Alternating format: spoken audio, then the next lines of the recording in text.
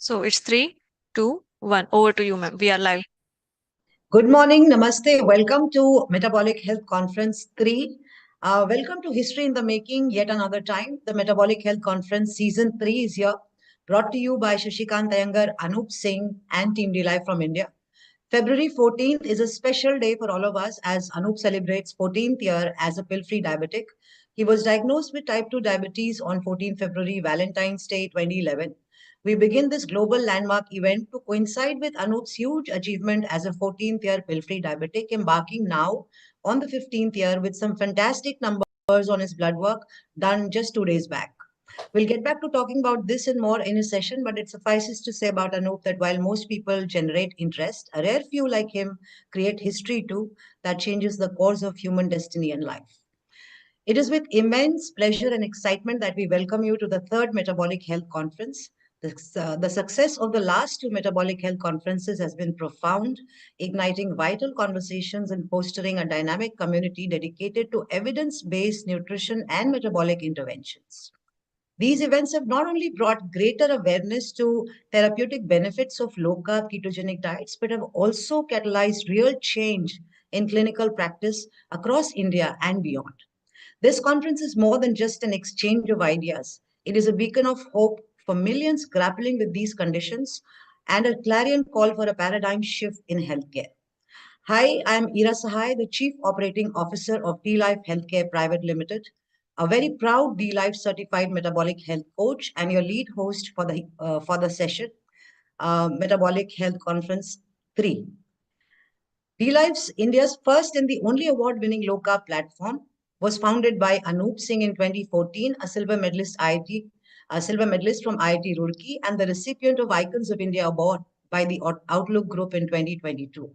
Anoup is the pioneer of the low-carb movement in India with his path-breaking protocol of 100-gram carbs per day max, given by him in 2012 that made not only lchf, but even type 2 diabetes remission possible, even on an Indian vegetarian complex diet. What we are doing today started with this one man's first step who challenged the medical status quo and carved a path for all of us to be here today. I welcome our chief guest of today's session, Mr. Dilip Cherian, India's celebrated image guru who's here with us today. A bit about Dilip. Most of the people all over the world are familiar with who Dilip is, but just a bit on the, iconic man himself. Dilip has spent over 3 decades in bureaucracy, journalism, and public advocacy, besides mentoring and shaping up some of the biggest brands, institutions, and government initiatives. Starting his career in government as an economic consultant to the Ministry of Industry, he went on to join Business India, and he has been editor, advisor, and director to many top media houses, brands, and government initiatives. Dilip Cherian is the most reckoned name in the business of corporate reputation and public policy forecasting in India. Big brands, smart startups, PSUs have all been nurtured by his brand, quote unquote, his brand of image management. He has also led PR to strategize for political leaders and parties before many of today's players emerged. Dilip has an impactful and enviable footprint on TV, print media, and social media. This is amongst the several reasons why he's fondly and rightly called the image guru of India. Dilip, welcome to the Metabolic Health Conference. Good morning and a very, very happy Valentine's Day. You and I are wearing the same red frame, celebrating the spirit of Valentine. Welcome. Thank you, Ira. It's a pleasure to be here. And thank you on 2 counts. One, for calling me once again to this conference. And second, for having been my coach and for maintaining me on the track of at least attempting to stay healthy while I also make my personal efforts to stay wise. It's a pleasure to be here. And I think that this conference, as I've seen it, has not just grown in terms of its numbers or impact, but I think it is now becoming something that a lot of people across the world and definitely in India look forward to because of the fact that you're able to assemble a crew of practitioners who not only believe in what they're doing, but also have proven results, medical results. blood works to make the point that this works. It works whether you're vegetarian or you're not vegetarian. And I think that having a conference that helps to spread the word is a great effort. And congratulations to all of you, team D-Life, for having put this conference together and being able to organize it impeccably.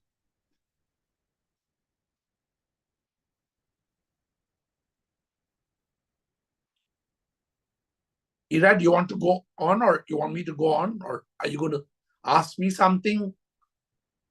You're on mute. Yeah, I was just briefly, I think there was a technical glitch.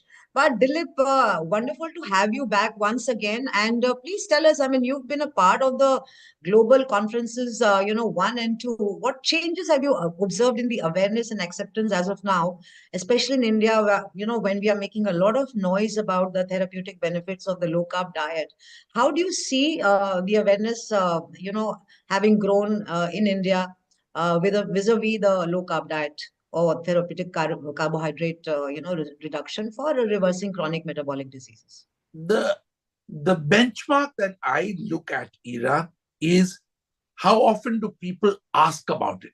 How often do people want to find a trusted source? And how easily is a person who is on that path able to recommend a resource where you can go to? So the fact that you have a live and vibrant website, a program, and the fact that now you have the method that all, I'm using the word very widely, all cults need disciples to be trained. And I think that, in a sense, the low-carb life is a medical path that people who are looking for non-medicine oriented ways of solving their health problems are attempting to try. But they need support, they need guides, they need mentors. Everybody is not as lucky as me to have Ira on speed dial. But everybody needs people who are trained coaches. And I think between the first conference we had and now, I think I see a lot more of curiosity, of excitement, and I see traction. I think this is the way to do it. Sustain it, keep it going. It's a lot of effort. I know a lot of people are putting in hours of work to make this kind of event happen. And I think the reward of that is the fact that people who are not touched by it understand it and have somebody who they can rely to believe on and to lead them on this path. Yeah, Dilip, you've personally benefit from the low carb, approach. As someone who has personally embarked on this journey for the last 1.5 years, how have you seen the benefits, and what has been your most significant personal health transformation, also the learning? Ira, I don't want to make this inaugural comments a kind of testimony of my life and proof of Ira's magic, but it certainly has helped me achieve the two things which I started out with, which is maintain my diet despite being a ravishing foodie, and secondly, maintain the level of blood sugar at levels where I don't get scolded by you. I think that's more than adequate. But in addition, what it has done is it gives me a basis to guide others informally, telling them this thing you're doing isn't going to work for you. Don't have a glass of juice in the morning. It is stupid. And here's the proof for it. So I think that you called me an image guru.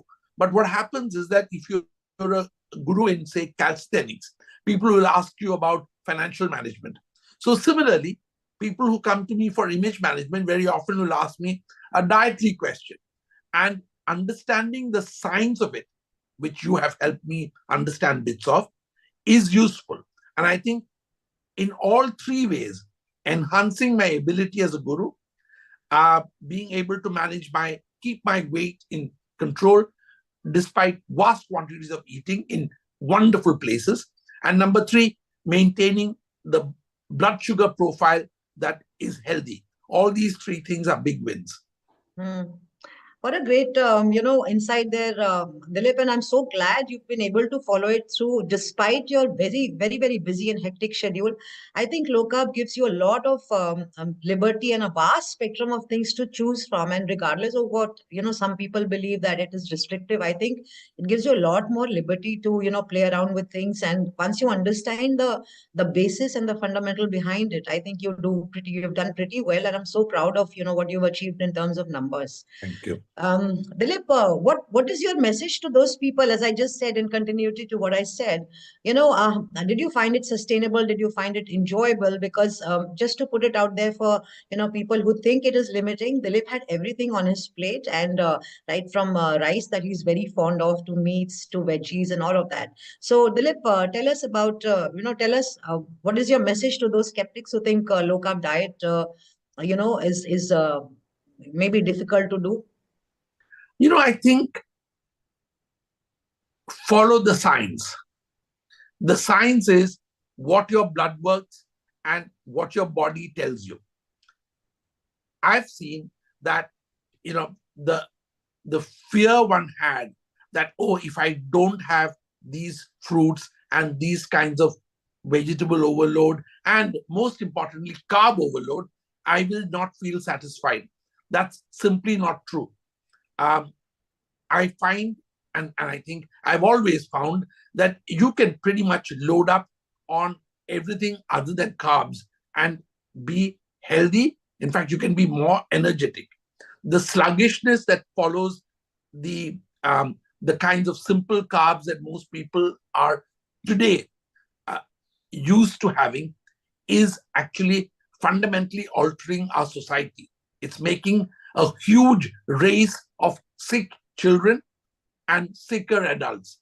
So once you get addicted to that, getting off is very difficult.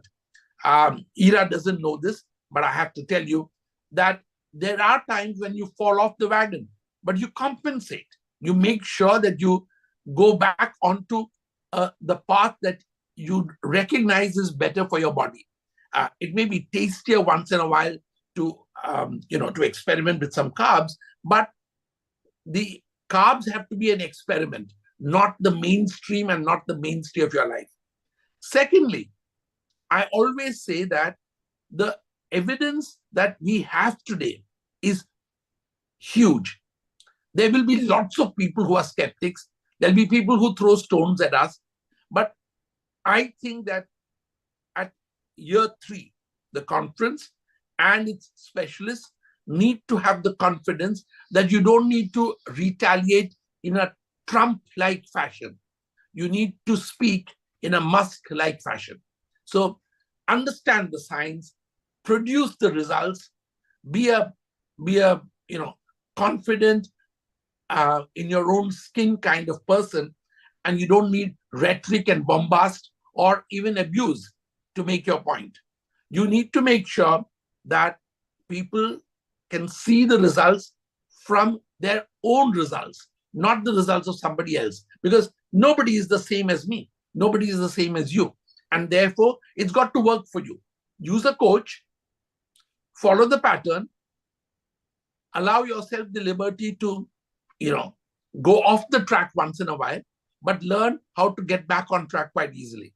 And I think combining low carb with some form of regular and programmed fasting is probably the ultimate weapon. A lot of people on this journey don't understand that once you are in some control of your own intake, then you can even choke it off when you need to. Dilip, we still have a few minutes, and a very pertinent point, that probably I'll be asking our next guest also. As somebody who's been involved in policy and a lot of government initiatives, how do you see, children not being given, eggs in Anganwadi and the school, the midday meals? And it's such a critical and crucial thing for overall growth and, for children, and being served khichdi instead. I mean, this has been something that's been on my mind. And I thought, I'd ask you this. You are involved There with a is, lot of initiatives with the government and policy shaping and making. So how do you see this? I mean, our young children are not getting proper nutrition in Anganwadi schools. I'm so happy that you asked me this question. This is a policy minefield. There is a sneaky attempt to try and convert this country into following a foolish vegetarian pattern. It doesn't work. You need the nutrition, especially when you're a child, which comes from eggs. You need the nutrition that comes from mutton, chicken, a variety of sources. You don't want to turn them into the kind of children who cannot absorb the nutrients they need. Now, there is this myth which is created that dal and rice in a certain proportion has all the amino acids of meat. It is the most ridiculous path which is being produced by people who want to try and convert people into a khichdi eating race. It's possible we will become a race of pygmies with swollen bellies, and that's fine because the few of us who understand what to eat and how to nourish our bodies will be the super race. So I think that policy-wise, policymakers who are either listening, and you have large numbers of them online, I know, policymakers need to understand that human evolution has signs, signals, and indicators which say what is it that the human body as it exists today survived on for millennia. Now, there must be a reason why the human body thrived and grew and went from 4 legs to 2 legs to hopefully somewhat bright minds. There is a reason why nutrition was the building block for all of this. So if you don't see the signs, you will end up creating a new nation of pygmies with bloated stomachs. Yeah, very well said, and very crucial thought out there. It's something that has been bugging us, all of us at D-Life, and it's a very crucial juncture You that we need are to standing. show the proof, Ira. You Yes. don't need to shout at them because most Correct. of them are ignorant people already with pea-sized brains. So there's no point screaming at them. They won't understand. Yeah, and Dilip, you would not be surprised to know that we have a huge, huge percentage of child stunting and malnutrition already existing in our country and defying science. I mean, this is, as you said, it's becoming a khichdi nation. The fundamentals of nutrition are being skipped and children are being fed khichdi. As a result, I mean, look at the number of medals that we win even in the Olympics. So that's a sad state of affairs. Ira, I think that D-Life needs to now start making its impact on policymakers. We need to direct our anger at them, and we need to make each of the people who have traveled this journey to talk to their policy, to their MLA, their Gram Pradhan, their MP, whoever it is. Because otherwise we're going to get stuck. Yeah, very well said. Dilip, your last thoughts. I mean,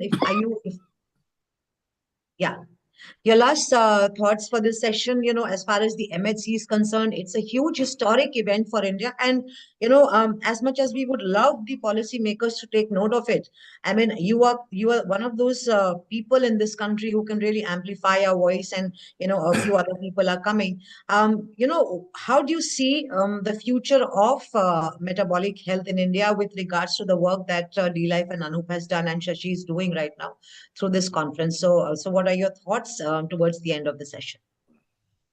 Ira, you, Anup, and Shashi, and more doctors, more trained practitioners need to provide data. You need to make the science naked. You need to make it attractive. And then you need to reach policymakers. But haranguing them will not work. Individual success stories need to penetrate into the skulls of people taking decisions. I think I'll call Shashi and Anup also on the screen. Dilip Cherian is here, and let's start. This session with Shashi and Anup also joining. This is our inaugural session. So welcome Shashi and welcome Anup. Thank Join you. in the Thank you. conversation. Pleasure to see all of you.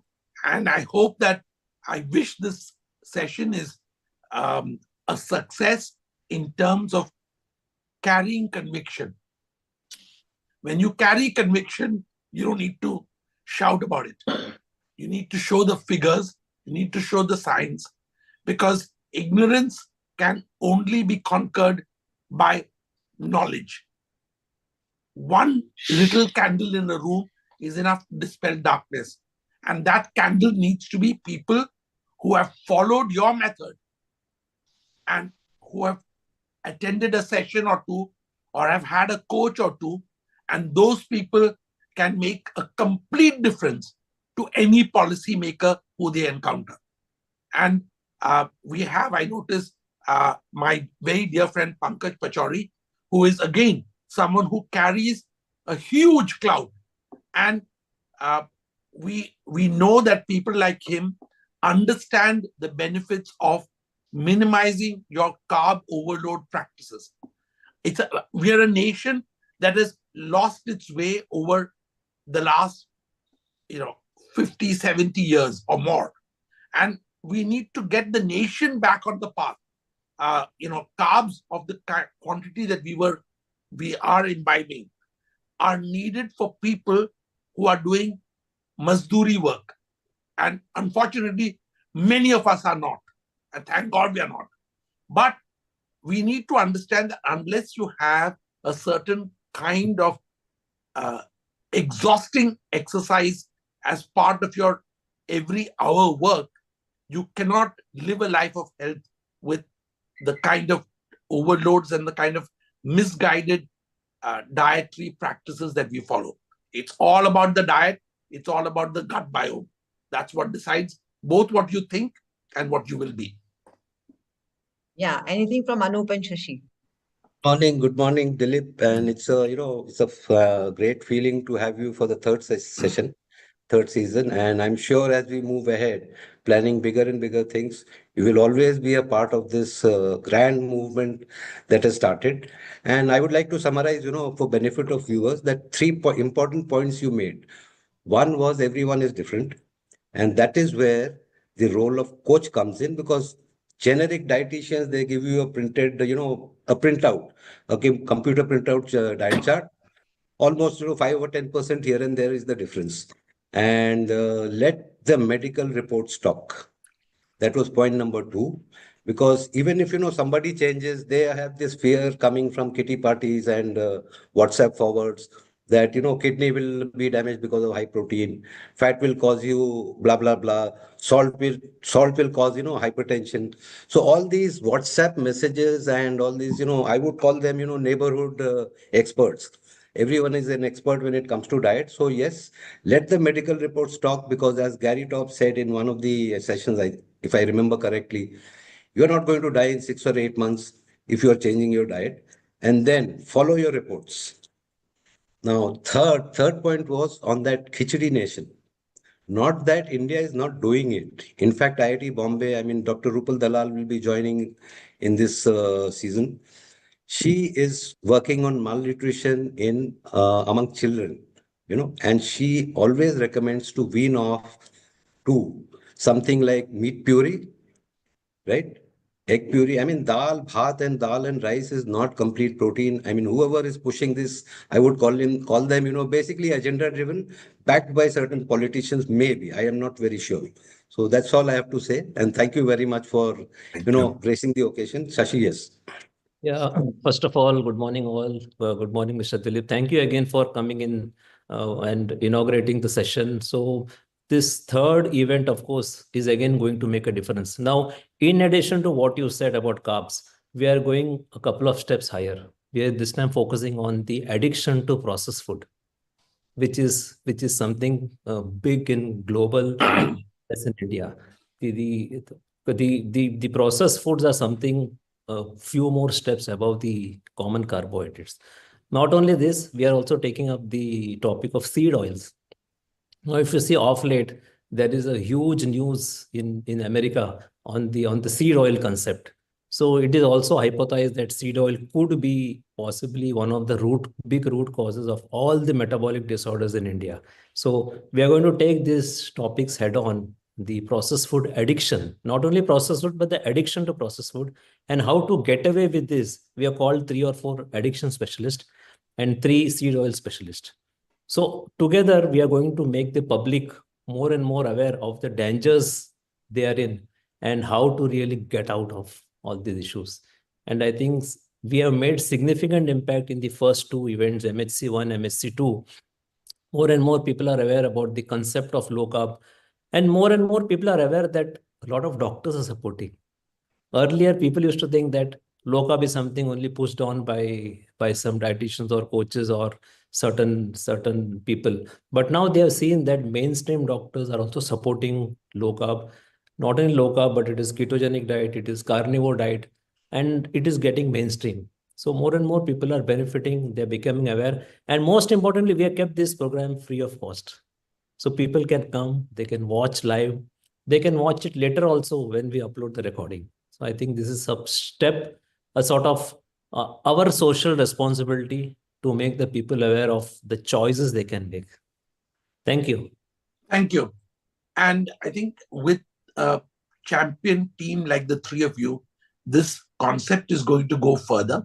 On the processed foods, the only thing I want to leave you all with is that the manufacturing of processed foods is a science backed by enormous money. There are taste scientists who ensure addiction. And I think we need to unmask that, because once you're on the path of processed foods, getting off is very difficult. Getting off is also, many people think that it is expensive. It's actually much cheaper than going and spending a huge amount of money in a hospital, and even cheaper than actually buying processed foods, because processed foods are designed to make you addicted and you end up spending more and more on them. Yeah, very pertinent point you made there, Dilip, and we don't realize, I mean, the role of media. I'm going to be asking this to Pankaj ji as well. Yes, the role of media in, of course, the advertising agency and the media that's in your face all the time telling you to eat heart healthy oils and this biscuit is good. And, we don't realize where we have landed in all of this. We are in a mess. As a country, we are one of the sickest nations in the world. And it starts with, trying to make a khichdi nation starts right at when you are a kid, and the inculcation of these habits in school and the message that we are sending out in terms of choosing your dietary preference when the science is saying something else and you're doing something else. I think it really challenges our belief system that vegetarianism or a certain dietary preference is more virtuous than the other. I mean, as you said, go with the science, and I think as a nation it's high time now that we went with the science. Dilip, thank you so much for coming and speak. Yeah, you were saying something. Look forward to seeing all of you. Thank you, Pankaj. Thank you for being here. Anoup, Shashi, and of course, my coach and mentor, Ira. Thank you. Thank you so much, Dilip, for giving insights into your personal journey also, and your advantages of low carb, and also sharing your insights on so many other varied topics. Love to have you here, and as always, anything that D-Life does in terms of metabolic health conference or the forum or anything, you will always be a part of us. Thank you for coming, Dilip. Thank you.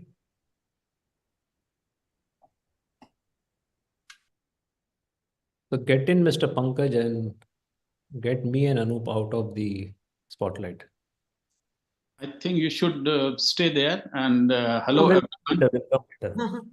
And congratulations to all of you on a very successful third Metabolic Health Conference. And I think these conferences should be held in the Vigyan Bhavan. And it should be taken up at that level.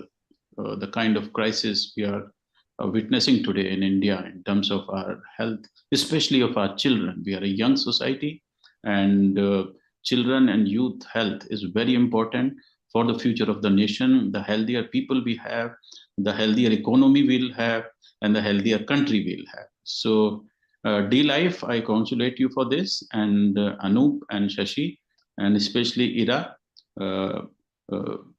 Thank you for inviting me. Pankaj ji, you are somebody people are used to seeing on TV, and it's quite a fan moment for all of us to have you here. What a pleasure to have you associated with such a critical event that's shaking up the world and India right now. A bit about Pankaj ji. As you all know, he's a senior print and broadcast journalist with more than 3 decades of experience in working with leading media such as NDTV, BBC, India Today Magazine, The Sunday Observer, and more. I mean, we've seen Pankaj ji all over the place. Pankaj ji has been the recipient of several national and international journalism awards. For over 2 years, he worked as the communication advisor to the Prime Minister of India, late Dr. Manmohan Singh, assisting his office in managing national and international media. During his tenure with the Prime Minister's office, he designed and executed media strategies across the platform for international events like G20 summits and more. I mean, you would see Pankaj's name everywhere, out there, BRICS Summit and United Nations General Assembly and all of that. Thank you so much, Pankaj, for coming, and it gives such a boost to the event that we are holding. Your presence and your insights into this event. So let's begin by talking about, during his 38th National Games opening ceremony, the Prime Minister of India, Mr. Narendra Modi, finally highlighted the rise in obesity India is witnessing as a rampant rise in metabolic issues. As a veteran media person, how do you see India's serious, I would call it a health catastrophe and an epidemic, which you also said right now? How do you see the picture emerging? See, I've been going through the D-Life app and your insights for more than a year now, and I get a lot of information from that personally and for friends, and which I share with people. It's a epidemic in the making, that we can say that the Prime Minister has done very well to point out this during national games, which are basically youths are participating there, and I hope he takes it forward. And it's very important that someone at high office is talking about this openly. We recently we are seeing the Kumbh these days. All the VIPs are going there, and when they take the dip in the Ganga, you can see the borderline obesity cases which are in our society. And it's good that the PM has underlined the problem of obesity, and which is related to diabetes. So that's number one. I remember in 2008-2009, the government under the Planning Commission had set up a pulses mission for India to increase the production of pulses, which are the main source of protein in India. And that was a move in the right direction, because we used to import a lot of pulses from all over the world, from Turkey, from Burma, now Myanmar, Indonesia, Thailand, and it was a strain on the exchequer. Now you can imagine the problem of obesity and the problem of the exchequer become the same, that you are importing protein. So the pulses mission had one mission, that to keep the production of pulses very high in India and become self-sufficient. So that was something which went into this direction. And metabolic health is in the root of all our happiness and welfare. And the government should, I think, as I said earlier, it's not in jest, that we should run a campaign, the government should run a campaign with the participation of people like D-Life on the level of Beti Bachao, Beti Padhao Andolan. Because 20 years down the line, when I look around, the number of people who are unhealthy, the number of people who are becoming ill because of metabolic problems, and especially because of our food habits and food intake, is going to increase multifold. Our lives have changed.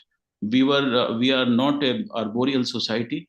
We are not hunter-gatherers where you eat and then you work physically for your food.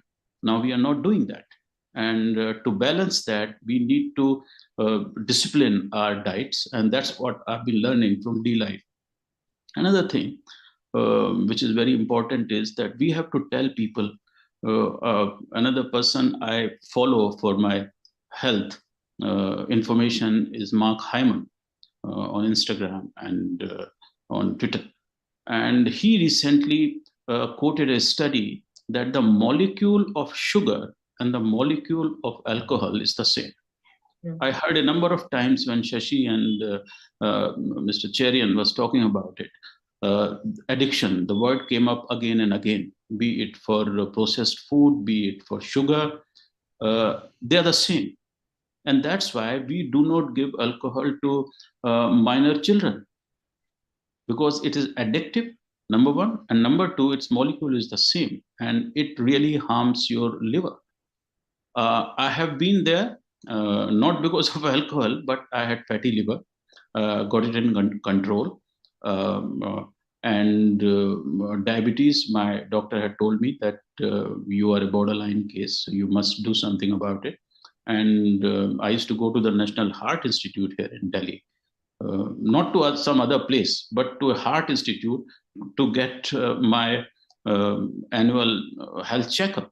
And the doctor told me that you are becoming borderline diabetic and you should do something about it. And with the help of information I get from you guys and from other sources, which are reliable, I also heard about misinformation and WhatsApp groups, which are spreading misinformation about haldi khalo or tulsi khalo or that kind of thing, which we fall prey to that a lot in India, and which should be stopped. There should be a... I'm so glad you brought this up, Pankaj, because these are just band-aid solutions. It doesn't work unless the fundamentals of your diet and nutrition are right. Eating haldi or eating ginger and all these things are, at best WhatsApp forwards. And, they've not given results. The only evidence-based, protocol that has reversed or that has helped improve the, metabolic health markers is the low-carb dietary intervention. The testimony to this, fact is that we have organized 3 conferences now, and top doctors from around the world. Now we are touching the 100th number. I mean, a total of all 3 conferences, about 100 doctors from around the world have spoken about it already. So, I'm so glad you brought this up. If I can just repeat the question that I asked, since you're talking about so much, in-depth and policy kind of things. I mean, what you have to say to this, that children are being fed, khichdi, as Dilip said before you, and not being given eggs, which is so vital for your, for your development. We are struggling with child malnutrition and stunting both. And it's an epidemic. Just because we don't know or it's not there in the public domain, I mean, it doesn't make it any smaller. We are raising a generation of pygmies and sick pygmies, maybe. It's very unfortunate that this khichdi has become a controversy, and rightly so, because the absence of good protein in children's food is a must. If you have noticed recently, because India's health indicators are improving a little bit, we are winning more medals globally. We have recently, I was looking at a javelin thrower who's a champion, and he's 6.4 foot high. And I see these kind of people would never make it. But we are doing that. We are becoming champions because some people have very few number of people in India have got their food habits right. And these are the people you see getting medals and awards across. So if we want an India demographically, which is healthier, and which happened to China, we've seen it very clearly. China was almost zero until the 80s in terms of global sports. And within 20 years, because of the policies of the government, because of the right direction on healthy diets in the schools, China is now a superpower in all kind of games and sports. And that is just one manifestation. Because if your diet is unhealthy, your brain, I've read research on malnutrition. A number of times I've worked with UNICEF on their malnutrition program, that the development of your brain is halted or stunted. That's true. When you are undernourished. And that has been a big problem in India. And by removing eggs from the diet from schools, we are doing a disservice to our next generation. Because an egg has nothing to do with culture, an egg has nothing to do with I'm a Brahmin and I'm from Mathura, by the way. And I've had my parents were vegetarians, but when they realized that I was a sickly child and I had an operation of a tumor very early, around 4 or 5 years old, they thought that I need some more protein and good food. So I was allowed not only to buy eggs and cook my own eggs, but later on, I actually had a chicken coop in my house in Mathura, because they realized that this child needs a special diet. And fortunately, I've played a lot of sports for my school, for my college. And just by that one concession, which my parents were making in terms of their dietary habits, they say, okay, we don't eat it, but you go ahead and eat it. And that has had an absolutely fantastic impact on my own health. And now, as I grew up, and we are a very sedentary sort of businesses. When you are a news anchor, you have to sit in studios for long hours. Your posture is bad. You don't move around too much. You can't take too many toilet breaks. So then I realized that I was developing these problems, and with the help of right information on your metabolism, your health, and your food intake, I could control that. So that is very important. That I think that I've answered your question there. Yeah. Pankaj, we are, as you said, as somebody at D-Life and, through this metabolic health conferences, we are, I think in India, we have led the metabolic health space. And as far as, using low-carb dietary interventions are concerned to reverse chronic lifestyle diseases. And we have about, thousands and thousands of success stories on the D-Life forum itself. I'd be very glad to give you access of the D-Life forum. You also have recipes over there. And, so glad that you associated with us, and it gives us great boost and great trust, to spread the message across. I would want Shashi and Anoup to come on the screen. And as I ask the last question to Pankaj, tell us, Pankaj, what is your thought on the work that D-Life and the metabolic health conferences in the context of India are doing? We are a very, very sick nation where, at the root cause of all things, we are wrong, right? Like, at nutrition of children and stuff like that. A vegetarian propagating nation who talks about, virtuous and non-virtuous in terms of food. And it's largely food politics. So how do you see all of that scenario? What is your message to D-Life, to metabolic health conferences, and to Indians at large? No, you people are doing absolutely sterling work, because what we need right now is good and dependable information, which is not available. Thanks to the social media and the way it works, and the way you get your clickbaits and more traffic on your sites, a lot of disinformation is going around. And D-Life is doing very good work. Anoup, you, and I would like to also congratulate Dilip, who brought my attention to your work. And so main thing is that we need to have good information in the system. So I keep myself getting this information, and there is no dearth of good information, but it's the awareness about that is not too much. Like the Indian government, you'll be shocked. Central Council for Research in Homeopathy, NIEPMD, and the government and the Department of Ayush, they have now a whole compendium on nutritional data of common Indian food, when we are talking about India. And this is published in Chennai under Central Council for Research for Homeopathy and Ministry of Ayush. Now this compendium has every data about our daily food, that what we are eating, like simple things like about rice, about wheat, and what kind of rice, what kind of wheat, milk, eggs, what kind of low carb vegetables are there. So, and it has charts and all that. So what I do basically is I go through that and design the food intake on basis on that. Then I talked about Mark Hyman, who's been, a leading researcher in this. By just reducing the carbs in the food, how it can really improve your basic lifestyle and your experience in life. Once I started doing this, and it should also go hand in hand, and the Prime Minister said that the sports inauguration, it should also go hand in hand with exercise.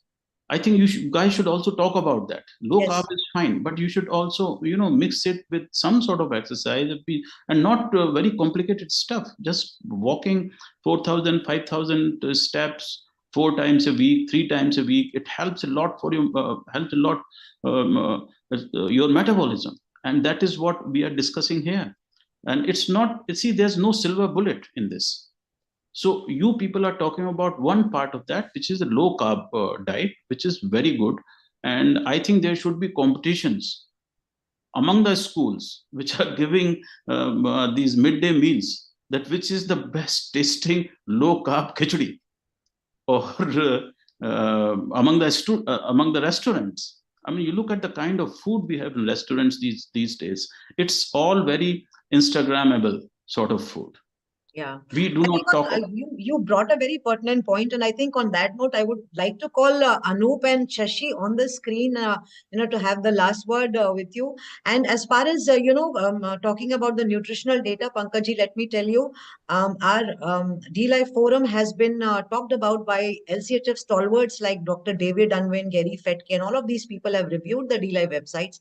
As I said, I would be very happy that we give you the access to the D-Life forum, wherein you will find 2,000 plus original low carb keto recipes, and all of those broken down into right till macros and micros.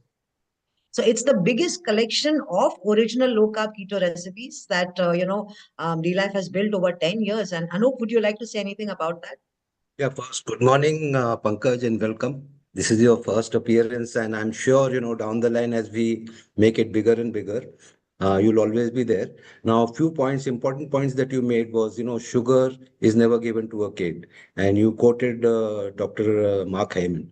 Now, I would like to, highlight one. Dr. Lustig had said many a times, he's a pediatric endo, that sugar is alcohol for a child. Right? But the problem is, it is not just sugar, because every digestible carbohydrate that we eat, body turns it into sugar. This most of the people miss, right? And second was, looking ahead at where we are headed to. Right now, 1/3 of Indian population has got non-alcoholic fatty liver. Even kids as old as, as young as 8 years or 9 years, they're landing up with fatty liver. And I think you talked about haldi and all those churans that is given. Now, the latest, superhero is Moringa. I've seen many tweets, people tweeting about Moringa, take it for vitamin C. They don't go by numbers. To get 500 mg of vitamin C, you'll have to eat 1 kg of Moringa leaves. Can you do it? No. Answer is no. You'll wreck your gut and basically, pollute your drainage system, or maybe. And you'll be broke. Yeah, you'll be broke. And coming back to the most important point, eggs. I don't know where this policymakers lost it. Well, I was in boarding school before every sports meet, inter-school. And this, I'm talking of a big name boarding school, St. George's College, Mussoorie. We were served extra eggs before these inter-school sports meets started. That was, and irrespective of whether you're a vegetarian, non-vegetarian, if you have to participate in sports, you have to eat them, otherwise get lost. Now, the fourth important point, possibly, we are communicating telepathically when you said that these conferences should be held in Vigyan Bhavan. Now, we have in plans to, have physical, as we call it, physical, not virtual conference, where people see face-to-face each other and experts talking. So this is there in plan. Shashi will talk more about it as we wind up this session. And thank you very much for coming. I'm sure we'll be inviting you again, and you will be available again down the line for all these seasons that we host subsequently. Thank you.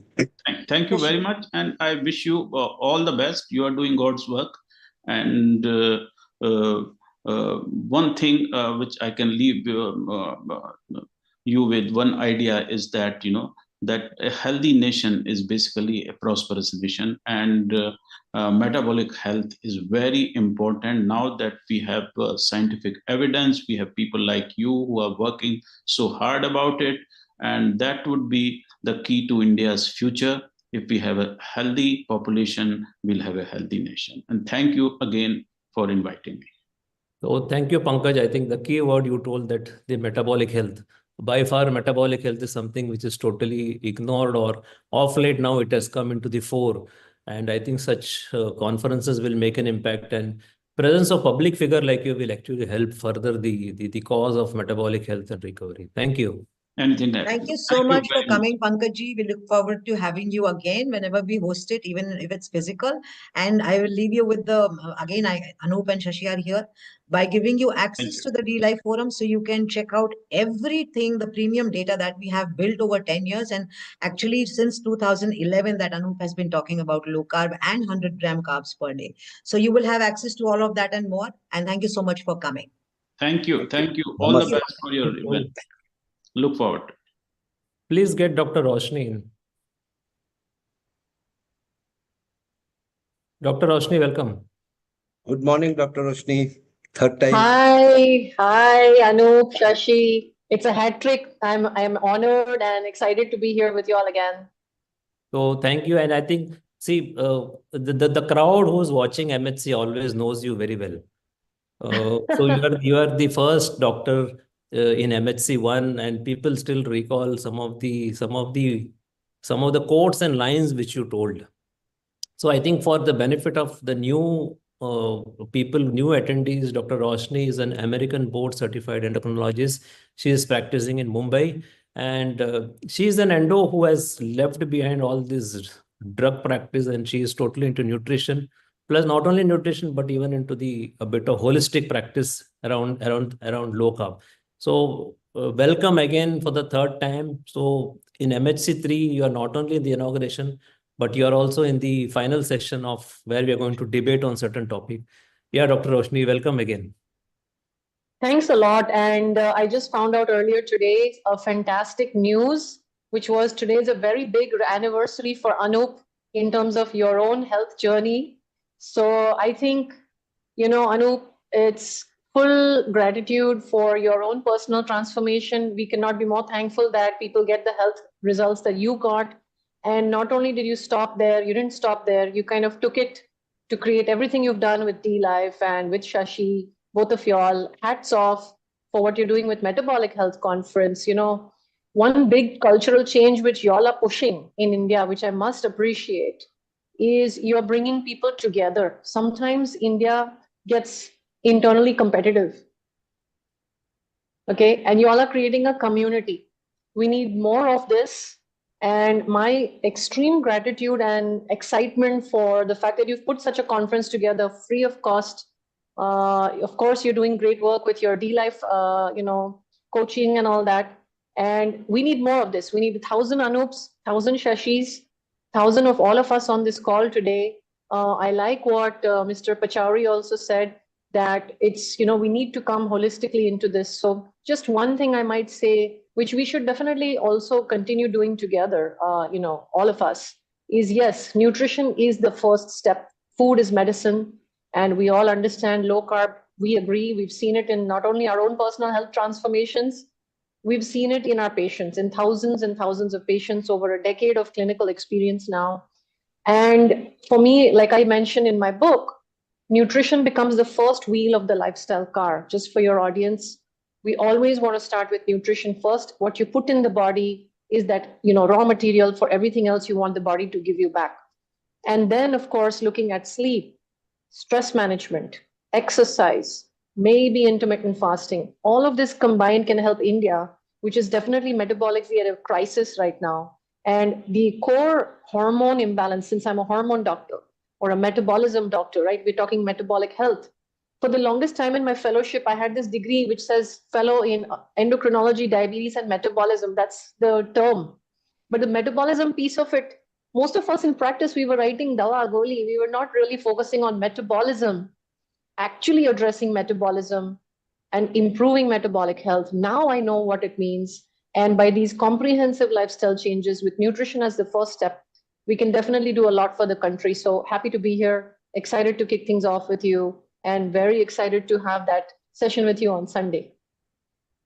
So thank you very much. We are looking forward for the session. I think for the viewers. So this is going to be a debate, a sort of a discussion, rather say. I will not say it's a debate. I will say more of a discussion, though we have termed it as a debate. So Dr. Roshni Sanghani and Dr. Deepti Arora. So both of them, and I'll be moderating them. So they will be discussing on, is low carb sustainable? I think this is a very, very crucial point in India where whenever we say that as a coach, when we say that you have to do low carb, so people say, is it sustainable? So this is a big question which is coming now. No one really understands what is sustainable or what is their definition of sustainable. So I think all these things we are going to discuss. Not only this entire event, MHC3, is what we have done is no doubt the focus on low carb, but we have gone a step behind that. We are trying to find out what to do about the addiction. The addiction to not only the carbohydrates which are, but what about the addiction to ultra processed food? The addiction to ultra processed food is again we are going to explore with a lot of experts, and also the big discussion, especially centered in USA, that about seed oils. So seed oil is something which is used in a tremendous manner, not only in India, but globally also. So we'll find out how seed oils also impact our metabolism, impact our metabolic disorders also. So I think this something we have focused slightly, little more additional way. So as time goes on in every different metabolic health conferences, we are going to add some new topic, which will try and make it little more holistic coverage, so that we just don't focus only on low carb, but we are going to focus on the other aspects also. Thank you. Anoup? Yeah, before we know session ends, people might not know that both Dr. Roshni and Dilip, they came to fore in 2014, though I've been talking about low carb since 2011, 2012. And since sustainability is the topic of debate, I would like to write the preface of that, in this session before we close, that since both Dr. Roshni and Dilip has survived all these 10, 11 years, it is very sustainable. Thank you. Thank you for coming, and hope we'll see you again. See you soon. Keep it up, and very excited for the seed oil focus. You've got the right speakers. The panel curation that you do every time is fantastic, and I'm very excited when your hosts will question these experts specifically on the oils that we use in India, the cooking mediums, the cooking fats in India. So very excited for the audience to get that benefit. Please get in Ira. I mean, she had just gone for a break. Hi, Ira. Hi, Dr. Roshni. Great to see you again, and you've been part of all three conferences, and we look forward to having you all more and more, and your session especially. And it's going to be great. I know that you bring some wonderful insights to the conference, so really look forward to the great work. Yeah, thank you. Yes, sorry. Yeah, keep up the great work, all of you. Thank you. Thank you. Okay, see you. Bye. So next, Arun Kumar.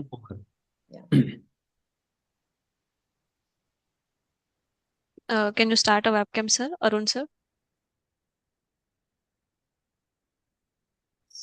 Okay, while Arun comes, I'm back, and this time we have three guests, which who we call the Tridev of D-Life, Shashikant Iyengar, Anup Singh, and Arun Kumar. Welcome, all three of you. Welcome to the Tridev of low carb space in India. Thank you. Okay, I'll start with Arun, who completed 9 years as a pill-free diabetic. Arun, please tell us, how has the journey been for you? And how do you see it? Let's take the first question first. How has the journey been for you so far? To me? Yeah, Ira, to me? Yes. How has the low carb journey been, for you? Yeah, actually, I told many times that I joined D-Life in 2015, and I left all the grains and later on all the lentils also after 2000 September 2015.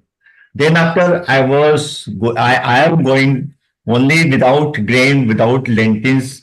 Earlier it was with vegetables, low carb vegetables, and then some dairy like paneer, hankard, etc.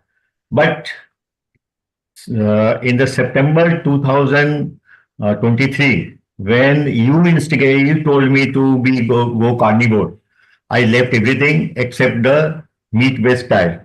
So it was a very nice journey. Actually, before that, when I joined D-Life, I came in contact with the Shashi and then in contact with the Anoup. Anoup has guided me a lot. And actually, I would like to just repeat what I told earlier also, that I have 3 decades of the diabetic history. And I was on the 3 to 4 drugs of diabetic drugs. And their drugs were although the high dose of the drug. Then I wanted to leave anytime these drugs, and I also want to not to go in traps of the insulin and further complications. So I obey Anoup first, and he told me how to go about that. At that time, Anoup has just come with the 100 grams of carb, which we are talking right now every day and night. So at that time, I followed the Anoup guidelines. I actually followed the 100 gram carbs. Later on, I feel that 100 gram carb is also not good for me. I reduced the further carb to 50 to 60 gram. And this was my journey going on. And to tell you, I am very happy that almost since October 2017 or 18, I was totally meat-free, totally pill-free. In fact, last 6-7 years, I am not taking any pill. Even after going to carnivore diet, totally no pill except 1 or 2 supplements it is going on. So my journey is very nice. Yeah. Huge congratulations there, Arun. And what a fantastic journey it has been for you. How do you see the Metabolic Health Conference now? We are in season 3 of this global conference. How do you see this, the way we have done the first, second, and the impact that it has created, and now we are doing the third? It is evident from the social media. It is evident from the messages we are getting, and it is evident from the number of people joining the D-Life, joining our D-Life nutrition course also, that day by day it is increasing. That is the impact of the MHC 1 and MHC 2, and now MHC 3 will certainly have a great impact on that. Actually, many people told me that they actually listened to some of the speakers in MHC 1 and 2, and they interested with the low carb diet, and they joined also. So that is the impact we have. And in fact, in the MHC, many things were cleared by the top authorities of low carb or metabolic field of the world. They told that people obeyed it. So I hope with the MHC 3, we will further, as Shashi told me, that in this MHC, some seed oils harmful effect and the addiction specialists are coming, and they will clear the doubt of the people, because still people believe that seed oils are healthy, and they go for this ultra processed food or processed food. So these 2 things will be cleared. So I think half of the metabolic issue will be resolved. Even not the people are not having down the low carb, and they left the ultra processed food and they leave the seed oil. Actually, in my opinion, seed oil is even worse than the carb. Yeah, that causing so that discussion, and that will clear the mind of the many people. So many people will certainly benefited with that. Still, people believe. We are going to be discussing all that and more. I would want to come to Shashi first. Shashi, this is the 3rd season we are now into. How on earth have you pulled such a big conference through 1, 2, and now season 3, getting in the top doctors of the world? How did you do it? See, I think me and Anoup, we were dreaming of holding a conference back in 2017, and we were just discussing about all these, and then suddenly one fine day, when I left my job, then we decided that, okay, now we'll hold, because there will be no conflict of interest. And because of our presence in social media, our contacts with all the international thought leaders, the doctors, researchers are very strong, right from 2017. If you ask any of those international thought leaders, they will know only two people in India who were talking low carb, and that is Anoup and Shashi. So we were one of the on the forefront of developing and pushing at this concept. So when we launched the first one, what we thought was we should show to Indian public that low carb is practiced across the globe, and that too by medical doctors. So that is why in the first season, MHC1, the name was low carb across the globe. So we had to show that it is not only in America, it is not only in England or particular place, but it is everywhere. So doctors everywhere are actually supporting low carb. So what we did was we aptly termed it as low carb across the globe. In fact, it was a massive session. It probably unbelievable. 12-hour each day non-stop. There were no breaks. So it was non-stop 12-hour hosting. There were 45 sessions and 46 speakers. So you can imagine it was huge. And I'm so thankful to all these doctors and researchers and organizations that no one refused. When we told that we are going to host this conference in India, and that too, it is free. People don't have to pay any registration charges. Everyone gracefully agreed. So it was not only doctors from across the globe, from 14 countries, but also equally, a lot of doctors from India also participated. Now in India, many of the doctors, they support low carb. They might not prescribe or recommend low carb. They may not know the actual nitty-gritty of it, but they support low carb. So if you go and tell them, okay, I'm on low carb, they'll say, okay, no problem. And then there are a few doctors who are actually into fully low carb. So we identified these doctors, and it was not very easy to schedule the timing, schedule the days, but we managed to do thanks to all the doctors who have agreed to to whatever timeline we allocated, and we did it. It was a massive job between me and Anoup. So MHC1 was a runaway success. No one in India has done this conference before us. So yeah, absolutely. And I was going to ask the same question to Anoup. Anoup, when you talk about this, I think this is the international clout that we are talking about. I mean, now, Shashi, I think we have now with this session, with this third conference, we will cover almost 100 doctors and think tanks of the low carb world. And this is not a small feat to achieve by any means. I mean, think of it. Nobody in the world has been able to pull through such a virtual conference of the top names coming for, thrice over into, through 3 conferences. Anup, what is it? I mean, how were you able to do it? I'm just extend on Shashi's point. As far as if you give me 1 minute, I'll finish off the second one also. So then we and Anoup, we thought of second one. That is, we named it as metabolic therapies, primarily those ketogenic diet focusing on mental health, neurological health, cancers, in addition to diabetes. So this was again 30.5 hours event, almost or more than 10 hours each day, 35 sessions and 39 speakers. So this is again massive. And talking about MHC3, so we developed again, we thought we'll go slightly beyond the low carb concept and talk about the addiction potential, addiction and seed oils. So then we developed this topic, and then this is going to be 10.5 hours on an average each day. We are going to have 41 sessions and 44 speakers. Huge. So it is more than 100 speakers. Yeah, that's what I said. We have covered about 100 speakers in the 3 conferences. Yeah, Anoup. Yeah, I would briefly state that to do something of this scale, I mean, the foundation stone was, of course, laid in 2014. But to do something of this scale, you need, number 1, courage. Number 2, conviction. Number 3, credibility. Number 4, quote unquote, clout. And number 5, cash.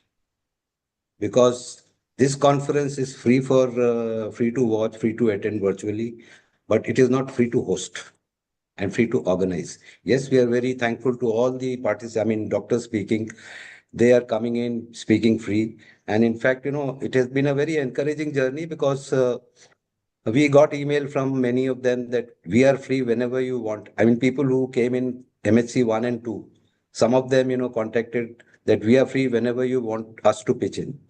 So going forward, as plans are, yes, someday, we'll organize a conference where we see and face-to-face meet each other and take it on a larger scale, and then subsequently to different cities. I mean, it just does not end with MHC3.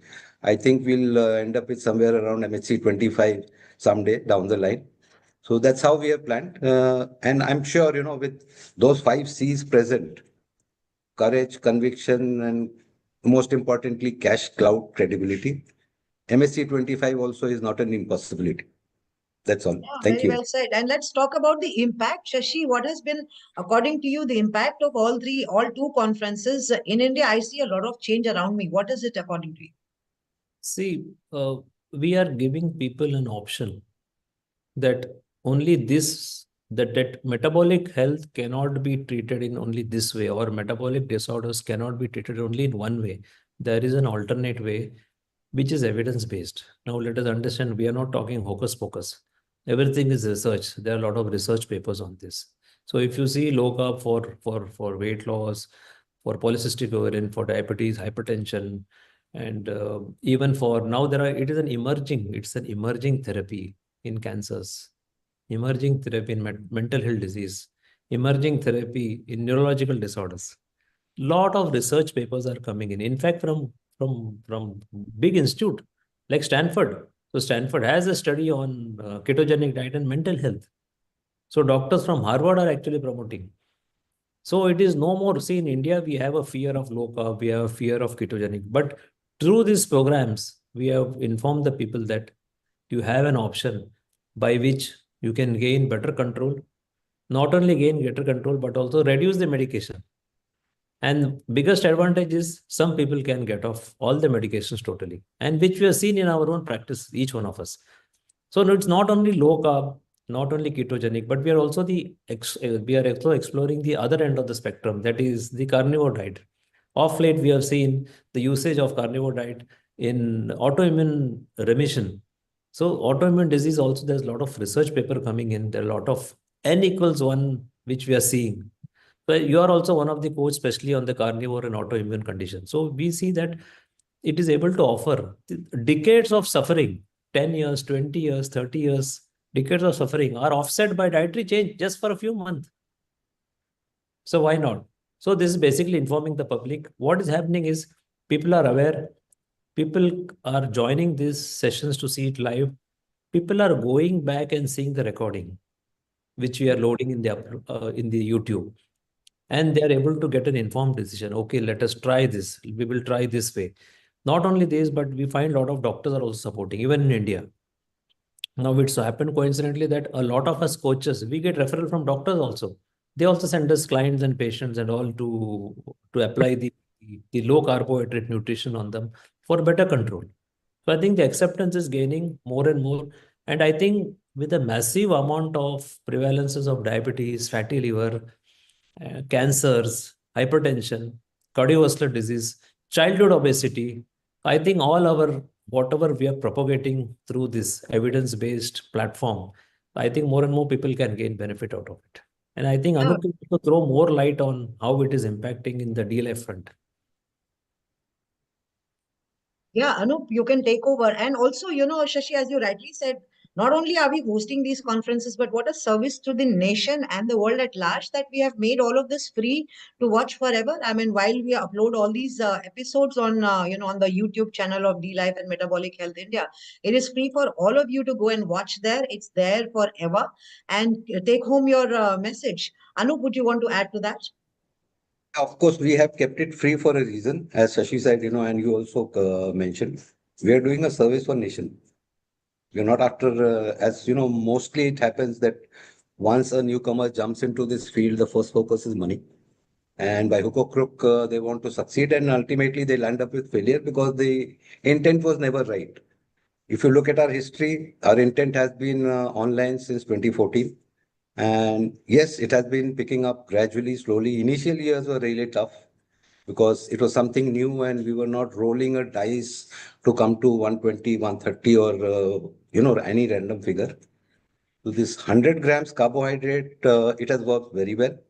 And I would like to, point one spaces session where Dr. Parikshit is, I think, scheduled to speak later.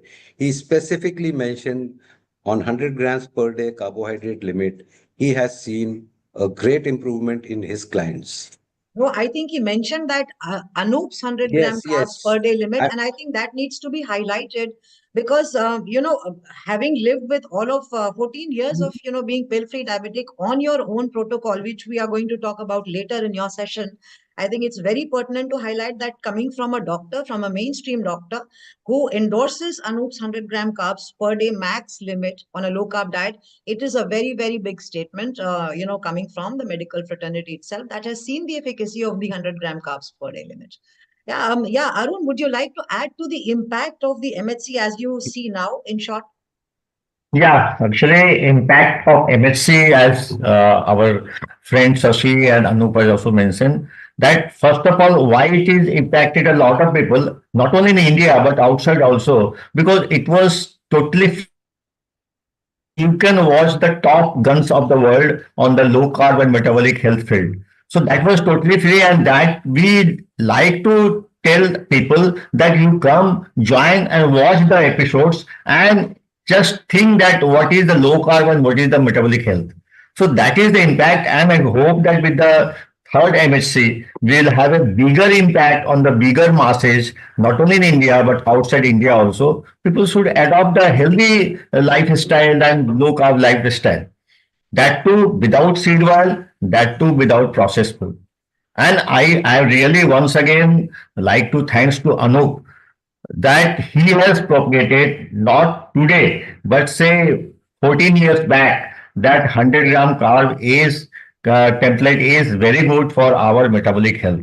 And from 2014, he is always telling on our D-Life forum that 100-gram carb is sufficient for you to keep you and you don't need any further carb. That I certainly salute to Anup that he has come out with certain things which is not known to the world earlier.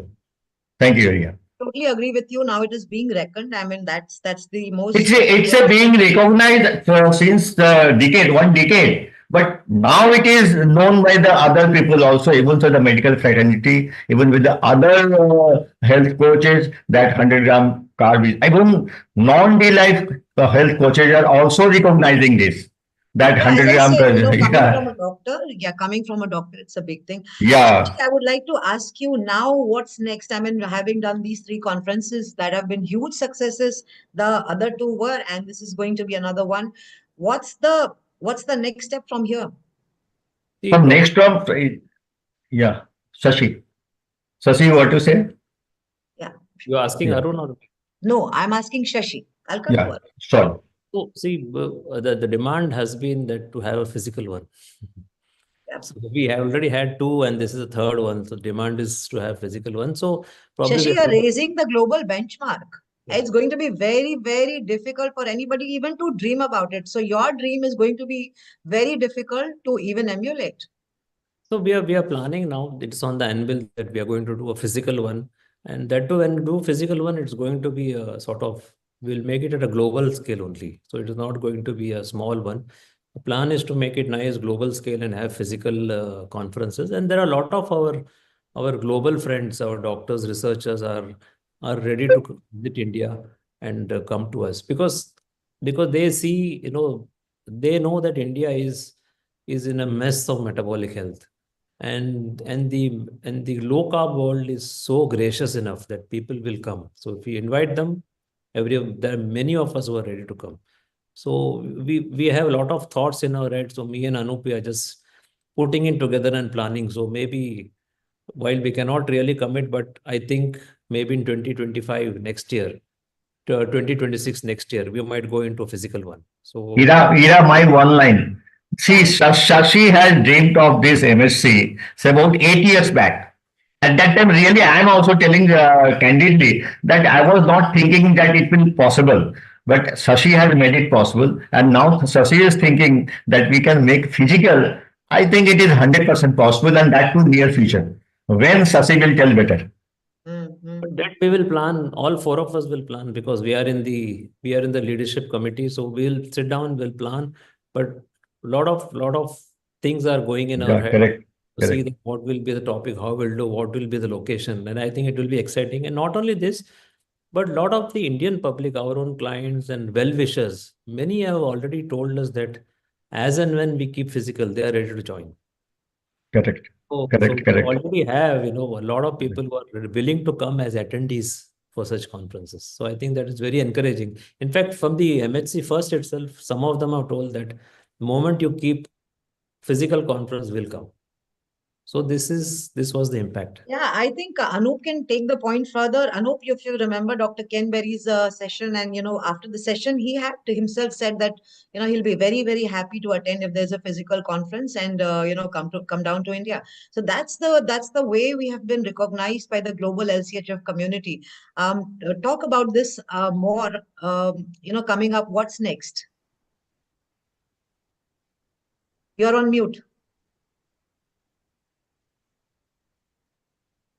See, what next with respect to conference? Shashi has already spoken, and as he said, the clients who have been there with him, on every one of us, coaching, the credibility is what is making them say that yes, whenever you hold such a conference, we will join.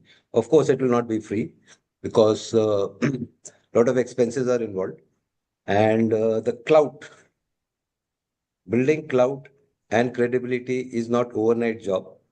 Run of the mill sort of dreamers, I would say, can only dream about it, but we are going to put it into action as and when we get the opportunity and the time is right.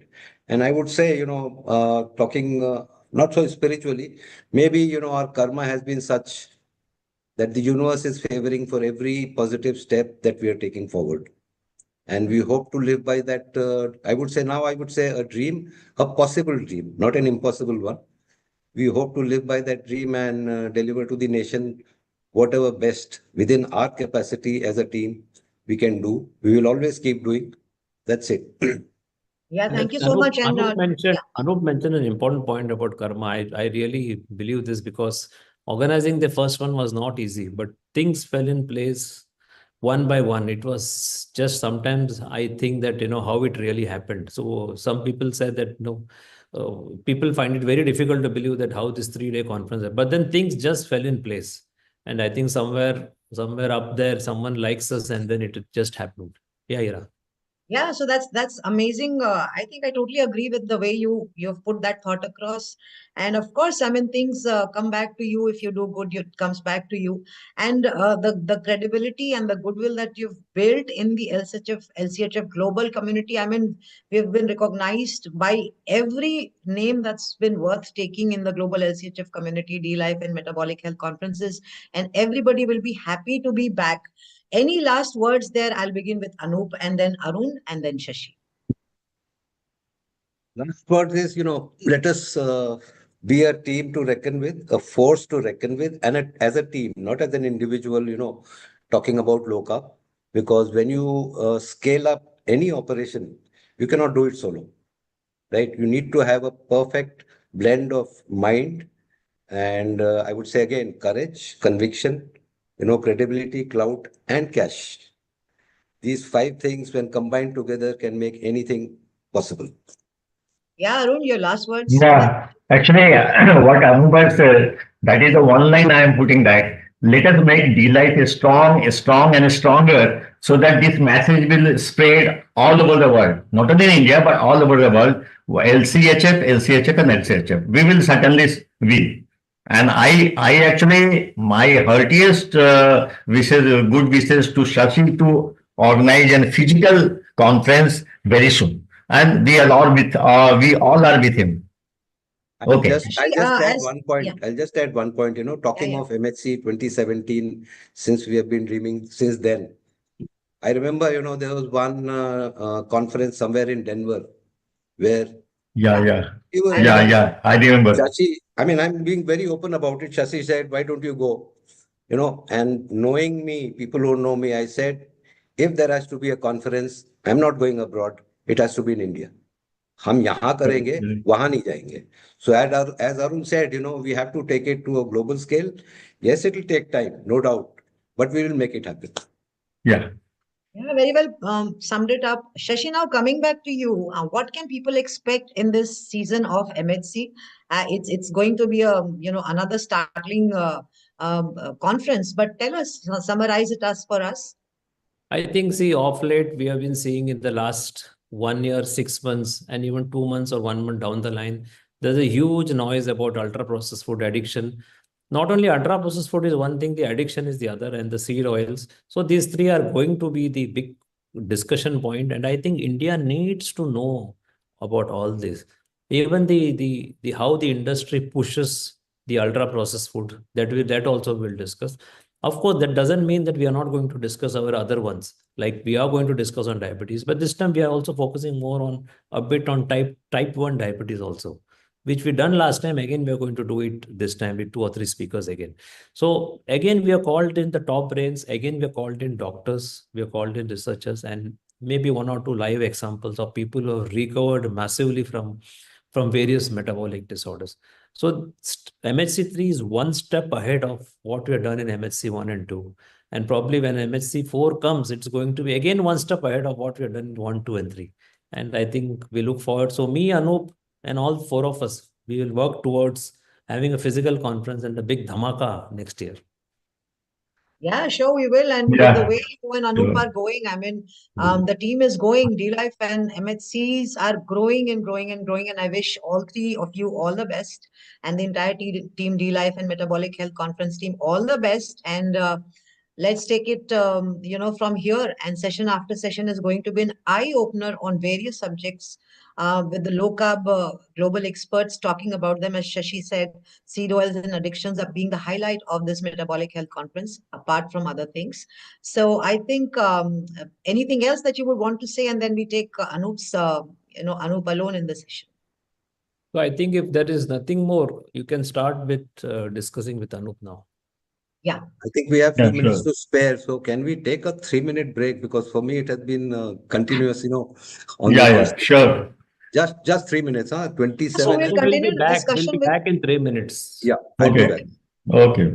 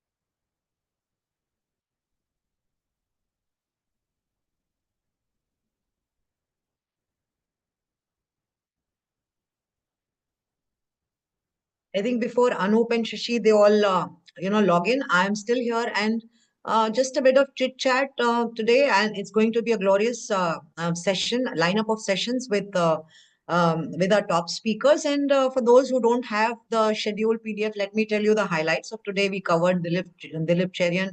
We covered Pankaj Pachauri ji's view on low carb and how it's impacting the social change or the dietary change in the Indian context. And Dr. Roshni was here. Now we had a session with Shashi, Anoop, and Arun on the impact of the Global Metabolic Health Conferences 1 and 2, and now we are doing the 3rd and planning for the physical conference, which will be the 4th event, and a huge, even bigger and better than this. And coming up now is a session with Anoop Singh. I think Anoop can be highlighted. He's here on the screen. So we have a session with now Anoop Singh, who's the founder of D-Life. So let me introduce Anoop a bit. Anoop, you're back, and I think your mic is also on. So let's begin the session. So introducing myself again for people who have joined in just now, I am Ira Sahai, the Chief Operating Officer of D-Life Healthcare Private Limited, a very proud D-Life certified metabolic health practitioner and your lead host for the Metabolic Health Conference Season 3. D-Life is India's first and the only award-winning low-carb platform, which was founded by Anoup Singh in 2014. He's a silver medalist from IIT Roorkee and the recipient of the Icons of India Award by the Outlook Group in 2022 for his path-breaking contribution in the space of Indian low carb, and especially for his contribution through the protocol of 100-gram carbs per day max on a low carb diet, even for Indian vegetarians, which made not only low carb possible for Indian vegetarians, but also diabetes remission based on that protocol was possible because it was a grain heavy diet. And when you reduce carbs, when you talk about a low carb diet, how low the carbs must be, that is what came from Anoup. The only online evidence of 100-gram carbs, as we know now, I have not seen any other mention of 100-gram carbs per day, is Anoop's reference online when he talked about he has been on 100-gram carbs per day max for 1 year already, which was since 2011. So this is the only reference. And now as more science is coming to the fore and more evidence is coming to the fore, I think Nina tweeted a few days back that, 100-gram carbs is the only doable thing when you're talking about putting chronic lifestyle diseases under remission. You go any higher than that and you're going to have repercussions. So Anoup, just to complete his intro, as I said, he was awarded the Icons of India Award in 2022 by the Outlook Group for his contribution to Indian low carb space. He's been the pioneer of low carb movement in India, who made vegetarian low carb possible. And Dr. David Unwin, the Doyen, as I call him, keeps referring to D-Life. Even for recipes, the D-Life Forum has been reviewed and evaluated by the top names in the low carb space, the iconic names in the low carb space: Dr. Gary Fedke, Dr. David Unwin, David Diamond, Tucker Goodrich, who's also in this metabolic health conference. His session will be coming up. Ivor Cummins. There's so many, Nina, Amy Berger. There's so many of them who've reviewed D-Life in glorious words. So Anoup, you've created a giant in the world, which is just shaking and awakening the world, every day. And the fact that we are sitting here started as the first step from you when you started talking about low carb on overseas platforms and overseas forums when you were diagnosed with diabetes on Valentine's Day, which was February 14th, 2011. Happy Valentine's Day, Anu. Thank you. Thank you.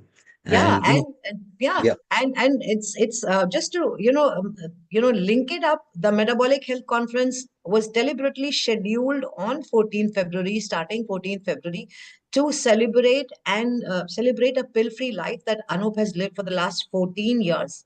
15th year begins now. That's a huge achievement, Anoup.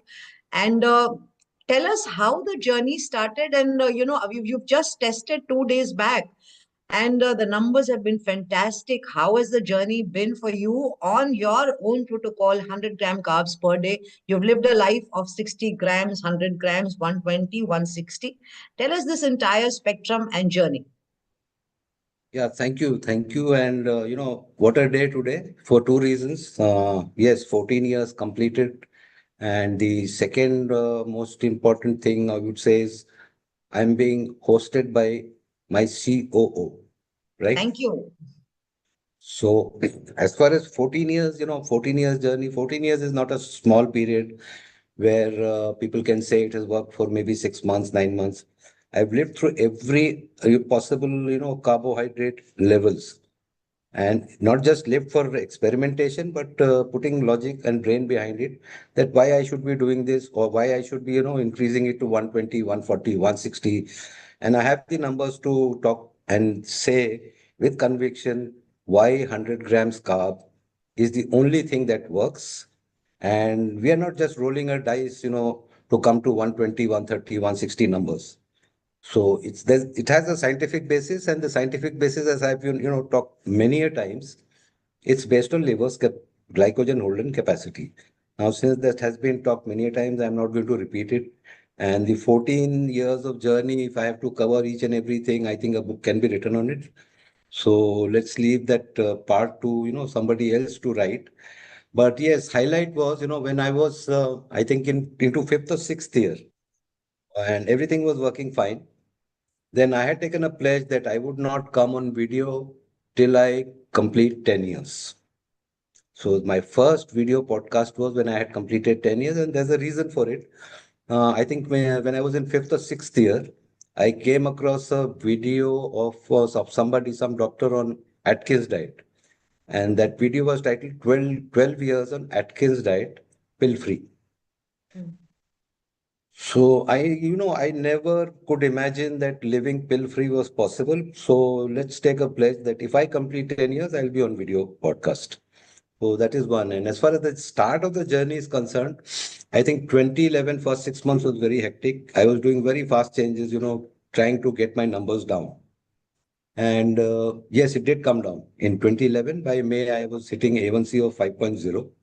I relaxed, then took it up to 120, 140, 150, all those numbers. And November, I got 120 grams of carbs, you mean? Yes, 120. And yeah. Yeah, 120, 150, 160. I thought, I had mastered everything. Now A1C is 5.0. I will interject here, Anoup, and a question that I asked you in the 9th year anniversary of D-Life. Why 100 grams? Why not even 110 grams, 120 grams? Forget 150. Yeah, I mean, let us talk about the science of it because, people who do not know, let us understand why 100 grams only. And this was way back when nobody had talked about 100-gram carbs per day, whether in India or on overseas, online platforms. Yours is the only reference that we can find of 100-gram carbs per day in 2012 when you said, I've already lived on this protocol for 1 year. And here I am. So tell us that journey of how did you arrive at 100-gram carbs per day max protocol? When I started, I used to say, 20% carbohydrate, 20% protein, 60% fat, good fat, saturated fat. Now, 20% carbohydrate was the limit. You cannot go above that. And that 20% translates to, when we started talking in grams, it translates to 100 grams specifically. Now, why not 120, 130? Yes, ADA has got 130, being talked of since ages, but that was for weight loss, not for diabetes. Yeah, not for diabetes in particular. And there also, it's a during transition phase. Once you're back to your original weight, go back to eating again 60%, 70% carbohydrate. So my idea was, if we have to reach a number which is workable for Indians. Let me, underline that, because prior to that, everybody has been rehashing the Western concept of low carb is equal to keto. That would never have worked, and it never worked. Honestly, it never worked because people used to give up out of frustration or out of limitation. So this 100 grams carbohydrate is based primarily on the liver's glycogen holding capacity, right? Now, even if you go off by 20%, 10% in calculating or, getting the total carbohydrate limit within control, even if it is 10% off, you're still below the capacity. And even if it goes 10% above the capacity, it is manageable because we are not sitting idle as such, right? The problem begins when people start thinking that A1C is the benchmark they have to get down to 5.6 max, irrespective of what the other markers are. I think I can talk about this later when I discuss 150, 160 carbohydrate. So this is where it started. It all started in 2011, 2012. As you said, there's a forum, I think, operated out of US, where I had mentioned, I was also learning and trying to see what people are doing and how many are really talking of 100 grams carbohydrate. Unfortunately, there also it was 30 grams carbohydrate per day. That's it.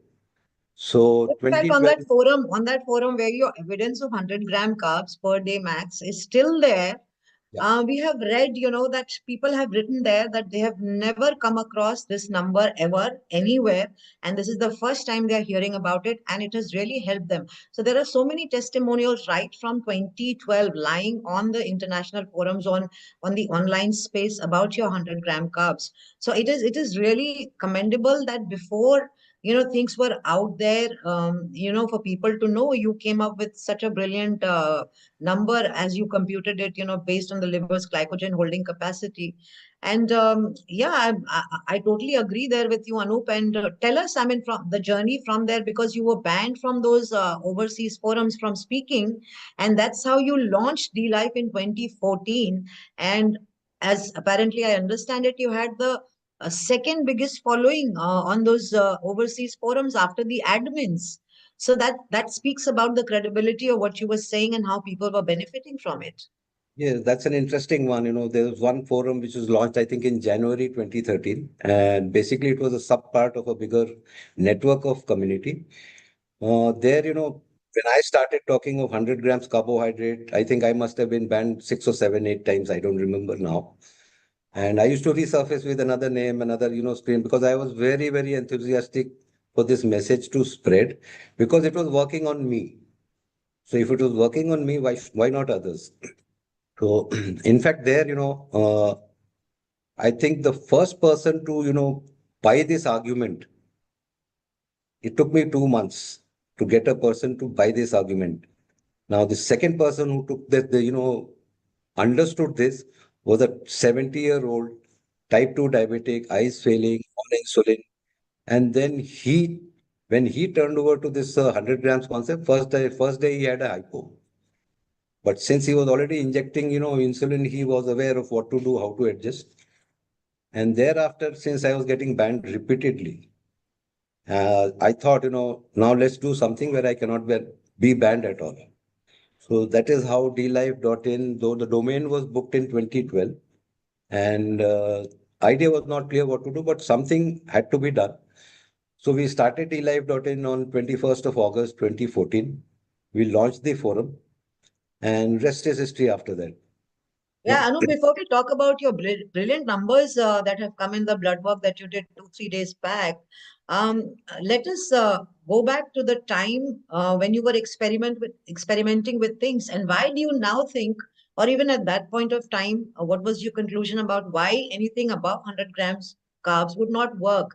Because a lot of people who do not understand the sustainability or the efficacy of the 100-gram carbs, and just to be different, they are talking, probably peddling unscientific numbers. If it's 120, it can be 150, and then therefore 200 also. Why not 200? Yeah. So Yes. so what is the spectrum that you saw while you were doing 100 grams and when you went ahead of 100 grams?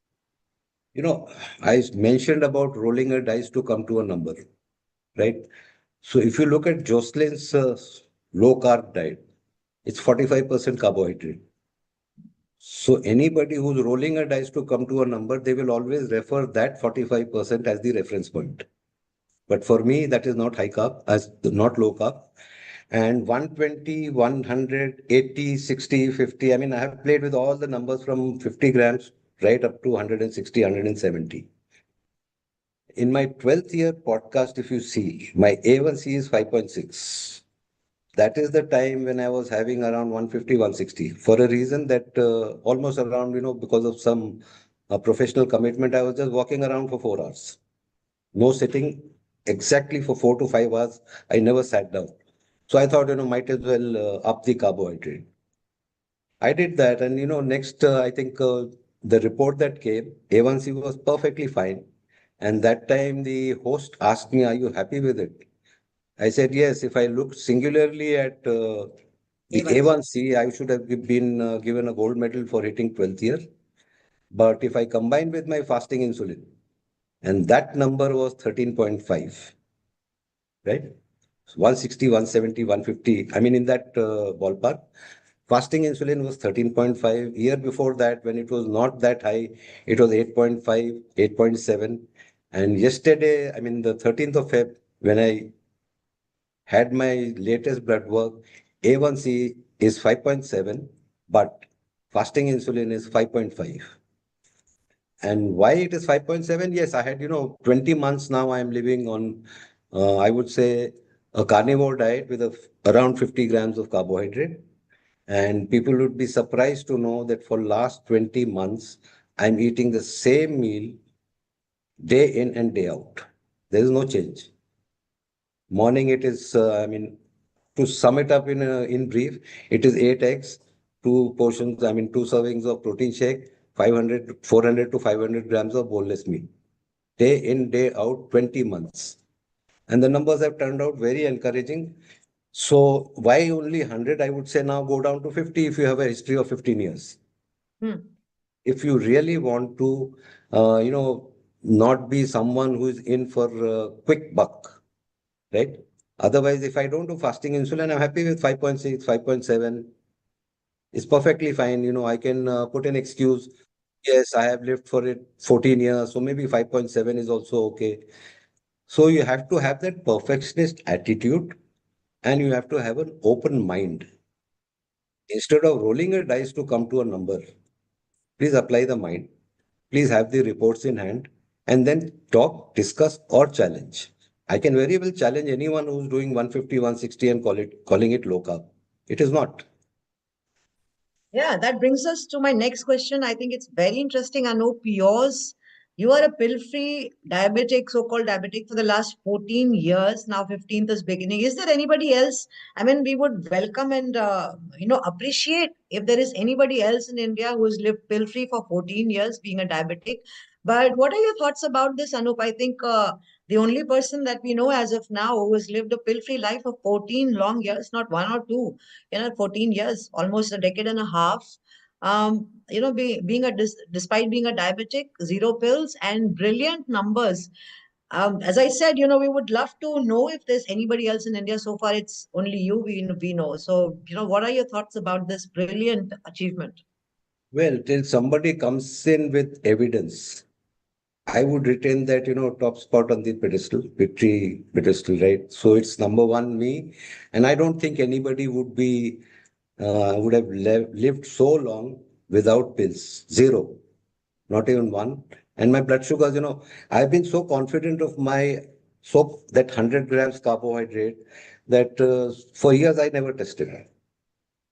After 2013, the last lab test, I did in 2020, numbers perfect. Then I did it in 2022, I think 2022 or 23, yeah, 23. Then 2 years no test and 2025, the numbers are perfect. Why should I, keep testing until or unless somebody sponsors me to, write a paper? Then I'll test it every 3 months just to plot a graph, beautiful graph, do regression analysis, come to conclusion and, quote then 100 references to get my case published in some journal. But that is not my intention, never was. Yes, I have As around. you talked about random community trial. So, Yeah. People talk of RCT. See, it is my personal opinion, this RCT, this random clinical trial, quote unquote, which is primarily receptor response for drugs, basically. Now, you cannot extend that RCT to diet by any means. That is why I call it, yes, we are also doing RCT with a difference. It is random community trial. And that community, I think, must be around, if we talk of just our community, it must be around close to 5,000 plus success stories. And every month, as we, the team of trained coaches going through the course, once they step into market, conservative figure will be 200, growing by 200 cases per month. And if by end of this year, there are 250 coaches, 500 per month. So that is the true RCT, random community trial. Huge team there. Now we are nearing 300 and 100 plus are already out in the market. The next batch will have more. So, Anoup, your personal journey has been very, very inspiring, to people in the low carb space in India, especially, and especially to Indian vegetarians who had no clue about the low carb diet on a grain based, carbohydrate based heavy plate. And when you came around and gave this template of 100-gram carbs per day in 2012, after having done it already for 1 year, I think this signaled a change in the status quo of LCHF also, and the The separation of low carb, Indian low carb is not the Western keto, was very, very, I think that's a very pioneering idea that encouraged more people to try low carb, which they were already doing since 2011 with you on these UK-based forums and international forums and all of that. But I think where you really cracked the thing was in 2012 and afterwards 2014 when you founded India's only low carb platform and now the single biggest low carb platform in the world with huge premium curated data to be able to visualize something as back as 2012 and then launching in 2014, what now is a Herculean force to reckon with, not only in India but as the global stalwarts talk about D-Life, and whether it's Dr. David Unwin or David Diamond or any of those. I mean, many congratulations for coming up with this. But what were the initial challenges that you faced with doctors? Because this is something that you were challenging the status quo of the medical protocol, so to say, where you were not wanting to manage diabetes, but you wanting to change things about it. So talk about that. That's an interesting question because, early stages of success, I was very, very enthusiastic about talking to every Tom, Dick and Harry who came across. Everyone. I would talk to my neighbor, I would talk to my, friends. And obviously, I had to talk to my doctor also. Now, the response that I got was, down the line, you will die of multiple organ failures because of high fat. And the problem is when I quoted to him the literature, he said, oh, hum log guideline follow karte hain. So guideline essentially means a printed pamphlet with a flow chart that if a person walks in with these numbers, give him metformin, 2 years down the line, add some sulfonylurea drug, then add DPP4, then add SGLT2I, finally, of course, insulin shots. So yes, there was a lot of resistance. I mean, that doctor was a friend. Despite that, he discouraged me and warned me that I'll be dead with multiple organ failures. Fortunately enough, I'm still alive with excellent numbers, that can put to shame the best practitioner out there, best endo out there.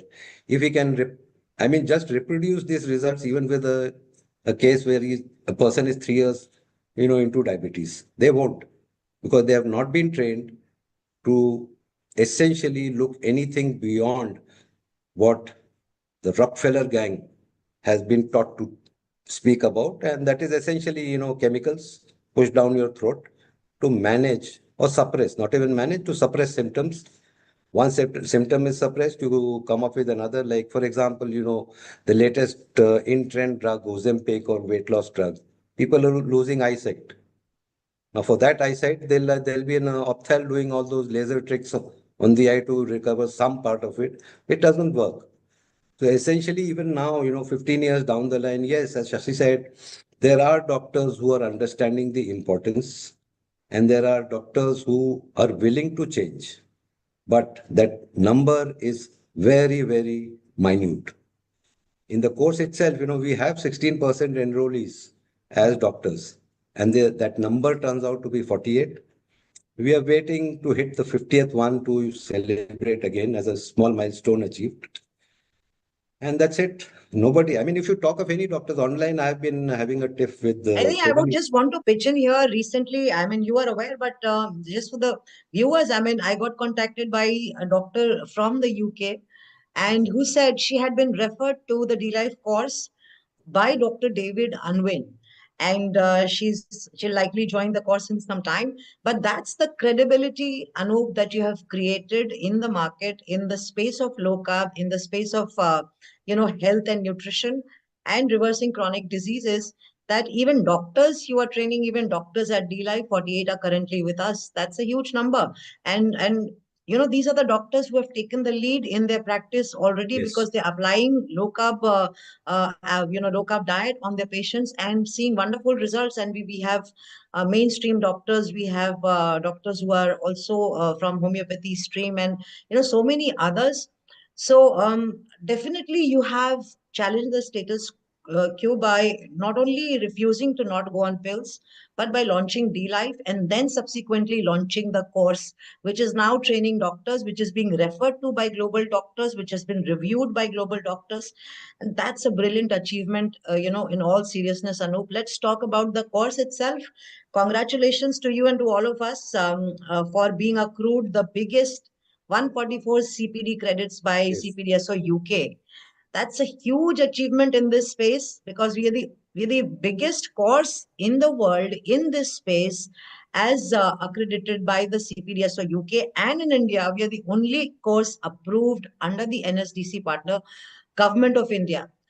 So speaks a lot about the course, about the credibility of the course being approved by the government itself, where no other course exists in this space. I mean, how did you conceive?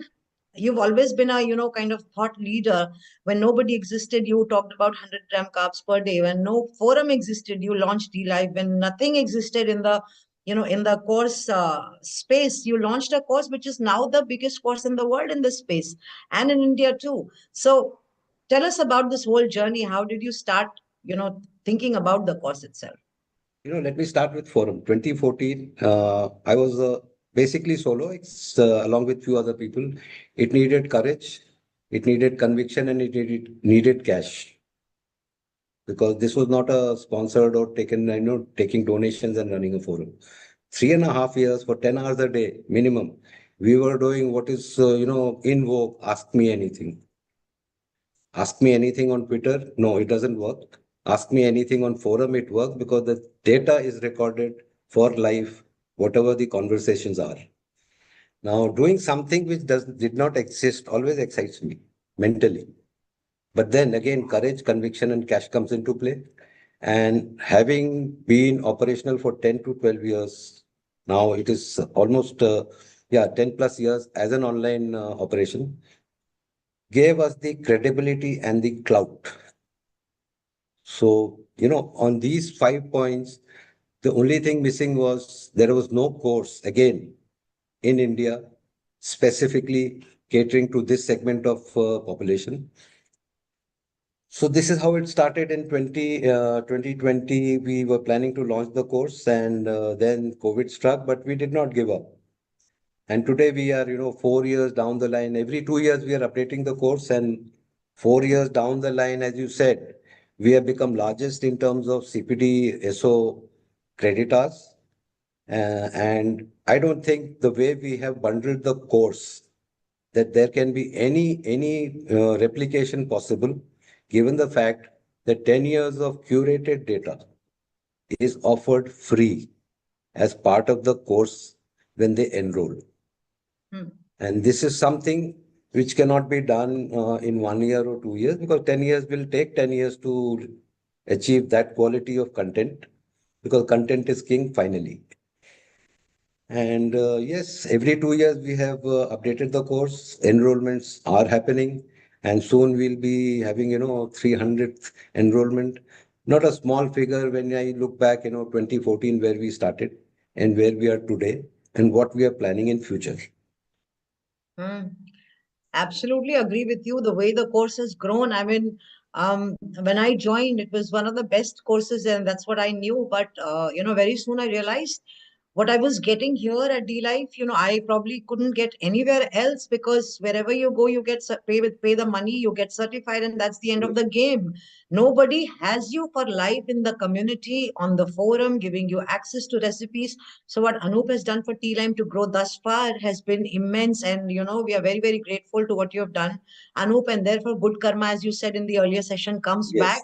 Your coaches are growing, and they have shattered all boundaries of success, that they are going out and achieving every day. I mean, success stories after success stories is making people uncomfortable, and good for us, because we are out there to challenge the status quo, not to time pass. As you've always trained us to put our heads down and keep working, I think the entire team is following your the mantra that you've given us. And thank you so much for creating this forum. Thank you so much for creating the course, and thank you so much for creating the team that now we are heading in, in a very significant direction as we grow to 300 now. with 48 doctors. That's not a small number. 21 countries are enrolled with us. So imagine the trust people have from all over the world to enroll into the D-Life program, diploma course, which is the biggest CPD accrued hours of 144 that nobody else in the world has. So big milestone, and many congratulations for recently getting accrued with 144 CPD hours. Thank you. Okay, next, let's talk about the collaborations, that I've been seeing and we have been a part of actually so far. And big brands have collaborated with D-Life, and many are in queue. We are in talks with a lot of other brands as well. One may come through very soon after the MHC.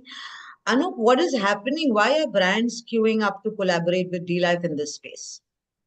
Essentially, D-Life is not a person on Twitter anymore now, right? It's a brand, and brands always collaborate with brands. With individuals, they have some affiliate model. We are not affiliates. We have collaborated in such a way that we have got the best price for the last person in queue.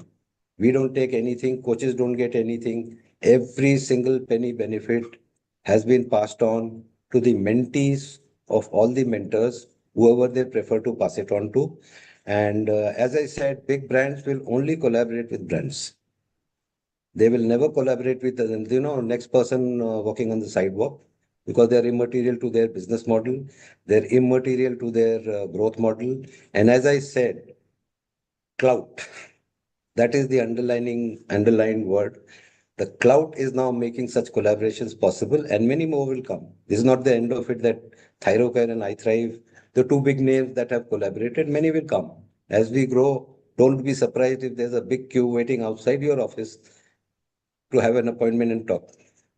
Yeah, I'm very glad for that actually, because 2025 began with a bang when we updated the course and we got the CPD accreditation, or the upgraded 144 hours. That came as a total happy moment and surprise, and all of that. Although we were expecting it to be that huge, but it has just matched the the status that the government of India, NSDC partner, has given us also in India, which is I think you would talk about it more.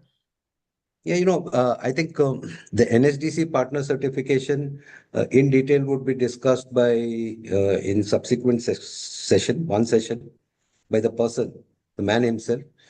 But yes, in this segment, there is no other course which to have this approval, and especially getting the approval for when the word diploma is attached to it. It's not an easy process. If it is just a participation certificate, anybody can probably get it. But to get through a diploma approved as a course, it's not an easy job. And NSDC, for those who don't know, it comes under Ministry of Skill Development and Entrepreneurship, which is again a ministry and not some NGO, type of an operation giving out some raddi, I would say, dressed as certificate. Yeah, So, yeah. And we will have Mr. Rizwan Khan, the man yes. who is heading all of this, in one of our sessions. And we kept this session to discuss about the course and its credibility in India, which was long due. Probably it was planned in the last MHC, but that couldn't happen. But I think it's the correct time to have Mr. Rizwan Khan in one of the sessions. Yes. I think people who are enrolled into the course, the doctors also, and other people and people who are thinking of enrolling into the course, it doesn't get any bigger than this. You will hear this probably and more about the course from Mr. Rizwan Khan, who's scheduled for the third day. You can look in the scheduled PDF and know when his session is. So Anoup, now coming to the most important question probably. Um, what next now after having created, first come up with the milestone of the path-breaking protocol of 100-gram carbs per day, and living a pill-free life for 14th year, now 15th is beginning, wonderful numbers on your blood work, creating the forum, and giving the access to all of this for free for all of our, D-Life course enrollees. And then coming up with a course that is, the only course approved under the Government of India NSDC partner. Then, upping the CPD hours accrued to us by upgrading, massive upgradation of the course has happened. And you work tirelessly, sleepless nights, I would say, when you put this all together. Hats off to you for what you've created, Anoup. It's going to, kind of keep waking people up for a long, long time to come. So talking about the next big dream that you have, uh, what are you going to do next? You are unstoppable in that sense. You've been going on and on since 2012, when you keep shattering the, myths and the glass ceiling, and, bringing something new for people that has never been done before. So what is your next plan? Next plan, yes, again, as I said, something which is not doable for an ordinary person or in general, it excites me a lot. So D-Life now is no more, I would say it's a journey which is endless, right? So every time we take a step forward, then think of the next step to take. So going ahead, the immediate plans are now to come up with a wellness retreat. And for that, I think we have been doing a lot of hard work since last. I mean, you were also involved there. We've been hunting for some location, a perfect one, and we had certain, benchmark said that it has to be within X kilometers of airport. So we have shortlisted land. Negotiations are on. Soon we may sign a agreement for land purchase. Then, of course, finally, just like D-Life has become the benchmark, I would want to have a 5-star rated wellness retreat where again people come and they are awestruck. They get the aha feeling when they walk into the premises. So that's the aim. The next step Having the expertise in, the pioneering work that you've done already in the low carb space, and having a retreat to that effect where people can have that luxurious 5-star, experience of that aha moment or that wow moment, along with, learning low carb and, applying the low carb dietary intervention on them and seeing their chronic diseases reverse. I mean, that's a great experience. And I think there's a huge market to that.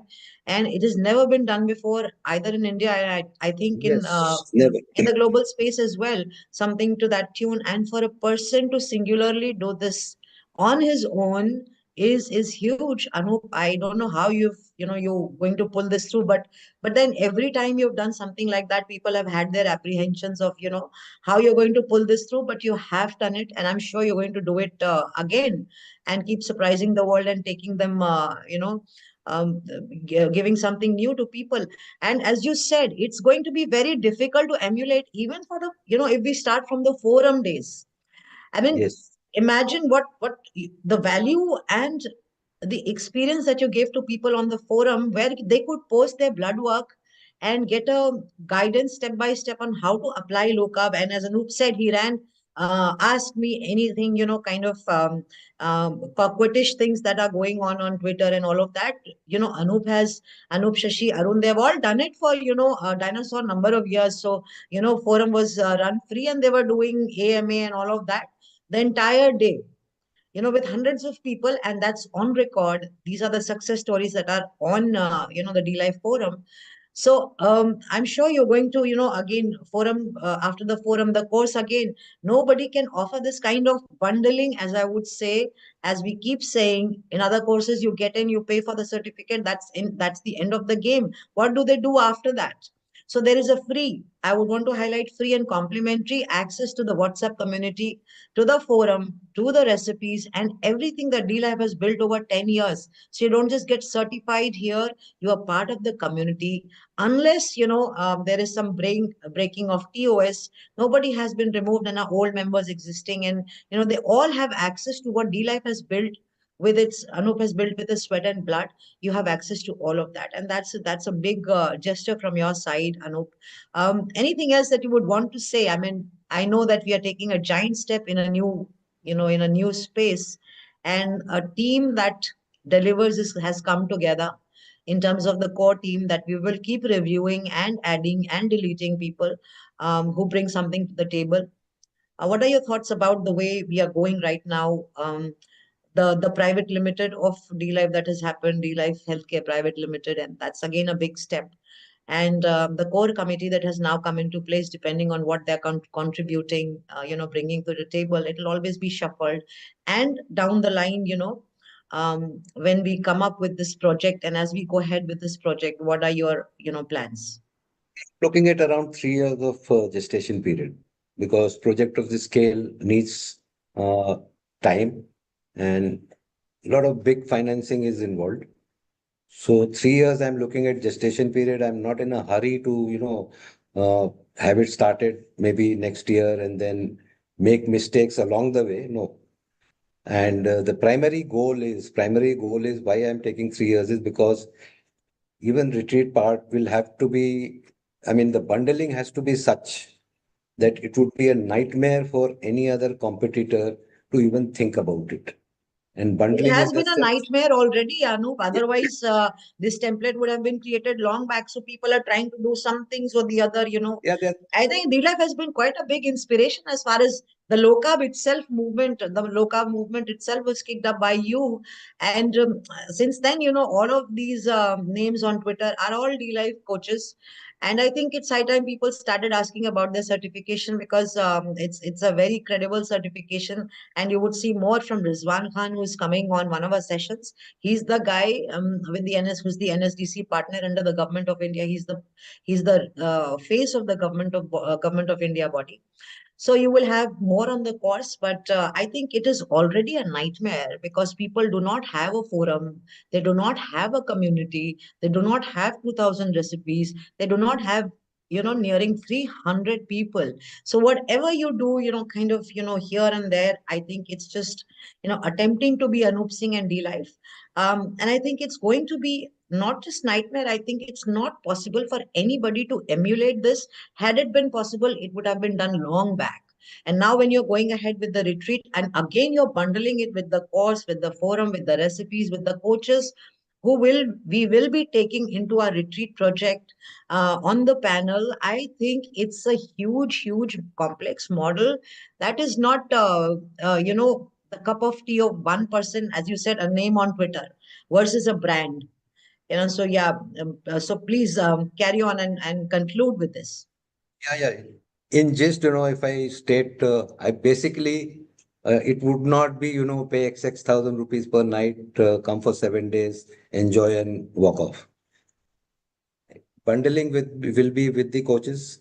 As long as you're within the retreat, you are taken care of physically. Then when you move out, depending on whatever, plan that you subscribe to, you'll be attached to a dedicated coach for 1 week, 2 weeks, 3 weeks. Once that expires, then you're on forum for another year. So good luck to anybody who wants to copy it. First, they have to create 10 years of community data, then have a team of 300 plus and growing coaches. Because down the line, 3 years, I'm presuming we'll have around 400-500 coaches, very well operational. And yes, the core team will always have the final say of what happens because now it is not a name on Twitter; it's a brand on Twitter. Yeah, very well said. And I think with this, we come to the end of this session. Anoup, you just tested 2 days back and perfect numbers and beautiful numbers that you have again, reproduced after being 14th year pill-free diabetic. And you continue to be an inspiration for so many people. As of now in India, you may be a record holder being 14th year pill-free diabetic, unless we see somebody else's evidence, which we are very open to, and we would appreciate anybody who has that evidence to come forth and participate in the celebration of being pill-free. But till we have none, from anybody in India, I think you hold the record and you hold that zenith of being pill-free diabetic for 14th year, moving on to the 15th year now. Many congratulations from me, Shashi, Arun, everybody from Team D Live, from the core group, and from everybody, I think, on behalf of everybody in the low carb space in India and overseas as well. Thank you. Thank you. I think Mandar is also here. Mandar can join in a conversation, and because we are having the next session. So, Mandar, would you want to say anything to Anoop's journey? Yeah, it's been thrilling to watch all that he has been explaining. Of course, I've been with D-Life for now more than 2 years. And what an enriching experience, not just learning, but also now helping other people. And now I do this full time, thanks to Anoup and thanks to D-Life. And yeah, it's absolutely thrilling and looking forward to what comes next. Yeah, on screen, I can proudly say now you have two IITians. And I always brag about it. Me and Mandar. You're the disruptors, and I love disruptors for the fact if they can create something like this, then disruptors are, Mandar is special, because he has gone to US, completed his PhD, and nobody comes back from US. But he yeah, has. and you did the same thing because you could have been anywhere in the world, Yes. but you chose to come to be in India and to do what you've done for India. I think it's a big, the fact that we are all sitting here, the first step was taken by you, Anoup. So thank you so much. With a lot of gratitude and humility, and thank you from all of us. Please take care, and you need all the care, love, and protection. Thank you. Thank Bye. you. Hi, Mandar, and our next session is with Dr. Mandar Gadre, who has made Gadar on in the literary segment of India, and especially the Marathi reading diaspora, with his latest book Adunik Bhasmasur. So what is the book about? We are going to talk with Mandar in this session. And let's keep it in English and Hindi for more people to understand, because a lot of people will understand Hindi, and also people who speak Marathi, because we are talking about a Marathi book here. So we will try to keep it very relevant. तो मंदार बहुत स्वागत है आपका ये session में, और metabolic health conference का 3rd season है, और ये इतने सारे डॉक्टर्स, उसमें आप भी एक डॉक्टर हैं, और न सिर्फ आप एक IIT फ्रॉम बॉम्बे हैं, but आप यूएस में जाके वापस आ गए, and then you are also a practicing metabolic health coach and one of the top names in India, who comes with a huge credibility. And you wrote this book, Mandar, Adunik Bhasmasur in Marathi. Why did you write this book? I mean, you are not a doctor. I'm sure people would ask you that. But then what has a doctor got to do with nutrition? So Yes. please carry that thought forward. Oh, definitely. Thanks, Ira, and excited to be here at MHC3. So yeah, I get that question a lot, that, hey, you're not a doctor. What business do you have writing a book on health, disease, and nutrition? So I think my thought process started several years back. I've been always curious about biology.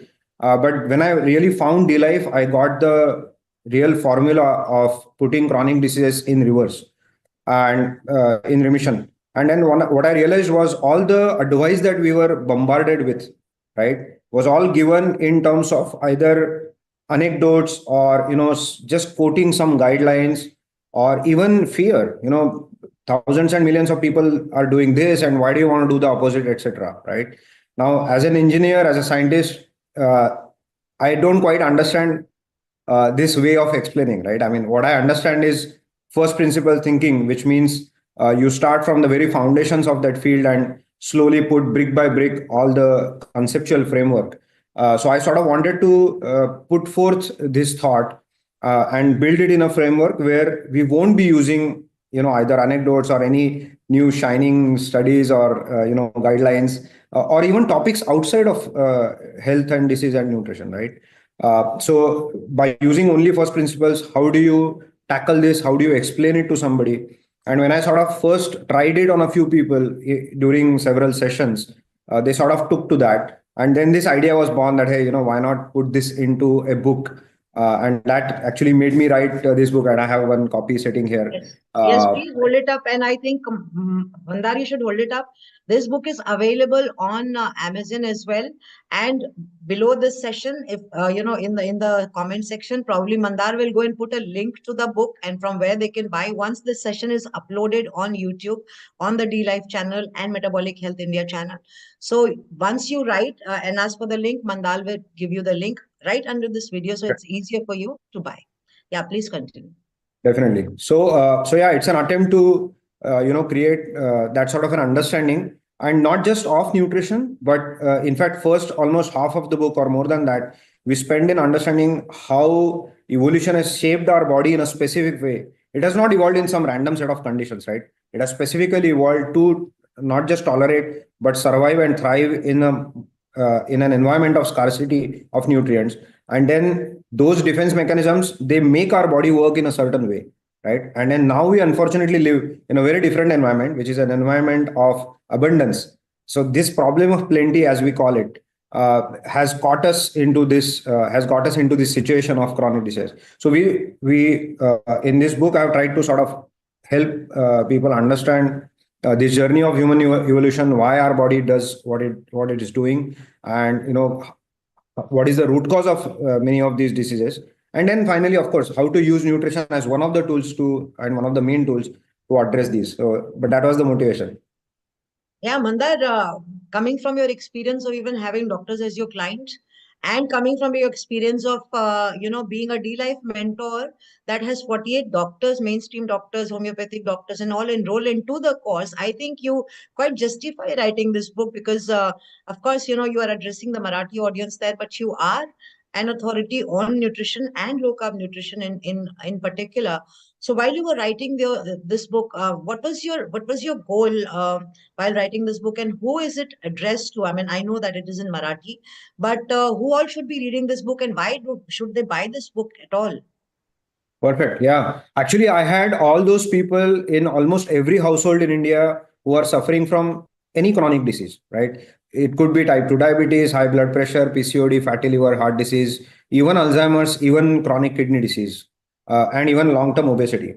Since I run a fitness studio in Pune along with my wife, so we get a lot of people who come to us to drop some kilos, but then we help them understand the foundations of this, right? So actually, it's my desire to get this book also into English, and I'm going to work on that translation very soon. And I hope that it reaches many folks.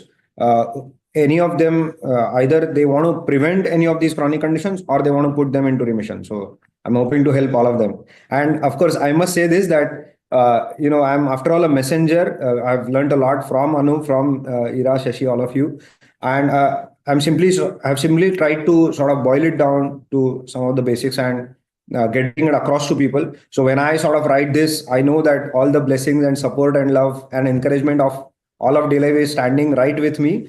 So it may appear that my name is there as an author on the book, but actually, all of us are right there. And that's why I have very proudly mentioned about all three of you, and some very interesting punchlines by Anoup, Shashi, and Ira. So it was fun writing that section as well. Yeah, and such a huge gap existed in this Marathi segment as far as low carb, nutrition and reversing chronic diseases is concerned, that Mandar's book, as soon as it was released, I mean, it has already become a bestseller. Mandar, बताइए इसके बारे में लोगों को. It's not just any other book. If you just get hold of this, it is your mantra or your small guide to better health. So talk about this when you talk about who should be buying this book and why they should be buying it. What are they going to get in this book? Perfect. So, so when we brought it out in the middle of December, I'm happy to say that in these 2 months, we have essentially sold out the first edition altogether. I just got intimation from our publisher that roughly just 40 or 50 copies are now left out of the 1,000 that we printed.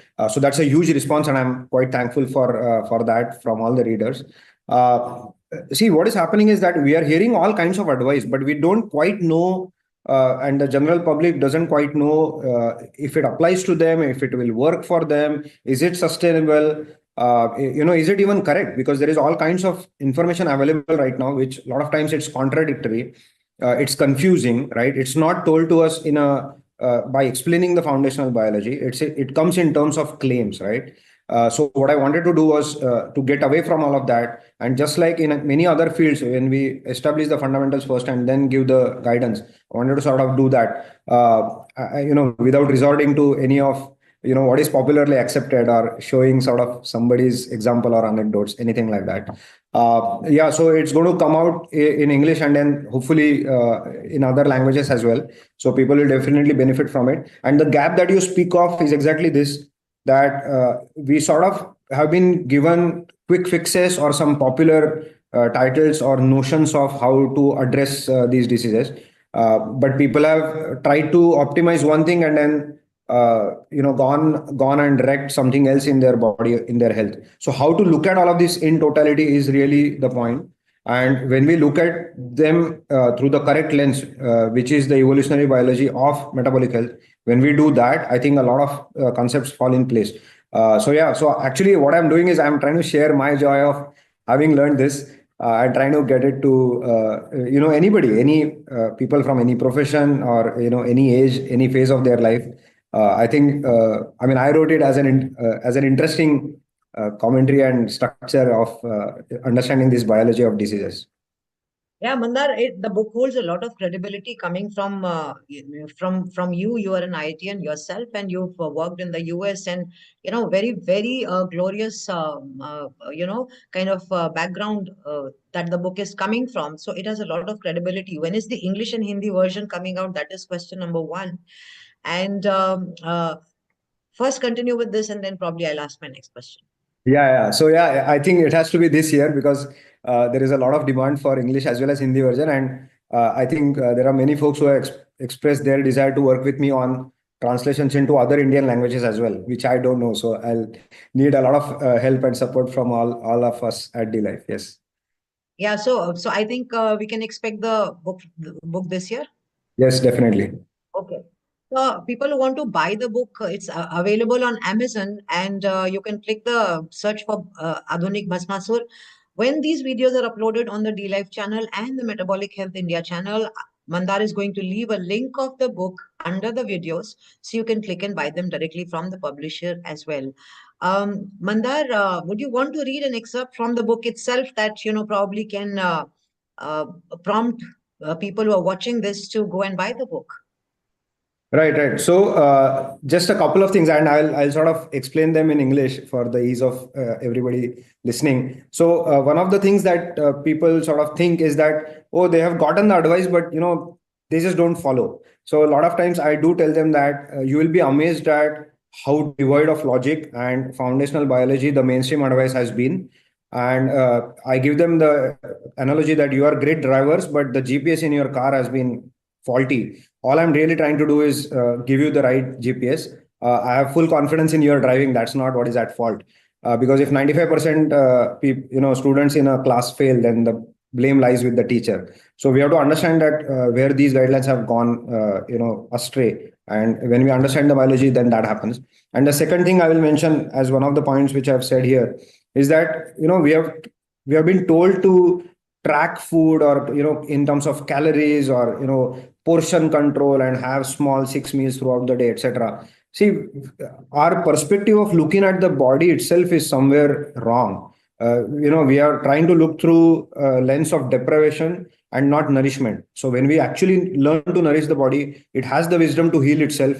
It's not difficult in that sense if you know how to do it, or if you work with the right coach, which now D-Life has blessed all of us with training so many excellent coaches, right? So if you know how to do that, your body has all the wisdom. So let us actually give that respect which is due to our bodies. Let us understand the biology. Let us understand how they work, and just help them heal, and they know how to do that on their own. If we just get out of their way, right? So that's my main message. Brilliant book and brilliant summary, Mandar. And I know that people who have bought the book have given raving reviews about the book. So how was your experience? I mean, just to sum it up, we have 3 minutes left. And how was your experience as a first-time author? And then to have your book in the Pune book Mela, where people came to get your autograph. And how was that entire feeling, Yeah, absolutely surreal. I think that's how I would describe it. I never imagined that as an engineer, an entrepreneur, I would write a book on health, and that would be my first book. Yeah, absolute, great response from the readers. A lot of people messaged me saying that once I started reading it, I essentially finished it in a day or two. There are people who read it because of health reasons.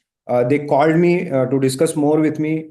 Some of them started doing some changes in their lifestyle, in their nutrition, by adopting some of the tips given. And then some people who simply like to read, they even told me that it was a fantastic read. So yeah, absolutely overwhelming. I think I still don't really know how to feel about it, how to think about it. But yeah, I think the work is cut out next. We'll quickly work on some minor corrections for the second edition, as well as get it translated into English and Hindi. Definitely 2025, those two will see the light of the day.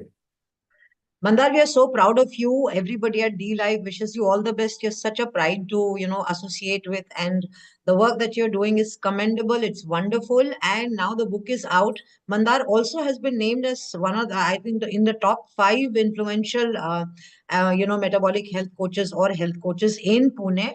And he has a fitness studio. Mandar, would you want people to know your fitness studio so that they can get in touch with you? Oh, sure. Yeah. For those of you who are in Pune, we run a fitness studio called as Fitholic Personal Fitness Studio. It's in Kothurud. Yeah, just hit me up. I'll be happy to meet and talk to you more about that as well. Yeah, so you have a fitness studio. Mandar is a certified DLF certified metabolic health practitioner. He also has a book. He's also on Twitter and approachable on all social media. And more, a very interesting fact about Mandar is his wife is a sleep specialist who's a mainstream doctor, Dr. Amrita Bedekar. And she's also featuring in this, Metabolic Health Conference 3. She has a session on sleep and food hosted by Sandesh Bhatt on day 3, 4:15 p.m. So please mark your calendars if you have kids, if you have babies around.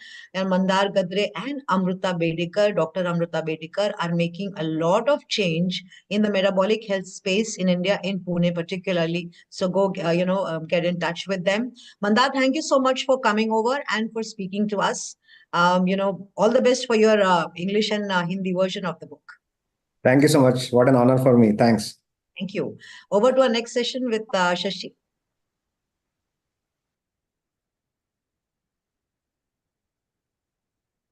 Welcome again, Bitin.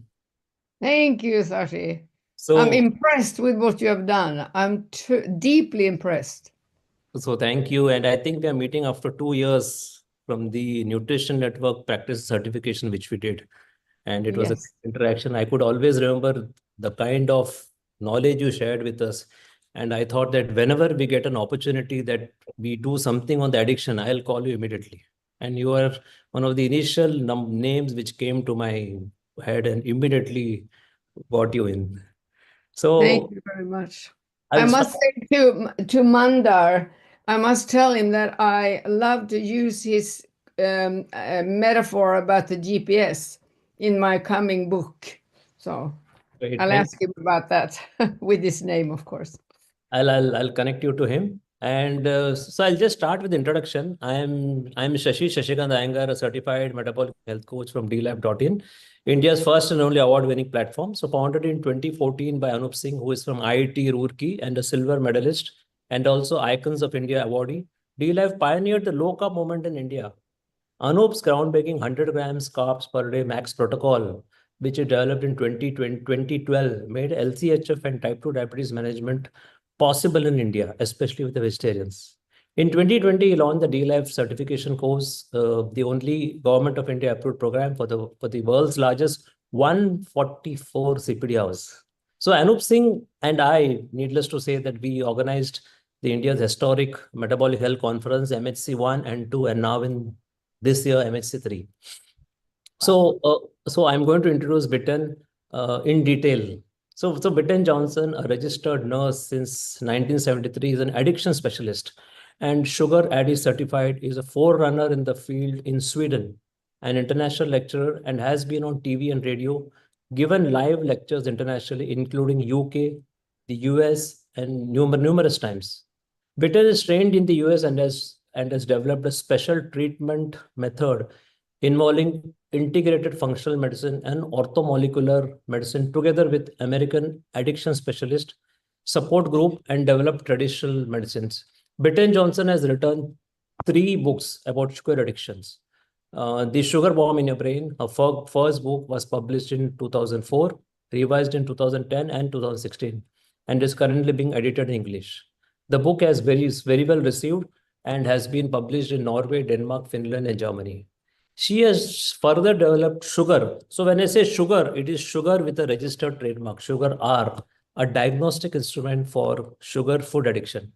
Bitin Johnson was a member of NAATP, and also she was on the board of director of Food Addiction Institute 28 to 2022.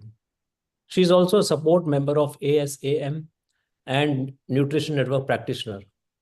Since 2012, she's training and certifying the next gen of sugar addiction specialist. Bitten has trained more than 200 experts from US, Europe, Australia, Canada, New Zealand, Brazil, and much more. She has treated more than 6,500 people since the start from 1992.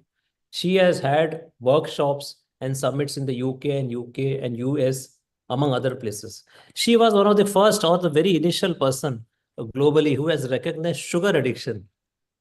So I think this is something which now we are talking, but she was a visionary who has recognized this addiction that time. So Bitten, again, I'm welcoming you to this India's Metabolic Health. Thank you. Wow, I'm very pleased, very honored. So can you share your journey in addressing addiction, particularly food and sugar addiction? Absolutely. I'm very prepared. Is it okay if I share some slides? Please do. Do I have... You have the sharing. Oh, I do. Okay, I got it. There we go. And because they can be a background, when I talk. I based my answers on your questions, which those are excellent. First of all, addiction to me, I'm not only working with sugar addiction, I'm trained in addiction as one illness, many outlets. So I work with alcoholics and pill addicts and drug addicts and, all kinds of addictions, process addictions, and so forth. So it's important to know. And I like to share this picture, which I teach my clients when I talk about my own history. When I was 4 or 5 years old, I loved sugar, not so much flour products like bread and flour is sugar molecules holding hands. I quote Dr. Unwin in UK. He has a lovely explanation on that. But I love chocolate and ice cream. But I didn't have any problems because I grew up in a family where my mom cooked food all the time, real food. So, but those times when I could get hold of some chocolate and ice cream, I didn't want to stop eating. In my teens, you know how teens are, we start comparing bodies, and most of us think that we're fat when we're not. It's like an obsession to talk diets and all that. And I think that is really causing, oops, I was too fast there. Sorry. That is starting to play havoc with the metabolic chain. But when at that time, nobody knew about that. Nobody talked about that. So we started dieting, we started through the week or eating only, 1 egg a day or something stupid or an apple or something. And many of us tried to really starve ourselves. And some people went into anorexia. I never did. I was a lousy anorectic. I could never, starve for a day even. And most people can't. Then when you starve, when your body finally gets food, you start binging. And you get terrified and think, now I'm going to, gain weight and I'm going to be even fat. I was never really fat at all, and I look at pictures and that was not the case. So when we binge, we start purging. And purging is not only vomiting. It's important to understand that.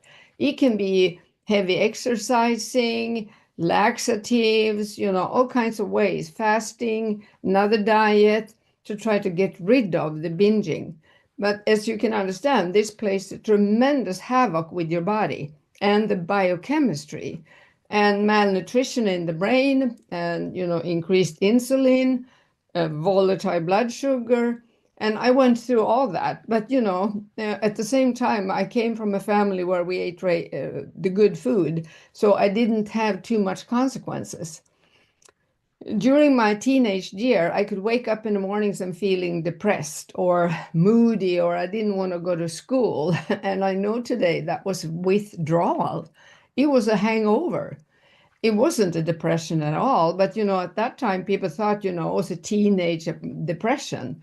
Not at all. And I think many teenagers have that problem, that they eat junk food in the evening and in the morning they don't want to go up, get out of bed, they don't want to go to school and so forth. But this craziness keeps going. And the older you get, the less the body can handle trying to restrict. And you feel sicker than ever from the binges because they increase in size and frequency. and you start getting rid of it. So, this is a real vicious circle. And many end up being overeaters or volume addicts, as I call them, because now you have ruined, the body's hormonal system. And you also have depleted your body and stomach of oxytocin, which is a very important neurotransmitter when it comes to satiety and calmness. So I did pretty much all of this, not to a big extent, but I can recognize myself. And today's society, we have different names on these different stages, which is very sad because nobody dare look at the addiction that developed early underlying it all.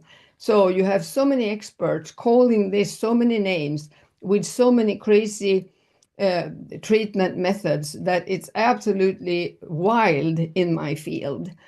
To me, this is sugar addiction. It's a psychoactive substance addiction. So I like to challenge you guys. I mean, we say food addiction. I'm not very fond of that word because I want to keep the word food for real food.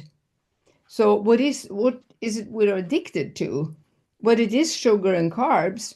It would be very stupid to call alcoholism a fluid addiction or a liquid addiction. Nobody would do that.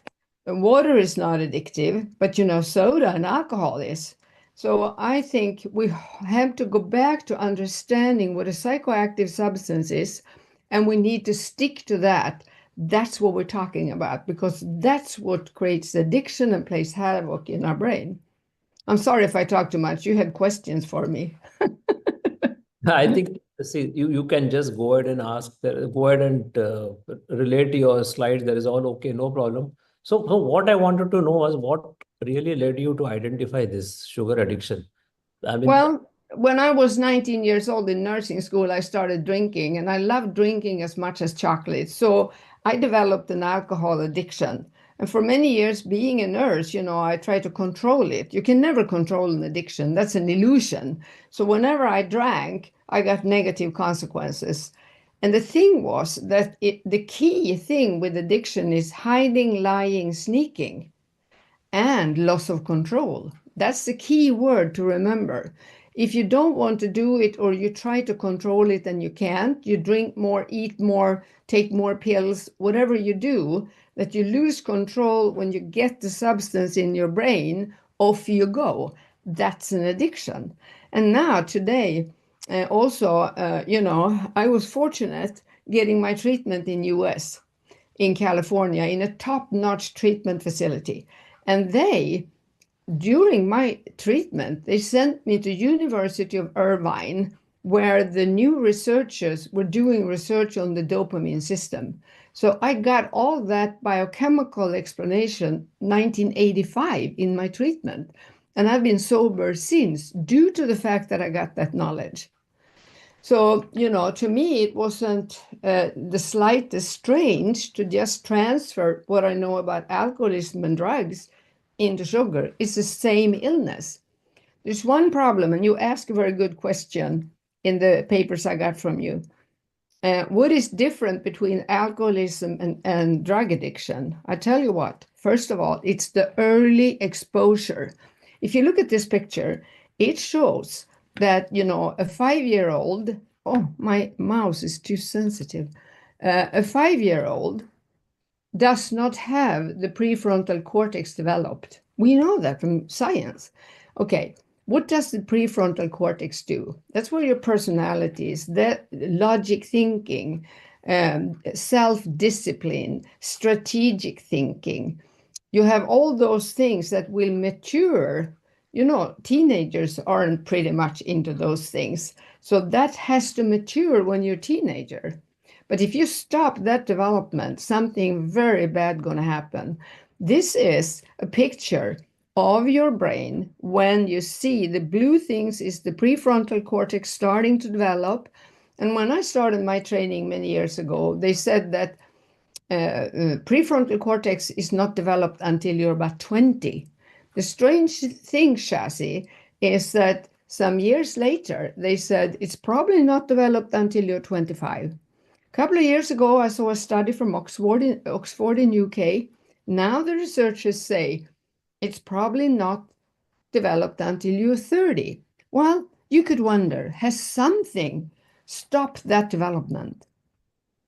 I have my theory. I think it is, poor food, strange behavior that we treat as a behavior problem and we don't understand the biochemistry, and now screens.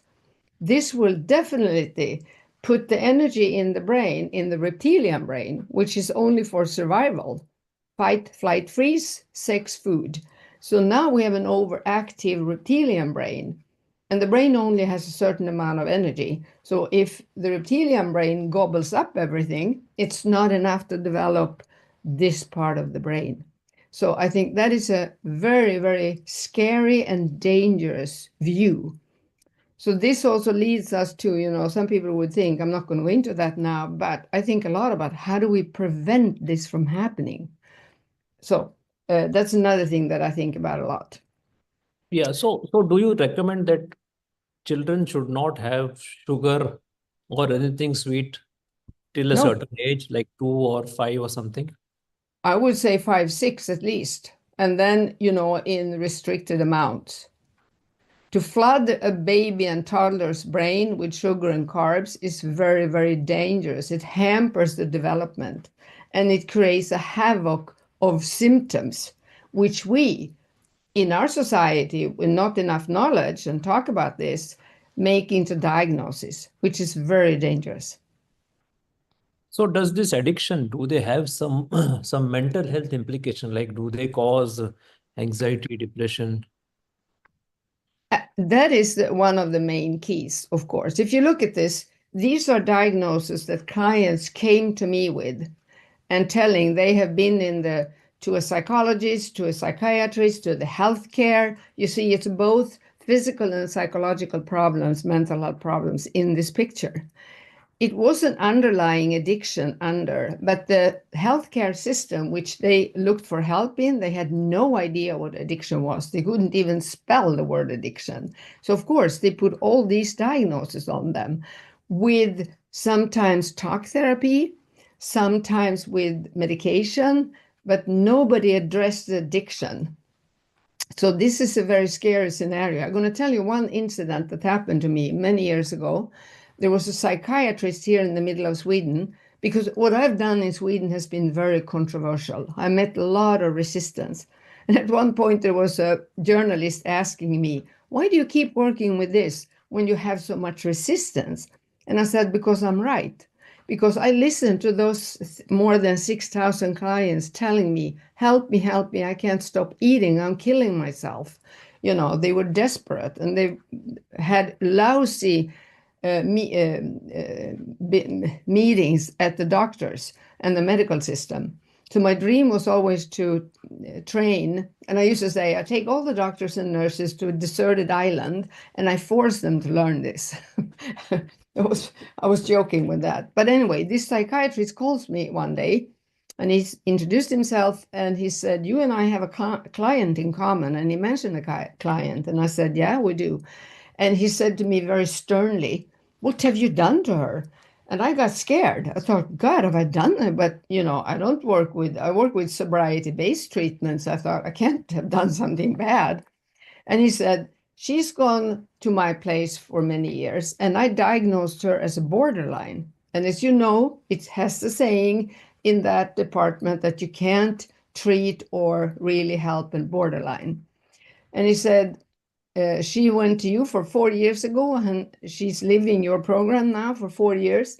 She came back to me for a follow-up visit. She doesn't have one symptom on borderline, so I'm very curious what you're doing. So I started telling him. But anyway, that was interesting. So the thing is that our brain is very, very sensitive for sugar, So insulin resistance in the brain and malnutrition, and I like to add, that every neuron had a fatty acid profile. And if that is wrong, when I explain to people, the fatty acid is the packing in the cell, otherwise they would all fall together. And that's a keyhole. It's an important keyhole. The neurotransmitters, which we have about 70, it's not only about dopamine. People think it's only dopamine, but it's not. So anyway, they are the keys. So even if you have lots of keys, you have a broken keyhole, it's not going to happen things here. So you're going to get a very serious imbalance. And as I told you, the reptilian brain, which is the survival part, will hog all the nutritions. And what's going to happen is that your limbic system doesn't get enough, the emotion center, your prefrontal cortex doesn't get enough of good fats and neurotransmitters, and then the cortex, God, I lost the name, neocortex doesn't get enough. So you don't function properly. So you have a big faulty connection. It's actually hampered and disconnected. So you don't function properly. And we call that for short foggy brain. You get a foggy brain. But you see all these diagnoses. So the clients that have gone into treatment, I will point out, is take away every psychoactive substance. There is no other way around it. You have to go on a strict low-carb keto diet to heal. And it takes a long time to heal this faulty wired brain, to build up the nourishment. Then we have another problem, the microbiome. So, when you eat these foods, they play havoc with your intestinal flora. So the problem is that now your capacity to make neurotransmitters, which you do in your intestines, is hampered. So you release too much neurotransmitters with the drug, with all the sugars and flours, and then your body cannot keep up and do more. So when the balance starts tilting, you're going to get craving for other drugs. That's why we today work with addiction interaction disorder, one illness, many outlets. So many of my clients have several outlets, most of them do. So what I advise the society and everyone interested in understanding these is to connect the dots between all the highly specialized disciplines. Sometimes I joke and say, that the kidney doctor doesn't know where the pancreas is and vice versa. That's a joke, but, So we have to, because addiction is a confusing and complex illness in the brain that causes physical, psychological, social, and spiritual consequences. You lose the meaning with life. So we have to start connecting all the dots and, really look at the metabolic health. It's extremely important to restore that. Otherwise, you don't restore the others. We have to educate. So Professor Tim Noakes, he really had taken this message to his heart because a lot of doctors are nervous about this. But he says that food addiction, or sugar addiction, I would say, is probably one of the most important but unrecognized condition that contribute to human ill health. That's a very sharp statement. We need to learn addiction, because if you have a client that has multiple consequences, diabetes, obesity, inflammation, if there is an underlying addiction, you can try to treat all these things as much as you want. It's not going to work because the client will keep relapsing, keep relaxing. And of course, that's when doctors say to me, I don't want to work with addicts. They don't do what I tell them. No, of course they don't, because you don't address the addiction. If you treat the addiction first, then they will understand and do what you tell them. Okay. What are the changes you have seen? Pardon me? What are the changes have you seen once you wean them off from sugar and processed? Well, this part, the limbic system, the reptilian brain, which has taken over and become extremely overactive. So you could say, if you would make one little statement about what is addiction treatment, it is to calming this part down. Remember that the reptilian brain is only survival. It doesn't have a language. It doesn't learn from experiences. It's pure survival. And those systems in there, fight, flight, freeze, food, and sex, as you know, are instinct for us to survive.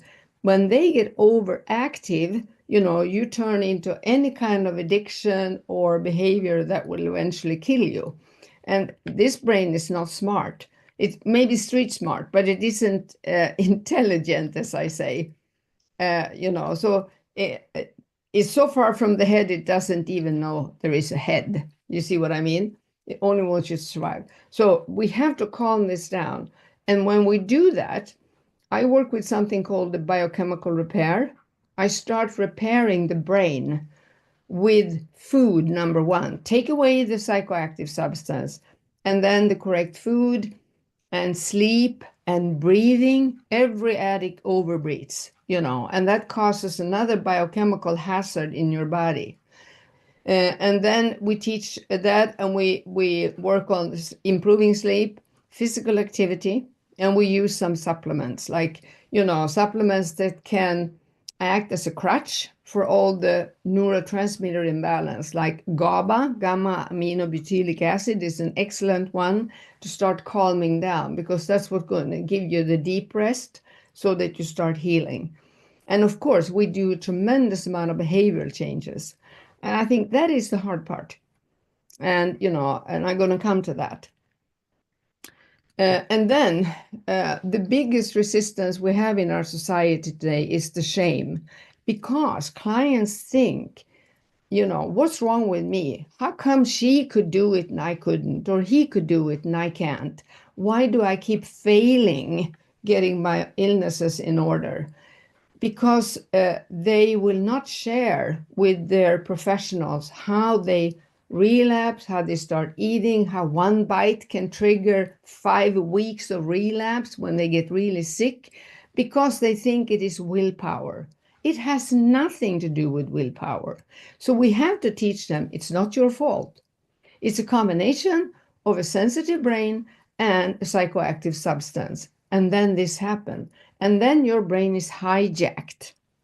And, you need help to get out of that, to calm everything down. And also our society has a lot of stigma. A lot of this too is money, of course. Big companies that want you to go on diets, try strange diet pills, all that kind of thing is very dangerous in our society today. And then there is a third thing happening that is very important to understand, that these clients, they are victims of something called the biochemical denial, which is not the regular denial where you lie. I didn't eat ice cream. No way. And here, this denial is due to the hampered brain. As I told you, you're not fully connected. So you cannot see how behaviors and what you eat and what you do is actually keeping you in the sick loop. And you also have to remember that the mitochondria get very low. You don't have any mental horsepower anymore. So, when your doctor tells you, well, you need to start exercising, you need to eat this, you need to do this, they feel like you're telling them to step up Mount Everest, no oxygen and a huge backpack. They don't have energy. So that is our biggest problem, and we need to understand that. Did you have a question or? Yeah, so what I mean to ask is, that means you recommend going cold turkey. That means if someone is addicted to sugar, just get off rather than reduce. Correct? Yeah, absolutely. Absolutely. I mean, I worked with addicts, alcoholics and all that. And of course, with those drugs, you have to do a detox schedule, and you might sometimes use subscription pills to counteract so you don't go into delirium or something. But that's no, you don't have to do that with this. But it can be very hard to go cold turkey.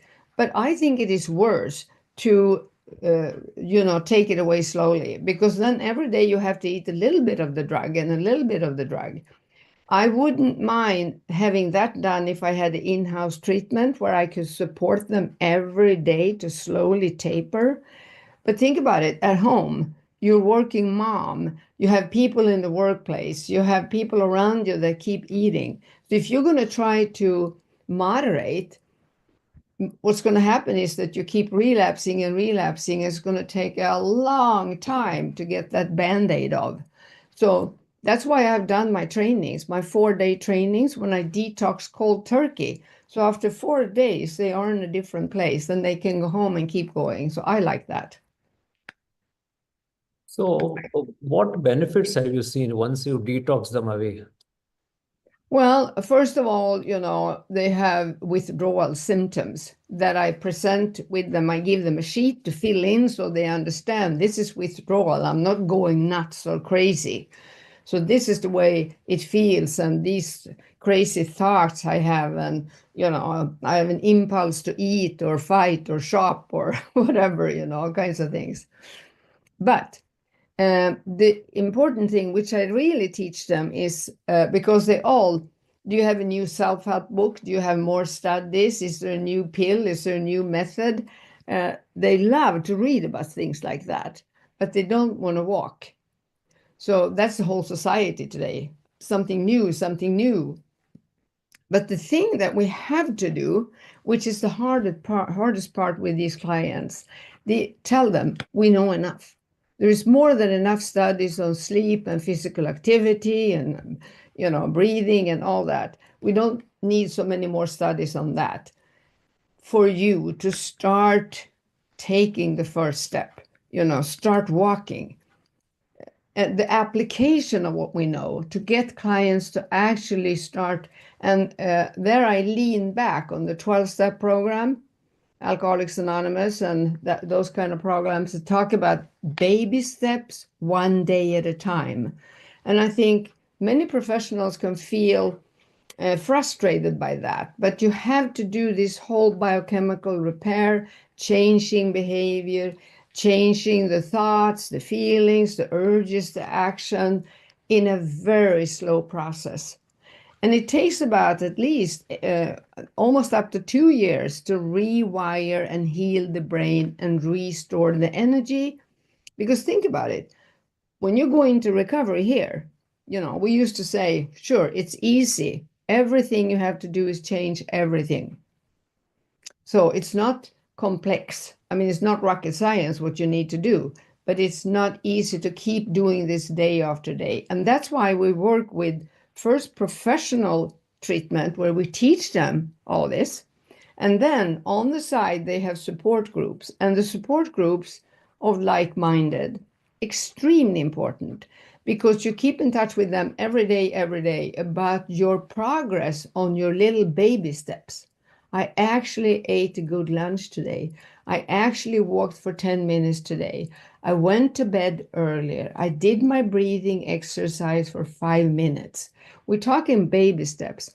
And also they cry and say, how am I going to do this the rest of my life? Well, nobody knows what the rest of the life is today. So we are very, very keen on, you have to think about it until tonight. So I used to ask them, do you think you could eat in this new way just until you go to bed tonight? And they all say, yeah, I can. Okay, do that. And, we don't worry about tomorrow. And the next day we help them do another commitment. Can you do it for another 24 hours? And of course, in time, they will see the progress, the feelings.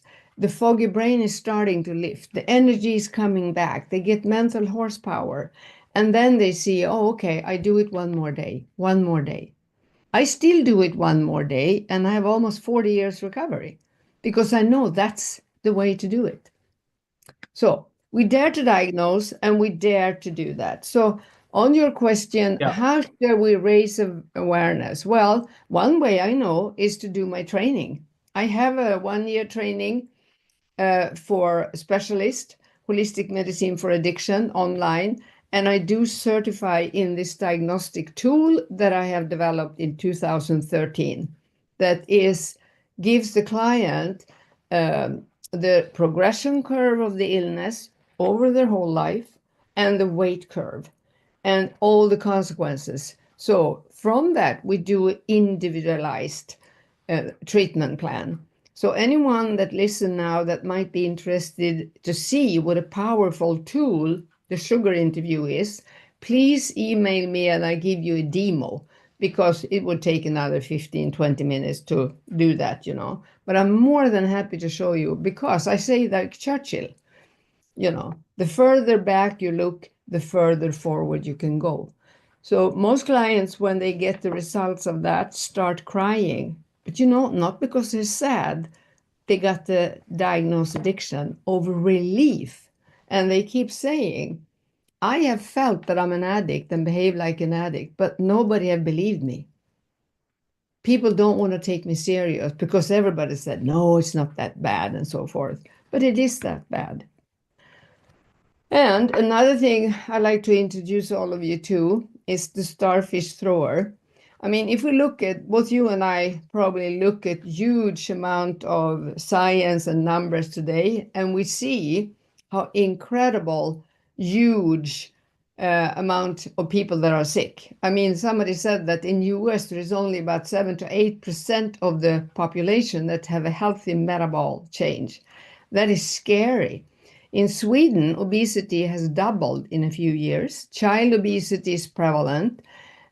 Teenagers are on antidepressants for symptoms that I'm sure is caused by malnutrition brain a lot, which is not going to work, of course, unless they change behavior. It is a tremendous amount of energy drinks sold in Sweden every day. We see a lot of violence. And, you know, Professor Lustig mentioned a study where you could show that soda in young men cause aggressive behavior. And of course, we understand that when we understand the brain. So this story I learned very, very long time ago in my training. It's a little girl walking on the Pacific beach. And there's thousands of starfish blown up on the beach. And she's throwing them back in the ocean one by one to save them. And then an older disillusioned man comes by and said, you can't save all these. So it's not going to make a difference. She picks up another one, throws it back and say, it's going to make a difference for this one. So, I encourage all of you to be a starfish thrower. Reach out your hand where you can, educate, teach people about this. It is worth a tremendous amount. And also, we're almost done, right? Yeah. Did you have a question? Yeah. So Bitten, so we have around, we have around 10 minutes before Ivor comes in. So what I wanted to ask is, first of all, what you recommend is cold turkey. And another is throw challenges so that, give them 1 week, give them 1 month, 1 week, 1 more days so that they overcome addiction. How would you respond to India's dietary pattern, which is high carb, very low protein, and also sugar based? Many of the festival events are all celebrated with sugar in various form, either direct sugar or the crude sugar, which you call as good or jaggery, or maybe coconut sugar or any other form of sugar. How would you respond to that? Well, first of all, everybody has to learn that there are people that are normal users. They don't have the sensitivity in the brain to develop an addiction. And they usually eat very little of these things. They don't get craving when they eat. They could have a piece of chocolate, some ice cream, even a drink, and then they are satisfied. They have no urge because their biochemistry is like a flat line. They're normal. Those exist, I tell you what. You might not think so, but yeah, they do. And then you have a big group called harmful users. They are the emotional eaters, the stress eaters, the cultural eaters, the party eaters, not having any knowledge eaters. They don't know actually. And they do develop, they can have diabetes, they can have obesity, inflammation, they can have a lot of consequences from not really knowing. Those people, we have to ask them, why do you eat like that? And then they eat in moderation. We could improve their nourishment intake, their lifestyle, coping strategies, anti-stress, work with thoughts and feelings. I mean, there are many things we could do where they could go down to a moderation eating and eat good food in between. And then we have the addicts. So as a practitioner, you have to understand those 3 levels. So when you change a country, you can't, the whole country can't go keto. We know that, you and I. Sometimes we wish, but so my thing first is to help people understand those 3 levels. And then, but if there is an addict, also to prevent addiction, think about it. It's a genetic predisposition that makes you react to a psychoactive substance. What do we do?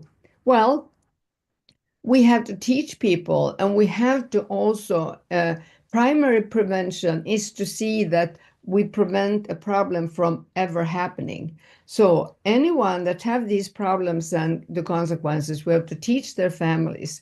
And I think that we have to, every government should absolutely not be in the knee of the food industry.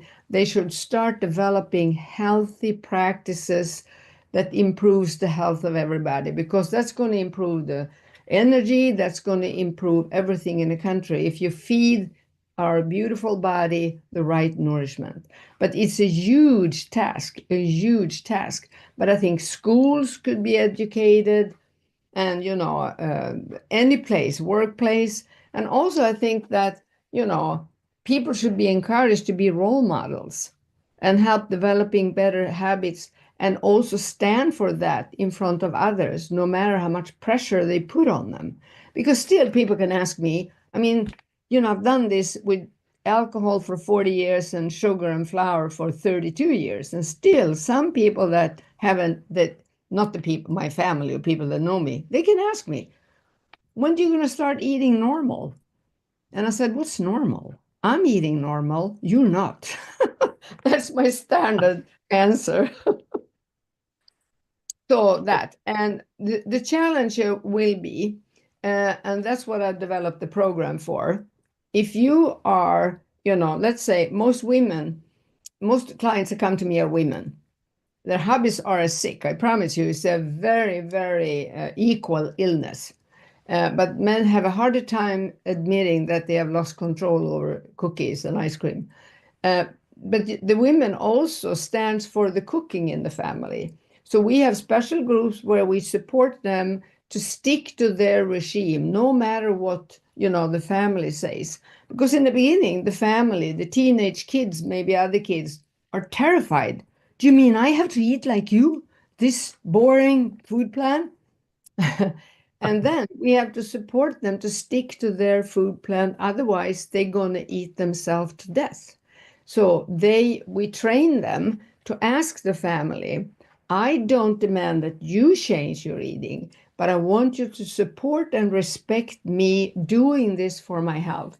And then, of course, you share this in the support group, and you get ideas and tips from what other people that have done this before you will tell you how to stick to it. And that's why we do this one-day commitment in the morning. No matter what happens today, I'm going to stick to my food plan. No matter what happens today, I'm going to stick to it. We also have to be aware that this takes time. It takes a long time, to go into recovery, as we call it. It takes years, and it has to be a professional, tailored, plan how to help people with this parallel. So I really advise you to understand that. But, this is my favorite picture. It's in Philadelphia. To me, I got this from my mentor many, many years ago. This is an addict, because the drug is deciding who you are and what you do and how you feel. You are absolutely locked in. An addiction comes from Latin enslaved. And the treatment that we work on, the holistic treatment, helps this person. We don't fix them. We give them the tools to heal. So this is what they start doing, breaking loose until you're free. I just love this picture. I think it says it all. Thank you. Very, very nice picture and photograph. And I recall seeing all these in Nutrition Network during your training, which you used to give. So do you think low carbohydrate and ketogenic diet would be an effective way to? I know it is. And also I know that in the low carb, which I started using 2005, there is a lot of dairy products, and I exclude butter and ghee. But we know today that casein and whey in milk products like whipped cream and yogurt and all that will actually trigger many of these clients to increase insulin and cause cravings, which is a big painful thing that we help them deal with, craving management. So we exclude that. And then you're down to keto, and animal protein, good fats like coconut oil or olive oil, butter, ghee, MCT oil. Those are the things that we use, the only fats we use. And then, of course, some veggies grown above ground, but we also consider oxalates for some clients that we think, could have that problem, and the anti-nutrients. So, of course, it is like a plain food plan, but we have to help each client to find their own fuel mix between the protein, the fat, and the veggies.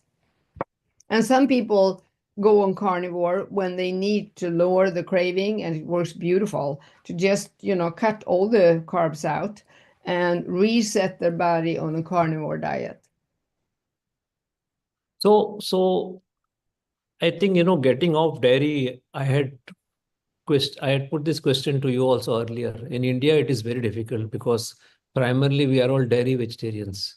It would be a little tricky for us because we need to source protein. And if people are vegetarian, then dairy is the source. Probably something like paneer or cheese or yogurt and butter, ghee, of course, we do use. So it's the same over in Sweden with the dairy products. But, I'm very, very upfront with my clients. So if I see that they can't handle those dairy products because weight stall, continuous inflammation, severe cravings, relapses, I tell them, I have to be honest with you. I would do you a disservice otherwise. And also, I compare it with peanut allergy. If you have a peanut allergy, we have to take it away no matter what. And thank you. Thank you, Bitten. And thank you very much for enlightening session. I know this is a very complex and interesting topic, and we can talk about this for 8 hours because it is such a vast topic. But however, the session comes to end since Ivor is here. So once again, on behalf of Metabolic Health Conference and on behalf of D-Life, on behalf of me and Anoup, I thank you very much for coming in this session and sharing your knowledge. Anoup, can you get Anoup in just for Anoup, so that you can thank Bitten. Bitten, you can stop sharing this so we can see Anoup. Good. Okay. Yeah, Anoup, thank you. get Thank you Anoup very in. much. Thank you very much, Bitten. It was an enlightening session. Before we just wind off, just a quick question. Are fruits addictive? Fruits, no, not fruits, but the sugar in fruits.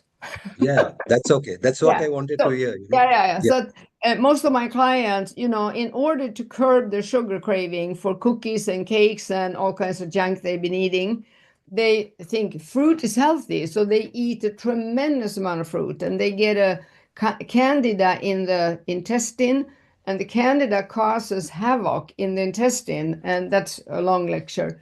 But, that causes more cravings. And so, and also we have them try, glucose meters and take an apple as a snack and look at the blood sugar. And most people get shocked when they see what's going to happen. Thank you. Thank you. Some people can eat berries, but not fruit. I take away fruit. Yeah. Thank you. Please get in Ivor, Cummins and Mandar. Thank you very much again, Bitten. I'll see you again. Bitten is my guru. Thank you. I'll see you again. Thank you. Mandar, is it okay for me to use that saying about the GPS? Oh, absolutely. Yeah. I quote you. I want to quote you in my book. Absolutely. Thank you so much. My honor. Thank you. Thank you. Any more? Oh, Ivor, Cummins, one of my heroes. Are you rocking around there? Yeah. How are you? Hi there, good. Great to see you. Good to see you. Okay. Thank you all, and enjoy your incredible conference. I log out now. Bye-bye. Thank you. Bye.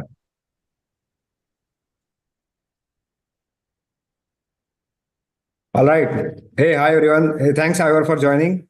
I'm just going to give a quick introduction and then we'll get rolling. Hi, I'm Mandar. I'm a member and a certified metabolic health coach from D-Life, which is India's first and only award-winning low-carb platform. D-Life was founded by Anoup Singh in 2014. Anoup is a silver medalist from IIT Roorkee and the recipient of the Icons of India Award. And he's also the pioneer of the low-carb movement in India with his path-breaking protocol of 100-gram carbohydrates per day max given by him in 2012, which made not only LCHF but even type 2 diabetes reversal possible for Indian vegetarians. And in 2020, D-Life launched the Diploma course, which is the only course approved under NSDC Partner, the Government of India in this segment, and the only course with the global biggest 144 hours CPD credit. Anoup, along with Shashi, they are the co-organizers of this Metabolic Health Conference. And I'm so thrilled to welcome Ivor Cummins. Ivor, I've been a big fan of you for a long time, and so many of us at D-Life. And I would love to introduce you a little bit for those of you who don't know, though that is getting difficult. So Ivor is a biochemical engineer with 30 plus years of experience in corporate technical leadership. He specializes in complex problem solving, and you can see it in his very critical thinking. He has led large global teams in addressing quite intricate technical challenges. Since about 12, 13 years, he has been focused on researching root causes of modern chronic diseases, particularly CVD, cardiovascular issues, diabetes, obesity. He's also the co-author of Eat Rich, Live Long. And he has some very interesting takes to share. And I'm thrilled to get into the conversation with Ivor. So Anoup and I will be your host today, Ivor. Glad to have you here. Welcome. Thanks a lot. Great to see you guys. Anoup as well. Goes back a ways. Yeah, great. So let me kick it off with the first question, which naturally arose. So what was sort of your red pill moment? Was there a sort of single event which shattered your trust in the mainstream advice, especially around health? Oh, yeah. Well, that was back in 2012. And put briefly, so I got some routine blood tests, and it's important to note they were routine. They were not special related to any particular problem. So they were blood tests that the doctors, the experts, you would expect would know inside out. At least that's what I would expect as a master technologist in my field. So I got these results. 3 of them were really high, serum ferritin, and the cholesterol was quite high, and also GGT, gamma glutamyl transferase, the liver enzyme. And I noted the doctor seemed to be not too bothered and started talking about eating more healthy foods like whole grains and maybe being careful on fat for the cholesterol. And for the other ones, I could see that the expert, the doctor, wasn't really that knowledgeable on them. And I was surprised. So I looked at the numbers and they were way up in the normal distribution, like way outside. So I knew they were meaningful. So I quizzed the doctor on the 2 key questions you ask when you're brought in to lead a technical team. And you ask, what are the implications of these numbers? And what are the likely root causes that are driving them to be high? And the answer to the 2 questions was so weak, I was kind of surprised. And I went to another more senior doctor and then a professor of medicine in the family and got a similar result. I mean, they gave some leads with the high ferritin. I could have hemochromatosis, which is more common in Irish genetic backgrounds. But I got a test for that and it was negative. So I just realized, hold on a minute, I better look up what these things mean if the doctors are not really sure on the risk. And I got a shock for ferritin and for GGT particularly. Cholesterol was really muddy. It was harder to see what the risk was. But I went anyway and I said, okay, I'll have to go to ResearchGate and PubMed because I have corporate logons. And I'm going to have to research these metrics, the last 100 years of studies on them, and find out what's going on. So I did that. Within a day or 2, I had all the risks and I could see that cholesterol was ambiguous. So I wasn't worried about that one. But the other 2 were very kind of portentous or worrying. And then I spent the next couple of weeks at nights and weekends obsessively researching all the metabolic pathways relating to these blood measures. And within a couple of weeks, I realized a few things which did shock me. Talk about red pill. I realized that cholesterol was largely nonsense. And I had found papers that showed clearly cholesterol was a super weak risk factor and very ambiguous. The other 2, I found out and discovered a thing called metabolic syndrome, which I'd never heard of, and insulin resistance and hyperinsulinemia. And it was just like going down the rabbit hole saying, oh my God, how come the doctor doesn't know about this? So long story short, basically, within a few weeks, I just switched totally to meat, fish, and eggs, and maybe some low starch vegetables, because I knew to a certainty that that was the path forward. And within 9 weeks, my bloods were absolutely perfect. I had lost around, I think it was around, God, it's a long time ago. But yeah, I lost nearly 15 kilograms or 35 pounds in 9 weeks which is a lot because I'd also discovered that eating real food gives you appetite control, which I hadn't had since my 20s. And I began to skip meals for fun. So it was a really life-changing experience. And I went on then to focus on this area of technology, of course. Oh, quite a ride there. And I think you have been on a very interesting path after that. So yeah, let me take the next question as well. So you briefly showed how your background in biochemical engineering also sort of helps you think through some of this. So I'm going to combine two questions, right? So one is, are there some interesting mental frameworks that you use to break down some of these topics, as well as when you are spotting some of the misinformation? Are there some tells that you are, using, which sort of give you a clue that, hey, something is off in the reasoning?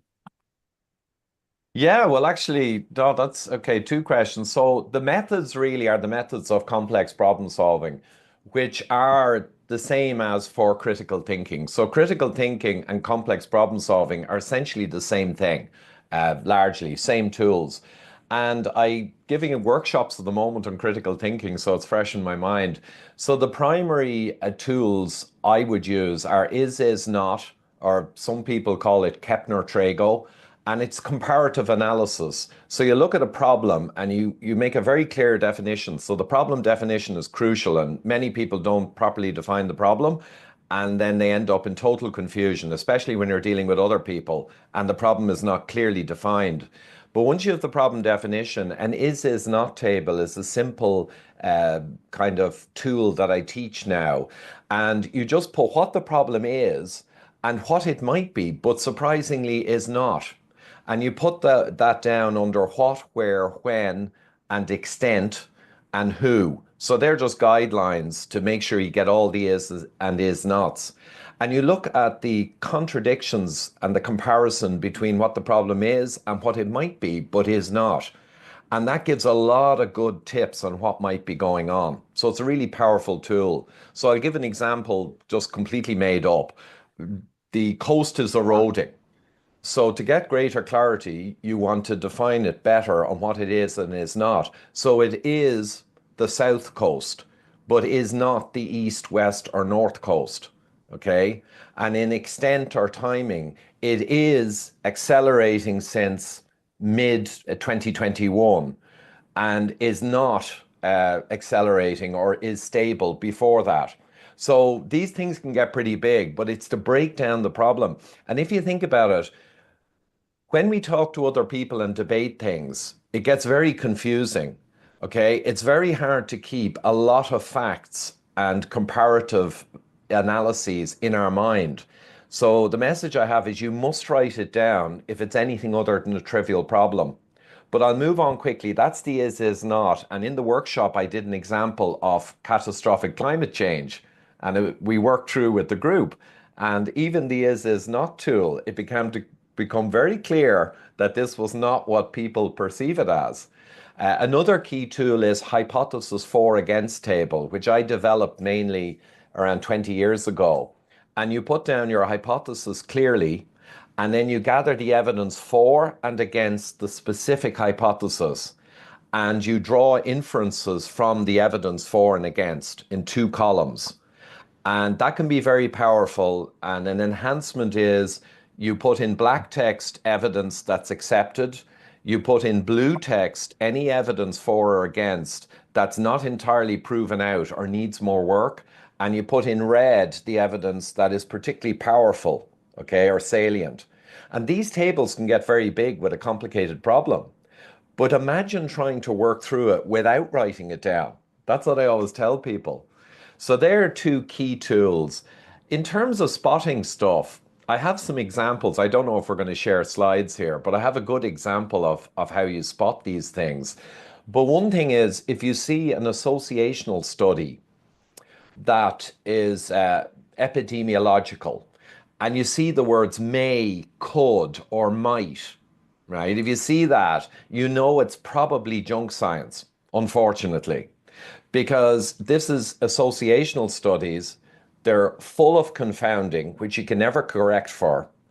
And at the end of the day, unless there's a odds ratio or a risk ratio of 2 or more, i.e. you're double as likely to have heart disease by eating cranberries or whatever, they're essentially worthless. And I have examples I was going to show, but like a perfect example is the WHO anti-meat program that they ran around 10 years ago. And they came out and declared meat a likely carcinogen and processed meat as a grade 1 carcinogen. I think red meat was grade 2, which is clearly absurd because we evolved on meat, okay? But their risk ratio in their study was 1.17. And for processed meat, it was 1.18, which are the same. But they declared processed meat a grade 1. Clearly, politically, the decisions were made. 1.17 by Bradford Hill criteria, right, for evidence and proof is absurd. It's a joke. It's almost like it was a comedy, but it was a huge team, thousands of papers analyzed, almost all associational epidemiological claptrap. They cherry picked, and the best they could get was 1.17. So the whole thing should have been thrown in the bin. But it became a massive worldwide media rollout. Right? So that's an example. But I don't want to go on. I'll stop for a moment. Yeah, so sorry for the glitch. And for those who don't know, our association with Ivor Cummins goes back to, I think, 4 years. First time when you spoke to Indian audience on our channel, right? And so the next question is, I know you're an expert on this, and I've read many of your, studies long back where you had dissected cholesterol, statin, heart attack, right? And you had, in one of the studies you had said that statins do not prevent a repeat event, not at all. So now, coming back to the question, the mainstream is still demonizing cholesterol for heart attack, which is the biggest, killer around the world.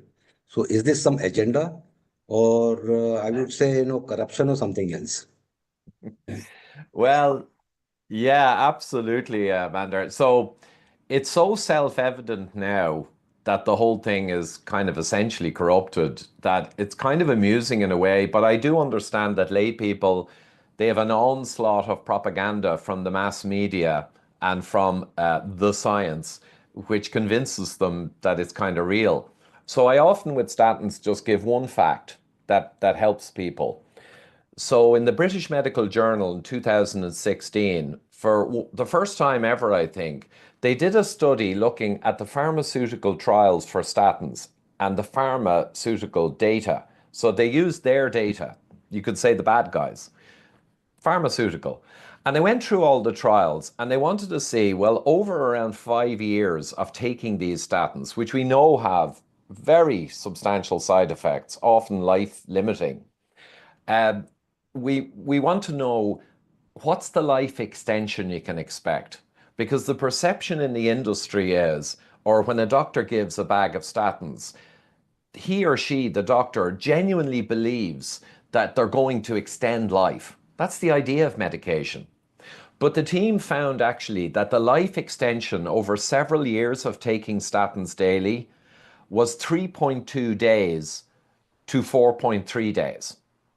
So 3 or 4 days in pharmaceutical companies' own data of extra life over several years is absurd.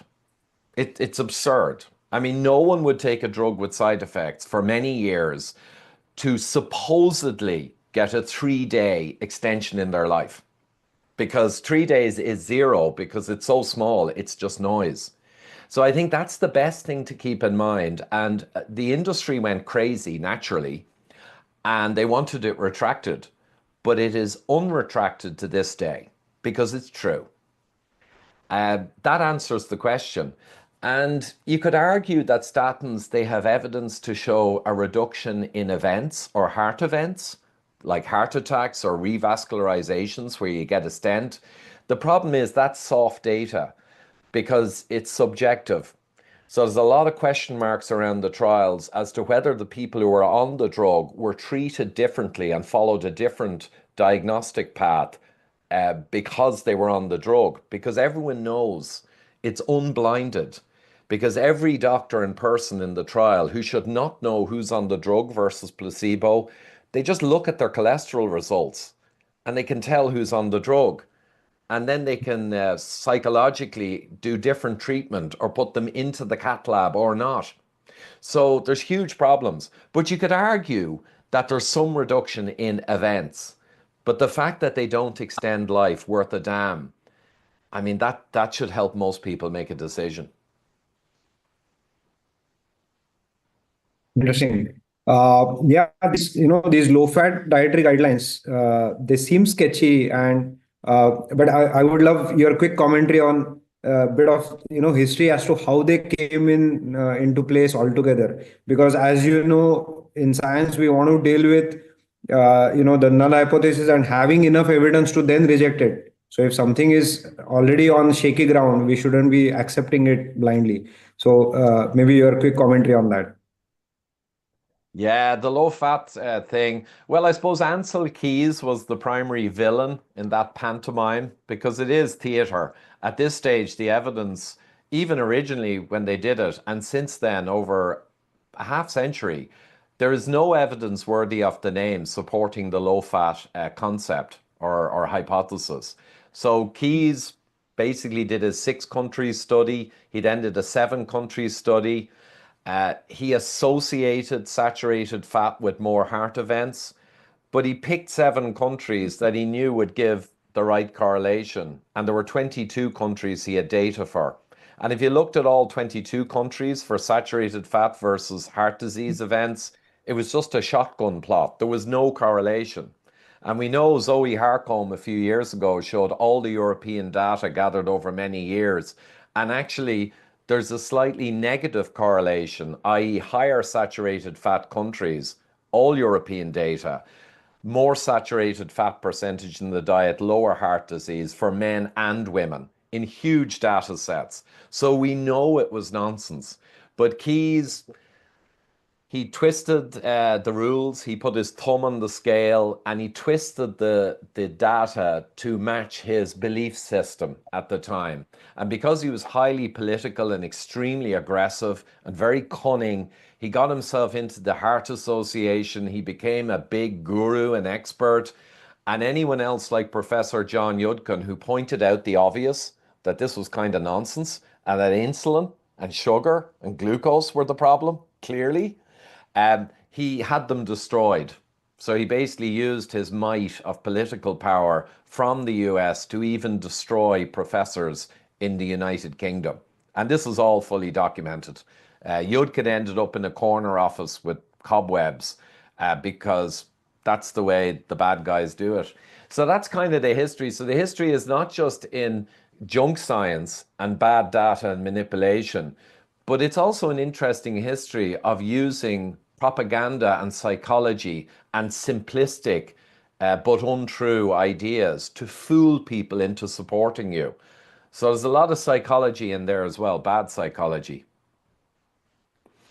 Yeah, taking that question forward, that second part to that question would be, despite the, evidence of almost an epidemic level of metabolic syndrome issues creeping up from 2020, why isn't any mainstream media, talking about low-carb, high-fat diet? Well, there's a long history there, and I'd highly recommend people to look up Dr. Jay Wortman and the phrase undoing Atkins.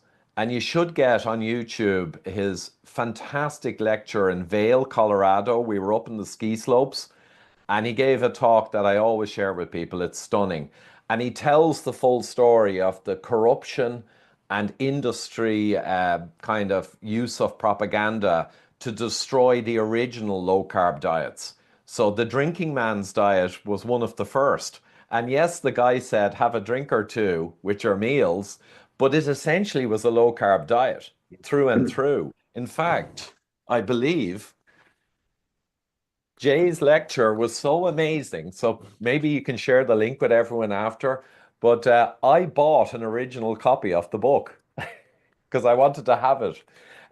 That man who made that diet, it was so successful because it was low carb and people were losing so much weight and looking great that he made a lot of money and fame very quickly.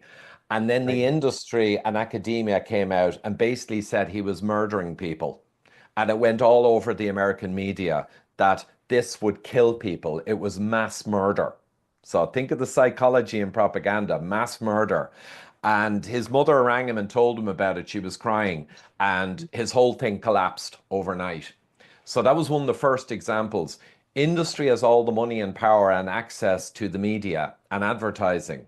So if industry doesn't like a diet because it goes against their interests, or even if academia sees a diet that goes against their advice, they get together and they coalesce and they put together a program. And it's happened again and again and again. And that's essentially it. And it's never stopped. So I have a picture in one of my slides here, and it shows keto crotch. And it was a great example in 2019. All across the media, all across the world, like stunning.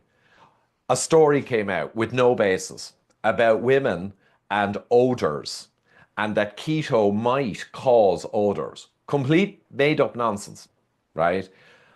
Went across all the media within a day or two across the whole world. That's power. So we have millions of examples of that.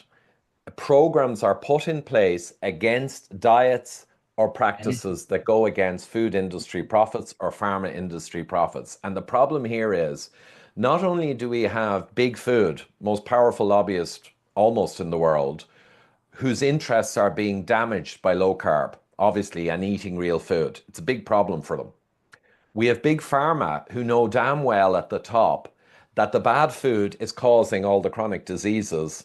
That is their whole revenue model, like antihypertensives, statins. So now we got the two biggest industries almost in the world. But we've also got academia. And because academia has been wrong for 50 years, they will guard their correctness with their lives. That's the way academics are. They will hold on to a false hypothesis for dear life because they never want to allow that they were wrong for decades. So now we've got these three amazing forces joined together, two mega industries and pretty much the whole of nutritional science, most of it, all joined together in unison behind a goal to maintain the status quo. That's why it's so hard to counter. You're up against the big boys. Yes. True. So you talked about the very, very inner benefit, quote unquote, of 3-4 days from lowering the cholesterol. Could you also a little bit talk on the side effects, and then despite these side effects, the harms, it seems to be growing. It's becoming a, whatever, billion-dollar industry, right? So who is really benefiting? I know you have sort of half answered that already, but maybe a little more on what the side effects are, as well as, blaming this fat, blaming this meat. How do you tie this together? Well, yeah. So tying things together, usually these things, call them conspiracies, because they are. Conspiracy just comes from the words conspire, which means to breathe together. So conspiracy is just when powerful people quietly and not very much in the public eye get together in their own interests and roll out strategies. So most of the conspiracy theories we hear about, they're actually just conspiracies, obviously. But there's usually a two-hander. So you have to push your propaganda for your product or what you do want. And you also, very importantly, have to spend energy and effort on fighting against the competing notion. So the food industry pushes its junk, and pharma does, and they also invest in key opinion leaders and academics to attack the competition. And the competition in our world is a low-carb, real foods, healthy diet that gives no money to pharma or food. So it's a two-hander. But your question, I'll just check again. Oh, the statin side effects. So statin side effects are suppressed incredibly, and Dr. Asim Malhotra has done a lot of great work on this. The bottom line is probably, it's hard to say because of the falsification in the data, probably 20+% of people have some degree of side effect, and probably 1 or 2% have severe side effects like muscle pain. I personally know, just in my personal network, not my online or worldwide network, just my personal friends and relations, have 2 or 3 stories of catastrophic statin side effects, to the point when they gave them up, the quote was they got their life back. I mean, over a period of weeks and months, going from healthy, fit and walking to literally having pains all over the muscles.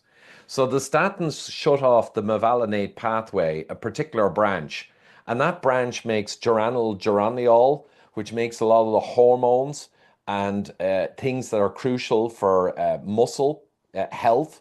So it's unsurprising that statins cause a problem. It cuts off the cholesterol, which is crucial for life and neurologically.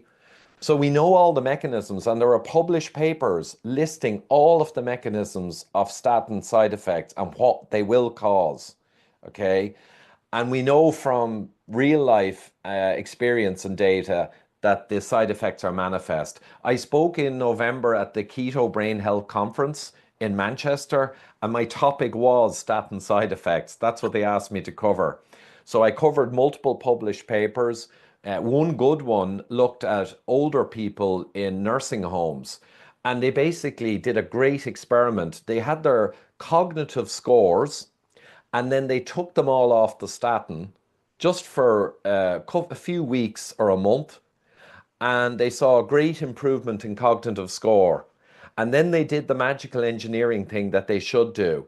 They put them back on the statin, and they saw the cognitive score come back down again.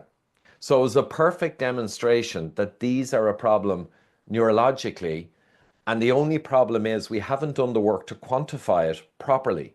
But industry will never allow that work. And in fact, one last point, that study specifically said they had huge difficulty in running the study because they could not find doctors or academics who would partake in the study if it involved taking people off their statin. So this is the problem. If you create a big enough falsehood and you maintain it for long enough, it becomes dogma. And then it's very hard to get funding or support to challenge a dogma, because everyone's interests, right, in the mass majority involved in this thing, their interests are in not having it challenged. So it's tough. It's tough.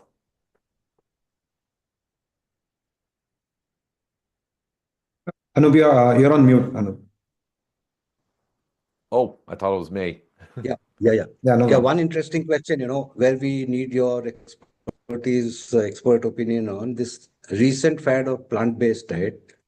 That is one part of the question. And the next part is who is benefiting from this ultra-processed plant-based diet? Yeah, the plant-based thing is kind of crazy. So I can't recall now who it was. Belinda Fetka, Gary Fetka's wife. Yes, I interviewed in Mallorca back in 2016. And that's another one worth looking up. Belinda Fetka, Ivor, whatever, you'll find it, meat. And she gave a fascinating history that she researched.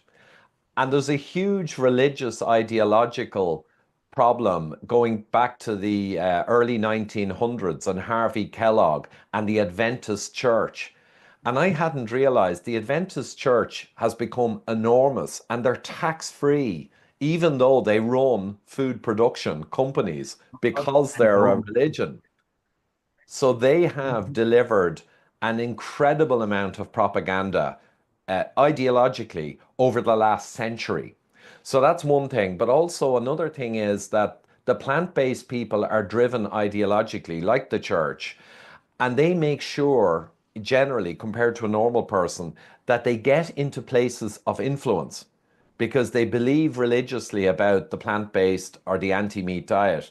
So we find that our academia and our standard setting and food standards kind of businesses and governmental bodies end up kind of stuffed with pro-plant people because they're motivated and they find places where they can influence the conversation, whereas ordinary people just go ahead with their lives. So there's been this build-up of plant-positive people in all of our institutions over many decades. That's another problem. Another problem is the food industry loves plant-based, the processed food industry, because ultra-processed food suits plant-based type diets, because the cheapest materials are seed oils and refined grains, and they give shelf life and they give international high-volume, ultra-processed muck food. So they love plant-based message because it supports their business. So the whole processed food industry likes the message, okay? And then there's a more sinister one, unfortunately. And we've seen Billy Gates, you know, and most people should know by now how bad that person is. But he's pushing fake meat and he's pushing ultra-processed fake breast milk. And he's pushing all of these things. But the World Economic Forum are also pushing all of these things. And the Rockefeller Brothers Fund since the 50s has been pushing all these things. And the UN and the EU and WHO are pushing all this plant-based thing. And unfortunately, that whole nexus is around power and control. It sounds like conspiracy theory, but in reality, it's self-evident. All of these big players push plant-based and they use climate as another excuse. But I think that's around getting people fatter and more stupid and more dependent on corporate supply of ultra-processed food and pharmaceuticals. I think that's a broad strategy to get the ants in the ant farm even more dumbed down and take away the meat that's high nutrient density and makes for strong, you know, critical thinking people, and just get them more and more dumbed down so they're easier to manage in a kind of a world government structure. Sounds kind of funny, but you got to remember the smartest guys at the top of the heap, they think a little differently than the average person, and they've got their ideology and religious zeal for control and domination. And unfortunately, we've seen since 2020 in a massive way how bad that can get. Yeah. I'm actually going to throw it sort of to both of you because I know, in fact, all three of us are engineers on this call. Is methane from the cows warming the planet? Are we going to be in trouble if we eat too much meat? And why are even people telling us these things? Yeah, one that's by a one. tricky. That's a tricky one because, I mean, it's funny. The low carb community have been aware that we were conned on cholesterol and fat for half a century, and yet still many of them believe other things that are similar in nature. So the meat, the US, if you go to sacredcow.info, I think that's the website. They've got a load of infographics on this topic, and they're very useful. But you can see clearly that if you got rid of all meat, red meat or meat in the US, you drop your greenhouse gas emissions by a couple of percent. So engineers know that's meaningless, right? And even the IPCC, the climate change panel of the UN, which is Rockefeller, basically, the big oil guys created all that stuff. But anyway, even they'd acknowledge that. But it's being used, the climate is being used in the anti-meat agenda that I described in the last answer. It's the perfect thing because most people still believe the climate catastrophe stuff. So you can use it as a propaganda tool to go after the meat. And that's essentially what's happening. So a couple of percent of emissions, and if you got rid of all the meat, you'd have to do a load more agriculture, creating plant-based junk food, which would probably just add the greenhouse gases back in. So the whole thing is self-evidently farcical. But what can I say? I mean, in the critical thinking class, we went through climate change and we did a hypothesis for against and an is not analysis, Kepner-Trago. And it was funny because we had everyone who was in the group that came to the workshop, they contributed. And I wrote it all on the board on a big touch screen that I have behind me. And it's so clear when you do a hypothesis for or against, and you look at the evidence, the only solid evidence for a catastrophic problem driven by man-made CO2 is modeling. But we know since Neil Ferguson at March 2020 that how good the modeling is, right? It's junk. And the models, and Professor Coonan, is it Steve Coonan? Professor Coonan has spoken on this at length. He was the science advisor to Obama.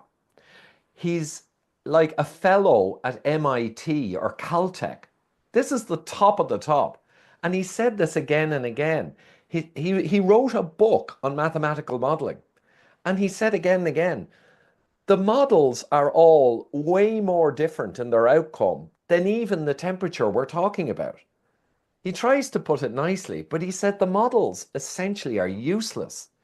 But remember what I said, the only solid evidence, if you could call it that, for a catastrophic climate change based on man-made CO2 is the modeling. That's all they've got. Everything else as we went through it is circumstantial or quite honestly fraudulent. So this is the problem we have. But again, World Economic Forum said the green industry is going to be a 30 or 40 trillion dollar industry. So remember that the people up the top, all they smell is money from the climate thing and control, sadly, and control. Yes. Yeah, So I'm going to take this chance to throw it to Anoup as well. Yeah, because let me just quickly say, Anoup is a carnivore. He's an engineer. He's a disruptor. So I'm going to sort of flip the role and ask the same question to Anoup. That what about the meat and plant?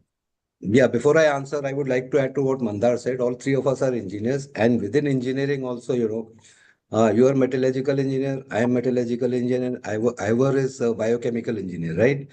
All three of us understand chemical kinetics, chemical thermodynamics much better than all these, calorie in, calorie out pushers, dressed as experts. Now, as far as, as Ivor said, it's all about modeling. Now, if you remember, when COVID struck in India 2020, there was some expert, modeling expert who came in and he predicted few million deaths by August of 2020. Now, when the real data came in, after the, everything, the dust settled down, that expert is nowhere to be found. That's point number one. And point number two is even rice cultivation, generates methane. What do? We stop that? No. So in short, this is the whole thing. As Ivor said, it's all about control. And I would take that a step further. I would say, I call them, popularly the Rockefeller gangsters, combined with all others working around them, so-called deep state, including Bill Gates, Rockefeller gangsters and everyone. They're out for control where humans are just object. That's it. And it's hard for an average person. I mean, an interesting thing that, Anoup, just on the climate thing. So all of my top corporate buddies, I left 6 years ago, but I'm still in contact with many of the top guys, the guys I really respected. I'm talking about the rarefied top in technical and management ability, the best of the best. I'm still networked with them. I also have a new network, Maverick organization, which is worldwide and mainly hedge fund managers and kind of financial people, a lot of wealthy people, makes me feel small, but anyway, super smart people. And I give talks for them. And I've got the best of the best in the low carb massive network, like Dr. Mike Eads or like Jason Fung. Luckily, I'm blessed to have been close to the real top technical guys. And I know it because of my 30-year history. What's the point I'm getting to? All of the top strata of the best technical people that I've come across over the last decades, and they are a rarefied top of the top. Universally, we all agree on what COVID was about, and we all agree on the true nature of climate crisis.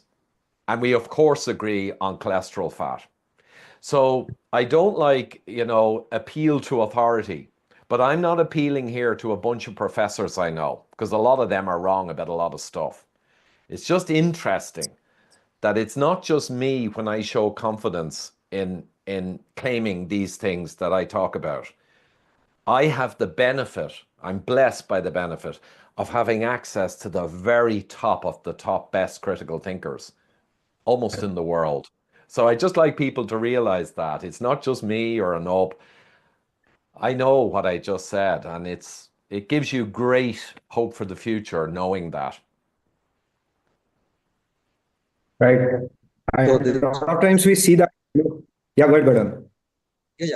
No, next question was, big food, big pharma. You already talked about ganging up together. Yeah. So now, do you think this climate change is the new kid on the block, trying to, push entire world to be essentially a slave?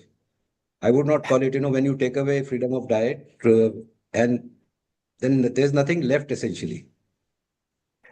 So what's your opinion on this? Yeah, it's a tricky one that. Now, I won't get into it, but central bank digital currency they're pushing for, CBDC, that is really scary because if they get that, they can enforce all the other nonsense like climate or COVID. If they get a central bank digital currency, we're truly enslaved. They're pushing hard, but there's a lot of pushback and awareness. On the climate thing, it's a really big play. And I mean, it was funny, a couple of years ago, COVID suddenly dropped off the map and it was all about Ukraine. It was like, out with this, in with this. Terrible conflict, but it was funny to watch it happen. Drop COVID, Ukraine. And then someone did an interview with a CNN with a hidden camera, and I think the guy was fired, but he was a senior guy in, I think, CNN. It was Veritas organization got a hidden interview back around 2 years ago. And the person asked the guy in a bar, hey, this COVID thing's kind of blown over and Ukraine will probably blow over. What are you guys focusing on next? And the guy said on hidden camera, he says, oh, it's going to be climate change. He says, yeah, it's going to be all climate change. And he said, the great thing about climate change is, COVID had an end date at some point, but climate change, we're going to keep going. And that was the word from the top. They got their orders, right? Because the media are all connected into World Economic Forum. They all go to Davos in Switzerland once a year, and they all get what's required for global government. And they go back to CEOs, and they make sure the message goes out through all the media. That's the way it works. So climate was flagged, and boy, did we see climate going off the radar back around 2 or 3 years ago. So it's a big one. I don't think it'll really succeed, especially with the changes in America now. You can argue all you want about Trump or Elon, but clearly climate is getting pushed back. And I do see awareness now growing that there's something really stinking about the climate disaster narrative. Bit like COVID, bit like the other things. So I do have a hope that enough people will feel that they can discuss it, because usually it's censored. You're not allowed to question climate change or you're called a conspiracy theorist. That shut people up for a long time. But I think that's changing. And I think it's getting more acceptable to debate climate. And as you guys well know, if the bad guys have to allow debate, the thing falls apart. So all narratives and propaganda, all of the stuff we touched on in this discussion, it's all nonsense. It just is. So you cannot let people discuss it, or people are not stupid. It'll begin to become apparent that it's nonsense. So they have to censor. And they're trying to get internet censorship now, but that's on the back foot as well. So the attempts to censor the internet, Musk and all, has caused big problems with that strategy. So I just feel it's all to play for, and humanity is going to have to step up to the plate and start speaking our mind. Speak truth to power, speak your mind, be proud of your critical thinking. If you have a question about what everyone thinks and you have a question on it, say it. Let's all speak up. Yeah, thank you, Ivor. Now we are coming end of the session, and I would request Shashi to come in. Ivor, thank you. I think you have been one of the long-term supporter of DLife for quite a long time, and thank you for accepting this invitation and sharing your knowledge. Thank you. Thank you once again, and I hope we meet again in longer sessions. Thank you.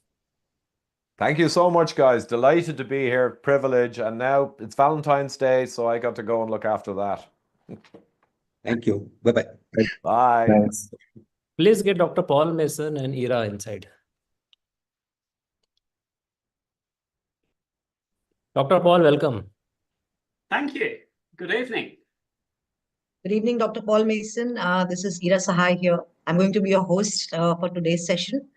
So let me begin by introducing myself, DLife, and Dr. Paul Mason. I'm Ira Sahai, the Chief Operating Officer of DLife Healthcare Private Limited, a certified metabolic health coach from DLife, and the lead host of the 3rd Global Metabolic Health Conference organized from India by Shashikant Iyengar and Anoup Singh. DLife is India's first and the only award-winning low-carb platform founded by Anoup Singh in 2014. He's a silver medalist from India's very prestigious IIT Roorkee and is the recipient of Icons of India Award by the Outlook Group in 2022. Anoup pioneered the low-carb movement in India back in 2012 with his path-breaking protocol of 100-gram carbs per day max, given by him in 2012, that made not only lchf but also type 2 diabetes possible for even Indian vegetarians who have a very complex grain-based vegetarian plate. What we are doing today started with this one man's first step, DLife.in. I welcome my very esteemed guest today, Dr. Paul Mason, in this session. A lot of you, most people know Dr. Paul Mason already, but a brief introduction of him. And I'm a personal, very big fan of Dr. Paul Mason. I think I've watched all your videos, Dr. Paul.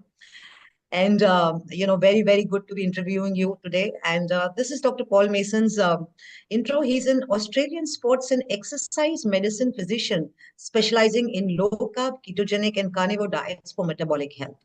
He has extensive expertise in treating obesity, insulin resistance, autoimmune conditions, and chronic inflammation. Known for debunking nutrition myths, he emphasizes the role of diet in optimizing health and performance. His work combines scientific research with clinical practice, making him a leading advocate for low-carb and anti-inflammatory dietary approaches.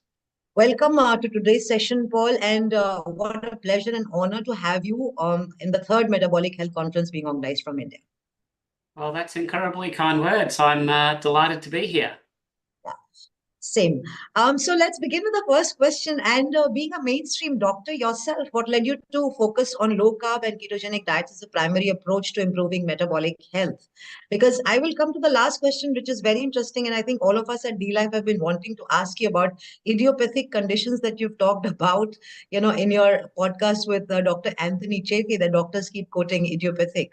So first of all, how did you come into this? And then probably you can define idiopathic again, the way you've defined it earlier.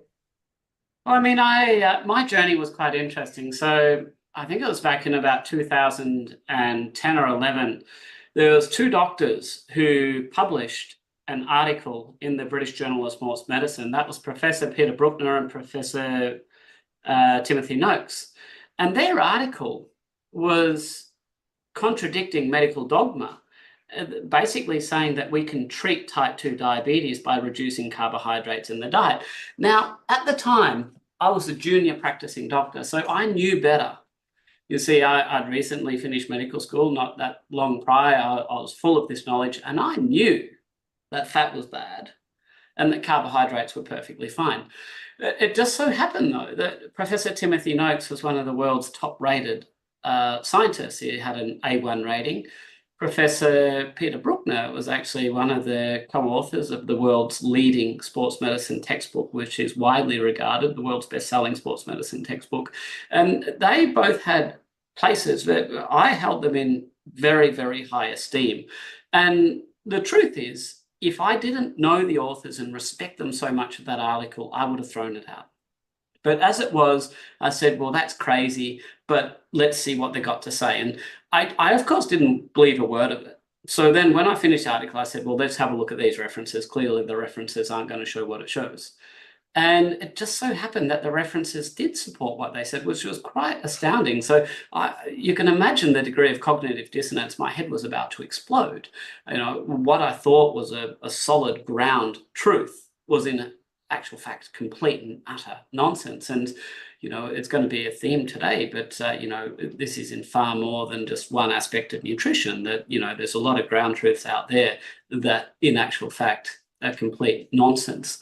So I sort of started exploring the low carb journey, and you know, over the years too, I myself was always looked fit. You know, I would do a bit of exercise, but I would actually technically meet the diagnostic criteria for having metabolic syndrome. That's a condition when you don't have, you know, great levels of triglycerides and HDL. Your blood pressure might be a bit high. There's 5 criteria. You need 3 of those criteria to be technically considered to have metabolic syndrome, and I would have met those 3 criteria, 3 of the 5. So, you know, here I am in my 30s and having metabolic syndrome, and that's not so good. And I can happily say that through personal experience and adopting a lower carbohydrate diet, I was able to reverse all symptoms of that. And, you know, that was near 15 years ago. So it's actually been quite a good win in terms of how that's all gone. So that was how I came across it. Now, in terms of idiopathic, I mean, this is almost a bit of a childish in translation of what it means, but essentially doctors will often use the term idiopathic when we do not know the cause of something. In the same way that if you ever hear anything described in medicine as a syndrome, it means your doctors don't have a clue. Anything described as a syndrome is basically pattern recognition of a number of symptoms. All we do is recognize that symptoms X, Y, and Z occur, they cluster together, and then we give it a name of the syndrome. What it completely and utterly belies is any understanding of the root cause, what we call the pathoetiology of that condition. And idiopathic basically means that. It means we don't understand.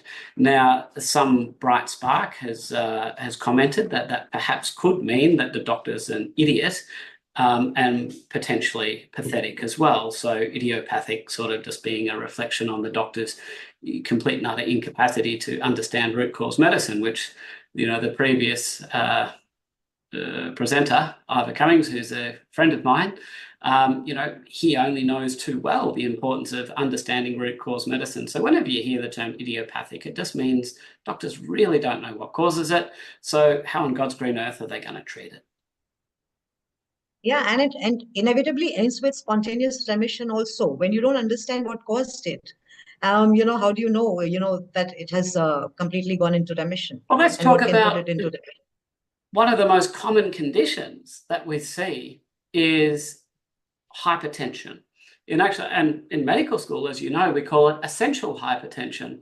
And, you know, for you and I, we know in what vein the word essential is being used, and it's not used in the way that you would think it would be. I mean, you know, as you know, essential hypertension just means that it must come on with age. It's almost preordained that most of the population will develop high blood pressure.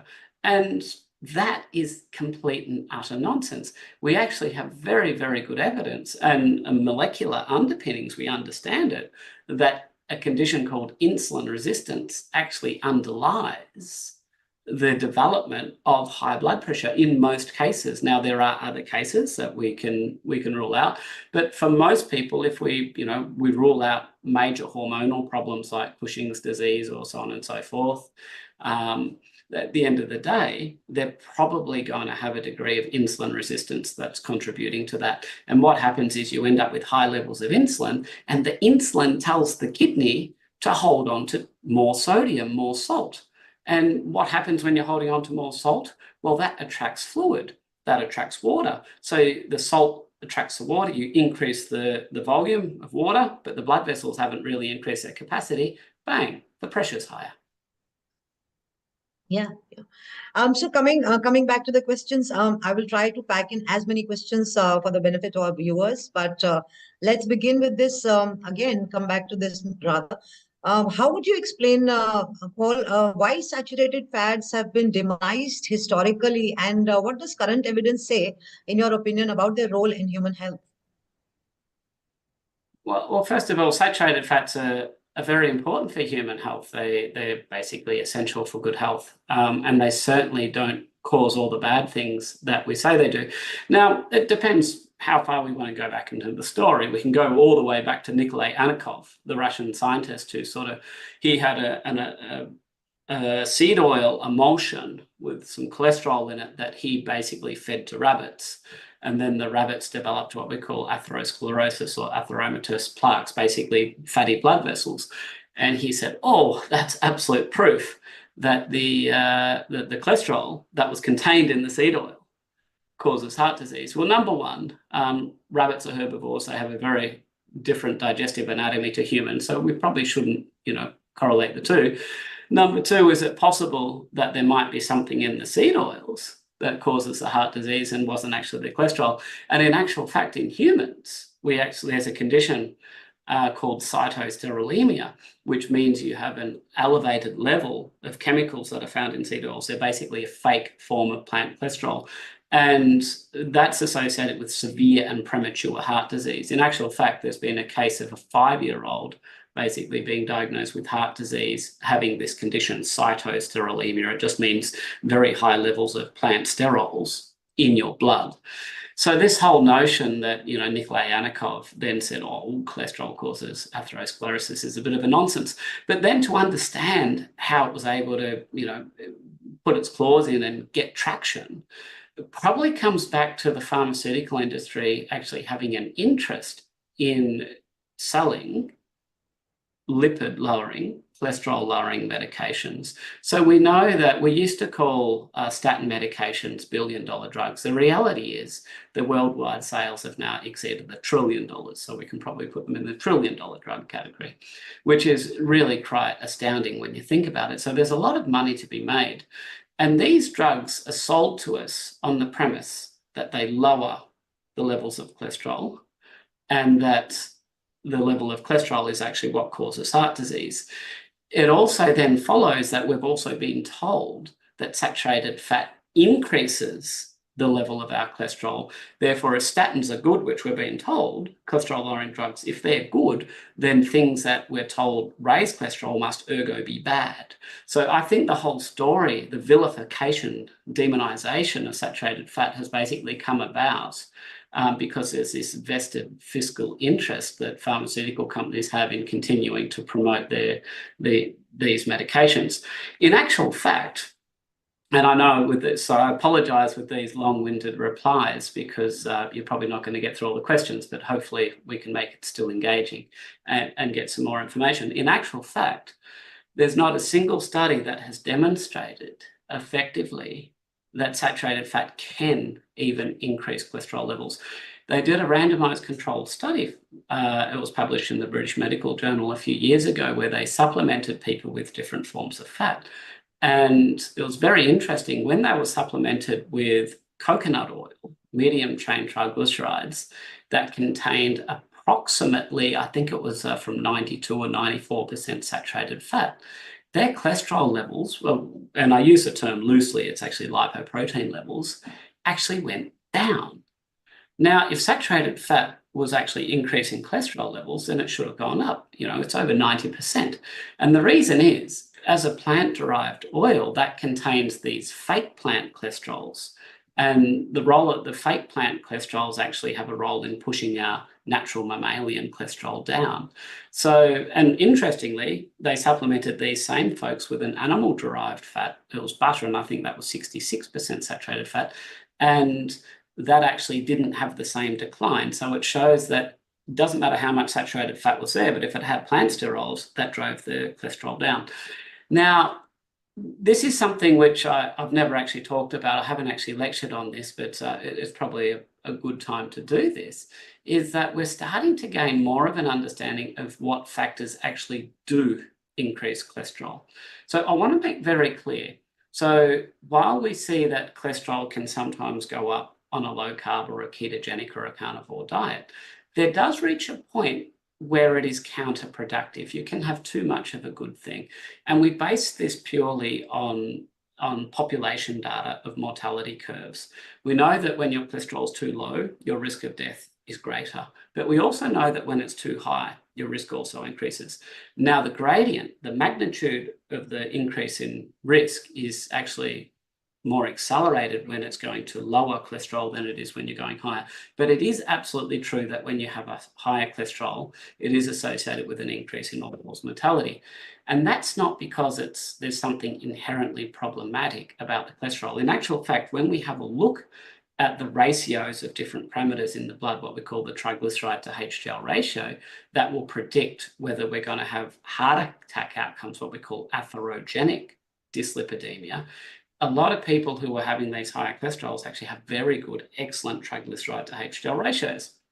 So then the question becomes, well, what could possibly be causing an increase in cholesterol? And because if we can figure it out, and this comes back to not accepting idiopathic as a diagnosis, if we can understand the root cause for why something is being elevated, then it means that we can potentially address it. And as it turns out, there's something called methylation. So we're going to go into the weeds a little bit here, but we're probably all familiar with the fact that we've got something called DNA in our cells. And this is referred to as the blueprint. It tells our body what proteins to make and so on and so forth. But DNA doesn't work in isolation. It needs to be translated. It needs to have a conductor that tells it what to emphasize, what to focus on. And the conductor is a little moiety called a methyl group. And we can attach methyl groups to DNA, and that will tell it to produce more of this particular protein or less of this protein, or what to focus on, and so on and so forth. Now, the term for this you may have heard is called epigenetics, and it's basically the phenomenon that the actual plan still needs to be translated, and this methylation process is very important. And what we do know is that when we have problems with methylation, the genes that regulate cholesterol synthesis actually get upregulated. Now, there's 4 key nutrients in the human body that are known as what we call methyl donors that can be involved in this methylation, this epigenetic process as it relates to cholesterol synthesis. So the first one that is most well known is B12. And it's absolutely well known that B12 deficiency can lead to an increase in cholesterol synthesis. If you're low in B12, your cholesterol will be high. So when we see that increase in all-cause mortality, it's probably just reflecting its association with a B12 deficient state, which we know is not healthy. And they've even done research down to the molecular level. They've actually figured out exactly the molecular mechanisms, the underpinnings by which the cholesterol synthesis is produced. And it comes back to methylation. So when I went looking for other nutrients that were involved in methylation, there's 4 of them in total. Another one is folate. Folate deficiency causes elevated cholesterol level. There's 2 more that are lesser well known. One's called betaine and one's called choline. And both those 2 are also associated with, when they're in a deficient state, with elevated levels of cholesterol. So this is, I'm starting to feel now that I'm after all these years, that I'm getting a better understanding of cholesterol, what causes it to be high. And hopefully once we can hopefully promote this and get this information out there and communicate it effectively, we'll be able to stop people holding on to this nonsense that saturated fat is the, causes high cholesterol and so on and so forth. And that is just so far from the truth. It's not funny. Now, there is one other little glitch in there that people sometimes grab onto when they're talking about why saturated fat is so bad. So one of the most common saturated fats we have is called palmitic acid. And we know that when people have high levels of palmitic acid in their bloodstream, in their circulation, that's a sign of metabolic disease, of ill health.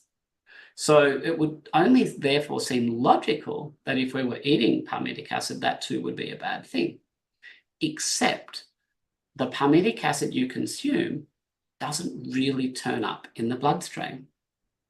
The sugar and the carbohydrates you have, though, that actually can be turned into fat. There's a process called de novo lipogenesis when you have too much glucose, or basically when you have any amount of fructose, the body will convert that sugar into fat.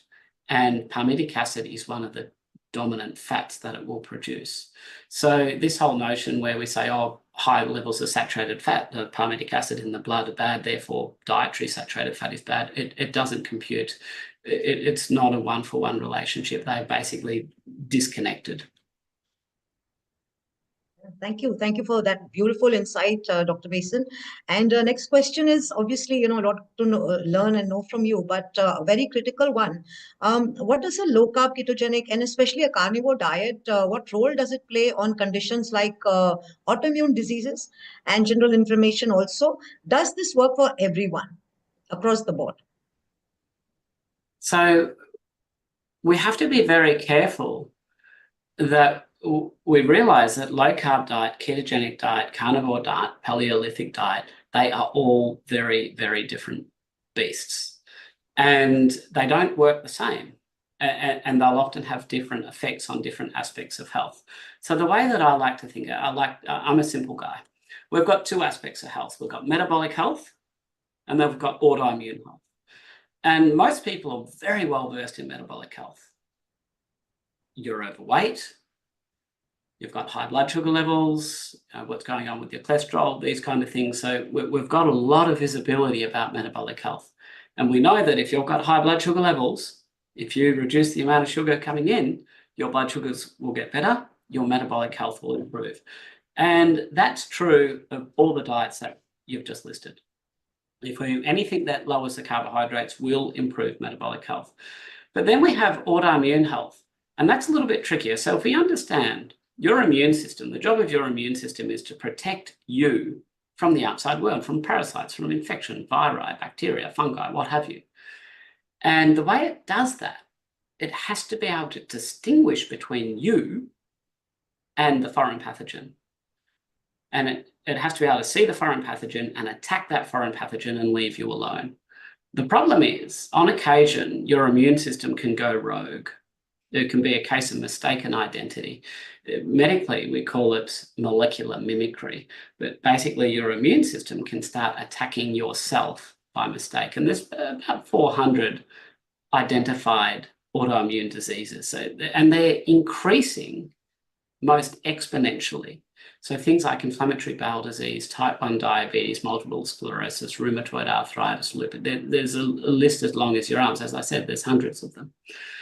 So the problem is that some of the foods we eat on a low carbohydrate diet for some individuals appear to exacerbate autoimmune issues.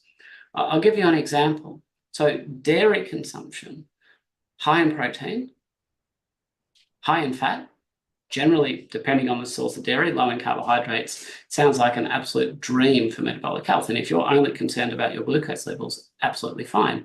And yet we know that some people will have their immune conditions exacerbated by it. There are a lot of bioactive compounds in dairy that we're only just beginning to understand now. And I spent last weekend reading about them actually, and it's really goes down into the weeds. But we're having enough experience now and enough evidence coming out into the literature that there are certain foods that could fit into the low carb category. But they might, if somebody's got an inflammatory bowel disease or a rheumatoid arthritis or something like that, they could potentially be provocative. So it's not a one-size-fits-all diet, and it is sort of horses for courses. And to a degree, which diets I recommend for a particular patient will absolutely depend on their particular issues. But does everybody benefit from a carnivore diet as far as autoimmune conditions are concerned? Nobody does poorly, in my experience. So, but not everybody necessarily needs to do it. So when we say, does everybody benefit? Well, if somebody's perfectly fine on a mixed paleo diet or a ketogenic diet, there may be no reason for them to actually adopt a carnivore diet. But obviously, for most of my patients, people are seeing me because they have illness. So it's much more likely that my patients would actually benefit from a stricter elimination diet. I will say that, apart from the social limitations are the biggest thing. We have to understand we don't live in a bubble. We're not robots. We need to take into account the wider community in the world in which we exist. And social obligations for some people can be very, very important. And just saying I'm only going to have steak 3 meals a day might not be possible practically. It just can't work for some people. But in general, if we're looking at it from a nutrient sense, if we're looking at it from a health sense, if we're looking at it from a metabolic sense, there's really no downside to having a carnivore diet. Having said that, the carnivore diet, and I used the term elimination diet before, that's what the carnivore diet is. It eliminates toxins, and it is very nutrient dense. But there's a key thing here, that just because you consume a nutrient does not mean your body absorbs the nutrient. We know, for example, that B12 deficiency is absolutely rampant in the vegetarian and vegan communities. And I see it all the time. But that doesn't mean it doesn't exist in the carnivore community. Now, you're thinking for a second, well, they're only eating foods that are incredibly rich in B12. How could they possibly be low in B12? And it's because the absorption of B12, as you know, is very, very complex. We need acid to separate the B12 from the carrier amino acid. We need intrinsic factor to bind. It needs to travel down to the ileum. It needs to be the intrinsic factor B12 complex needs to be absorbed. It's very complex absorption. And if you have damage to the gut in any one of the locations that's necessary for its absorption, you're not going to absorb it. And we understand, for example, if you have a type 1 diabetic patient where they've had damage to a gland, a damage to a hormone secreting tissue, that even if you can turn off the immune attack, that gland doesn't grow back. If you have permanent damage to your thyroid, you might have Hashimoto thyroiditis. In some people over time, that progresses to where you have irreversible destruction of the thyroid. You could turn off the immune reaction, but the thyroid gland doesn't grow back. And we have to understand that a lot of the tissues secreting digestive enzymes and things like that in the stomach, they're glandular tissues. And with the rapid increase, almost the exponential increase in the inflammatory bowel that I mentioned earlier, that's damaging the gastrointestinal tract. And what I'm seeing more and more of is dysfunctional gastrointestinal tracts that's leading to long-term issues with regards to nutrient absorption. And it's usually not as extreme as if somebody had had a sleeve gastrectomy, but certainly when we're looking widely at various nutrients, there are often a few things that are suboptimal that the patient almost certainly is consuming in their diet. It provides very good evidence that they're just not absorbing it. Dr. Mason, how would you address concerns about the sustainability of animal-based diets from an environmental perspective? A lot of noise has been made about how meat is bad for the environment. You know, you hear vegans and vegetarians saying that all the time. Especially in India, we hear that all the time. As an extension to this question, vegans and vegetarians claim that their food is violence-free. I would love you to share some data on this and some light. Well, why don't we start? So why don't we address, and basically all of these claims are fallacious, just to put that out there. But why don't we just pick each argument one by one? So let's start with the environmental argument. So which environmental argument would you like to start with? Cows, when you kill cows, there's methane emission and all of that. And okay, well, let's start with methane. Basically, let's start with methane, the carbon cycle. Yeah, so let's start with that. First of all, we say, oh, methane, it's such an incredibly potent greenhouse gas. It's much worse than carbon dioxide. Well, gram for gram, it is a more potent greenhouse gas. And first of all, we have to go back to what Ivor said to start with. A couple of key points. America, you go back, the previous century, 60 million bison roaming the lands. Now, the cattle numbers in the UK, significantly less than they were in the 1970s. So, I mean, this whole thing that suddenly cow farting has been causing global warming just doesn't seem to make a lot of sense. And then we also have a question of, I'll let Ivor speak to some of the other questions. I probably don't want to draw too much of a lightning rod to myself, but there are questions too about the data that is used to actually determine global warming, and I think that's a valid thing. But let's assume, if we were to assume that global warming is happening, is it likely to be methane? Well, methane is, 20, 30 times more potent as a greenhouse gas than carbon dioxide on a gram for gram basis. but it only lasts in the atmosphere for maybe 20 years. Carbon dioxide, about 1,000 years. So when we actually have a look at that, so a lot of the calculations are performed only looking at the lifespan of methane, after which it disappears. So the methane that we had in 1990, for example, it's nowhere to be seen now. All of that methane that which is still being counted in calculations isn't on this earth. It's broken down. So methane, because of its short life, is actually, over time, on average, it is not as bad as carbon dioxide. It breaks down. But the simple fact is the calculations don't account for that. They just calculate it over a 10 or a 20-year period. Basically, they only count it over the life of the methane and, pretending that it doesn't suddenly degrade, but it absolutely does degrade. So methane is a non-starter. Yeah. And the usual claim of a vegan or a vegetarian diet being violence-free. So what is the truth behind the curtains? Well, without death, there is no life. And that quote comes from Leah Keith in her book, The Vegetarian Myth. And it's an incredibly erudite account of a 20-year vegan. And she actually talked about her experience trying to grow food in soil that was not fertilized with animal products. And it was a complete and utter failure. The simple fact is we need degradation, we need nutrient cycling. We call it the circle of life. It really is a circle of life. So it's just nonsense to imagine that you can actually grow food without animal inputs. Now, to imagine that you can grow a whole field of corn or wheat or something like that without animal death is even more of a fallacy. So first of all, if you go into the middle of a grain field, you won't hear insects chirping, tweeting away, birds and all these other things. You won't hear, little mammals running around because they're the enemy of farmers. They'll be killed. So whenever we grow monocrop just meaning we just have one species of crop, we kill enormous amounts of the environment. And in that, there's the deaths of thousands and thousands of animals.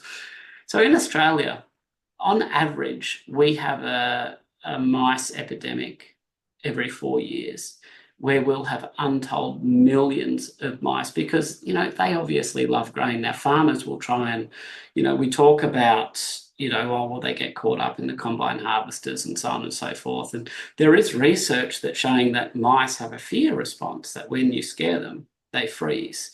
So all this notion that, the mice will just run away, well, that actually doesn't fit with the science. The science will actually suggest that the fear response in mice actually just means that they're just going to get mushed up into that. But even if we took away all of the traumatic rodent kills, the simple fact is every 4 years in Australia, Australian farmers deploy poisons en masse, and they kill untold millions and millions of mice. Now, the interesting thing is, and this is a point that's been made elegantly by Zoe Harcombe, is that vegans have no hierarchy in terms of seniority for animals.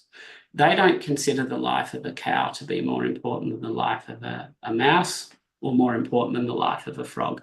For them, a life is a life. And the reality is, if that's the case, we are killing far more rodents every year in Australia than cattle in a decade or half a century. And that's the simple truth. There is simply no such thing as a vegan diet that doesn't cause death. Now, if you really want to keep going down, where does life cease? Do we worry about frogs? Do we worry about snails and slugs? Because all of these too, they are going to eat the plant foods. They're going to be killed as well. We use enormous amounts of herbicides and pesticides to keep this monocrop agriculture. And that is doing untold damage to our soil. So I made reference before about the nutrient status and how important that was, and you need to absorb nutrients, so on and so forth. Well, here's the biggest environmental concern that I have, besides pesticides, which, we can talk about that. But it's nutrient depletion in the soil. The reality is that a lot of nutrients in the last 50 years have declined in order of 50% or more. And I'm almost certain that's going to be worldwide. Now, it's not hard to understand why. Because when a plant grows, it draws nutrients out of the soil, and that's normal. But then those nutrients need to be replaced. So how do those nutrients normally get replaced?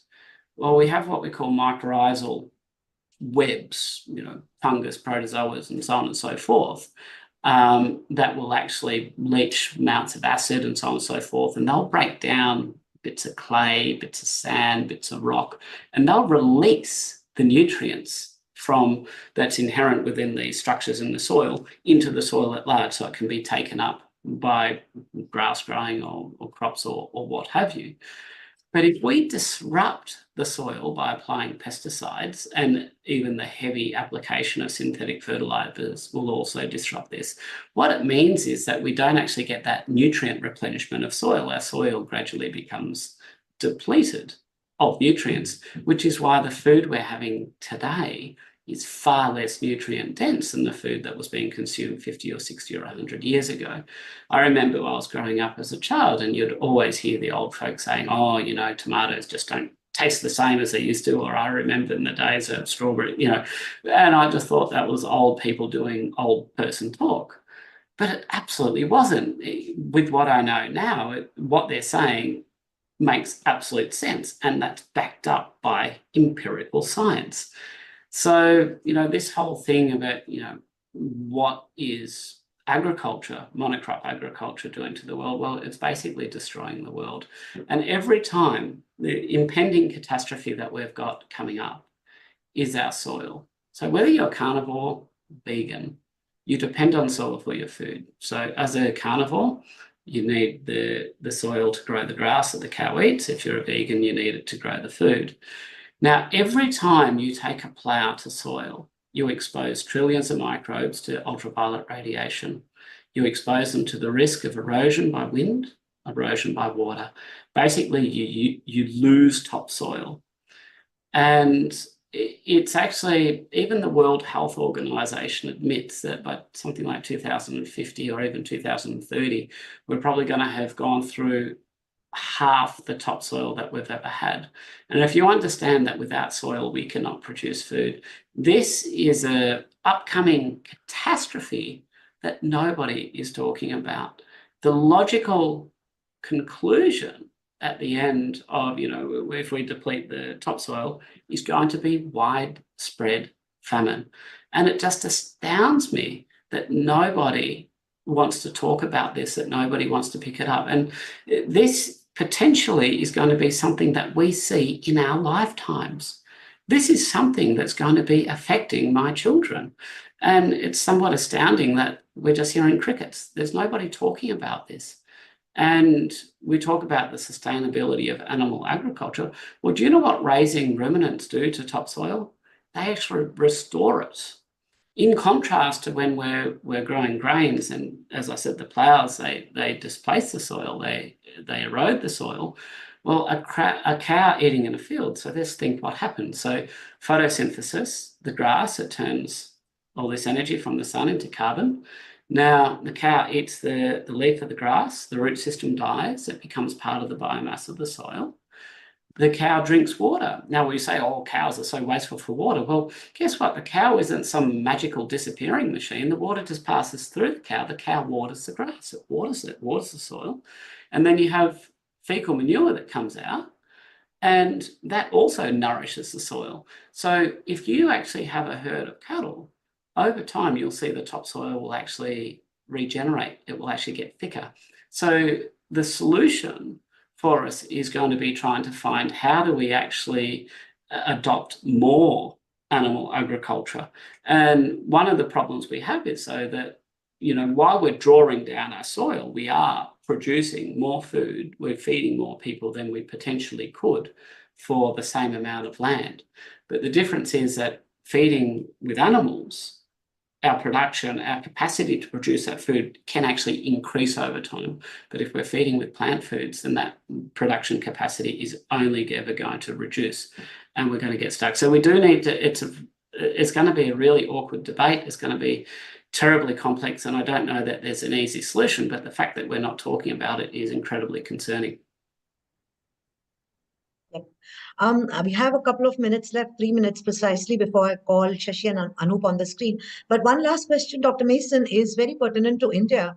How does the nutrient availability of animal-based foods compare to plant-based foods? And, we often hear that vitamin C enhances the absorption of non-heme iron and things from, stuff like spinach and, all of those things. How true is that?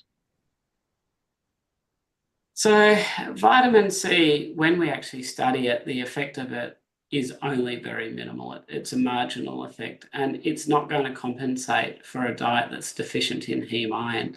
Heme iron being the animal source of iron.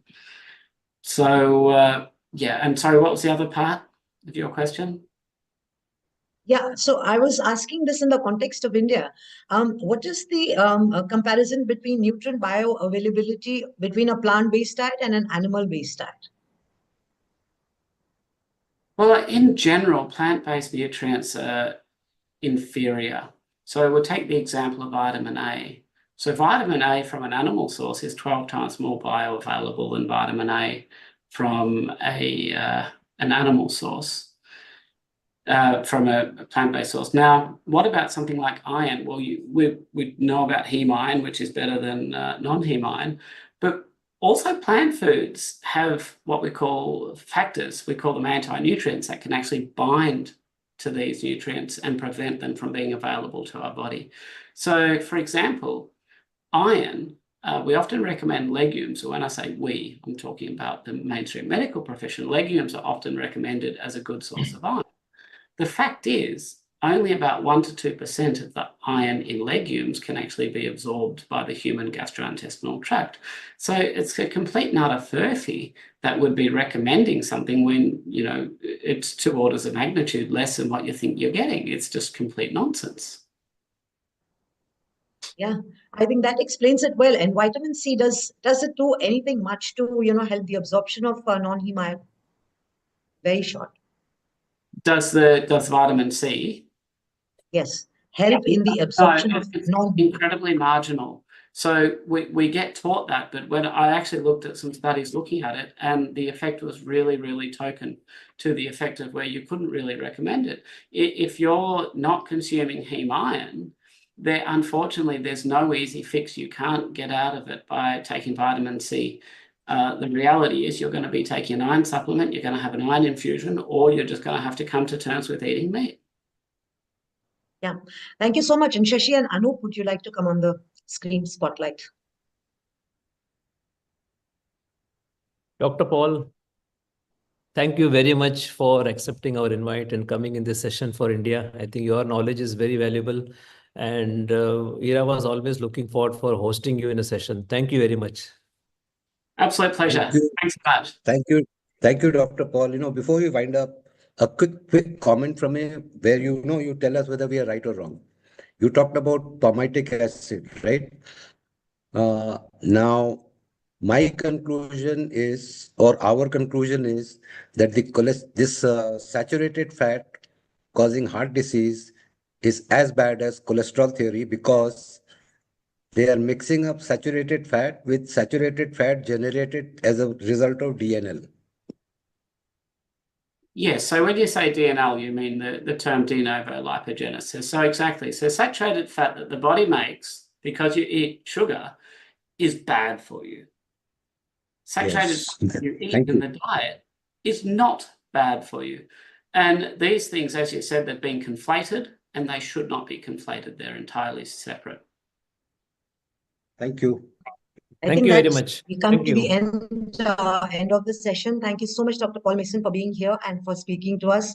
We look forward to having you in one of the D-Life podcasts in a longer session, very soon. Thanks so much. Take care. Thank you.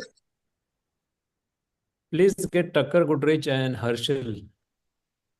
Welcome, Tucker.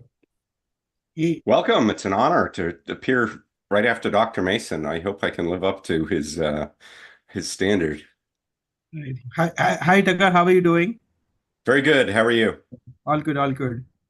So maybe I'll just introduce and maybe then we can start the session. Ladies and gentlemen, hi, I'm Harshil Suvarnakar. I'm a certified metabolic health coach from DLife.in, India's first and only award-winning low-carb platform. DLife was founded in 2014 by Anoup Singh, a silver medalist from IIT Roorkee, and a recipient of Icons of India Award. Anoup is the pioneer of the low-carb movement in India with his path-breaking protocol of 100 grams lchf that helps, basically managing type 2 diabetes possible for Indian vegetarians. In 2025, DLife launched its Diploma course, which is the only course approved under NSDC Partner, the Government of India. In this segment, and the only course with the global biggest 144 hours CPD Hrs credit. Anoup Singh, along with Shashikant Nayangar, is the co-organizer of this metabolic health conference. Now, it's a pleasure to introduce our esteemed guest, Tucker Goodrich. Tucker is a renowned technology executive in the financial industry who designs, runs, and debugs complex systems in high-risk environments. However, his journey took an unexpected turn when he faced personal health challenges that led him to explore the root cause of chronic diseases. Through meticulous research and self-experimentation, Tucker has become a vocal advocate for understanding the impact of dietary choices on health, particularly focusing on the role of seed oils. He is skillful in interpreting the complex biochemical pathways and literature on this subject and is translating these into concepts that are easily understood. Tucker's insights have featured on numerous podcasts, and he actively shares his knowledge through his blog, Yelling Stop, and his social media presence. His dedication to uncovering the truth about seed oils and their effects on our health has made him a respected voice in the nutrition community. To understand the science behind vegetable oils and their detrimental effects on health, we thought that there was no one better to bring on MHC than Tucker Goodrich, the world's primary expert on seed oils, is what I would say. So please join me in welcoming Tucker Goodrich to the stage as he enlightens us on the topic of seed oils and the implications for our well-being. Thanks, Tucker, for taking out for the conference. So maybe just to begin with, for the benefit of our audience, could you please share your personal health journey and what led you to investigate the impact of seed oils? Well, I had no interest in diet as a topic. I was, going along with my life, happily thinking that following the dietary guidelines was a good idea, except that I had enough of a biology background never to really fall into the idea that saturated fats could be bad for us, because obviously that was a key component of the human diet. And then one day, I started having health problems, and they got more and more severe, culminating in being hospitalized for 4 days with a stroke when I was 38. And then when I was 40 years old, having to have a portion of my colon removed due to acute diverticulitis, at which point I still didn't really do anything to change my diet because I didn't know what to do. And I was already doing everything that they said I should be doing.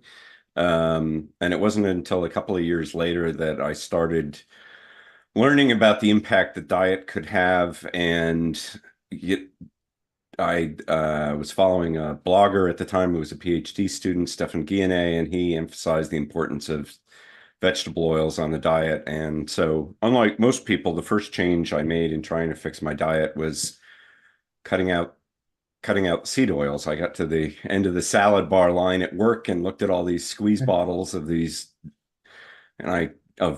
salad dressing and thought to myself, that's got to be the worst, cheapest oil known to man. What happens if today I stop eating those? And 2 days later, my 16 years of irritable bowel disease stopped, and I was blown away by how quickly that happened. And subsequently, pretty much all of my health problems went away. And that was 15 years ago, and it's been consistent ever since. So I started talking, it was such a dramatic change that people at work started asking me what I was doing, and I started talking to people there and saw that I could have amazing impact by sharing this information. I mean, one of my colleagues' daughter was diabetic, and we were able to get her off most of her diabetes medicine in very short order. A colleague of mine who had been diabetic for 30 odd years at that point, we were able to get him back to a basically normal physiology and back to his the weight he graduated high school at. So it's just been kind of ongoing then, realizing what an impact this can have on people and trying to help people understand what's really, in my opinion, causing these chronic diseases. Right. I'm sure finding that dressing bottle without a seed oil would have been very, very difficult for you at that point in time. Yes, virtually impossible, and it still is. Right, I agree. So maybe, if you can explain, from your research and from your thought, what are seed oils, and if you can explain the role of omega-6 fatty acids, linoleic acid, how does it affect the human body, and what's maybe the primary way that seed oils drive metabolic dysfunction, like, you said IBS, you spoke about diabetes. Is it oxidative stress? Is it mitochondrial damage, or maybe something else? So how does seed oil drive that destruction through our body? Right. So seed oils are the fats that we extract from seeds. Sounds pretty straightforward.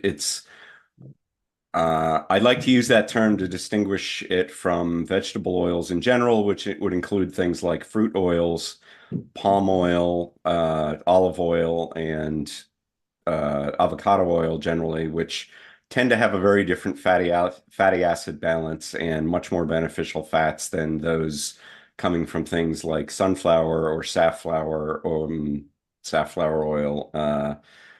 corn oil, cottonseed oil, et cetera, et cetera, et cetera. So seeds from plants tend to be high in omega-6 fats. This is in contrast to the rest of the plant, which tends to minimize those fats and have much more of the omega-3 fats, which are much more beneficial to humans. So in the course, and while we don't know why they concentrate these fats in seeds, we know that these fats, because of their structure, they're what we call polyunsaturated, meaning they're missing a variety of hydrogen atoms that would distinguish them from say a saturated fat that has a full complement of hydrogen atoms. This makes them very susceptible to oxidative damage. They will actually oxidize while sitting on the shelf, even before you open the bottle. They will oxidize as a result of being hit by light. And as they oxidize, they become progressively more toxic and damaging to the body. And this has been known for, we use the term rancid, right, to describe a food that's gone bad. Right. And what rancid refers to is the oxidation of the polyunsaturated fats in the food. Stable fats like saturated fats or monounsaturated fats like those found in olive oil tend not to go rancid. And when they do go rancid at normal temperatures, the products that they turn into are not nearly as toxic as those produced from the polyunsaturated fats. So what happens when these rancid fats go into your body? Well, they cause the fats in your body already to go rancid. The toxins that are produced cause damage to proteins, and other lipids in the body. They can cause damage to DNA in your body.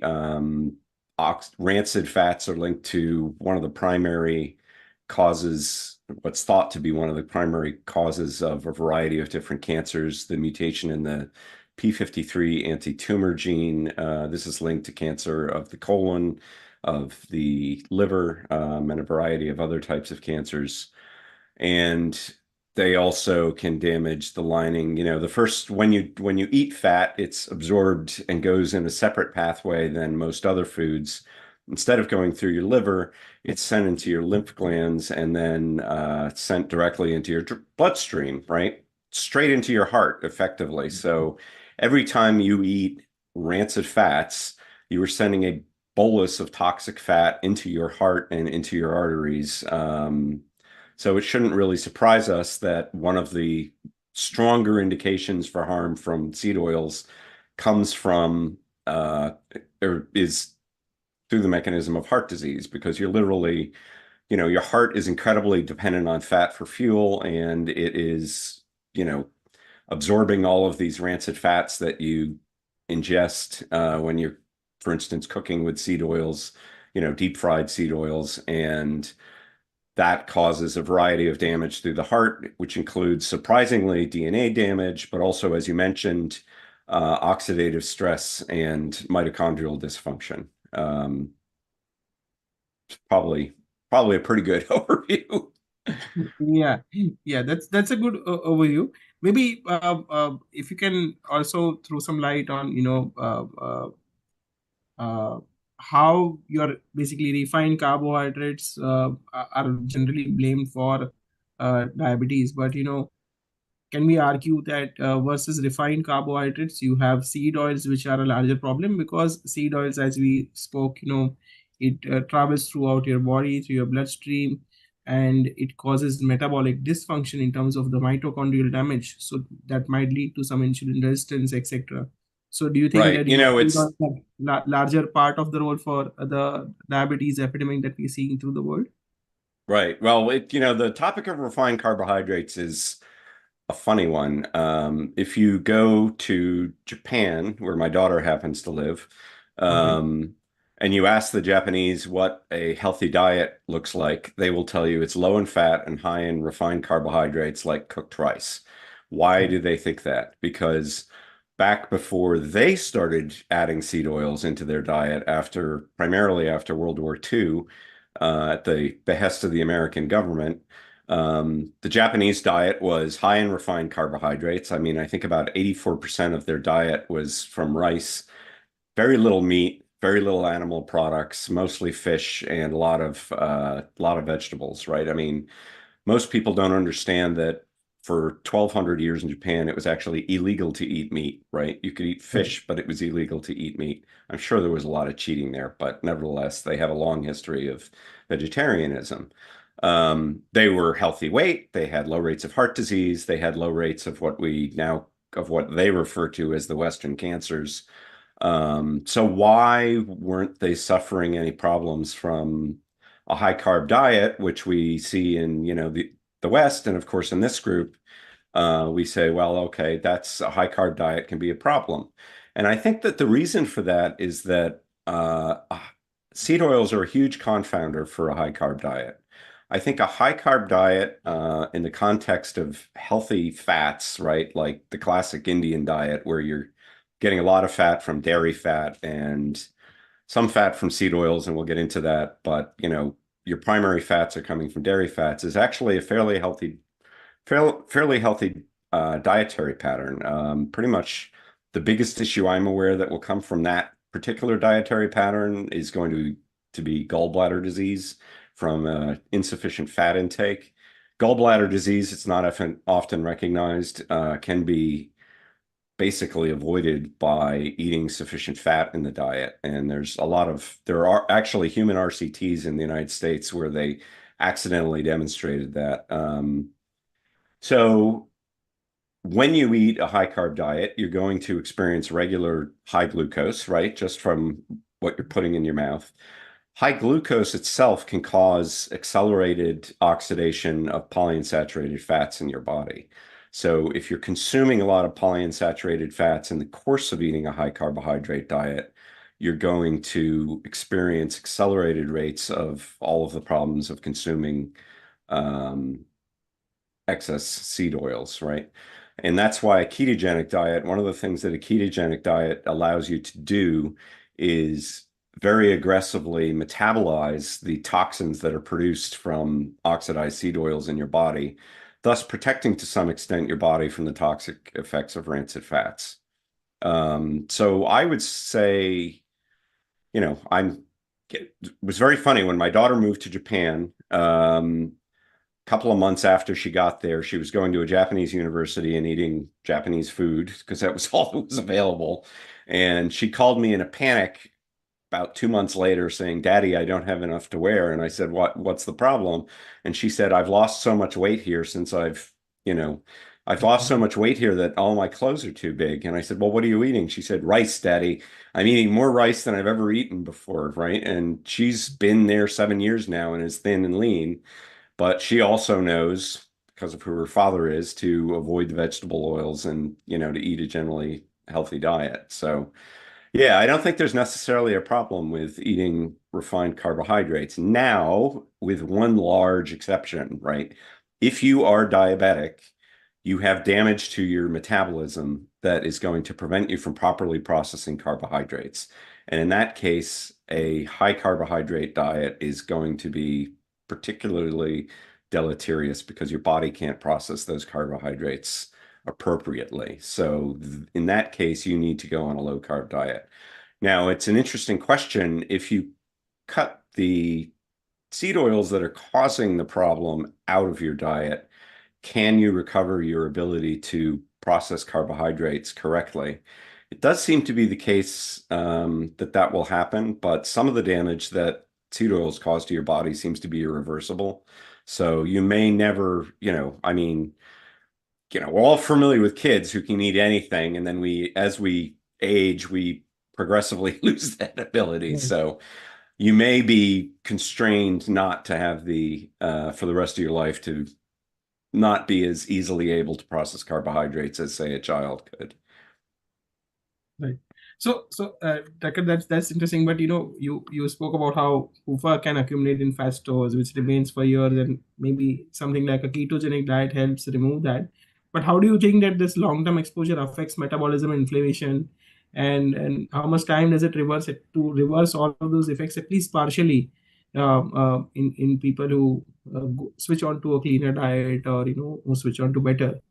And maybe there's some emerging research which speaks about PUFA leading to depression, anxiety, and even basically neurodegenerative diseases. So what's your take on that?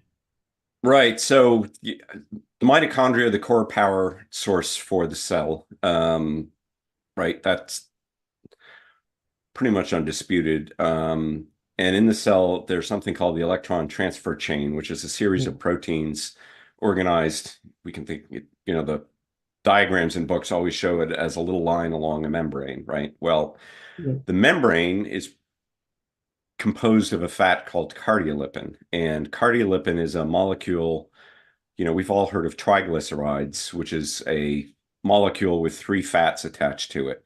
Cardiolipin is a unique molecule. It's only found in the mitochondria in humans, and it's got 4 fats attached to it. And those 4 fats tend to be unsaturated fats, and in certain organs like the heart or the brain are particularly rich in polyunsaturated fats. When you consume high amounts of seed oils, one of the places that those seed oils go to is that molecule, and they make that molecule more susceptible to oxidative damage, right? So the fats go into the cardiolipin. They are right there in the middle of the warmest part, if you want to think of it that way, of the mitochondria.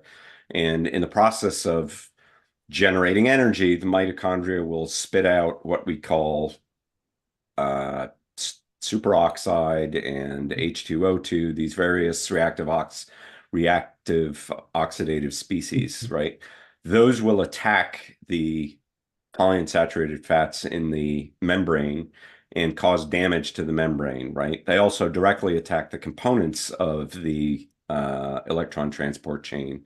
For instance, the 5th molecule, complex 5, is what produces ATP, which is the energy of the cell. And oxidized seed oils will actually damage that molecule and prevent it from producing sufficient energy. They will also damage, when you eat carbohydrates, a lot of the carbohydrates are processed outside the mitochondria in the body of the cell, right? This is called glycolysis. And then that will produce a molecule called pyruvate. Pyruvate is moved into the mitochondria to be burned by a molecule called pyruvate dehydrogenase. And that molecule also can be damaged by rancid seed oils. So we often see in cancer, for instance, that the cell transitions from basically a fat-based metabolism. I mean, the core part of your metabolism is supposed to be burning fat, to a carbohydrate-based metabolism. And there are 2 reasons for that. One of the reasons is that pyruvate dehydrogenase is damaged and is unable to move the pyruvate into the cell, so it's processed through an alternative pathway outside of the mitochondria. And and the other thing is the p53 gene that I mentioned before, the tumor prevention gene, also controls the oxidation in the mitochondria, right, which fuels it prefers. So when that gene gets damaged, it transitions the cells away from burning fat and into what we call the Warburg effect, where cells use excess glucose outside of the mitochondria to produce energy.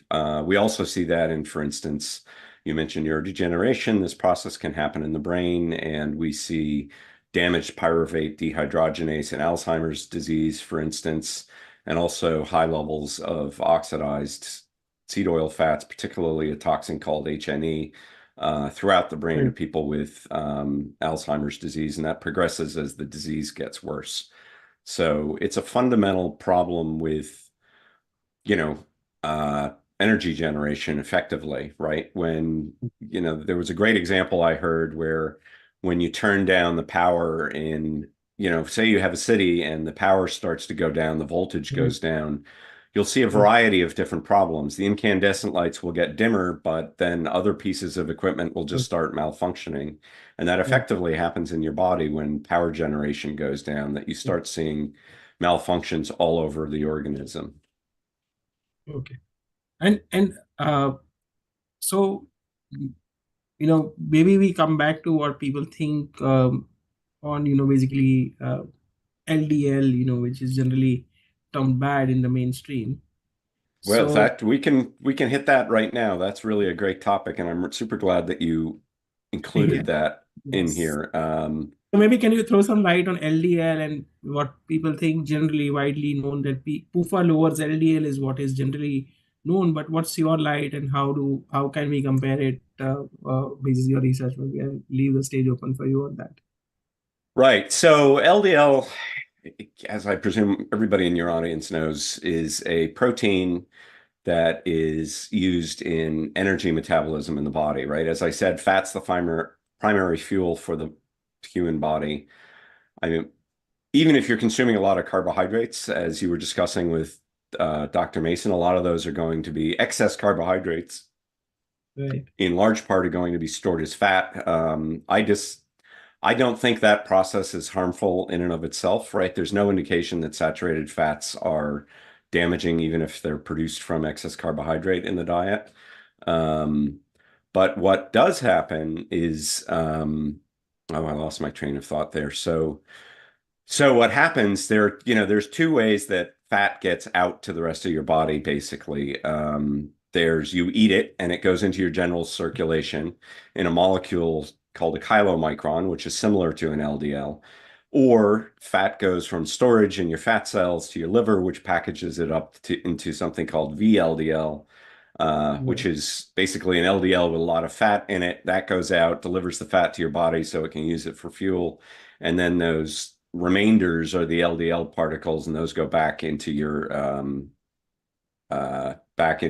liver, and your cells take them up and use the protein for various purposes.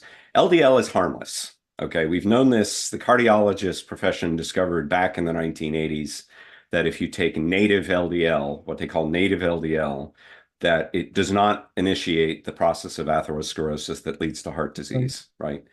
Some scientists and cardiologists named Steinberg and Whitstone discovered, well, the gentleman who discovered the LDL receptor, Brown and Goldstein, proved that native LDL is not harmful on its own, right? It will not initiate this process. They had already won the Nobel Prize for discovering the LDL receptor.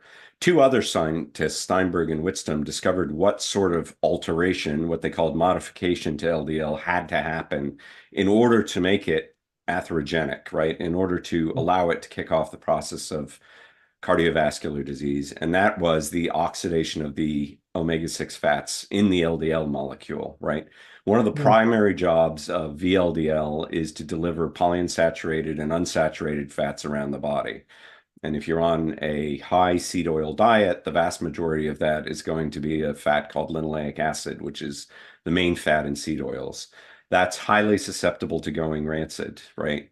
And when it's rancid, it becomes dangerous to the body. It's toxic to various different systems, including, for instance, it's thought to cause prostate cancer. It causes the damage to the cell walls, the artery lining that causes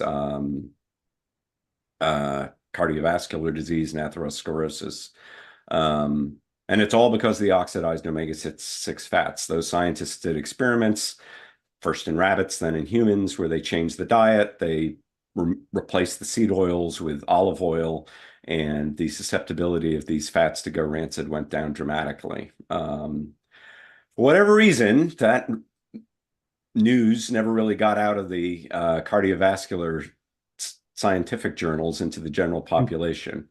So what about LDL? Well, the whole reason that cardiologists started recommending seed oils for heart disease, right, which the American Heart Association has been doing since 1961, is because polyunsaturated fats will lower LDL, right? This is well-known general situation both in humans and in animals. Why? It does that because the liver tries to protect the circulation from these rancid fats, and it will not produce VLDL molecules and send them out into circulation if the fats are rancid, okay? So get this, LDL goes down because the liver is unable to export these rancid fats into the general circulation. So in the human experiments, what we saw was that as LDL went down, the level of cardiovascular disease went up. And that's due to the fact that these seed oils are going rancid in the body. Now, what happens to the liver is the liver becomes full of these rancid fats that it won't export because it doesn't want to poison the rest of the body. And that produces what we now call non-alcoholic fatty liver disease, or metabolically associated fatty liver disease, I think is what they're calling it now. Right. So that is the direct product of seed oils in the diet, which is why it didn't really exist prior to it was discovered in the 1980s in the United States. It probably existed before then. But, now it's become, in the United States, it went from being, oh, Granny must be lying, so you must be drinking lots of booze, and that's how she's getting fatty liver disease, to now, I think 30% of people in the United States have non-alcoholic fatty liver disease as we've transitioned over to a primarily seed oil-based diet. Right. So yeah, it's a neat little picture there. In fact, we also see a lot of people who are not so fat, but they still have non-alcoholic fatty liver disease. So it's people are slim, they get this fatty liver disease. And you put it really well, and that reminds me of the saying that correlation is not causation, right? Just because you have PUFA and your LDL goes down, that doesn't mean that PUFA lowers LDL. It's just a protective mechanism of the body. And maybe Right. for the audience, and to summarize, and one should not term LDL as the bad cholesterol in general terms, because that's what generally in the mainstream you can keep saying that. So yeah, of course, it's important to remember LDL is harmless, and we've known this since the 1980s. Period. End of story. Agreed. So thanks for throwing light on that research and everything, and clarifying to our audience that LDL is not bad and it's harmless, and one should take it in that context. You bring up a great point though, and one that we should really touch on because it particularly applies to an Indian audience. There's something called the obesity paradox, which is why Indians in India tend to see the negative effects of an industrial diet faster than, say, Americans, and why Indians get diabetes before they get obesity, whereas typically in the United States, people tend to get fat first and then they start getting obesity later.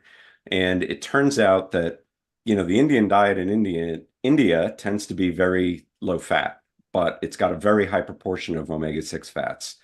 Now,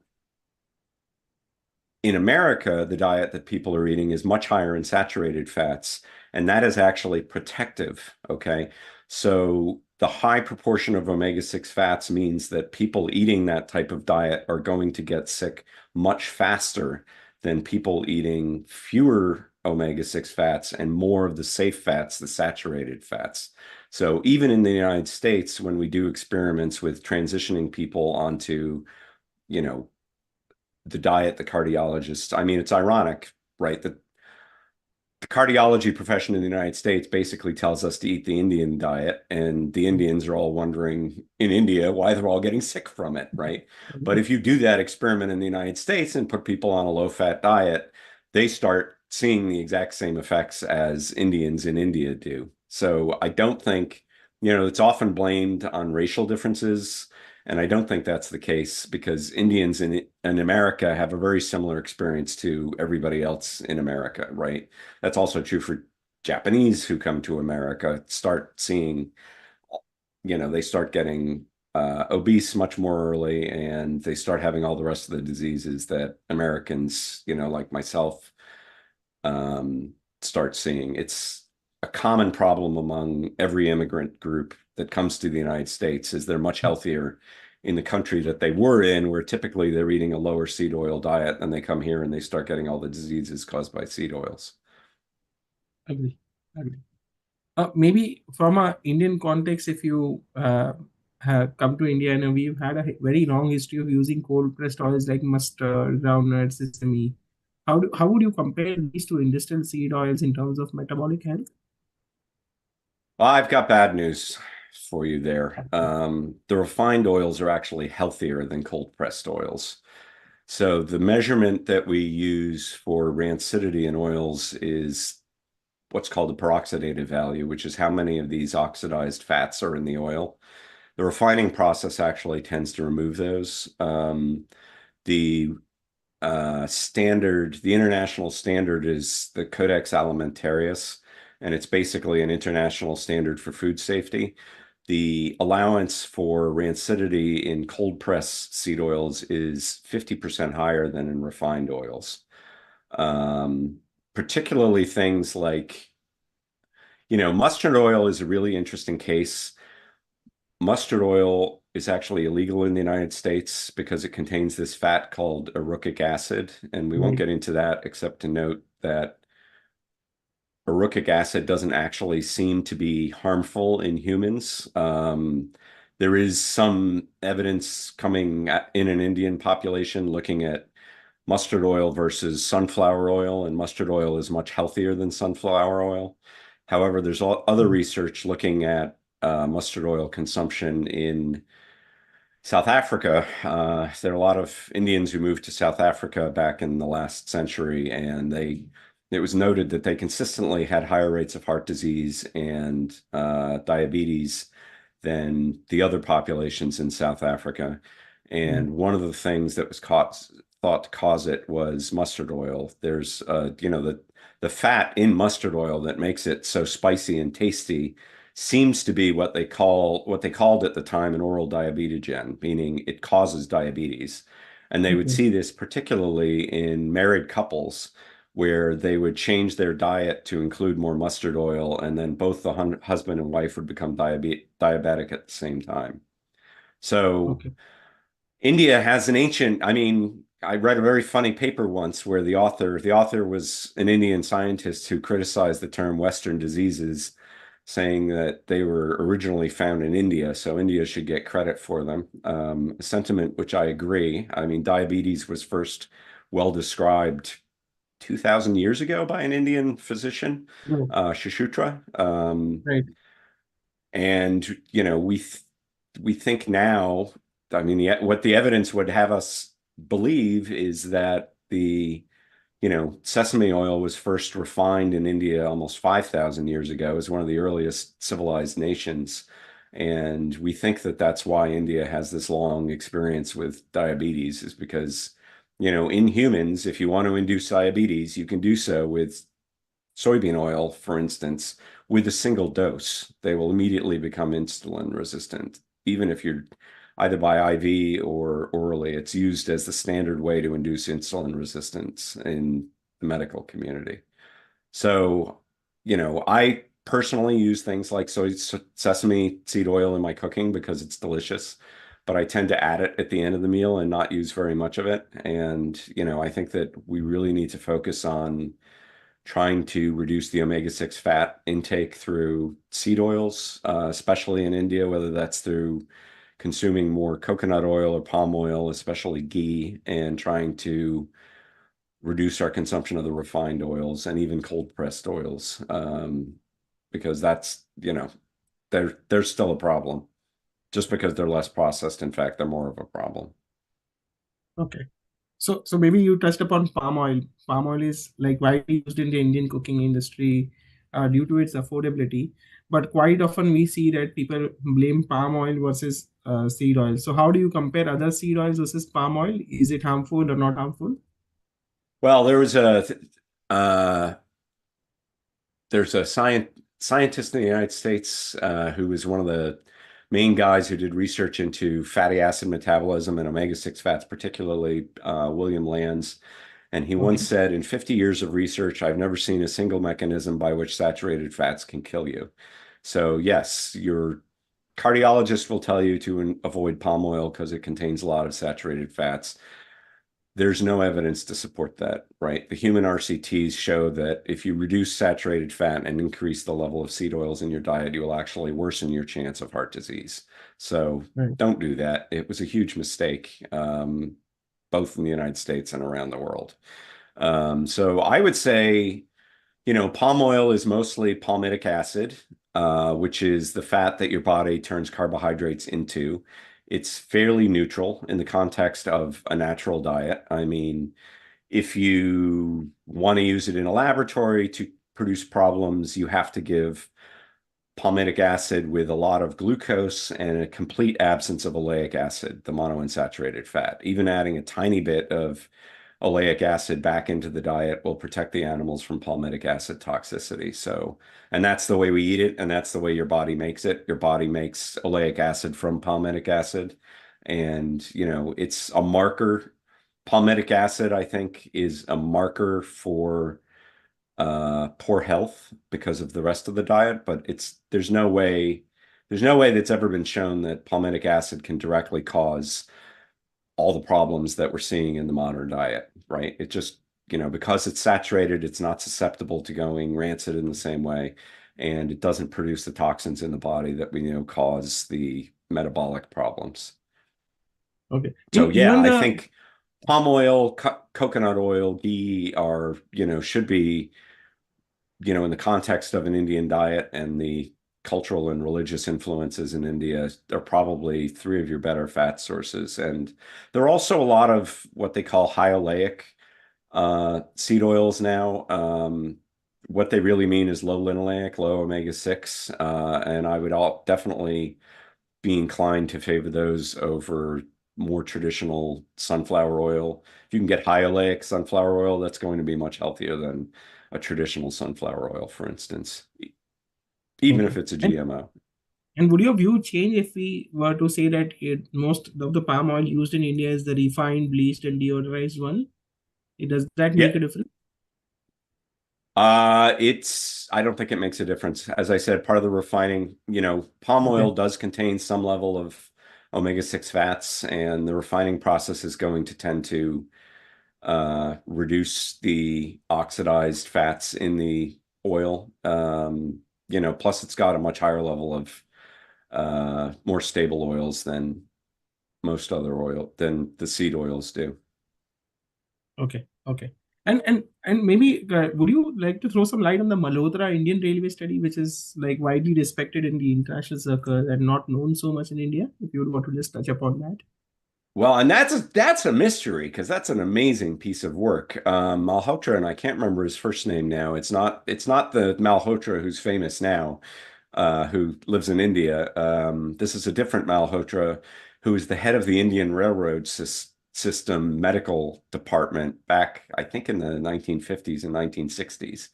And he did an enormous amount of research, epidemiological research, including some of the largest epidemiological studies ever, because he had 1 million Indian, mostly men, who were his employees and had to follow all of his instructions. So he was very happy to use them as his guinea pigs, in the best possible way. So one of the more illustrative systems that he did, or illustrative studies that he did, was looking at the consumption of saturated fats in this population, which went across all of India. So Southern Indians, he was able to distinguish between Southern Indians who tended to eat a lot less saturated fats and a lot more seed oils and also a lot more carbohydrates, with Northern Indians who tended to eat a lot more dairy fats. This was true at the time. I don't know if it's still the case today.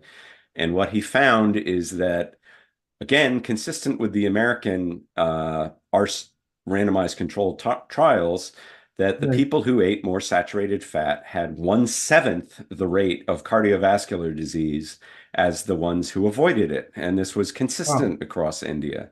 He also found in some other work that the Brahmin class, who tended to be the management class, tended to have much higher rates of disease, and he thought it was because they also tended to eat less saturated fats than the rest of the population that he was looking at. He also, he did a lot of work around gallbladder disease, which is common in low-fat populations, and discovered, that's an interesting question. I wonder if palm oil would tend to be more protective against gallbladder disease, because the problem with dairy in the context of gallbladder disease is that it has a lot of medium chain triglycerides, which are fine and beneficial, but they do not trigger the release of gall from the gallbladder, right? And what causes gallbladder disease is the gall stays in the gallbladder and isn't released into the intestinal tract to digest fats. So you want to make sure that you're getting enough saturated fat, long chain saturated fats in your diet. And palm oil may be a good way to do that, although I haven't seen the research to support that. But it would make sense from a mechanistic point of view.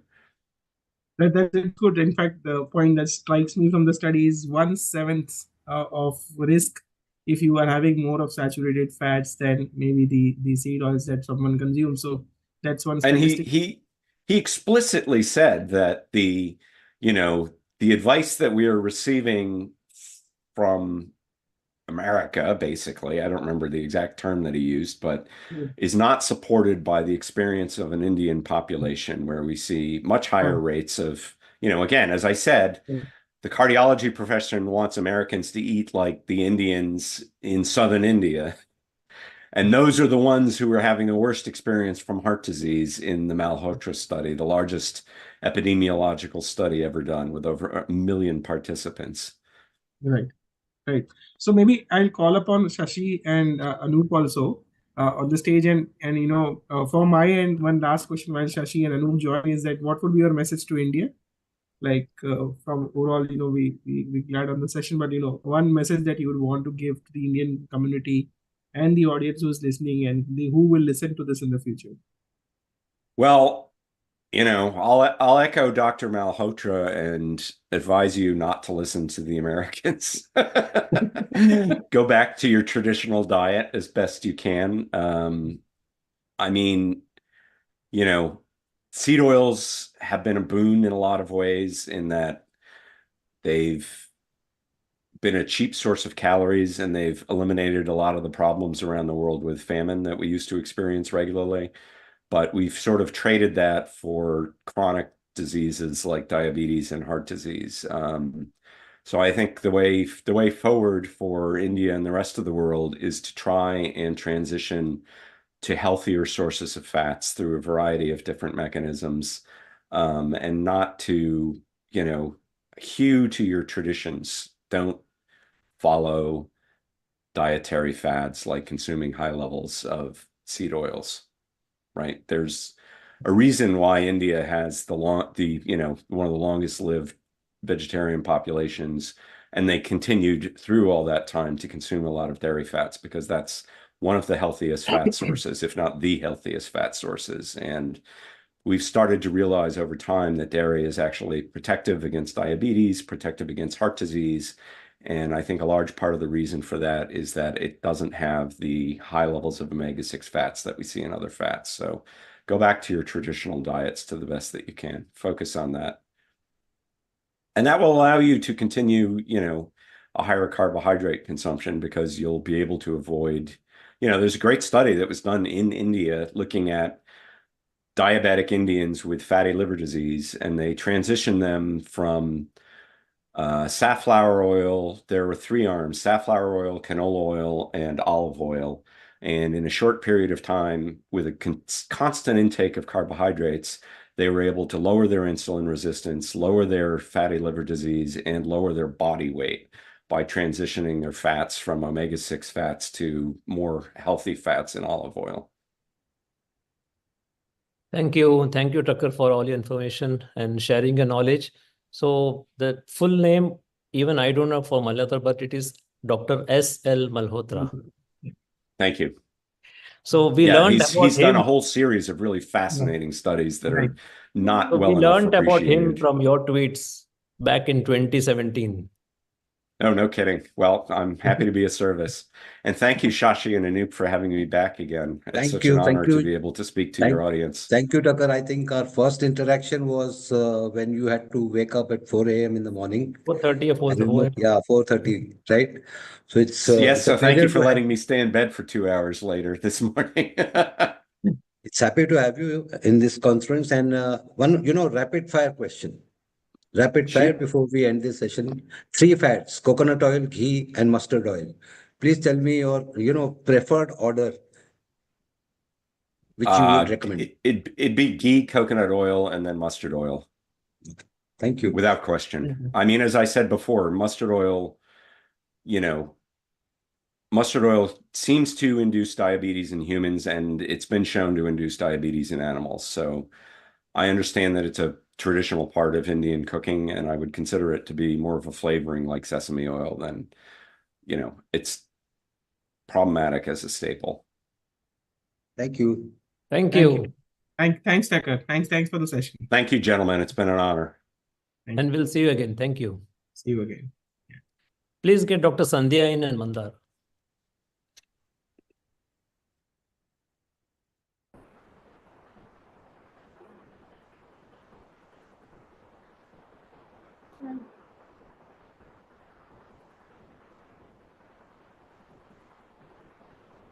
Hello. Hi, Hi, Dr. Sandya. Hi. Hi, good to see you here. Thanks for joining. I'm just going to give a brief intro and then we'll get rolling. Hi, everyone. I'm Mandar Gadre. I'm a member and certified metabolic health coach from DLife.in, which is India's first and the only award-winning low-carb platform. DLife was founded in 2014 by Anoup Singh, a silver medalist from IIT Roorkee and a recipient of the Icons of India Award. Anoup is also the pioneer of the low-carb movement in India with his path-breaking protocol of 100-gram carbs per day maximum. That made him not only the pioneer in lchf, but also in type 2 diabetes, especially geared towards Indian vegetarians. In 2020, Anoup DLife launched the Diploma course, which is now the only course approved by NSDC Partner, Government of India in this segment, and the only course with global biggest 144 credit hours from CPD UK. And Anoup, along with Shashi Iyengar, is the co-organizer of this Metabolic Health Conference. Thanks everyone for joining, and thanks Dr. Sandya for joining us. We are looking forward to a great session, and I'm my pleasure to introduce Dr. Sandya Kulkarni here. She's an MD Medicine. She's a very inspiring Indian physician who has successfully reversed her own diabetes, reduced her HbA1c, lost some kilos through that, and using a low-carb approach. And she's based in Dharwad. She combines her deep medical expertise with a passion for strength training as well as trekking. And I think that way she inspires both her patients as well as peers. She's recognized nationally for her innovation in diabetes care. She was honored by RSSDI for her efforts in spreading awareness and quite practical solutions. And I think, she's a good example for patients to follow because she actually lives a good, healthy lifestyle. And I'm going to ask her about that as well. So yeah, welcome to the session, Dr. Sandya. Thank you, Mandar, for the wonderful introduction. Let's go ahead. Yes, great. So I'm sort of going to take you back to the beginning of your journey of becoming MD Medicine and as well as, your own health journey. So sort of, please walk us through that time period and what you experienced. Well, Mandar, being a doctor means staying in the hostels and eating food which is unhealthy, absolutely, as of what I understand now. So a couple of years ago, I was obese. Though I was exercising, I was not able to lose weight effectively, and I was not happy about it. So in the process of trying to lose weight, I tried out various diets that were available all through. So I have gone through a diet which had, which wanted me to eat multiple times. then there was calorie counting, then there was veganism. So nothing was really very effective. The effect was there for a very short time, and somehow I could not tolerate veganism because it used to give me bad headaches and craving, and eventually I used to eat more than what I would have ever eaten. So all these failed for me, and in my pursuit of finding something really effective for me before I tell it to my patients, I accidentally came across D-Life, and I read the reviews, and I thought I had tried everything, so why not this? And when I tried this, one thing is it really fitted in my schedule because I did not have to eat frequently. Eating frequently is not my forte, and in my busy schedule, it's definitely not possible. So things, as I read, I put it into practice, and I saw the results for myself. So I am a physician who would definitely like to try things for myself before I put them to my patients, because I need to understand before I open my mouth to my patients, because they would ask me questions and I would have to satisfy them. So this was a real practical experiment on myself, wherein it was beneficial in all ways. Along with the diet and good satiety, I could carry on throughout the day. I had lost a lot of kilos. I think about 10 plus kgs I lost. My exercise though remained the same. I have been doing strength training for quite a lot of time now, for many years, and my stamina improved. Everything was really positive, and my HbA1c also dropped down from 7 to 5 point something. So everything was good, and so I thought this is the best way to be metabolically healthy. Not only healthy, be metabolically healthy and keep away from chronic diseases. Very nice. So I would love to highlight here that Dr. Sandya is also a D-Life certified metabolic health coach, in addition to being an MD medicine. And I know of her passion personally to continue to learn, and her own example is actually quite inspiring for doctors as well as non-doctors alike. So yeah, thanks for sharing your personal journey, and thanks for highlighting that what all didn't work, right? The 6 small meals a day, and the vegan diet and whatever. So yeah, that's actually great to know, and it's good to see a doctor using that first on herself and then advising patients. Coming to a little more of the science of the overall metabolic health approach, so how did it sort of help you look at the chronic diseases altogether from the lens of metabolic syndrome? Look, Mandar, I had to learn this. I had to unlearn many things which a doctor learns and which is given to us on platter. Nutrition is hardly given importance in any medical school in India.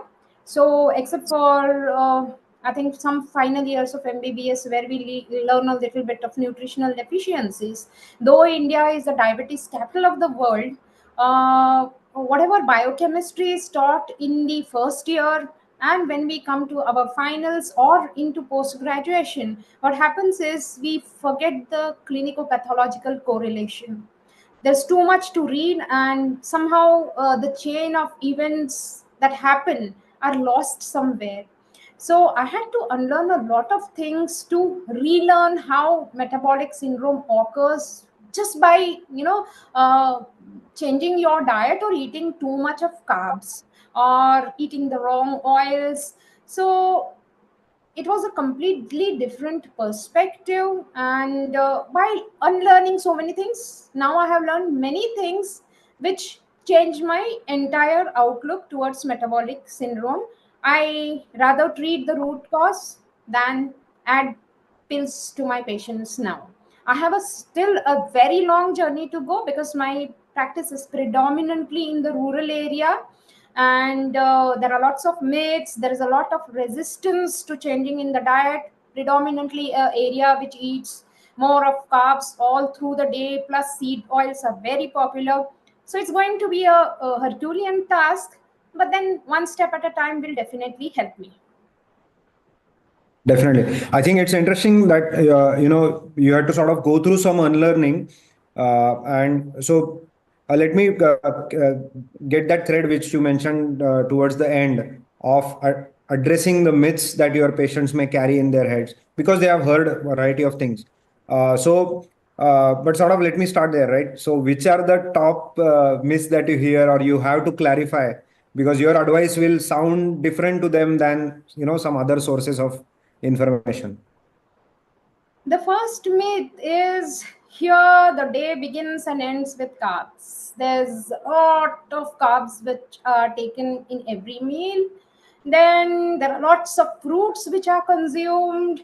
Every patient wants to eat fruit, believing that fruits give them vitamins, minerals, and fruits are extremely healthy. If not fruits, then fruit juices. Why not fruit juices? If not fruit juices, why not smoothies? So all these things do definitely affect. And plus they have the WhatsApp University where lots of false information is spread, and people just believe whatever comes on WhatsApp. So many times I have to see their videos and tell them that this is not the truth. So it's basically reducing your carb will help you to get better control of your health. Better control of everything related to your health is the biggest challenge I face. And it's not only not only the rural population, the semi-urban population also has these myths, because a variety of grains are available and most of them do contain a huge amount of carbs. So if not the basic ones, why not millets? Aren't they good? Because the millet propaganda has been there, and last year was a year dedicated to millets. So all these myths are definitely there, and I need to sit and clarify them. That's a challenging job for me. Yeah, and I'm sure you are doing a commendable job there, because it's difficult to change somebody's perspective, right? You're trying to challenge something that they have heard for many decades. The other one, I don't know how much you hear in your patient base, but when you tell them typically to pay attention to their protein intake, always they will likely come back with that question of kidney health and all that. Yes, that's also very common. Basically, the concept of having enough protein itself is not there in my society here. So once I tell them that you need a certain amount of protein per kg body weight, then automatically the second question is, wouldn't it damage my kidneys? There are moms whose kids want to take whey protein, and they say that no, I prevented him because that's going to harm his kidneys eventually. So those misconceptions are also definitely there in my part of the world also, surely. Right. And the third one, which will always come, is about the fat, right? And the fear of fat, and it's sort of quote unquote its relation with the heart disease, because a lot of these elderly population, especially, will be worried about, hey, I shouldn't become a heart patient tomorrow. True.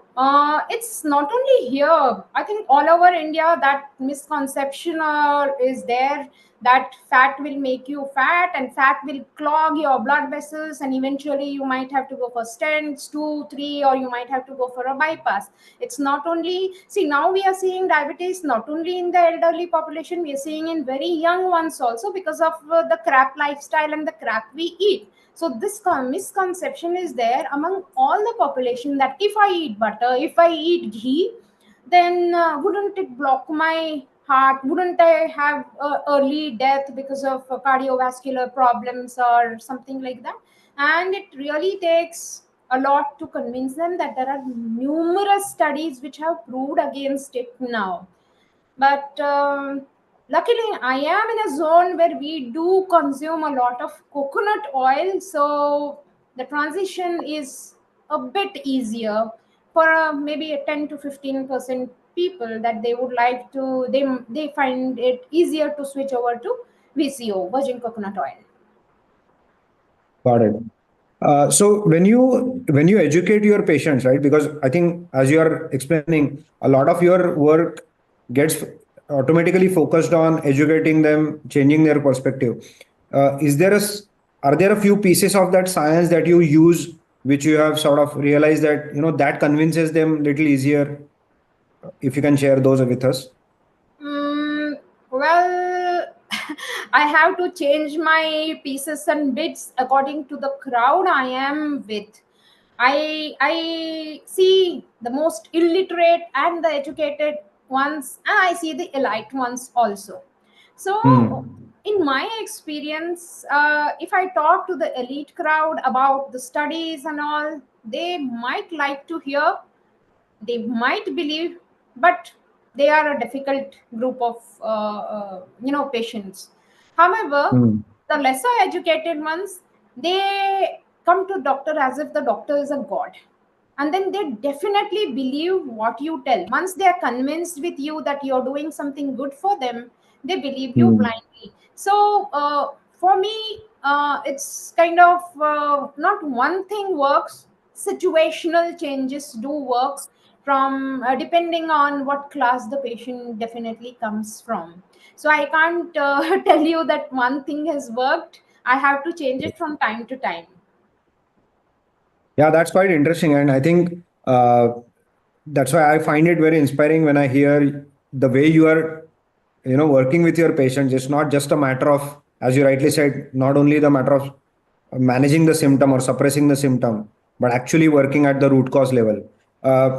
Would you also please tell us, sort of an idea of the demographic that you see in terms of the types of diseases, and as well as the age, what is the distribution? If you ask me the demographic situation, I have been a diabetologist since 1999.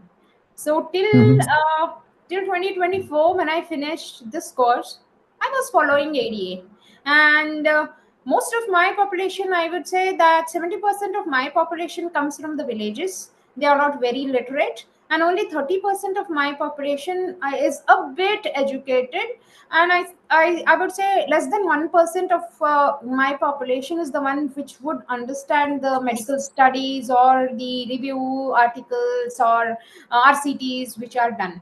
So I got to go to the root level to to teach people who graze their cows or sheep, and sit with them, talk in a language that they understand, and tell them the importance of changing their food. Now, it's easier to change religion than to change the food pattern. So it's a big, big bang, bang, bang here. But over a period of time, people do believe you, people do trust you.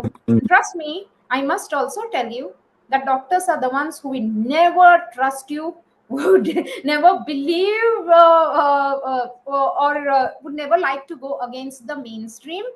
Because that is what is given on platter to us every year by year. We have newer guidelines, and that's what is circulated to us, and we are expected to follow it. So I am the one who is standing against the current, and I still don't mind going against the current, because eventually I'm doing something good for the patient, not only health wise.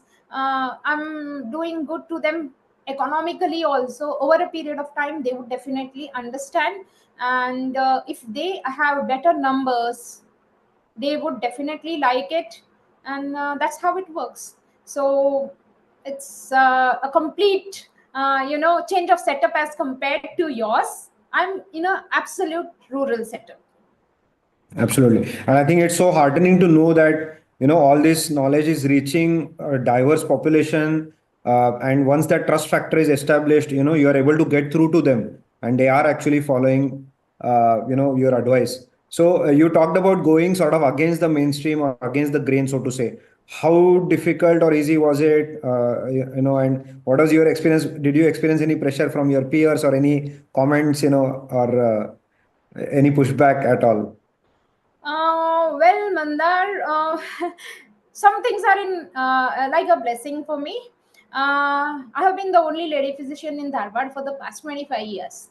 So what happens is, I do whatever I feel is good, and there's no peer pressure, and there's nobody to ask me. because I do whatever I feel is right for my patients. So the question of any peer pressure was not there, and resistance wise, when I am well equipped with knowledge to face the resistance that they offer, and more than my own physicians community, there are other doctors communities who have readily accepted what I have said. I have been to an ophthalmology conference where I have given a 20-25 minutes, just a small eye opener about this, and post that the number of queries, the number of questions they had was phenomenal, and it was very evident that they wanted to know more about it because they had heard about it but they were not knowing. Whereas in physician community, it's definitely, sometimes the ego also comes in between, like, why should we listen to this, why should we listen to her just because she has done a course, kind of thing does come. But then I don't mind it. Eventually truth wins. Yeah, absolutely. I think, yeah, it's so interesting to hear this, that the way you have calmly, but also with all the force of that knowledge as well as the science, you have continued your efforts not just to educate your patients, but also continue to talk to your own peers. And I think we need many more like you in India and abroad also, right? Who are doing the right thing. And I think it must be so satisfying to do that, because you're seeing people heal at the root cause level. So that's, I think, very interesting. One question I have is, when we talk about changing food habits, right? Many of these people may ask you that for generations we have been sort of eating this food. How come my parents didn't have this, or I have seen my grandmother or grandfather be healthy till a long age. Typically, I mean, do you get that question, first of all? And secondly, if you do it, how do you address it? Definitely, this question comes quite a number of times. What I tell them is there are a couple of things which are different in every generation. Like for example, very simple, the stress levels in our parents were lesser, and the stress levels in our grandparents were very much lesser. So the stress levels today's generation has too much. So that the stress itself can cause high cortisol level, insulin resistance, and physical activity also is very, very less, because most of them do table work or mental work very often. Secondly, I am blessed to have Agri University here, and I did talk to the people, and I have asked them how are the grains different from what we eat now and what we used to eat earlier. So after 1960, there has been a green revolution in India, and the food production has multiple increased in multiples. So earlier the food was different, the grains which we grew were different. Now most of it is GMO, and GMO has certain criteria, like the shelf life has to be longer, the amount of carb has to be good, the amount of fiber has to be less. So that way, what their parents ate was different, what they are eating is different, and their parents never ate so much of junk food which is deeply fried and with seed oils and baked. You never know. Now they say that they don't use trans fats, but how are you sure that they don't use trans fat? I have my own doubts. Plus, I also wonder how people can afford to give food at such cheap rates at small outlets, roadside, street side eateries. Then I came to know from one of my patients that the oil which is used in bigger factories is filtered and given to them at a very lesser rate, and they use that, and that's why they can afford. So I do use these examples to tell my patients that these are the differences in your generation versus your parents or grandparents. So now you're eating crap, that is why you have more of diabetes and hypertension as compared to them. Wow. Yeah, I think that's a hard-hitting answer, and thanks for elaborating that, because many people will come with that question, as you said. Sure. Yeah. So I would also love to know, maybe if you can share with us 2 or 3 inspiring and interesting cases from your patients, because you clearly have a very different approach compared to some other physicians that they may have met. So that our listeners also get inspired hearing those cases. Sure.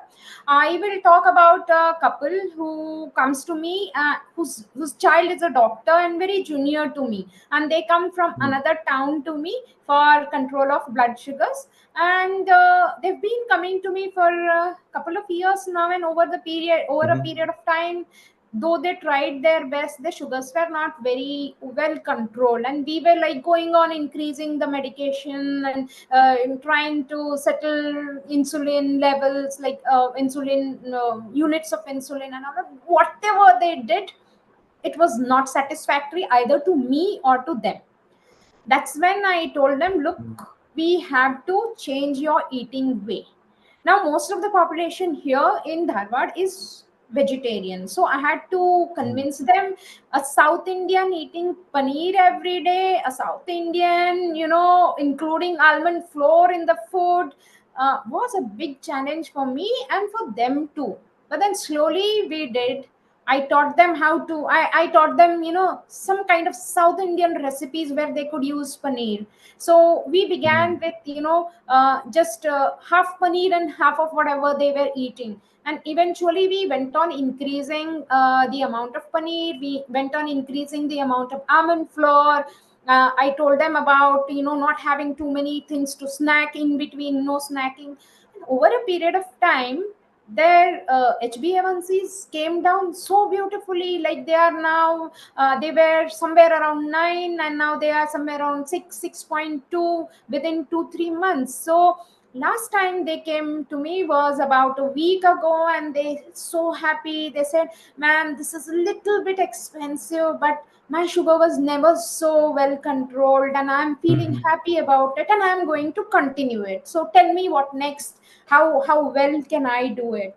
So these two patients, doctors' parents were happy, and I said, go tell the world around you that we have not increased your medicines, but we have changed your food pattern, and that's how you have benefited from it. So these patients were inspiring. Another lady, post-pregnancy, she had a huge weight gain and became diabetic. She was 5XL, and she came and said, doctor, I'm so happy. I am now able to buy clothes online because my size was never available online, and now I use a 3XL size. So these small things do make me happy along with the happiness of my patients. So it's slow, steady, but still it's going on. Yeah, it's so heartening to hear. Very happy to see their progress as well. You brought an interesting point of the actual monetary expenditure also, because as you said, you work in a setting where there are folks without that much wherewithal. They can't really spend on medication. So for them, it's even more important, right? So how would you sort of urge our listeners to look at it more holistically, not just from a this is the symptom and this is the medication point of view, but actually a long-term real calculation of the costs involved? What would your message be? See, my message is, whenever you see the cost, please see the cost for at least a year. It's not, diabetes is, according to our standard definition, diabetes is a progressive disorder, and it's going to be there with you for life. And as per the current medical statistics or going on with the mainstream, what we do is we only go on increasing the pills, or we only go on increasing the insulin dosage. And I'm sorry to say, with the pharma, a doctor never knows the price of a medicine. He would know what is new in the market, but he or she never knows the price of the medicine.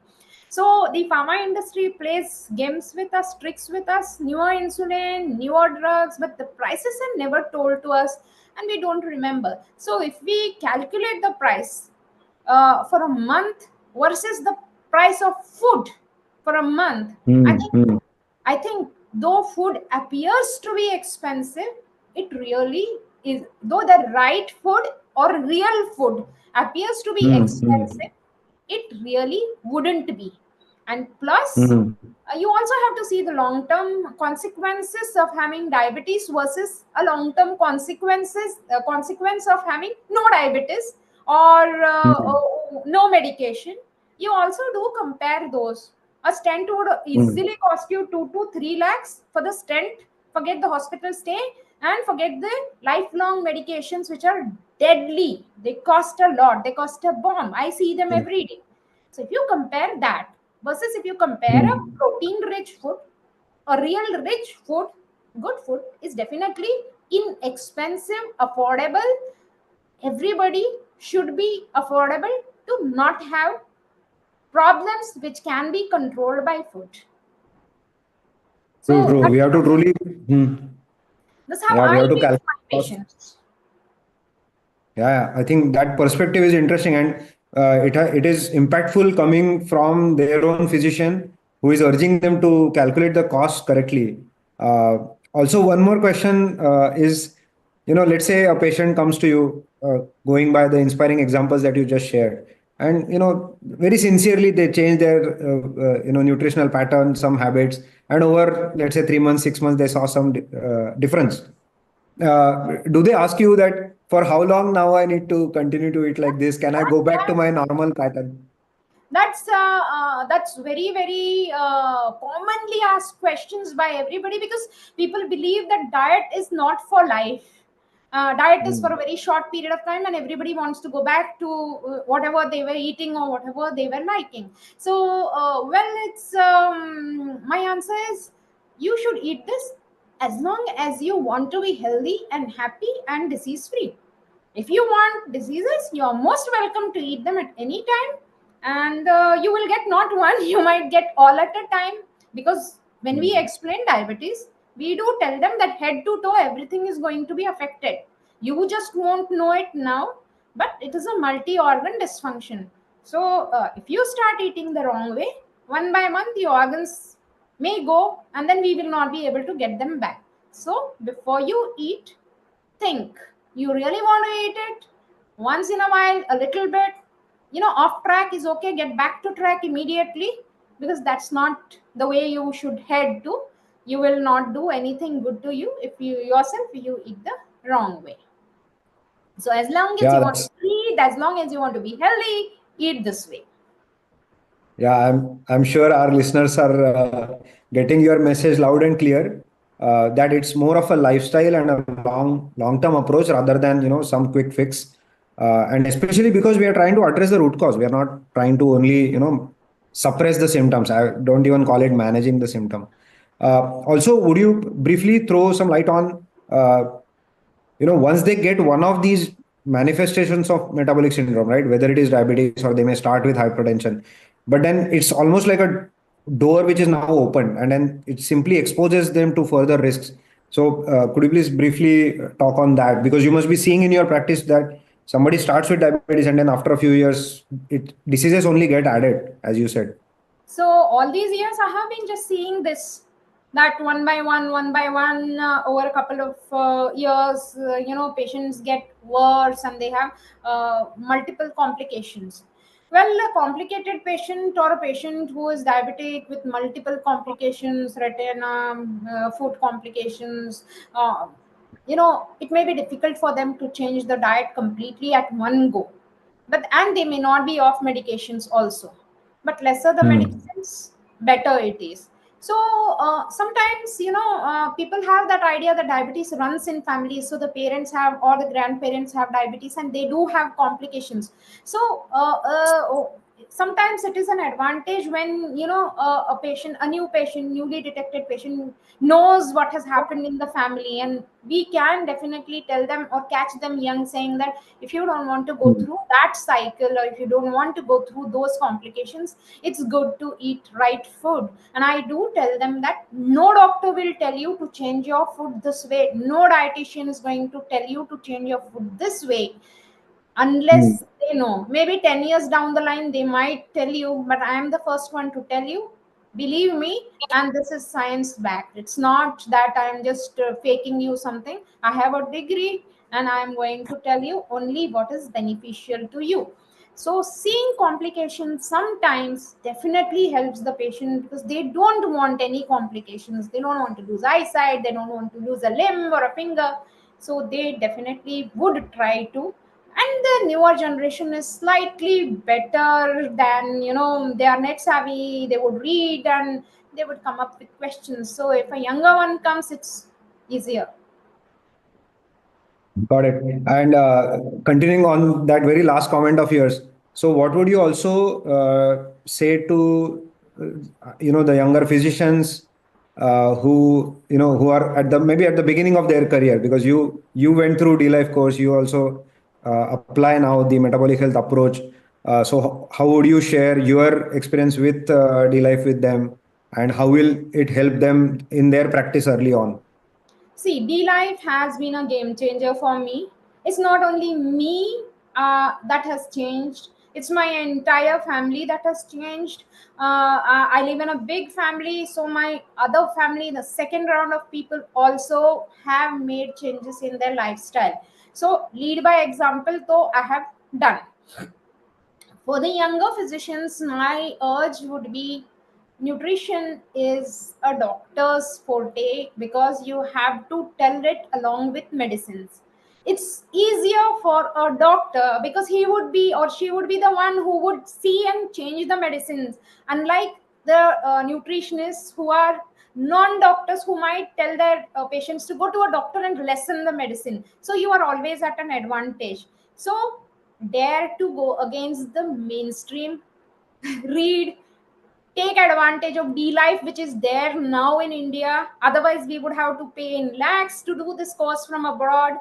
So D-Life is a game changer here in India, very much available. The forum is there. You have lifetime access. You have friends. You have people who are giving you knowledge. There is so much, so many articles, more than any medical journal gives on D-Life. And means the younger physicians should definitely do this course. They can apply it right away, even if they are not diabetologists, even if they are physicians, or even if they are doing any other form branch. They should learn basic about nutrition, which is easily available, and they should benefit. Once you are benefited yourself, then you start believing it and you start propagating it. So that's how it should be. If a doctor knows, he can tell 10 people at a time, and those 10 can also tell another 100, and that way we can actually give a message to the society and start improvement. Because we are the staying in the diabetes capital of the world, and we are the carb capital of the world also. The variety of food which is carb centric here is tremendous. So we only can propagate it, and if it comes from the horse's mouth, sooner or later people believe it. Great, great. No, I think it's a very hard-hitting thing that you said.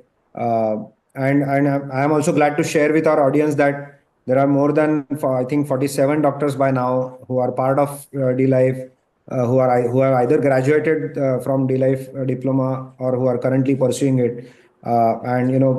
We see so many success stories put out by them and by other coaches as well. So it's always heartening to hear, and the ground level impact that you are speaking of, within your own family, in your patients. And what I really like about your example and your story is that you are living that lifestyle. You are very active. You are not just doing strength training, but I know you are an avid trekker. So I want the audience to know that you're very active. So when they see a doctor implementing the real healthy habits, and they are not just preaching, but they are actually walking the talk, I think that is really what is inspiring, and that will inspire a change in them, because it's sometimes easy to just sit and give advice. But I know that you are a different kind of a doctor who is first made that change, shown the benefits, and now giving advice. So on that note, may I request Shashi and Anoup to come in, please?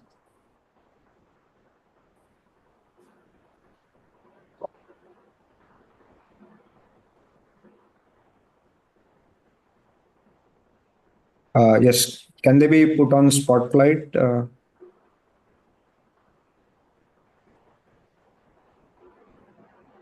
Yeah, by the time they do, let's not kill time. Dr. Sandya, it is a very special moment for us because you are one of us, right? It's part of D-Life team, and five doctors are now, I would say, making a debut on this international platform. So, and I would just like to add one thing. You rightly said, never calculate cost on day-to-day basis. Always go for 1 year, 2 years, or whatever it is. Just to put that into perspective, in 20 years, a typical diabetic spends 15 lakh rupees. And this is not some, magic number pulled out of nowhere.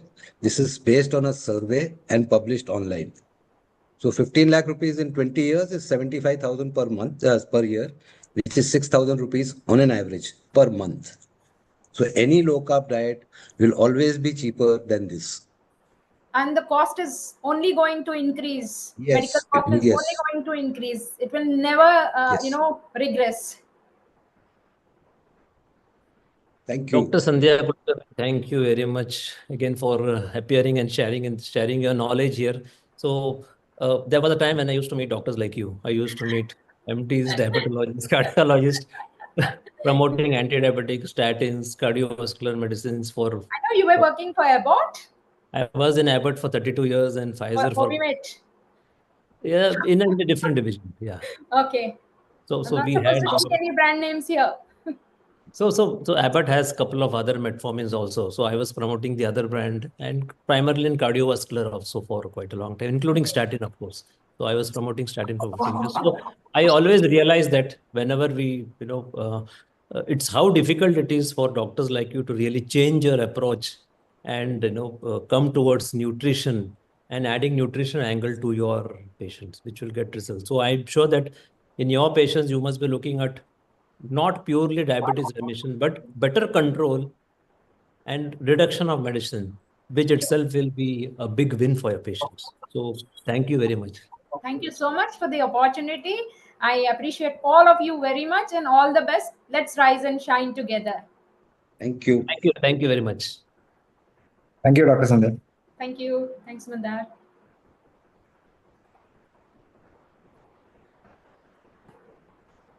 Dr. Adrian, welcome. Hi. Thank you. Good to see you. How are you? Fine, fine, fine. So we are meeting after June when we met in Yes. Keto. Yes, So yes. happy It's been a while. And thankful to have you on the Metabolic Health Conference, India's low carb conference platform. And this is the third one, of course. We had a couple of them the last 2 years, and so happy to have you in the session. So I'll just briefly start with introduction. So for the viewers, of course, I'm Shashi, a metabolic health coach from D-Life, India's first and only award-winning low carb platform. The platform was founded by Anoup Singh back in 2014, who is an IIT Roorkee silver medalist and with Icons of India awardee. He also pioneered the low carb movement in India. Anoop's groundbreaking 100 grams per day protocol, 100 grams per day carbs protocol, which he developed in 2012, made lchf and type 2 diabetes management very easy for Indians and especially vegetarians. In 2020, he also launched the D-Life Diploma course, the only NSCD approved, Government of India approved program with the largest 144 CPD hours. So Anoup Singh and I, of course, we both co-organized India's historic Metabolic Health Conference, the 1 and 2. So I take the pleasure in inviting Dr. Adrian Mota. So he is a physician and a researcher known for his metabolic health, ketogenic therapy, and energy metabolism. With a very strong background in clinical research, he has explored the impact of ketones on human physiology, particularly in metabolic and neurological disorders. His work challenges the conventional dietary guidelines, emphasizing the therapeutic potential of low-carb and ketogenic diet for improving health outcome. So Dr. Adrian's evidence-based approach continues to shape the conversation of metabolic health, offering new insights into the nutrition, longevity, disease prevention, and especially the lipid, where he is actively involved in the recent publication on LMHR, along with Dave Feldman. So thank you and welcome, Dr. Adrian. Thank you. Thank you. I'm very thankful for the invitation, for the opportunity to reach out to everybody in India. And the pleasure is mine, really. Thank you. Thank you. So we'll start the first question, Doc. You have studied the ketone metabolism very, very extensively. How does ketosis fundamentally change our body's response to lipids compared to the carb-based metabolism? You could say that the same physiological thing that induces ketosis at the same time changes our body's preference, so to speak, for burning fat. An analogy I usually place or usually use with my patients is that imagine your body is a house in a very cold mountain, and imagine you have a gas stove and you have wood logs to produce heat, and you need heat to, boil water or to cook or to something like that. Well, chopping off logs is hard. It requires effort. And turning on the gas stove, it's just easy, instantaneous. So if you have available gas in your stove, you won't mind you will forget almost you have logs. You just won't use them. Why would you? But if you don't have gas, you have no other option but to go for the logs. So in this analogy, carbohydrates are the easy to access, immediate response fuel, and our fat is the large storage of logs. So when we are not consuming carbohydrates, our physiology has no other option but to go to the fat reserve. And that same process of going to the fat reserve is what starts ketosis. So you could say that when you see ketosis, you are already seeing a very strong sign that our body is relying more on fats in general. Something which is available in abundant quantity. Yes. Yes, absolutely. In some so just to add a very brief idea there, because I think that this is frequently overlooked for other diet interventions. This is the only diet intervention that has a biomarker. If I come to you and I tell you I am following a Mediterranean diet, and you ask me for proof, I cannot give you proof. If I say to you I am following, the other day I saw a joke like I am following a seafood diet. I see food and I eat it. Well, if I have no way of showing you my diet. The only diet we have a biomarker to track adherence is a ketogenic diet. Very interesting. We never heard about this before. I think you may have told this in various conversations or podcasts. You may have tweeted it, but somehow I think we have missed it. So this is the only diet which can be tracked with a biomarker. Very, very interesting. So in some people, we see a rise in LDL and total cholesterol when they are on ketogenic diet. Is it atherogenic? Is it bad? How is it? How do you view it? Something I frequently repeat is that context matters, and that not all LDL elevations are made equal.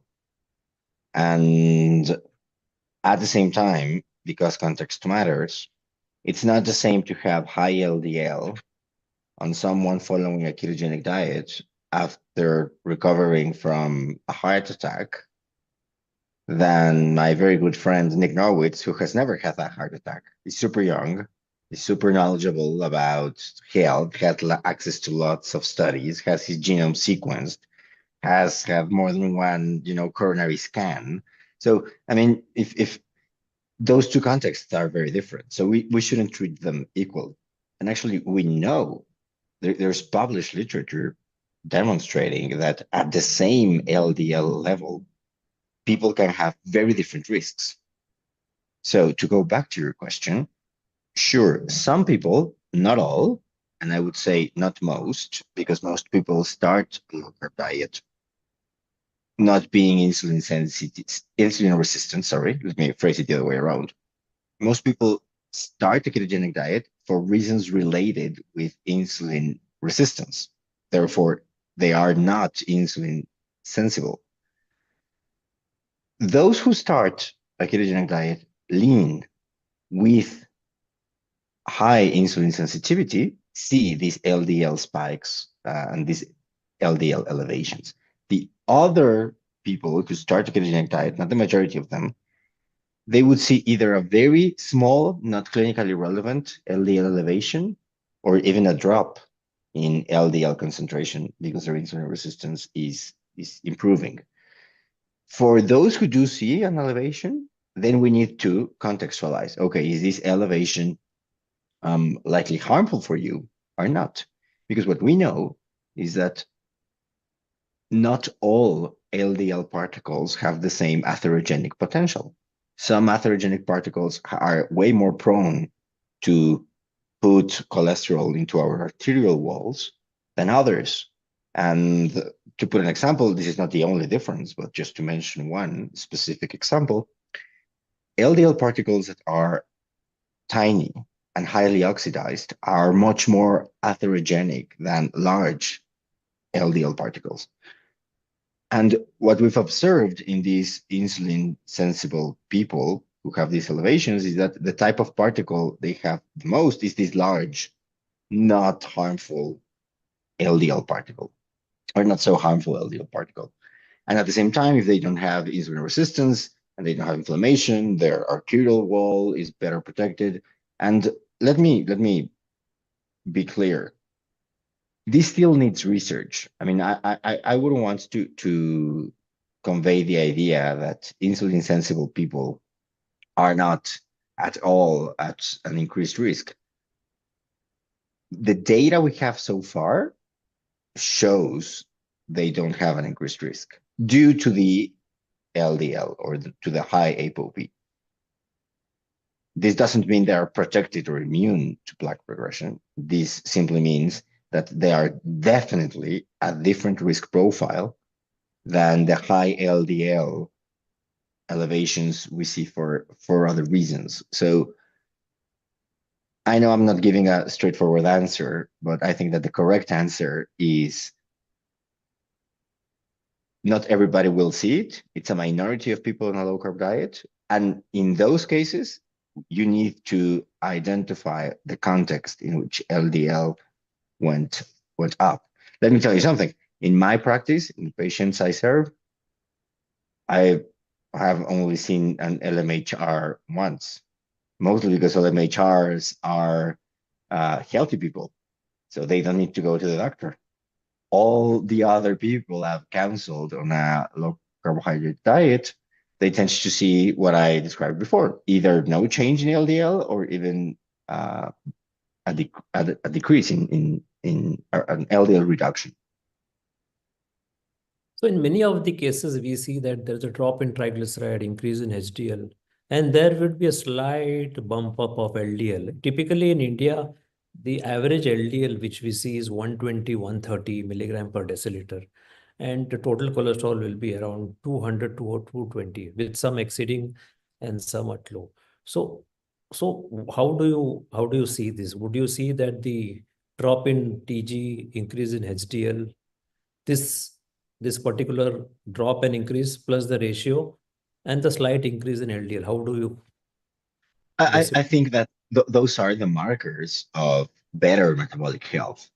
And we shouldn't, I mean, our brain likes, straightforward, simple answers. And this is the one reason that explains it all.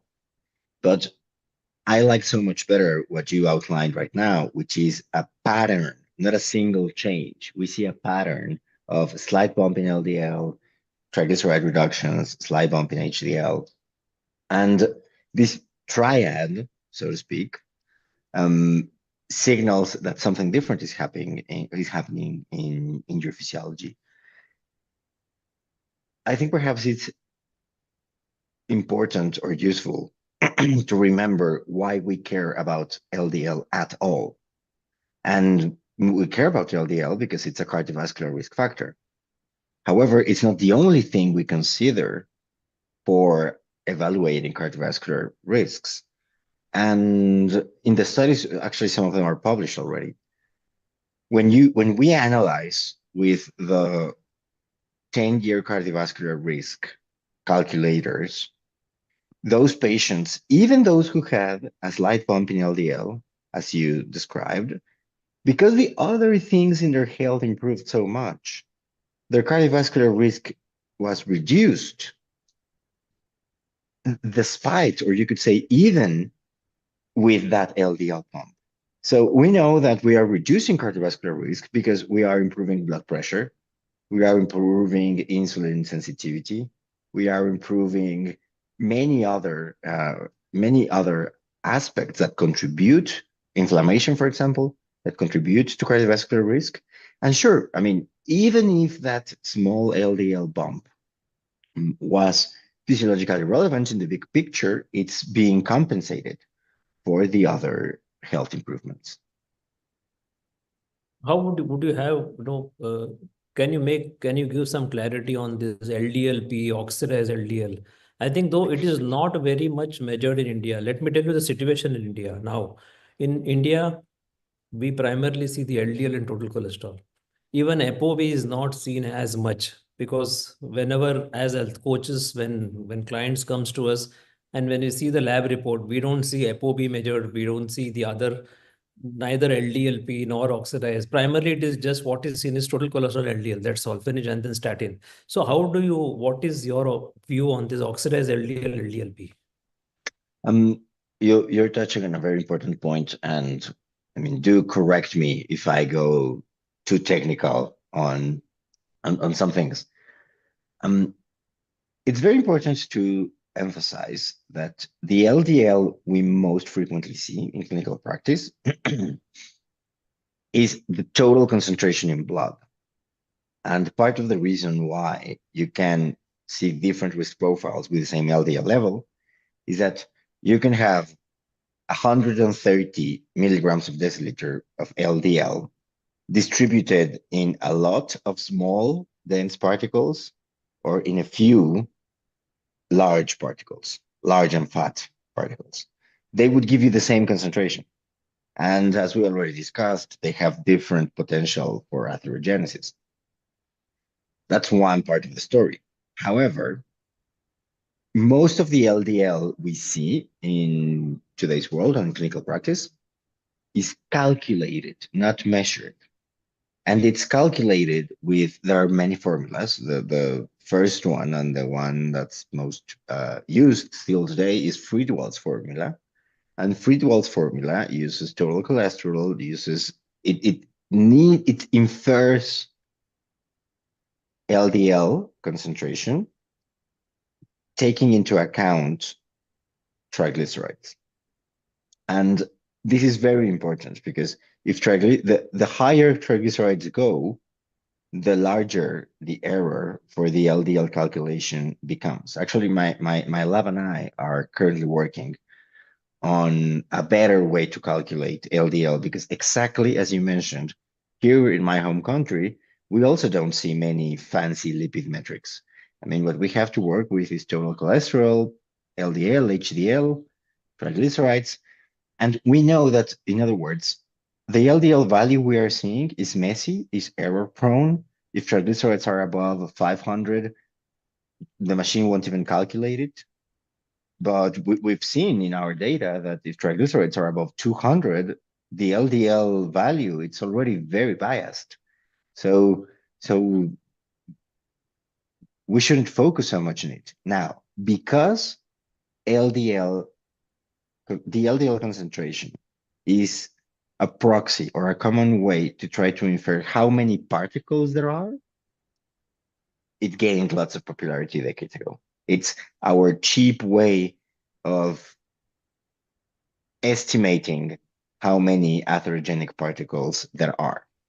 And because of this reason, it was developed ApoB.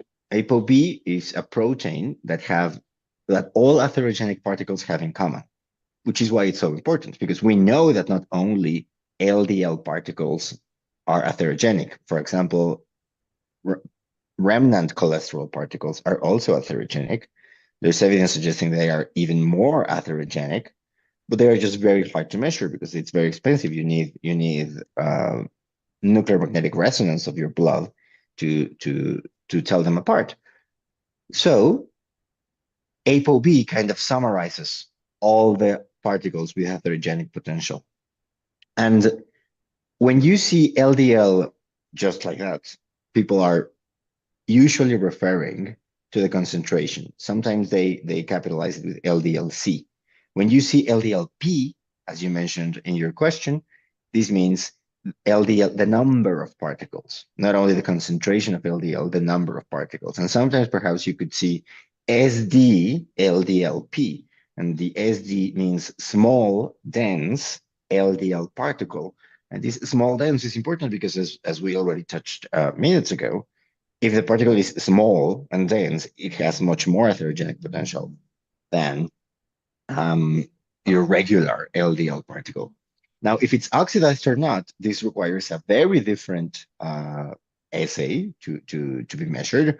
And oxidized particles are also more inflammatory and atherogenic. So however, they are not measured in the same way. You also need more advanced and expensive lipids. And to give perhaps a more practical response, I think, and I know not everybody would agree with me, but in a population with so much insulin resistance, like in the world today, I think that first of all, we should do as you did. We should look at the pattern. We should look at this change, this change, this changed, not only a single change. We should look at the pattern. But if we were to choose a single thing to focus on, it's likely that your triglyceride to HDL has more physiologic information than your LDL account. Because the most common reason in today's world, the most common reason of high LDL is insulin resistance. That's for sure. There are other reasons, familial hypercholesterolemia, different phases of the inflammation cascade. There are other reasons for high LDL, being an LMHR. But the most common one is by far insulin resistance. When you see high LDL in somebody, it typically means they are insulin resistant. It's part of the other things that will tell you they are insulin resistant. So for me, the most useful marker in a lipid panel to identify is this insulin resistance or not is seeing the behavior of triglycerides and cholesterol and HDL. But also because I know that the higher triglycerides go, the less I can trust the LDL value. I hope that's a better answer. Now, in some, we might even see an increased ApoB. Even Yes, though of course. the markers are normalized, ApoB might be higher. Not in all. We have seen in very few. So is it atherogenic? Is it harmful? Because of late, not in India, but in the international, in the Western world, especially USA, ApoB is given a lot of importance. Now they have virtually abandoned LDL. They talk of only ApoB. So yes, I want you to explain ApoB in two contexts. One is in the context of ketogenic diet, and one is someone on, let us say, high carb diet and still ApoB is high. How would you view this? Because ApoB, as I mentioned, is this protein that all particles with atherogenic potential have in common. ApoB has received so much attention. Some people see it as our best way of measuring someone's atherogenic risk. But again, even if I know the exact value of all the atherogenic particles, I am assuming that all of them have the same atherogenic potential. If I just focus on the number of particles, I am basically assuming they all have the same relevance. But we know they don't. We know that remnants are more atherogenic, that I can have the same ApoB number, but if it's in small, dense particles, they will be more atherogenic than the same ApoB number with large, buoyant particles. What the high ApoB we see in people eating lots of carbs typically signals that they have lots of highly atherogenic particles.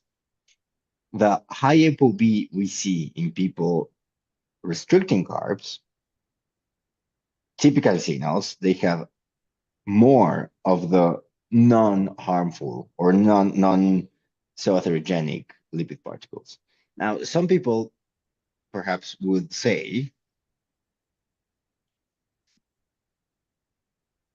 why would you stay with your high ApoB number if we have tools to bring it down?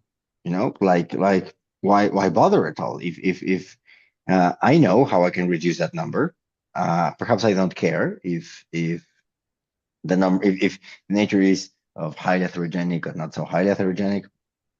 We can reduce it, and sure, maybe they are right. However, not everybody tolerates medication or has access to medication to reduce lipids. And there are other ways in which we can reduce ApoB.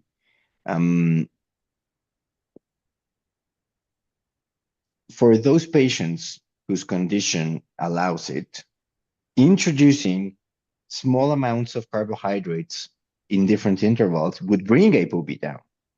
And we've observed this, my good friend has made a perhaps too extreme case of showing you can do this with awful carbohydrates like Oreo cookies.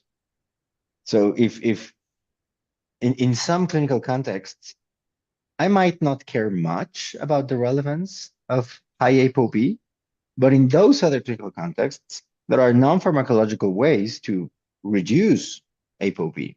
And in some other contexts, perhaps the best idea is, yes, take a medication.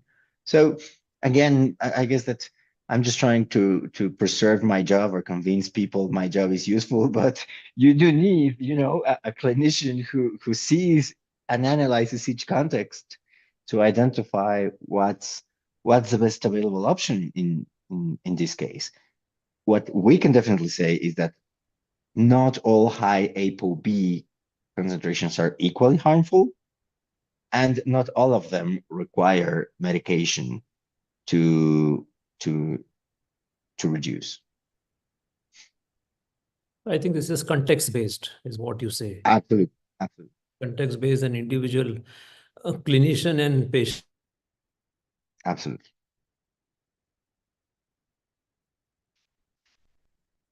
You froze a little bit. Can you still hear me?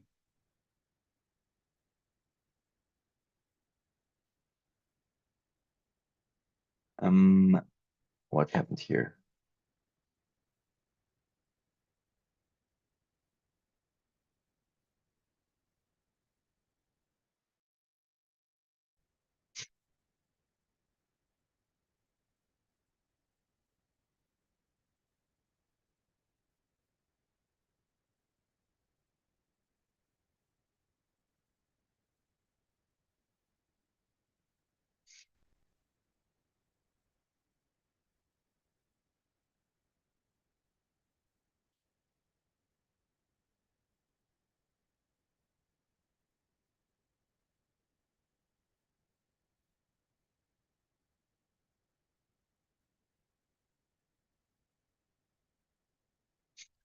I can see you again. Can you hear me?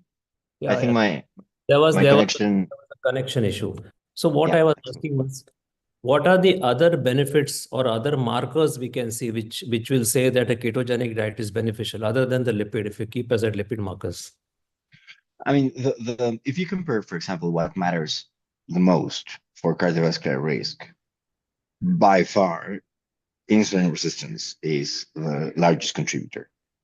So, and there are different ways to measure insulin resistance. So, for example, and none of them is perfect, but in collection, there are good markers. Seeing reductions in HOMA-AR. HOMA is this value you calculate with your fasting insulin and your fasting glucose. But of course, looking at your HbA1c is also helpful. HbA1c reductions are also helpful. Triglyceride reductions would be another signal. Many people arrive with at least mild fatty liver disease. So it's not rare to see reduction in liver enzymes, in ALT and AST. Also, the most common cause for high uric acid is insulin resistance. I mean, gout exists, but uric acid is also one of the things that can signal that there's insulin resistance. So you could also observe reductions in uric acid. You could also observe reductions in C-reactive protein, which is another thing that goes up when insulin resistance goes up. And of course, it signals inflammation on its own. And I mean, frequently overlooked biomarker is the scale. I mean, you would see weight go down. You don't need to draw someone's blood to see that. You would see fat reductions, and you can see that with a scale and a metric and a measuring tape. And so all those things matter. However, I think that what I emphasize the most with my patients is how do you feel? Because very frequently is not, yes, it's something you can get in a lab, it's something you can, but if my patients go and get a blood sample every month or every 3 months, that's a picture. But how do you feel? That's a video. So many of them report, well, I am feeling less stiff or less pain in the mornings if they had, for example, inflammatory, if they had arthritis, or some other patients say, I feel more energized. Some patients say, I feel, let me put an example there. Years ago, not too many years ago, a group of researchers in the UK at Oxford were, for other reasons, they were using a medication for weight loss. They had lots of MRI scans. And they were mostly interested in the fat around the heart, in the pericardium. But because they had this data, they also were able to look at the tongue. And one of the fat deposits they noticed changed the earliest was fat around the base of the tongue. And this is crucial. I mean, perhaps when I sometimes people want to see, less fat around their bellies or less fat around their hips or less fat. But if you could choose where to lose fat from, if your hips or your tongue, lose it in your tongue all the time. Because what this meant was that now their airway was wider. And this coincided when people noticed they stopped snoring. And they were basically oxygenating better during the night when they were asleep. And of course, if you sleep better and with better oxygen, your heart had to pump to work less hard to give oxygen to all your body. And if you had a good night of sleep, you feel more energized and a good. So, okay, this is something you just wouldn't get with. I won't send my patients to a daily MRI scan to see how the fat in their tongue is going. But I can get that same picture if I simply ask them, how are you feeling? I think that's a very important point because a lot of people with metabolic syndrome do have sleep apnea, which is of course very strongly related with all cardiovascular disease. In fact, some doctors will say that you got heart attack only because of sleep apnea. It is said to be so powerful and a big marker. And of course, for India, another big marker is losing belly fat because primarily we are all lean guys. We are very lean people. We appear lean. BMIs are normal, but then we have central obesity. And Sure. that's the indicator Absolutely. of fatty liver.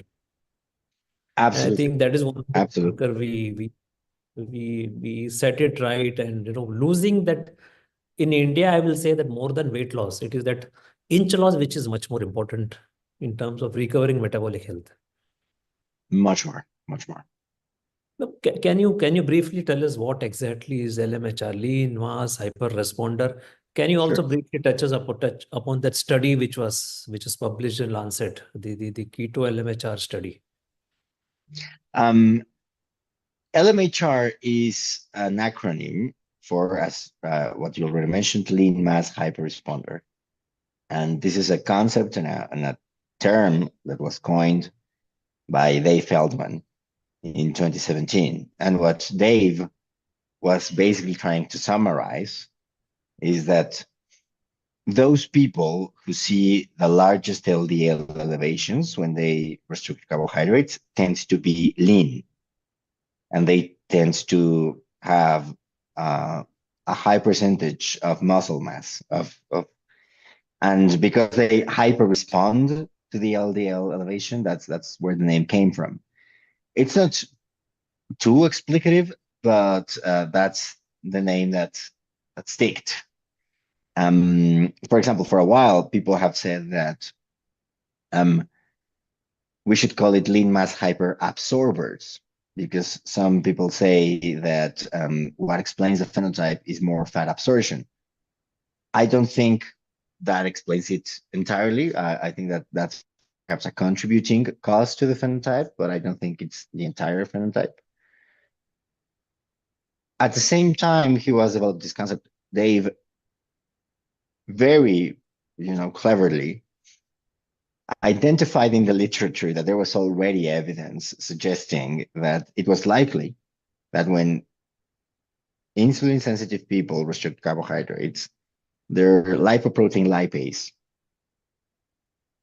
worked harder, worked more efficiently, worked more intensely, and that this would explain both why LDL goes up, why HDL goes up, why triglycerides go down, but also would explain why when you bring a small amount of carbohydrates, everything goes back to baseline very, very quickly. And this is what was coined as the lipid energy model. And the first LMHR paper, which had the observational data he collected from his Facebook group, was published in 2022. And the main physiological paper on the lipid energy model and summarizing the evidence that suggests this is the case, although we want to make a more specific study about it, hopefully this year or the next one, was published shortly after.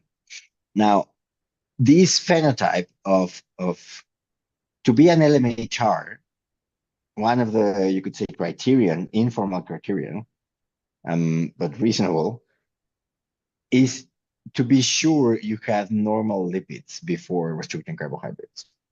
So people who always had high LDL, regardless of your diet, they have something else, right? They are not LMHRs, they have something else and that should be studied. Those who have normal lipids change their diet, and now they have this pattern of high LDL, high HDL, low triglycerides. Those are LMHRs. And Dave did something I think it's truly admirable.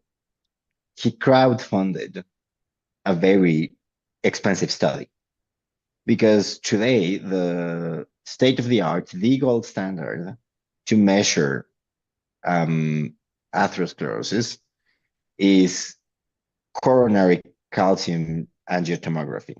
It's a very expensive scan because, and there's also a wide range of prices. And one of the most advanced and expensive scans comes from a company named Clearly. Each scan is super expensive. It's multiple. It's more than $2,000. And basically, the idea of Dave was, let's crowdfund a group of, confirmed LMHRs. Let's scan them at baseline, and then let time pass and scan them again to see if their plaque progresses rapidly. Now, let me be clear: these scans detect plaque in anyone.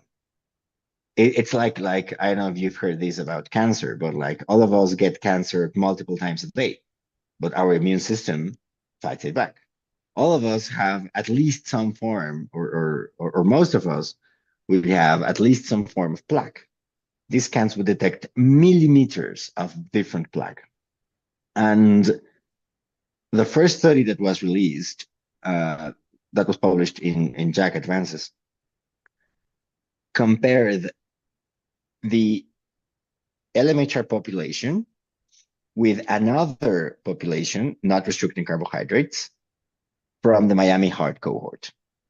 And here, everybody had its match. So, for example, if they have 55-year-old LMHR who smoked for 10 years, who had hypertension, and they found a Miami Heart 55-year-old man with hypertension who smoked for 10 years, and they would find the closest match for everybody.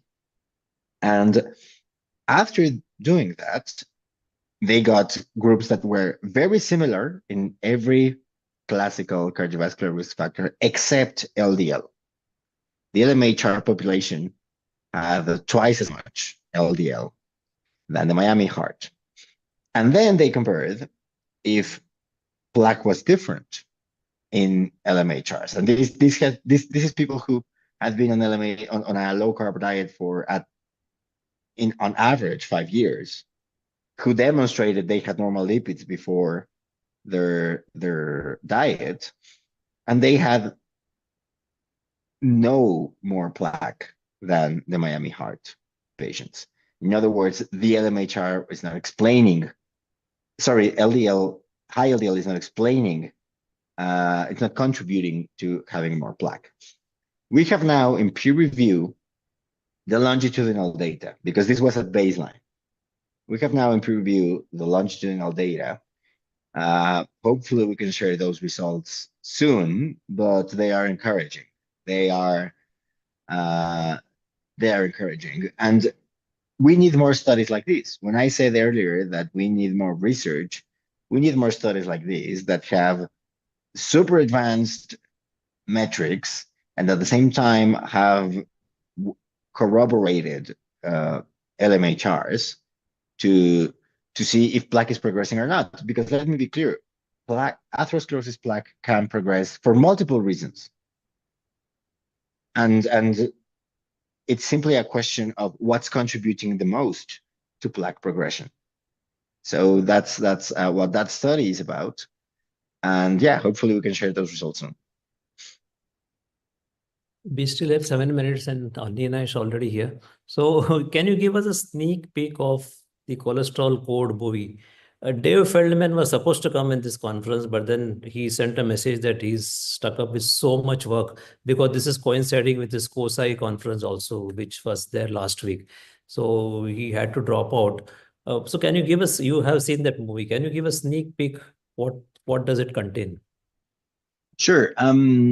It has pretty much the story of how Dave came up with the LMHR concept, which is a very nice story, because basically Dave has taken lots of pictures and taken lots of I don't think I know a human who has had more lipid measurements in their life, and started tracking his lipids with what he was eating. And the story of how the study was crowdfunded. It has also a summary of how the lipid energy model works, how is the LMHR triad constitute. But what I would highlight the most from the film, which I think it's especially valuable, because what I've mentioned before has been mentioned other times, is what I would highlight is that it has the story of patients who found they had this phenotype, who were struggling with different diseases.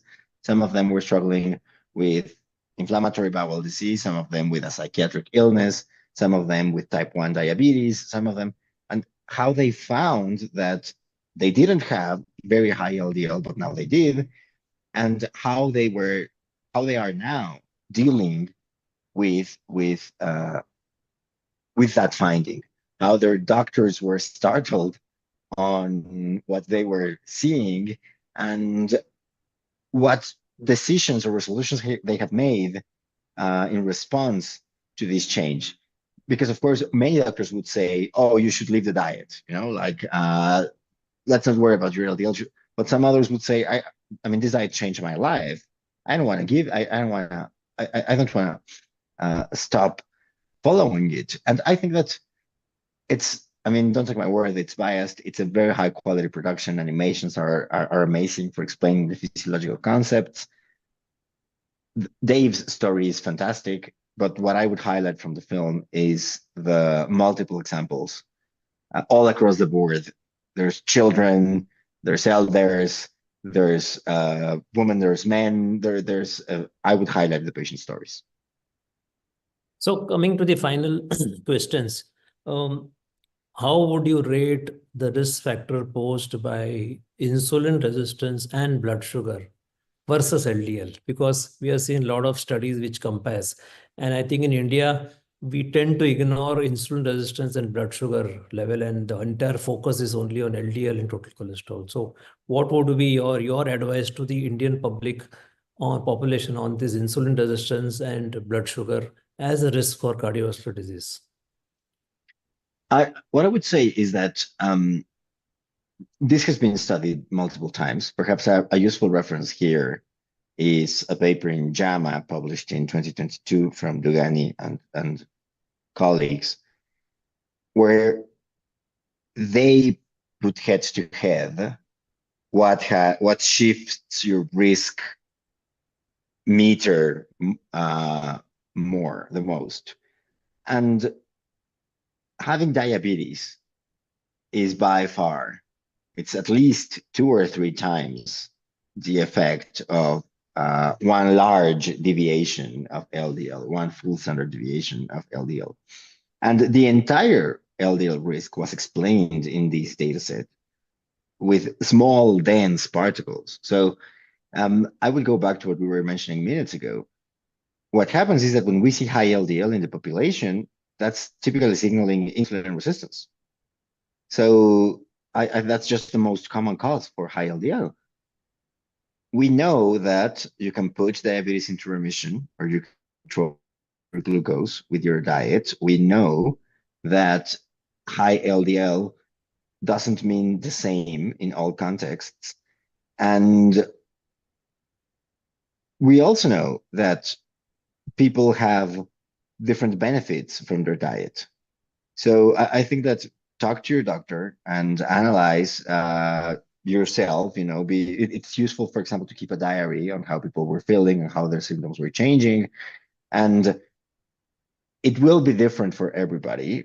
Talk to your doctor. And what I would say is that if I had to choose, yes, I'd prefer, well, I do, I'm open about it. I prefer to live with high ApoB than with high HOMA AR.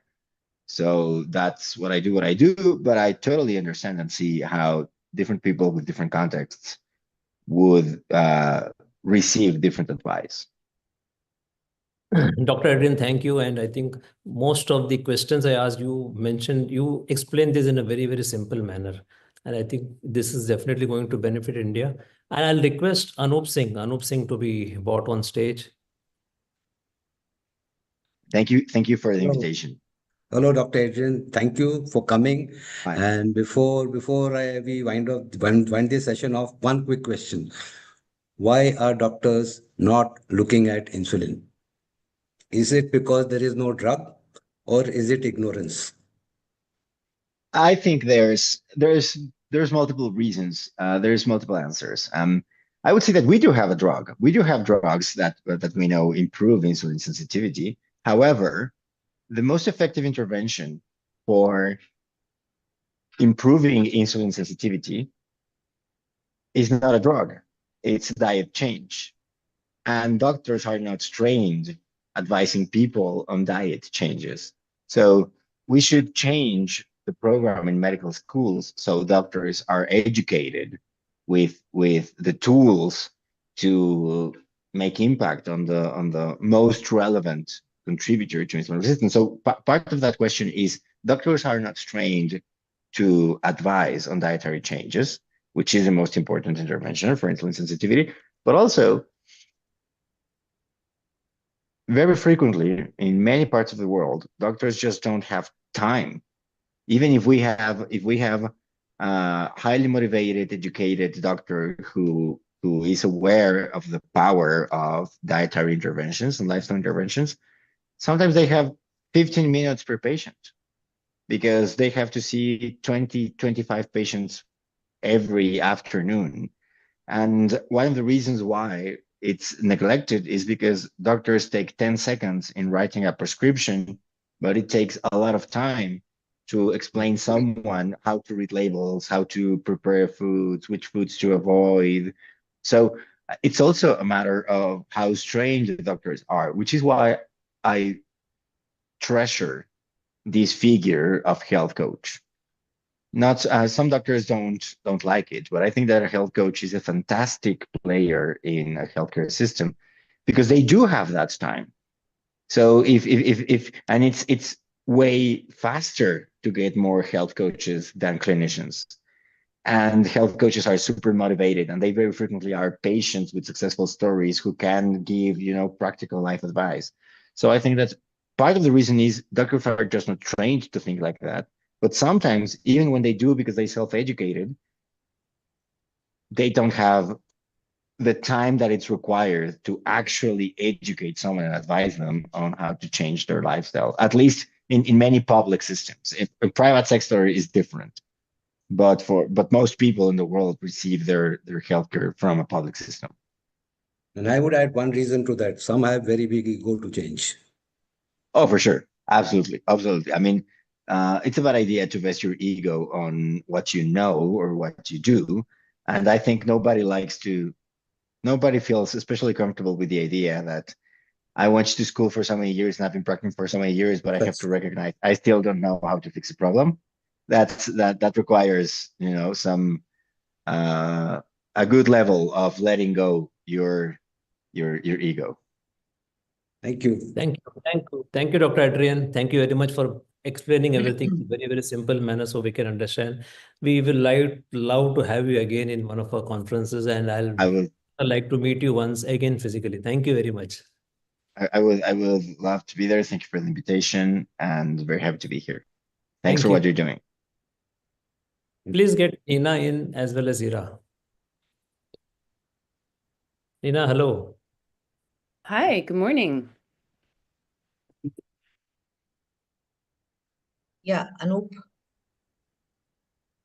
Yeah, good evening. Good evening. Good morning, Nina. There are too many fans of yours in D-Life community. And before, the session starts, I would like to ask, how is your French translation working of that book?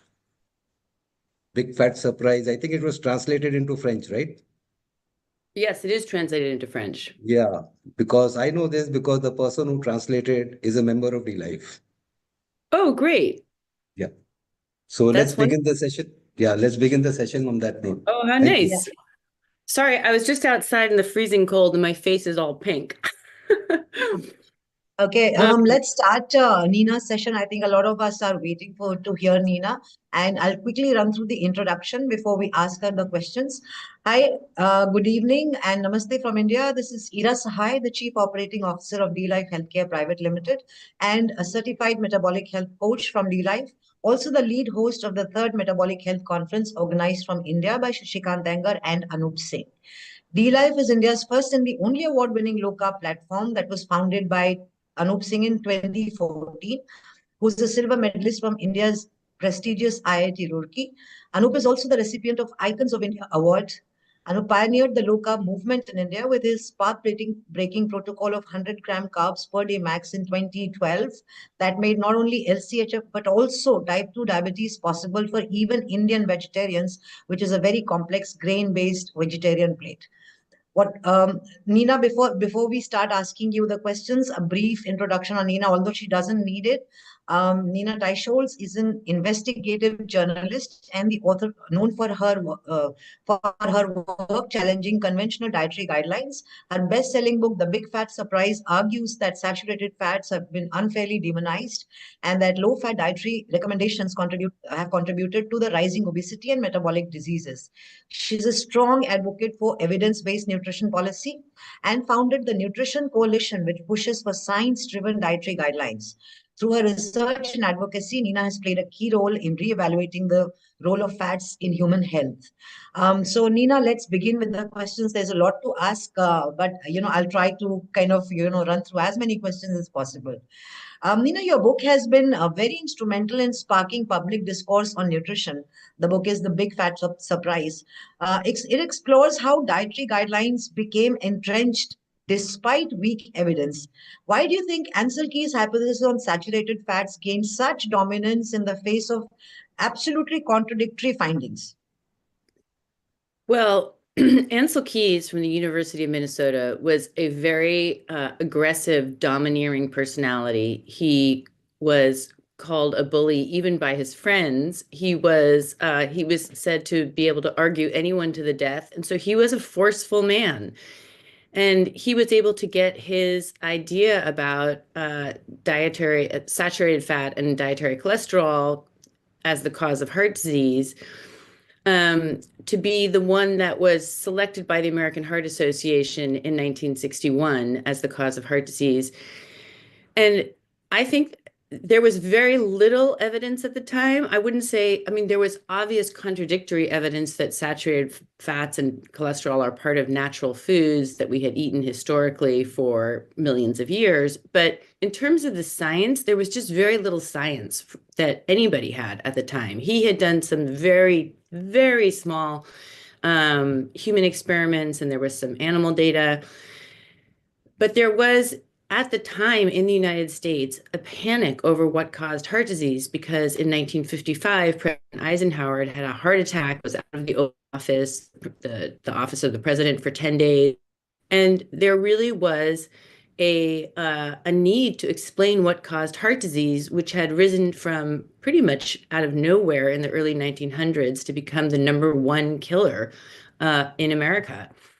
So, and there were competing theories about what caused heart disease. Vitamin deficiency was one, and the rising amount of auto exhaust in the air, the idea that the type A personality, the kind of person who would go around screaming at everyone and then have a heart attack. These were competing viable theories promoted by reputable scientists. But Ancel Keys, I think, due to his personality, was able to step into that vacuum and have his theory, the diet heart hypothesis, win the day. So there was just a tremendous need for some kind of explanation. And as I said, he was able to get his idea implanted into the American Heart Association in 1961, such that that was the first group anywhere in the world to recommend that we cut back on saturated cholesterol to fight heart disease. And then from there, it went to the dietary guidelines in the US, which started in 1980. So I would say there was just a dearth of information, and he stepped into that sort of empty space and was able to have his idea become accepted. Yeah. Anoup, the next question. Yeah, in your book, you challenge the conventional wisdom of low-fat diet. Now, could you please highlight one or two, surprising or unexpected details that you uncovered while doing the book? Oh, there's just so many. That's why, I mean, it's worth, I think, reading the book, just because I tell very detailed stories of scientists. Like, for instance, I interviewed scientists employed by the Seed Oil Association in the United States, and their job was to go around and bully scientists at conferences who were raising concerns about seed oils, who had studies that they were presenting. They would hound them with questions to the point where others, as scientists told me, they would become paranoid about their work because every detail of it was raked over and scrutinized. This is the kind of thing that still goes on today. Some of us writing about low-carb diets and have had the same experience. But there's just so many stories about scientists engaged in really what I think are shady, bullying kinds of activities. And it was completely shocking to me when I first started stumbling across these stories. As far as the low-fat diet, that was introduced in 1970, also by the American Heart Association, and it was just based on a very hypothetical idea that fat is a macronutrient with 9 calories per gram versus the other 2 macronutrients, which are protein and carbohydrates, which have 4 to 5 calories per gram. The obesity epidemic was starting to rise in America, and it was just thought prudent, logical, that if we reduced fat, we would be reducing calories, with no thought, no clinical trials, no data on which to base that, and no understanding of the fact that fat and protein are more satiating and that carbohydrates actually trigger compulsive eating. So it was just an idea that became policy. And then, of course, when it was studied in the same way that when Ancel Keys' hypothesis was studied in proper randomized controlled clinical trials on humans, none of these ideas could be shown to be true. Yeah, amazing, amazing. Such glaring evidences. I think, Nina, your book is totally enlightening, and everybody who's read that, has kind of really been shaken, with the truth that has come out in the book. So many congratulations for even having thought of writing that book for all of us. Thank And you. yeah, I would continue with the question. Nina, you argue that cholesterol has been unfairly vilified, very significant, I think, all around the world and especially in India. How do you explain the persistence of the cholesterol causes heart disease narrative, despite growing evidence to the contrary? Well, that is a complex story. I mean, as you know, it started with total cholesterol, and that was based on animal evidence. And then in the very earliest, largest government longitudinal study called the Framingham study, which started in the late 50s, they found out by the mid 70s that total cholesterol was not associated with heart disease risk. But by that point, this dogma about cholesterol had really become entrenched at our National Institutes of Health and our other expert organizations, and those results were dismissed. Similarly, in 1979, the results came out that actually HDL cholesterol, not LDL cholesterol, was more predictive of heart disease risk, and that result was also ignored. And again, this is the largest, longest longitudinal study ever done in the United States. So the basic story is that, and this is true across all the subjects we're talking about, the hypothesis gets set in stone, data comes out to the contrary, but it cannot be accepted because that would require that people change their minds, that policies be reversed, that institutions be embarrassed, that university professors reject their entire careers and admit they're wrong. In the case of LDL cholesterol, which has been such a tenacious idea, even though it is not, I mean, there's so many papers to show that that's not based on strong evidence, and that just as many people get heart attacks with high LDL as low LDL cholesterol. There's the added factor that we have a giant blockbuster statin drug, the largest drug, I think until GLP-1s, it's the largest drug ever, the best-selling drug in the history of medicine, that supports the LDL cholesterol hypothesis. So we know how to lower LDL with statins. That's a multi-billion-dollar industry.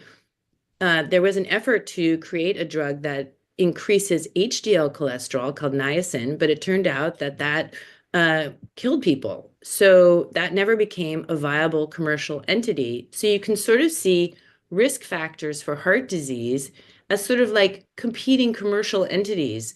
One is very well funded, LDL cholesterol. The other, HDL cholesterol, is not well funded. And so I think in this case, money went out. Yeah. Anoup. Yeah. So how come this, how do you think this low-fat diet is directly linked with the epidemic of obesity and chronic diseases? Well, it's a pretty simple explanation. There are three macronutrients, as I said: fat, protein, carbohydrate. If you reduce fat in a low-fat diet, then the macronutrient that replaces it is carbohydrates. So lower in fat, higher in carbohydrates. We've seen a 25 or 30% drop in fat consumption as a percent of calories in the United States since 1970, and carbohydrates have increased, I think, by about 25%. And that is just, if you're not eating one thing, you're eating the other thing. So that's the basic way that it drives metabolic diseases. I mean, our dietary guidelines, which remain low in fat, 31 to 33% of calories is fat, they advise over 50% of calories is carbohydrate. And as even the dietary guideline expert reports, that those are the expert groups that produce our guidelines, even they have admitted that the low-fat diet has very likely caused what they sort of said dyslipidemia, but we all know that to mean that adverse cholesterol and lipids in your body. And they also acknowledged, we documented this in a paper that we can post in the show notes, but there's also quotes from their reports saying that we have to be careful about recommending so many carbohydrates because they're likely to worsen obesity. So, I mean, there's an awareness of this, but just an inability, again, to back out of a policy that is clearly not supported by good science. Yeah, extending that question, extending that question, do you think, fat and protein both have been vilified, the essential macros vilified so that non-essential macro can sell without science? Carbohydrate. Right. Right. The one non-essential, the one macronutrient for which you do not have to consume, you have no essential need, has replaced the two macronutrients, fat and protein, that absolutely are essential and you need for life. Yeah. Yeah. Nina, your book explores the rise of polyunsaturated vegetable oils as a replacement for saturated fats, very pertinent in the Indian context also. What do you see as the long-term health implication of this entire shift? Yeah, my book tells, I think I was the first person to really tell the story of seed oils and how they came into the food supply. And because my book was originally supposed to be about trans fats. That was what my original contract was for. So I spent the first 2 years of my research just hanging out with seed oil scientists in the industry, going to their conferences, joining their professional society. I visited a vegetable oil factory. And I really got to know and understand them, and I understood that they called them seed oils. So I introduced the term seed oils. I think that's why we now all use it. But and I discovered their extensive oxidation effects, which drive inflammation throughout the body, and also produce. I mean, when these oils when they degrade over time, especially under conditions of heat, like when you're cooking with them or in fryers, they degrade, they oxidize, meaning they take on oxygen molecules. Oxidation is a bad thing. That's why some people take antioxidants to combat oxidation. And that leads to not only inflammation, but increased risk of heart disease and also cancer. The cancer issue has not really been well known, but in all the clinical trials that tested Ansel Keys' hypothesis, in one group, they had a regular amount of saturated fat, which at the time was considered normal, was 18% of calories. And then they had another group getting the polyunsaturated seed oils. So that was soy-filled milk, their version of the Impossible Burger, soy-filled cheese. They had margarine instead of butter. In 6 of those trials, the group on the high polyunsaturated oil diet died of higher rates from cancer. So I think cancer those are rigorous data to come out of randomized controlled clinical trials. I think your question is, where do I see the future of those going? I think there's so much awareness about seed oils now that I think they will be addressed. In the US, I think they will be addressed in this new administration that is very open to change. Yeah, I think, and Nina, what is your opinion about, India consumes a lot of mustard oil as well. So, cold pressed and all of that. And what is your opinion about that? So I don't know, the fatty acid that is most easily degradable is linoleic. And I don't know the linoleic content of mustard oil, but the key thing is to see how much linoleic fatty acid is in any oil that you're consuming. And this is an important point. It does not matter if the oil is cold pressed.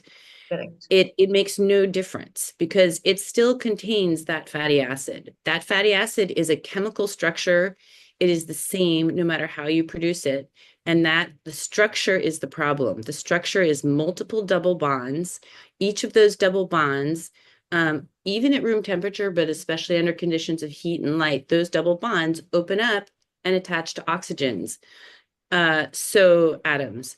So I think that the key thing is to look up the linoleic fatty acid content of an oil that you're consuming.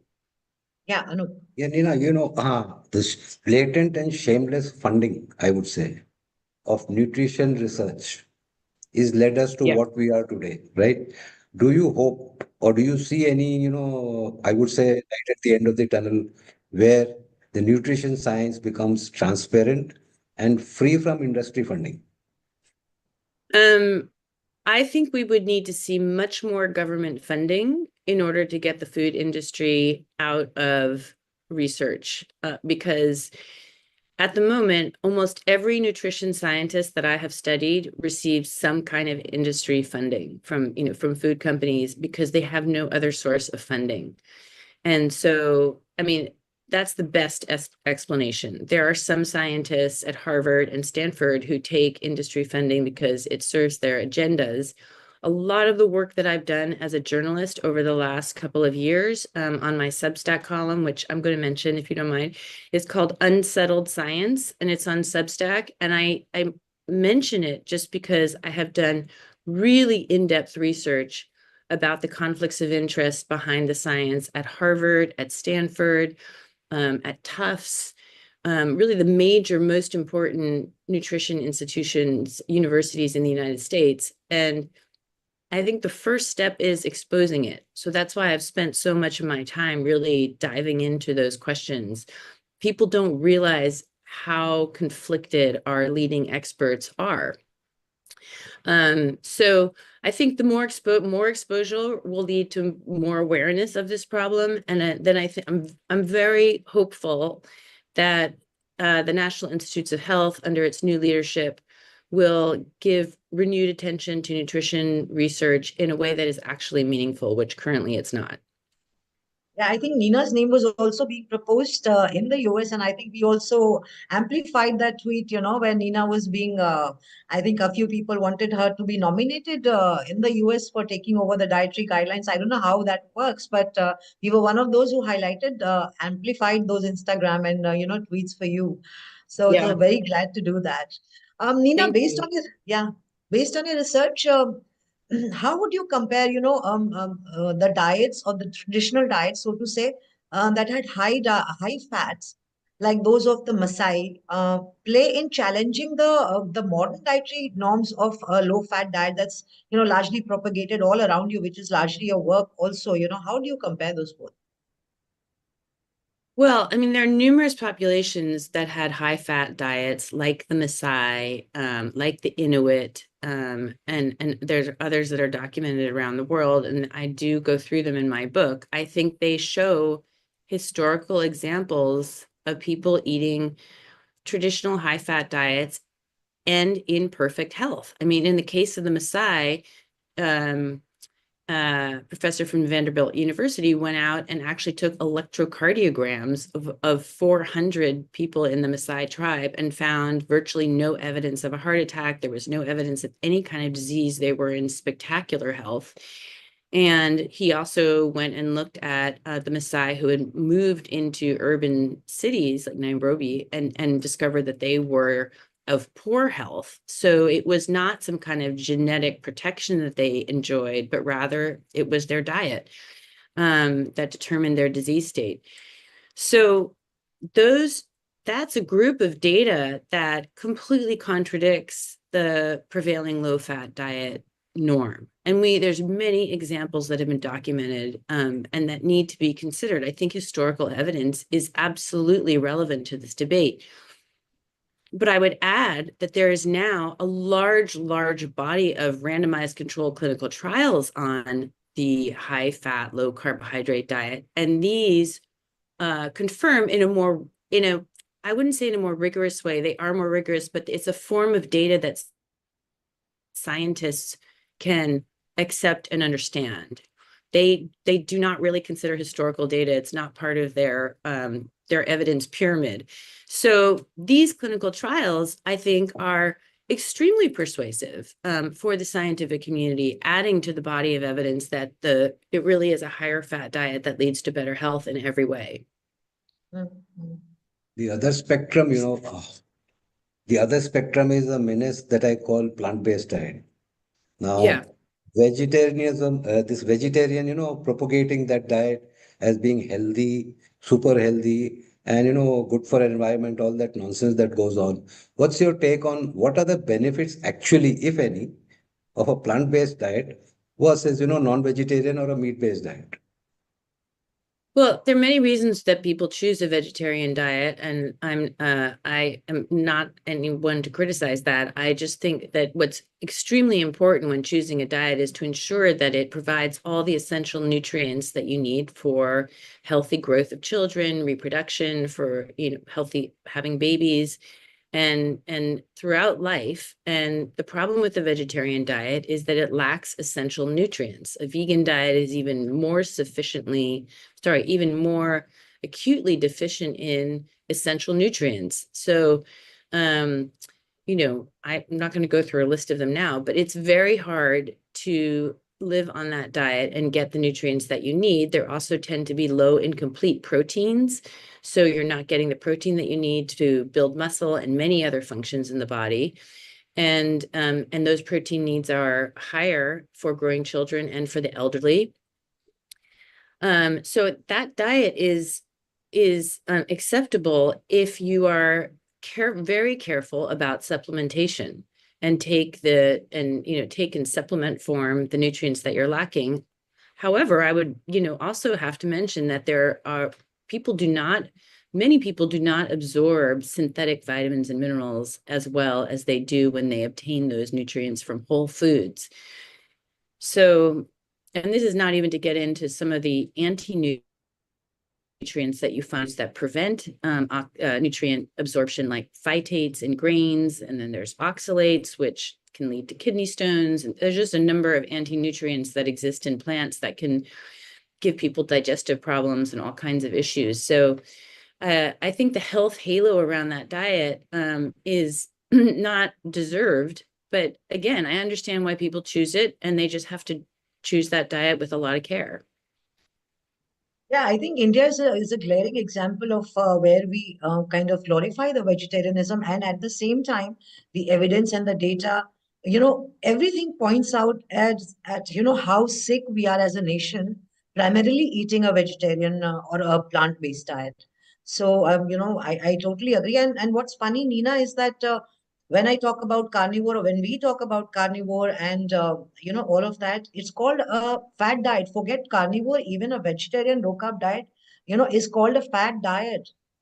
So what's your take on this? When you talk about this, do you get called, for advocating a fat diet?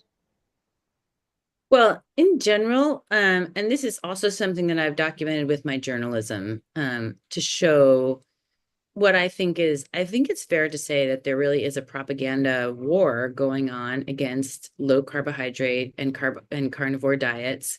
The treatment by the press, the release by the American Heart Association, the American College of Cardiology will release press releases that are anti-keto, based on not even an abstract, much less a study, but just a spoken presentation.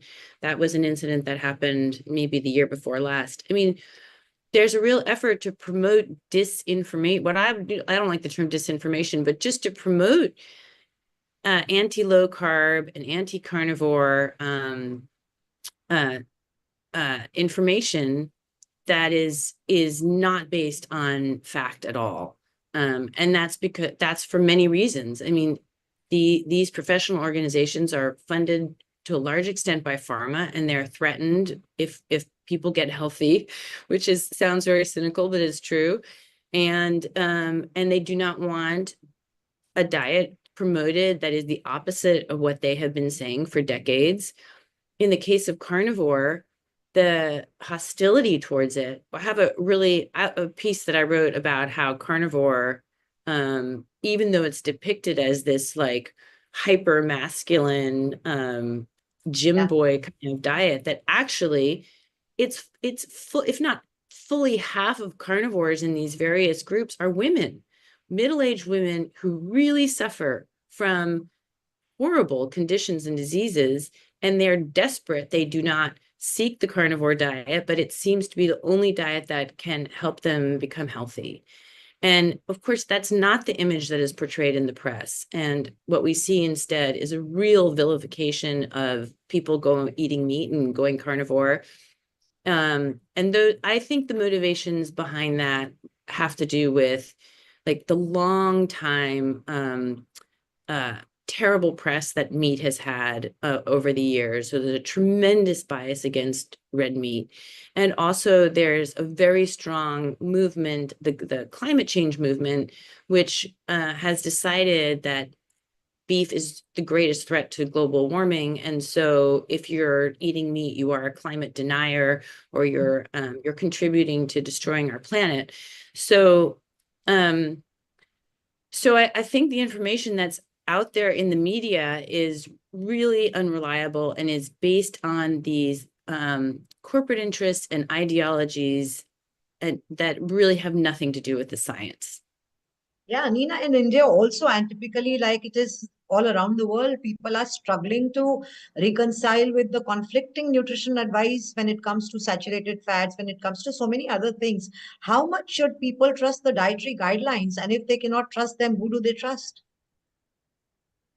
Well, the dietary guidelines, I think, are thoroughly untrustworthy. And one of the things I did at the Nutrition Coalition was to get the first ever outside peer review of the guidelines by no less than the National Academy of Sciences, Engineering, and Medicine. And they came out with 2 reports. We then got 2 more reports, all of which said one of the lines in that report was, we need to change the guidelines. They need to be more rigorous in their scientific methods. They need to use a recognized methodology, which they don't currently, or we will, in order for our guidelines to be trustworthy. And those reports had 11 recommendations for change. None of those recommendations were fully adopted. And so we have to conclude our guidelines are not trustworthy. We also know that from clinical trials on them, which show them that, you know, the largest ever nutrition trial in history was the Women's Health Initiative, which showed that giving people the dietary guidelines had no positive effect for obesity, diabetes, heart disease, or any kind of cancer that they looked at. So, and then a recent paper that the Nutrition Coalition funded, which I feel very proud of, was an attempt to replicate the guidelines. And their conclusions were that the systematic reviews of the science that are used to underpin the guidelines were of critically low quality and subpar. And they could not even replicate the literature search for these key systematic reviews they did. They found 3 times more papers than the systematic reviews did. I mean, that's, you know, an acceptable margin of difference is 10%. This is like a 75% difference. So that's just yet another piece of evidence that our guidelines are not based on good science and are not using a rigorous process and are therefore not trustworthy. Yeah, talking of guidelines, you know, just as you said, it is untrustworthy, unscientific, rightly so. So now, in case you were, you know, in a position or you have the power to shake up this useless guideline, what would be the top 3 changes that you would implement? Well, I think as a matter of principle that you would have to say the dietary guidelines need to provide all the essential nutrients needed for life. That is not currently the case, even if you follow the guidelines perfectly. So that's one principle I would implement. Another is the principle of having them be based on a rigorous, recognized methodology. And then in terms of the specific changes, I think we need to revisit the cap on saturated fat, obviously. That's not based on rigorous evidence. I think we should look at the protein category, which is now has slowly eroded over time. It used to be mostly animal foods. Now it has become more peas, beans, lentils, seeds, nuts. The current proposal from the Biden administration expert committee wants it to have even less beef, poultry, and eggs, and even more peas, beans, and lentils. So those plant-based proteins are not complete, are not as easily absorbed. And so I think we need to revisit the protein category and what that should really be comprised of. And I think that given the health of the poor health of the nation, there needs to be an additional dietary pattern for people with metabolic diseases. The current dietary guidelines are only for healthy people, now a small minority of people, of the public. So we need a dietary pattern for people with metabolic diseases, which I think would obviously be what, a low carb or ketogenic diet. Yeah, You mentioned that, current dietary guideline is for healthy people. Now, if I have my numbers right, I think 88% of US population is unhealthy. Yeah, or So up this to guide, 93% of 93% okay. of adults, according to another more recent estimate. So that means the current guideline is, designed for barely 7% of the population. Yeah, I If mean, it it's were, a ridiculous mismatch to, it's a policy applying to everyone, but it's now for a tiny minority of the population. So it's just a huge mismatch. And the dietary guidelines themselves, I mean, they're so weird, and there's a kind of Orwellian language that they use in describing them. They say, well, it's for prevention only, but it's definitely applicable to all Americans, which makes no sense. So, I mean, they've tried to have it both ways, but I think we have to be clear. And Congress is considering language also to this effect, that there needs to be a dietary pattern for people with obesity, diabetes, and other metabolic conditions. with the current political change, with the current political change, do you expect any, fight back against seed oils? Yes. I mean, I think if you remove the cap on saturated fat, that will allow natural animal fats and coconut oil back to be consumed. And then, so that will naturally swing the pendulum, I believe, away from seed oils. And then I think there's an additional step which needs to be taken, probably as part of the guidelines, to really examine the health effects of seed oils from clinical trials. It's also possible that the Food and Drug Administration, which has a policy, they have a process called GRAS, which is generally recognized as safe. You could revisit the GRAS status of seed oils at the FDA. So that's just another possibility. Nina, what are you up to next? I mean, after, if I know correctly, and correct me if I'm wrong, your name was being recommended recently in the US polity as a nutrition advisor to the government and also the people of USA.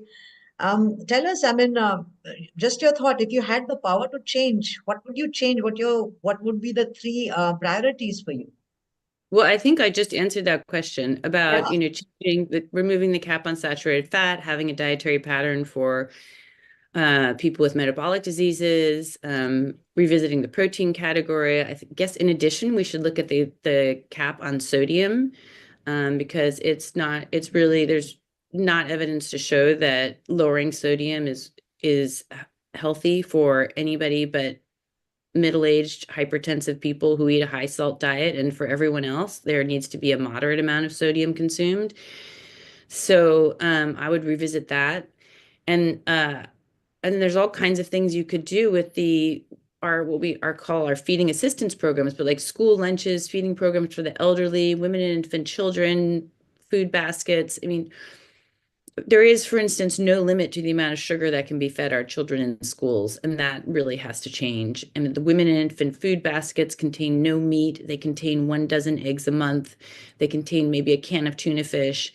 The recent revisions increase the amount of sugar that is allowed in these food baskets, that they also include things like, branded cereals, like Dora the Explorer cereal is allowed in it, and lots of fruit juice. So what we're doing is providing the non-essential foods that are harmful to these people and not providing them the essential foods that they need. And that really needs to be changed as well. Yeah, and what would your message be, Nina, for India, especially because the seed oil consumption here is very high, the protein consumption is very low. I mean, they're typically following the dietary guidelines, so to say. Yeah, I mean, I hope that we can create change in the US and that can spread around the world. I know that there's a healthy skepticism in the US, at least, of the dietary guidelines, people getting healthy by turning the pyramid upside down, and a growing movement of people who understand this. I think it does have to change from the top down, because there's so much power in these guidelines. They really direct all healthcare professionals. Doctors get in trouble if they don't follow them. it has a very powerful effect on the whole healthcare system and on what average people think is a healthy diet. Even if they don't go to that website to get their food recommendations, those recommendations come to them through all their trusted healthcare professionals, and it infuses our educational system. So it does need to change from the top down, and I hope that the US can serve as a leader in this. I also think that as the information about seed oils comes out from a trusted source, like I hope that the government would be trusted if they came out with this, that will also be echoed and spread around the world. So I recognize that people don't trust government, and that's a problem. Or many people trust the government less, let's say, than we did in the 1950s. But I think that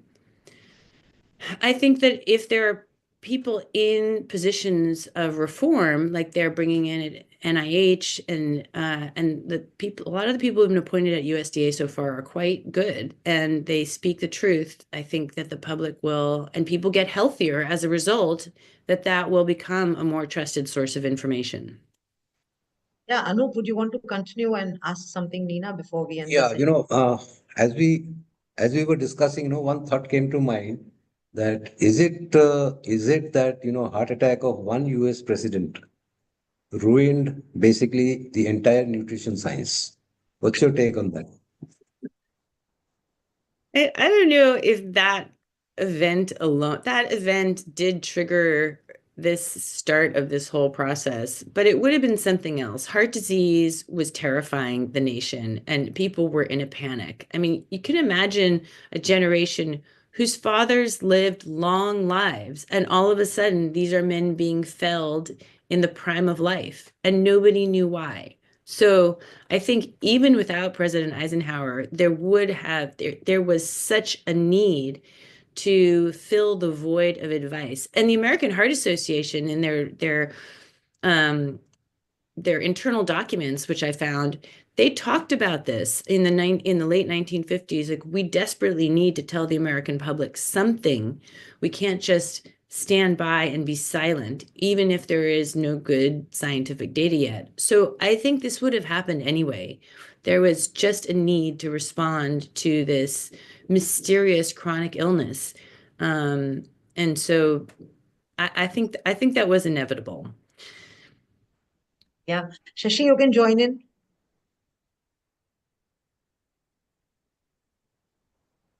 Nina, thank you very much. Thank you. It's a pleasure to be here.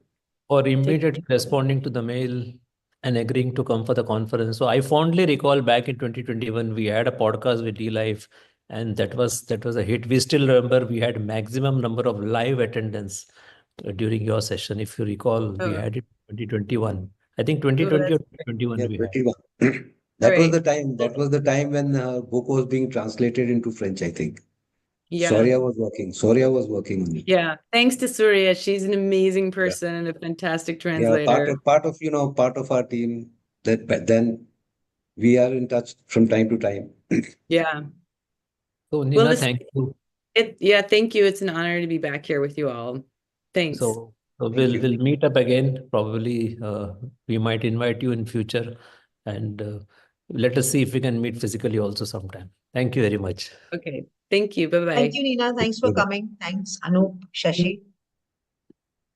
Please get Dr. Lufkin in, and Mandar and Sayan.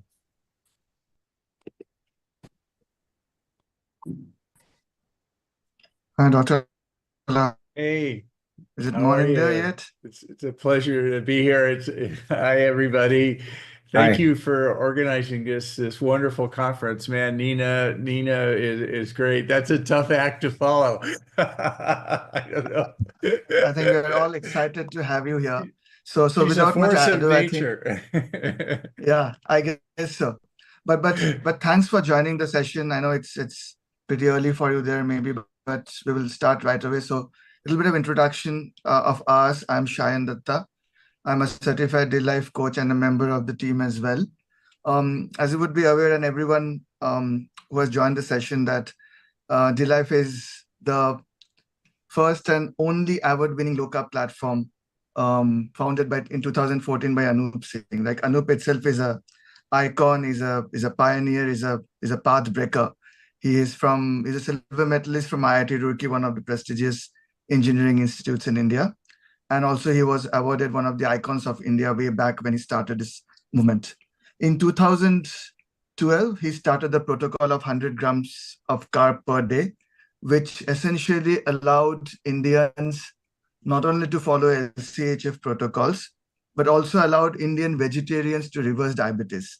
Arun itself is a prime example, not being vegetarian, but otherwise how diabetes can be reversed for 14 years. And today is the anniversary that Anoup is celebrating, and he will come and join us in some time as well. We also launched in 2021 the D-Life Metabolic Health Diploma course. Again, some first, it provides now 144 CPT course hours. I don't think anyone else provides so many course hours. And also from an Indian perspective, we have got a government body called NSDC partnering with us and providing a partner certification. So that provides more authenticity to the course. Again, the only one of its kind.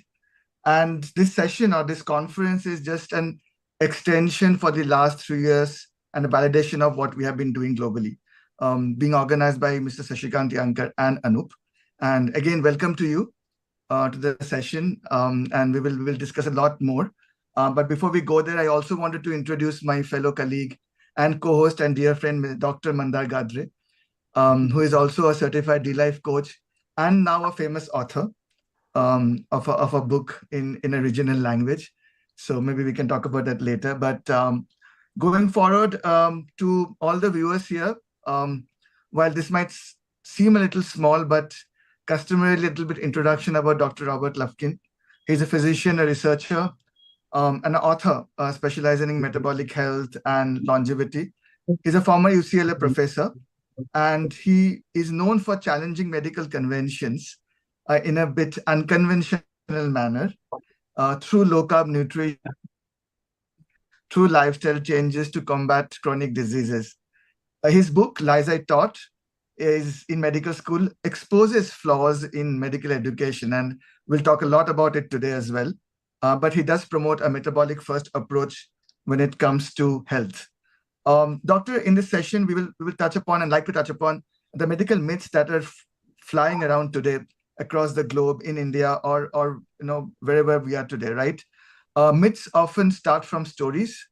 They might not be the right stories, but they eventually often repeated and often told generation after generation that they become gospel truth.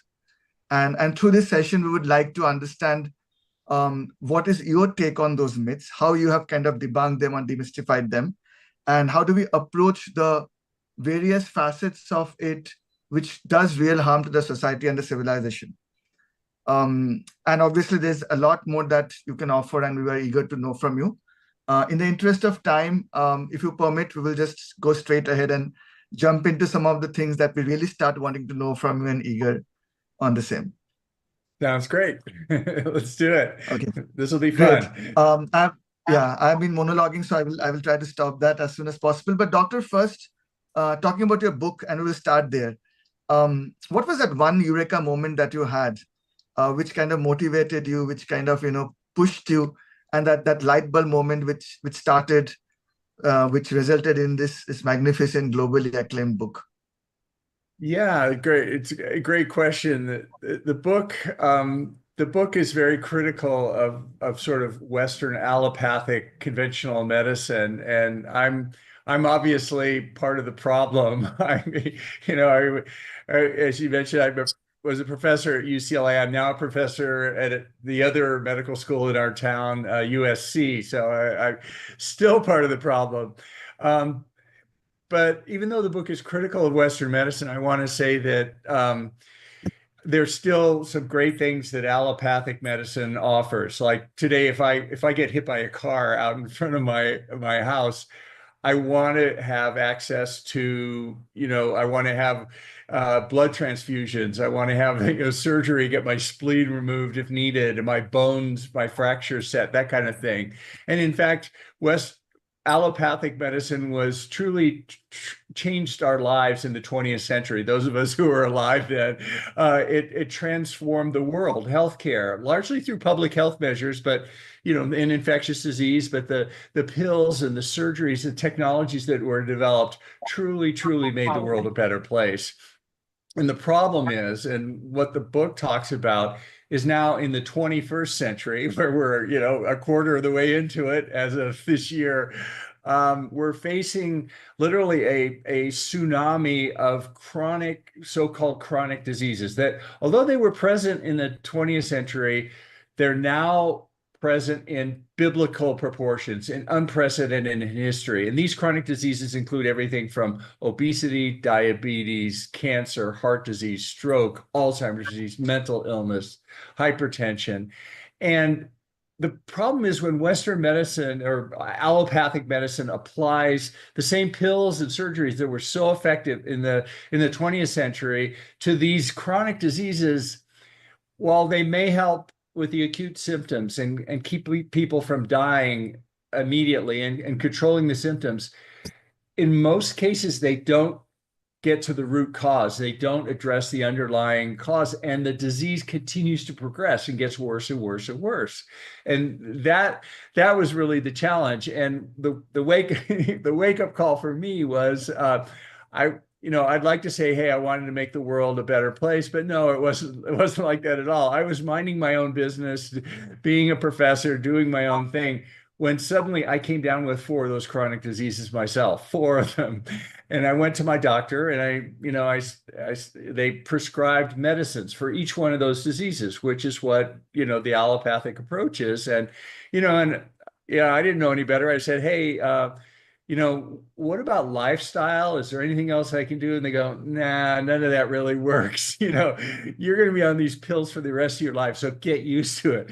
And at that point, I had, young children in school. I still have young children in school. And I realized this wasn't going to end well. So it largely out of self-interest, I was forced to re-examine my own personal beliefs and the beliefs of, many of my colleagues that are still teaching about these chronic diseases and what actually causes them and what you can do to improve them. And I realized there's a huge body of research and evidence-based, controlled trials in many cases that I wasn't aware of, and that really strongly show that lifestyle changes can work. And long story short, I began doing relatively simple life of these changes myself and changing my own lifestyle. And I was able to reverse all 4 of the chronic diseases to the point my doctors couldn't believe it. They thought the labs were broken or something. And I got off all medications. And now I've made it my mission to help other people take back their health and hopefully not make the same mistakes that I did. And that's what I'm working on now, to get this message out. Wonderful, doctor. That's enlightening. And it's interesting that you talk about that, how you took it upon yourself to kind of, look at your own health and then get the solutions and then pass it upon. It's a wonderful segue, because that's what Dilip has also been about. Like Anoup started doing it for himself, and then kind of, ensure that this is a mission of his life to pass it on. Ira also did the same thing. And a lot of us have been blessed to have that kind of a community here today to kind of, I won't say medicate, but self-analyze what we need from life, which is obviously health, and then move forward. You spoke about 21st century and prevalence or relevance of it. If you could throw some light upon what are the kind of lies or myths that are being taught today in medical schools. We have a huge number of doctors here as a part of DLife community and also part of the audience. And I would like to know what kind of lies are being taught today in medical schools. And if you can talk about and discuss about it. Yeah, I mean, kind of at a very broad level, kind of a wake-up call for me was even, hey, I'm a doctor, but I realized that doctors don't make me healthy. My doctors just make me less sick. And if I want to be healthy, that's something that I need to do myself as a patient. And that involves lifestyle. And unfortunately, fortunately, lifestyle is something I get to choose every morning when I wake up, what I eat, when I exercise. And that's something no doctor can do for me. The other kind of broad lie point that would really change my way of thinking is, as a physician, I used to think of diseases as kind of binary things. Either you have diabetes, when your A1C gets to a certain point, or you don't. Either you have Alzheimer's disease or you don't. And what I didn't realize that all of these chronic diseases that I just mentioned, there's very strong evidence that they really don't start the moment the doctor diagnoses them. In other words, they start years to decades before the doctor finally says, you forgot your keys, you have Alzheimer's disease, blah, blah, blah. And the point is, if I wait until the doctor tells me I have one of these diseases, I've missed a tremendous opportunity for prevention.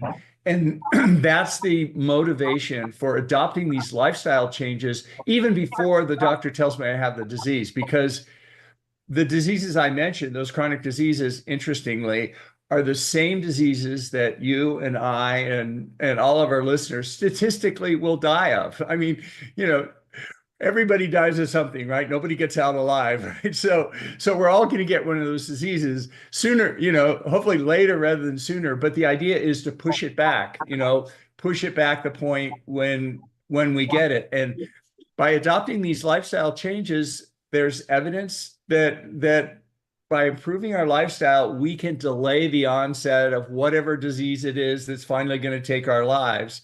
And we can push it back and have a longer health span and a longer lifespan in many cases too. So it's a really interesting concept that I hadn't thought of before, but the fascinating thing is the same lifestyle choices, the same nutrition choices, the same sleep, exercise, stress choices that help me decrease my risk of Alzheimer's, also decreases my risk of diabetes, and also heart attack and stroke and mental illness and, polycystic ovary disease if I were a woman, and all sorts of things like that. It's amazing. These common lifestyle things work across the board. And I think that message, certainly isn't being communicated well in medical schools today. And many doctors, many of my colleagues, frankly, don't believe it. Interesting. And I just one question before I pass it over to Mandar is you spoke about that doctors don't believe it. Is it largely because they don't want to believe it, or they're not taught to believe it? It's a great question.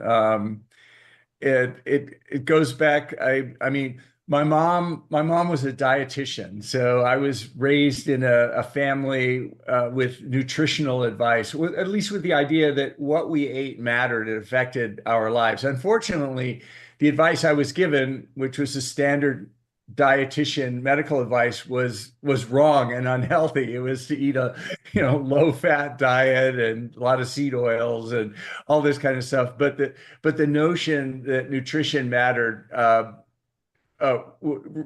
really resonated with me. But nutrition science is, I would go to the conferences with my mom occasionally, and the dietitian conferences were sponsored by Coca-Cola, McDonald's, all these, patently, obviously unhealthy organizations. And in fact, nutrition education is paid for by junk food makers, by large food makers, largely junk food makers. Well, with medical education, it's even worse. That medical education is paid for by pharmaceutical companies largely. They dictate what's taught in medical schools. And pharmaceutical companies have a vested interest in making money from people with chronic disease, and so there's that effect. And then by funding research, the same pharmaceutical companies influence the way that research, the types of research that's done and the types of research that's published. And even to the point where in some cases negative research is suppressed. I mean, I used to have grants from large, my lab had millions of dollars of grants from pharmaceutical companies, but some of the research stipulations, the contract was, you do the study, which we do, but at the end of the study, before you publish anything, we have right of first refusal. In other words, if we don't like the paper you wrote or we don't like the results, we'll kill it. And so there's that kind of influence. Then we have trusted medical institutions, which should be trusted health sources, things like the American Heart Association, which advocates the use of seed oils on their website. And I believe seed oils are pro-inflammatory, they're unhealthy for all sorts of reasons.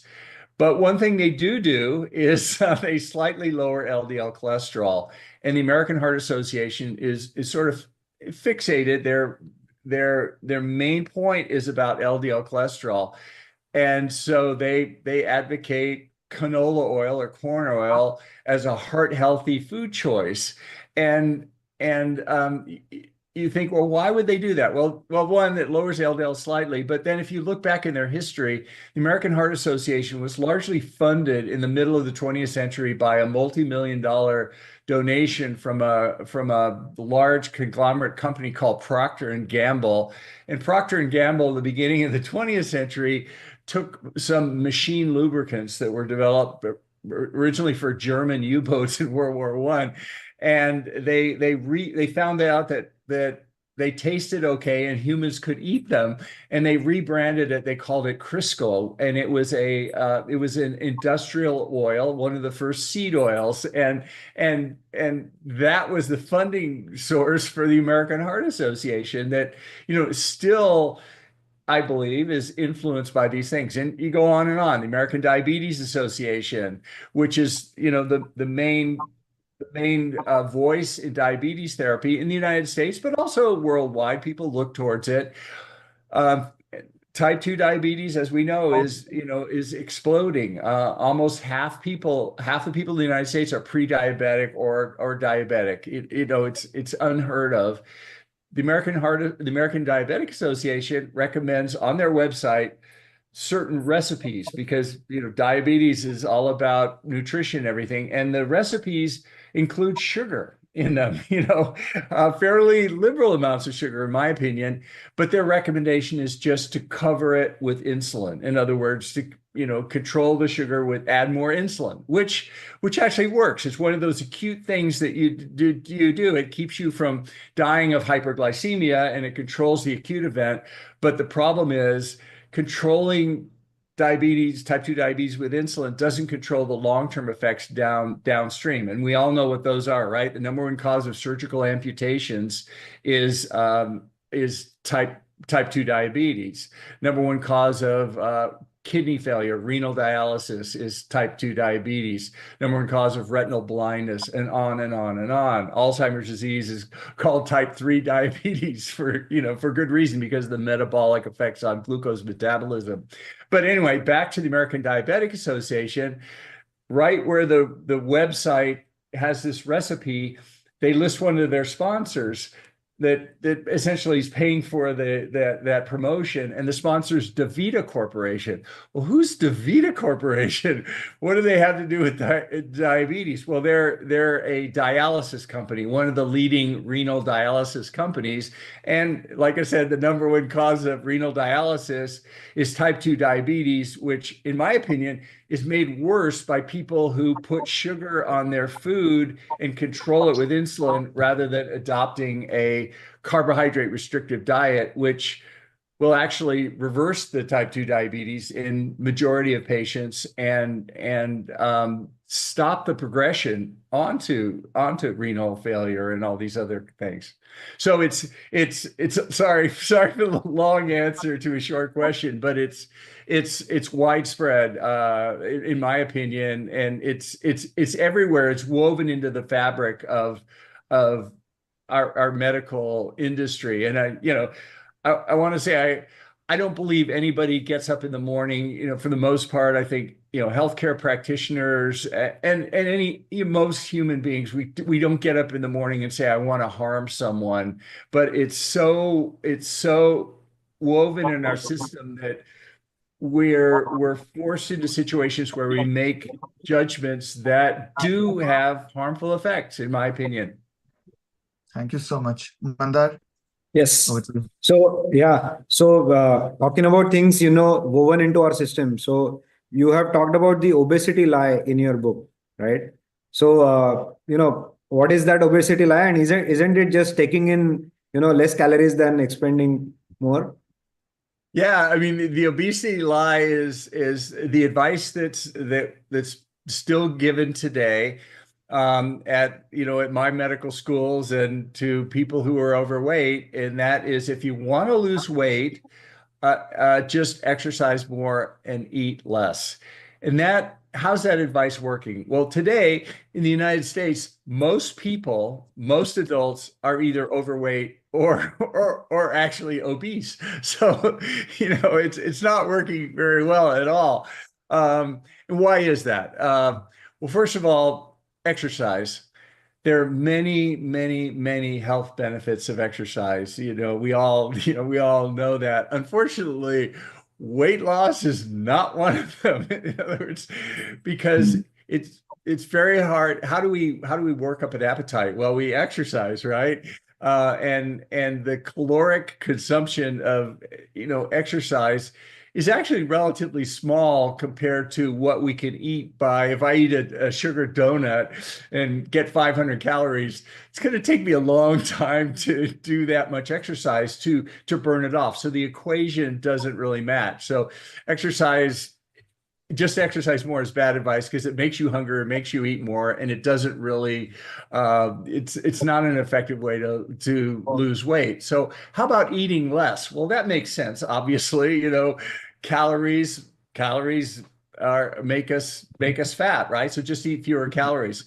Well, it's actually, I think a better message is because what we know, what your audience knows about the 3 macronutrient groups, fats and proteins, which are required for life. If we don't eat those, we die.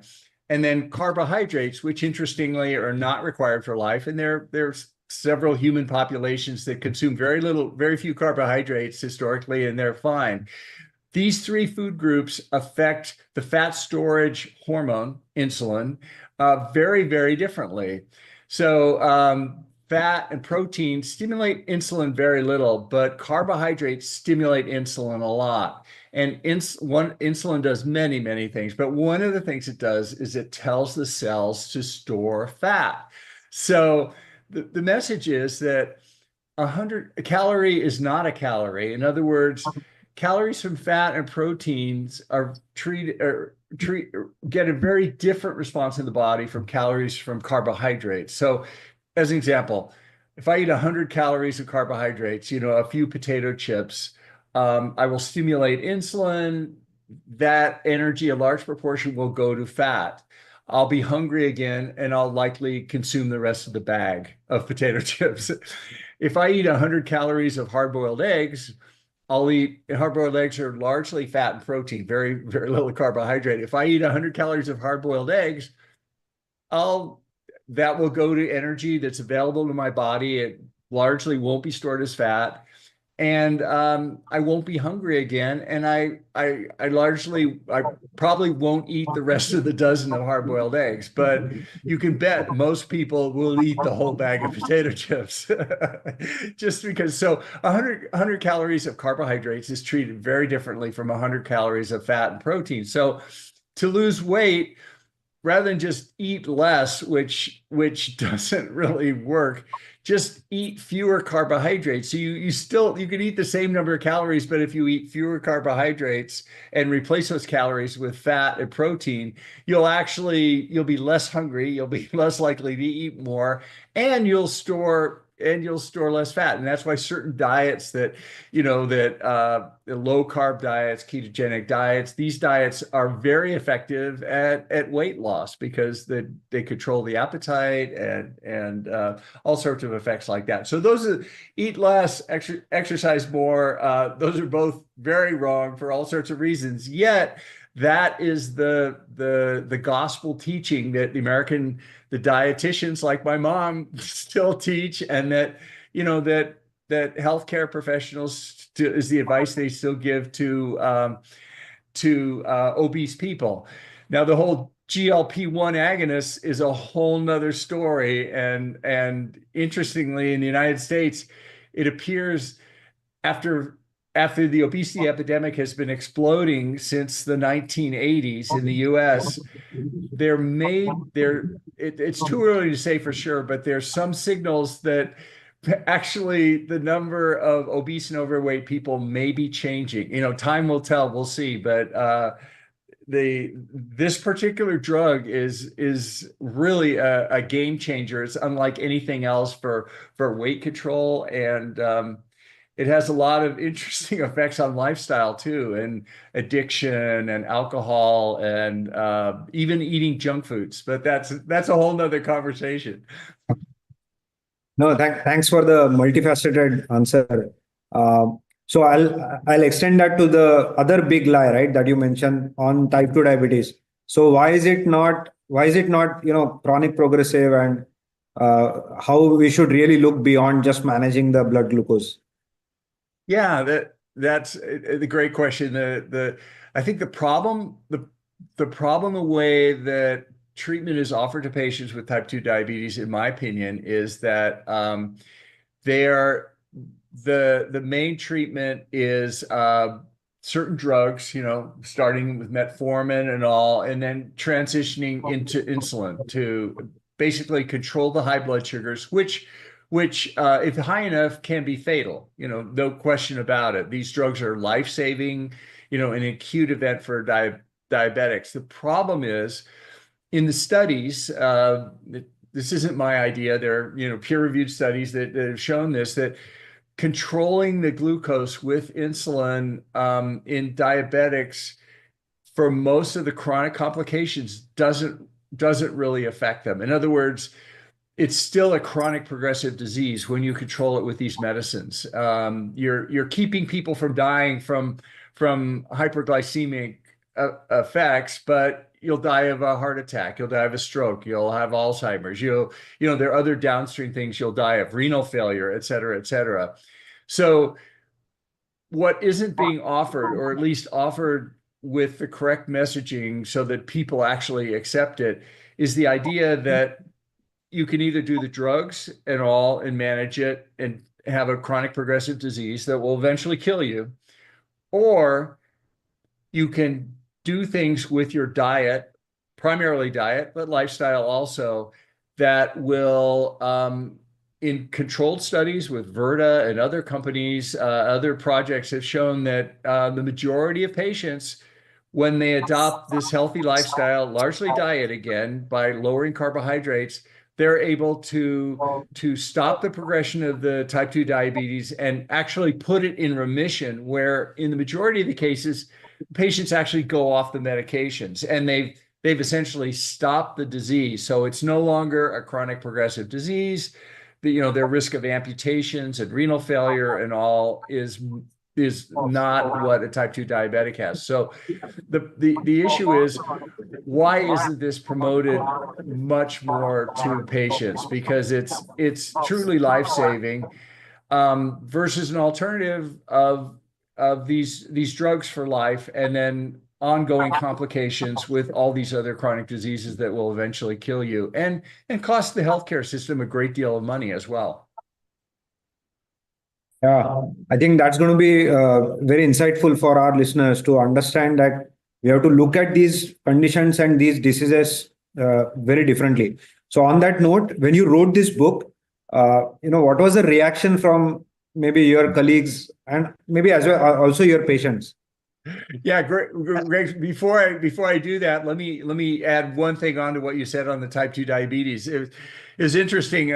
Like I said, I used to think as a doctor, because we're, as a medical doctor, we're trained to think, diseases start and they, you either have the disease or you don't, and it's, it's an on or off switch. And that's sort of necessary the way the insurance system is set up and everything. You can only bill for diabetes once they have the diagnosis of diabetes. And, a year before they get that diagnosis, there's nothing, you're not allowed to do anything because they don't have the diagnosis yet. And I used to think about diseases that way, that, oh, somebody has cancer, somebody has this, and, it's too bad, I help them and everything as best I can.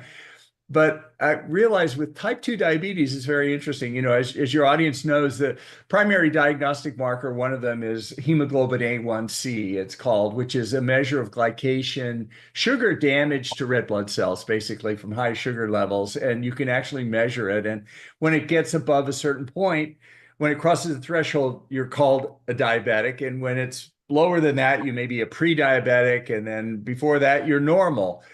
Well, there's a fascinating study just came out of U.S. Non-diabetic adults, and they took large numbers of patients from the Framingham study and from some Ann Haynes data as well, and they looked at hemoglobin A1C levels in non-diabetic adults. And with aging, the interesting thing is the hemoglobin A1C level increases with time. Like, these are non-diabetics, but the older you get, it keeps going up and up and up like that. Well, what does that mean? Well, to me, the way I take that is that insulin resistance, which is what type 2 diabetes is, and the hemoglobin A1C is a marker for that. But insulin resistance and even type 2 diabetes, I now think it's something more like gray hair. In other words, it's something, if I live long enough and if I don't die of something else first, my hemoglobin A1C is going to cross the threshold and I'm going to be, a diabetic. And so that's one other thing to, as an incentive to adopt a healthy lifestyle. It's like, I talk to patients, I go, I'm not going to watch what I eat. I'm not a diabetic. Well, actually, many people, I would say the majority of people with aging face increasing insulin resistance. And, again, it's the same thing. We can all benefit from a healthy lifestyle. But to your question about my colleagues and how they responded to this, well, honestly, most of them haven't read it. People don't read books anymore. But I think, I think reasonable people can agree to disagree. And, these are not my ideas. This is not my research. All I've done is I've taken the evidence, the studies, and I reference them in the book, and I've interpreted them the best way I can, the most honestly and, thoughtful way I can. And if somebody disagrees with, the interpretation, that's okay. It's like, and I realize that, science is ever changing. It's never settled science. And, I've been doing this long enough to see a lot of changes, and hopefully I'll see a lot more. And even the stuff today that we accept as truth, in a few years, maybe lies also. And we all, hopefully I try to be open-minded. I try and not cherry pick the articles and try and, not do confirmation bias when I read stuff. But, we're all on the journey together. I have no agenda here. If tomorrow they say that Coca-Cola makes us healthier, I will order it by the case and drink it. I used to love Diet Coke. I'm a junk food addict. I'm a recovering junk food addict. So yeah. No, thanks for the candid answer. But I must say that I think your book is a fascinating and an important contribution to this conversation. Many of us at DLife have read it. So yeah, thank you for writing it. And I think I'm going to pass it back to Cherian. Thank you so much, Doctor. Thank you so much. Just on that front, how did your mom react to the book? Good question. Sadly, she had passed away before I wrote the book, but I think she Yeah, she was 88, and no, I'm sorry. My dad was 88. My mom was 96, and she had a good life. But it was before I wrote the book. But I think knowing what I know about her, I think she would have been proud and happy to see these ideas get out there, and it would have been great to have a conversation with her about some of these nutrition things and get her take on it all after all these years. I'm sure about that. Doctor, just last a couple of questions, maybe one quick question to you. You spoke about the fact that you wanted to give back what you learned, and I'm sure you're continuing to doing much more right now. So going forward for future, maybe next 5 years, 10 years, 15 years, what are the areas that you are currently working on, and what is a vision that you want to leave all of us, today as a learning that we should be following going forward? Well, I want to get this message out about lifestyle and the transformative power that we have in the choices that we make, and adopting the right mindset. And what is coming as a result of that also is there's a revolution in our knowledge about longevity. Now, if we push back these chronic diseases like we talked about, we have increased health span, we have increased lifespan, and that's going to increase how we live longer. And the whole science of longevity is exploding above and beyond just getting lifestyle. Now, there are things like partial epigenetic reprogramming of stem cells in humans now using Yamanaka factors and similar drugs that a study was just showing a patient took their own pancreatic islet cells, a type 1 diabetic, reprogrammed them back to healthy cells, reimplanted them in their abdomen, and 1 year out, it's only been a year, the patient requires no insulin. And that's a type 1 diabetic, which, as we know, is due to pancreatic failure and immunological reasons. But this partial epigenetic programming, longevity things, I believe, have the potential to increase our lifespan well beyond the 120 years that is sort of the maximum human limit. And it's fascinating how that's going to play out. And lifestyle is certainly a root of it, but it's even growing more and more with longevity. And funny thing, the older I get, the more interested I get in longevity research. But it's amazing. People are discovered a central biological clock in mice, in the hypothalamus, that if you lesion it, the mice live less. But if you add stem cells to the hypothalamus, the mice actually live longer. They live longer than the most powerful anti-aging drug, rapamycin. They live longer than that. So now humans, I'm working with a group here in LA, with Shelley Jordan, where we take an MR scan of the brain and we localize the hypothalamus in a human. Then we take a laser or ultrasound and we're able to focus it on the hypothalamus and not really open up the blood-brain barrier there, but actually just a milder dose of energy to make the endothelium of the blood vessels open up slightly to let molecules through. Then we inject exosomes into the bloodstream through a venous access, and these exosomes go to this central clock. And the idea is you could reset your central biologic circadian aging clock with these focused ultrasound approaches into the hypothalamus. So it's just wild stuff, all kinds of things going on. It's so fascinating. Yeah, actually, it's fascinating. Before we wrap up today, a big thank from Mandara and I, obviously, but I would also like to invite back Anoup and Shashi to say some last words or comments that they might have to make. Yeah, so while they join, maybe I'll quickly get in a question. So you talked about some of the constraints that you feel or experience from the angle of insurance, etc. So sort of what is the pushback, and how does it work when it comes to chronic disease? Because the incentives don't really seem well aligned there.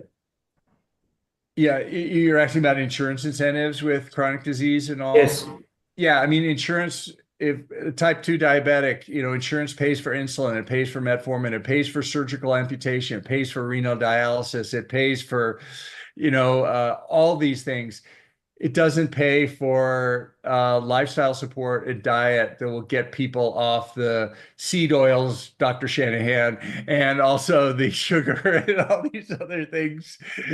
So that's what we're facing now. But I just want to thank you guys and thank everyone here for the program. You're doing the great work you're doing. It's helping so many people's lives in India and around the world.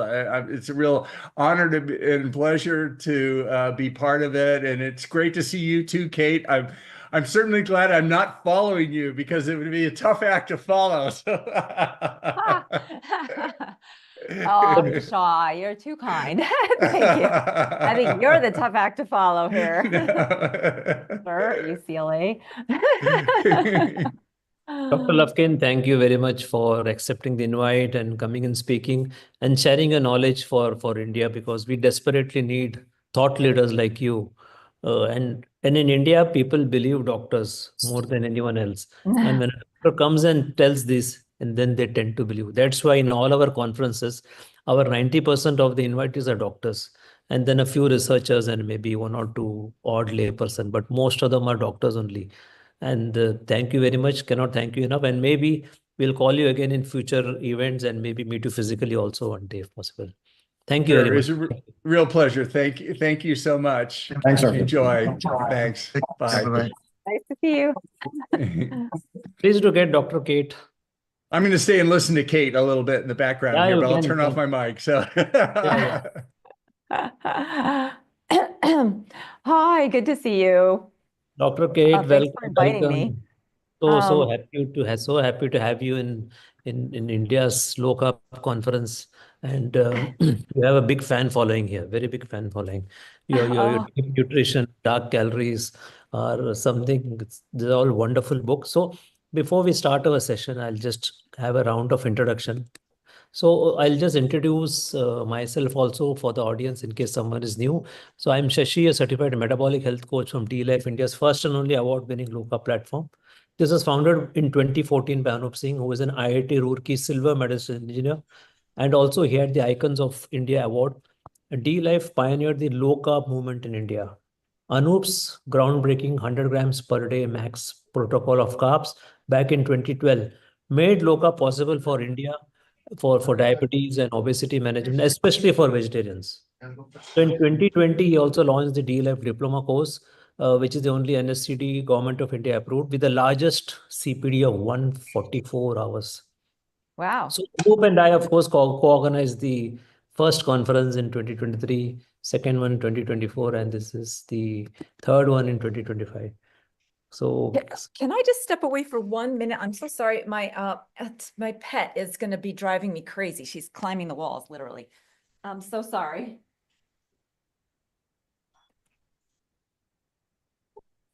Yes. All righty. So yeah. Well, that's very impressive. Thank you for the introduction, because it's always helpful to get some background. So Kate Shanahan is an MD, a board-certified family physician and globally recognized health advocate. Since 2004, she has been standing up to the corrupt health authorities who are promoting processed ingredients, especially the toxic seed oils, the hateful eight. Dr. Kate works have informed academics, nutrition leaders, world-renowned MDs, as well as the paleo, primal, low-carb, keto, carnivore, anti-aging, and functional medicine movement. Thanks to the massive publicity around LA Lakers pro-nutrition program, she created deep nutrition inspired by the generation of nutrition within the leaders. So our book is very, very popular. And we know that, the book also mentions the avoidance of seed oil and consumption of superfood like bone broth, live culture ferments, organ meats, traditional fats, oils, and activated whole grains and seeds. These principles are about transformative health to millions, including professional athletes who are all well known. And as a family physician, Dr. Kate has personally worked 1:1 with thousands of patients to improve energy metabolism, reduce fatigue, cellular inflammation, organ dysfunction. With the subsequent book, she has now authored the most extensive body of research showing the Eightful Eight seed oils and process ingredients that are causing obesity, inflammation, cancers, dementia, mental illness, and a whole host of other illness, especially even childhood obesity. So welcome, Dr. Kate. We are going to discuss the toxic effects of seed oils, and most importantly, the term which you coined, the Hateful Eight. Thank you so much for inviting me to be here with your meeting today. It's a great opportunity, and I'm excited to help. So I'll ask with the question, what are the three fundamental factors that makes it impossible for an oil to be truly healthy? So yeah, there's a bunch of things we have to think about to decide, right? Because when we're talking about using, saying a food is toxic, which we are when we're talking about these seed oils, it's a big deal, right? We can't just throw out the terms. We have to understand what's going on. And so my research has focused on identifying, what is the problem with the oils that have now flooded our food supply. And there are three things that pertain to this discussion. And the most important is really the refining.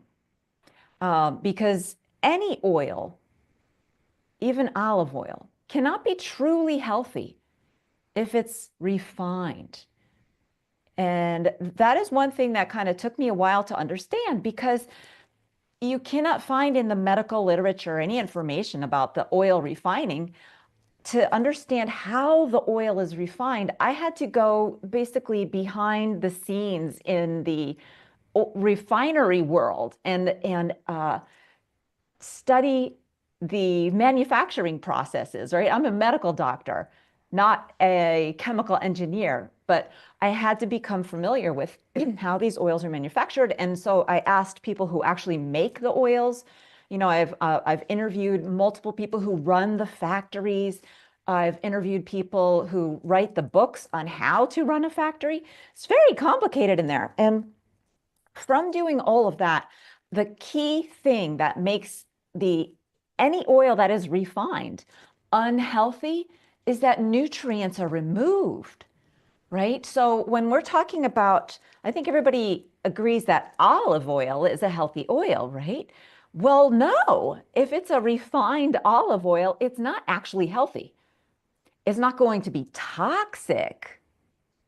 So then the next question is, what is the difference between a refined oil that is toxic and a refined oil that is healthy, right? So that has to do with the second factor, and that is the chemical composition. So fats are made out of fatty acids, and certain fatty acids are chemically unstable, should not be exposed to high heat, oxygen, metals. They're very fragile. They can't even be exposed to light, right? So if the oil seed contains a lot of these fatty acids that are fragile and it gets refined, there's no way it's going to survive the intense heat and destructive properties of the refining, because refining is complicated. So what happens when we refine, say, like soy oil or corn oil, I believe those are both pretty common now in India, is that the seed is heated, then it's pressurized.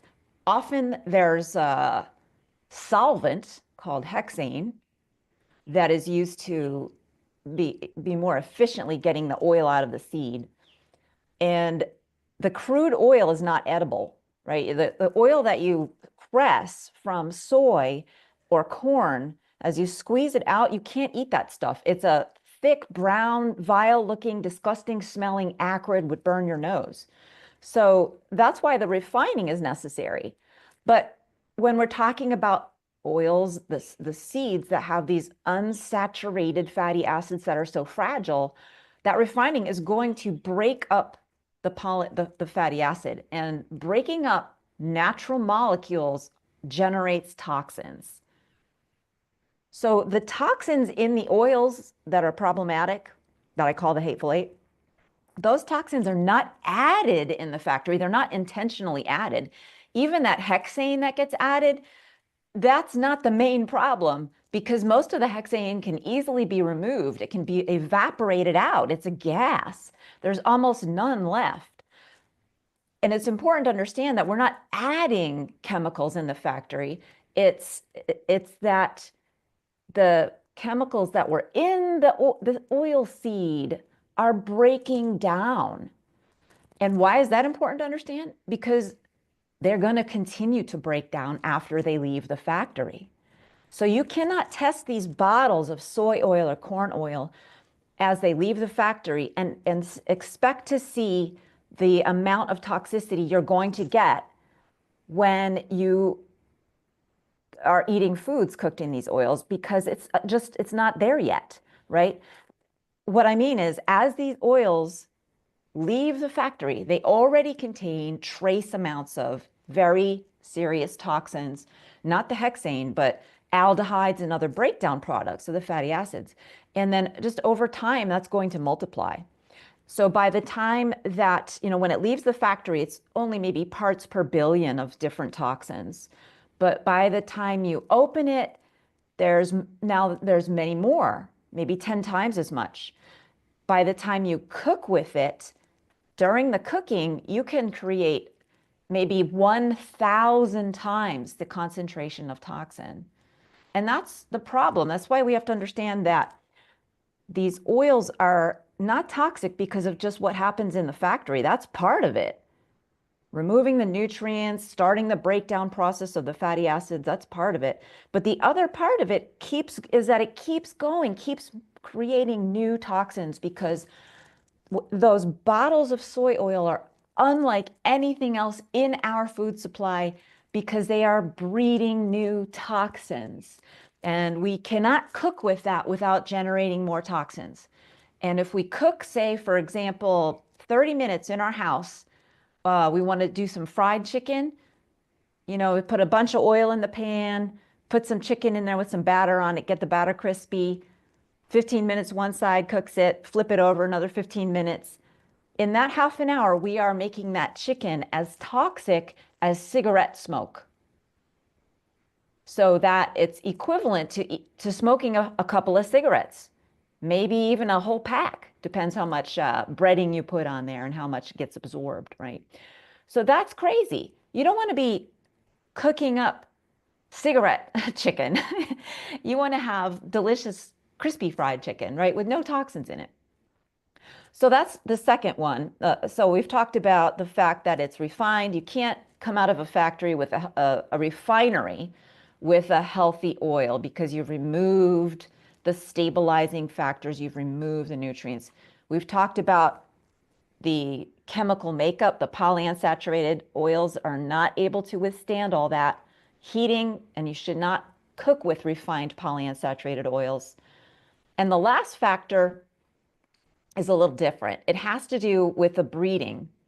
And I'll touch on this again later on, like with the next question, but there are seeds that humanity has been using for so long that we have bred them to be stable for cooking. We're not we never use these every day. Like, for example, sesame oil, right? That's a very popular cooking oil. I believe you use that in India. And like mustard seed oil also in India, right? Those have been bred for a long time, and they are able to yield an oil that is healthy because of the intelligence of the breeding. It makes it that there are more antioxidants in there, there's more nutrients in there, and the oil is yielded very easily with simple mechanical presses. You don't need high heat, you don't need all this pressure that you do with the soybeans, which were never cultivated for oil. They were cultivated for using as whole food. So those are the three factors. Whether it's refined or not, you cannot have refined oils are not healthy. I don't even care if we're talking about coconut. Refined coconut is not going to be healthy. It's just not. as toxic as the seed oils, but you've removed nutrients. It can't be healthy. The second is the fatty acid profile. And then the third is the breeding. Has humanity been preparing these things to be used for a source of oil, efficient source of oil? Or are there other nutrients in there that will stabilize it? Those are the three things that that I needed to consider in order to figure out which of the oils are going to be good for us, which of the oils are going to be toxic for us, and to create this middle category of oils that are okay but not great. And so those are things that are stable but not refined, like, I'm sorry, that are stable but they are refined, like refined olive oil. It's not going to be toxic, but it's not going to be good for you. The same with refined palm oil, refined coconut oil. That's the middle category. So it's not just that there's good and bad, there's also okay, but not really very nutritious. It's not toxic yet, but it can't be considered nutritious. And so I talk about all of those three categories on my website, and it's so important to understand those three categories and what oils are in there if you want to be healthy, because these are the major source of calories. At least in America, people are getting about 30, well, from total fats, they're getting about 40% of their calories from total fats. And in America, if you're not avoiding the unhealthy oils, you're getting 30% of your calories from what I call the hateful eight. So we have been hearing and reading about hateful eight. What hateful eight? What exactly is it? I think many of us are using it without knowing the meaning. Right. So, well, okay. So I thought of the words because there's a movie called The Hateful Eight by Quentin Tarantino, right? So it was kind of a catchy thing. Actually, my husband thought of it, but I thought it was a great idea. And I wanted to come up with a term to identify the oils that are bad, because there isn't one, right? Just saying something is a seed oil, that doesn't tell you if it's good or bad, because sesame seed oil is healthy. If it's, virgin oil, unrefined. The same with mustard seed oil, the same with peanut oil, and peanut is a seed. So we needed to have a term that would identify the problematic oils, and there just isn't one. The industry doesn't, create a term for that. Why would they? And just using the term seed oil doesn't capture it. So I created the term the hateful eight because I want people to know that there's 8 that you have to basically memorize them. And those are corn, canola, cottonseed, soy, sunflower, safflower, rice bran, and grapeseed. So those are the 8 problematic oils in most of the world. Now, you may have a 9th, so you might have like the nasty 9 there in India. If there's a version of mustard oil that is refined, I would say that would also be a bad one. That would be toxic. So unrefined mustard oil is good. I wouldn't use it every day because people didn't. It's just, we're not meant to use these tiny seeds for oil every single day, but we can use it in proper proportion, just like anything else in our diets. There has to be a proper proportion. So these hateful eight, how bad are they? Are they worse than other foods which we think are bad for us? These are the worst things in the food supply because there's nothing else that you can say contains toxins that are deadly when it leaves the factory, and that by the time you cook with it is as toxic as smoking cigarettes. There's just simply nothing else like that. There's sugar that gets a bad rap because, rightly so, because there's no nutrition in it. And it can spike our insulin and have some hormonal effects. But it doesn't have toxicity. Glucose molecules are not toxins, right? If our blood level of glucose is too high, that can have toxic effects. But our blood level of glucose is not going to be too high unless we already have developed serious, complications of our diet, which is the type 2 diabetes.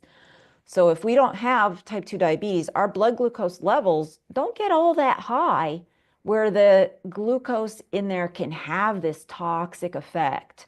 I don't know if other people have talked about glycation, but that is how glucose molecules can have a toxic effect. They are sticky, and glycation just means that sugar now starts sticking to your body's cellular proteins and your joints. Glucose can have this toxic effect, but not until it reaches levels that are like twice what is normally going to be in your bloodstream. And that's not going to happen on an extended basis unless you're already insulin resistant. And my research tells me, my research strongly suggests that we become insulin resistant because of the hateful eight, right? So I know that folks in India have looked at when did insulin resistance and diabetes start, and pretty much when the corn oil arrived and the soy oil arrived, right? So folks in India were eating a good amount of carbohydrates. They had been eating rice for a long time. They've been eating beans, high carb foods, but there wasn't the type 2 diabetes, not until the seed oils came. And so that's another reason why I can tell you that these oils are the worst of the worst, and they're definitely the most important thing to avoid first and foremost. First and foremost, more than anything else, because like the title of this talk says, they make us crave sugar. So it's harder to avoid sugar because now we want it, thanks to how the seed oils disrupt our body's metabolism, turning us into insulin resistant and type 2 diabetes. So what you are telling is these oils, they are so toxic in a different way. So they make us crave more sugar. They make us insulin resistant. And probably that is the start of diabetes. Yes, that's what my research says, is that if you want to make somebody diabetic really quickly, well, it's hard to do it without seed oils, right? You can shove sugar into their bodies, but unless you also deprive them of a lot of other nutrients, it's going to take a long time. But if you start shoving seed oils down there with the sugar, then that happens in an accelerated rate. And in fact, you can make, in animal studies, they've shown that you can make animals diabetic without sugar. You can just give them the seed oils and then they quickly become diabetic without adding any extra sugar or very little carbohydrate. I think this is very horrible. And how we all know that all these oils are prevalent, do they come hidden in the food? How prevalent are they in our food supply? Are they hidden so that we may not know? How is it? So when you go to a restaurant, they are absolutely hidden because you have no way of knowing what they've made in the restaurant. And even if you ask, a lot of times the people serving you the food, they have no idea what's in there. So it can be very, very difficult to find out. And when I was working with the Los Angeles Lakers for 6 years, one of my most time-consuming jobs was trying to find out what foods at the hotels they were staying at were safe, that were seed oil free. And I discovered that very, very few, even at these very fancy, expensive 5-star restaurants where the teams were staying, many hotels had like only 2 or 3 things on the menu that did not contain large amounts of seed oils. So they are hidden, but they're also in, they're also in a lot of processed foods that you buy that you might think are healthy. And they're, are they really hidden there? I mean, they do put it on the ingredients list, but you have to turn it around and there's like 50, 60 things you have to read through. The lettering is tiny. So if you have bad vision, yes, they're hidden. So do this seed oil and carbohydrate, especially the refined carbohydrate, if taken together, they drive a lot of oxidative stress. How is it? Yeah, so all by themselves, the seed oils promote oxidative stress because the toxins that are in the foods cooked with these oils, each one of them promotes this state of cellular imbalance that we call oxidative stress. That's what a lot of toxins are bad for us because they cause oxidative stress. So it's important maybe to understand a little bit about what is oxidative stress. That is the thing that kills us. So oxidative stress comes from oxygen reactions. That's why it sounds like oxygen. And there's all kinds of reactions with oxygen, you know, in our world that we're more familiar with, like burning, right? Just a forest fire, that's a huge problem of oxidation that, you know, converts trees that are not toxic into smoke that is toxic. You see, so oxidation creates toxins, and then those toxins turn around and cause stress in our bodies. They cause damage in our bodies. And so when we're suffering from damage caused by toxins, that's called oxidative stress. That's just one way to put it. Another way to think about it is rusting is an oxidation reaction. So when you have a car that's getting rusty, that's oxygen reacting with the iron. And the same kind of oxygen reactions that change chemicals from something good to something bad in the outside world also change our cell membranes from functional to dysfunctional inside our bodies. They damage our mitochondria, which are where our cells produce energy. They destroy our enzymes, which is how our bodies respond to insulin. And they can even destroy insulin hormone receptors or any hormone receptors. So oxidative stress opens us up to every single disease. Oxidative stress is basically the main cause of human disease and suffering, and the seed oils are the #1 cause of oxidative stress in our diets today.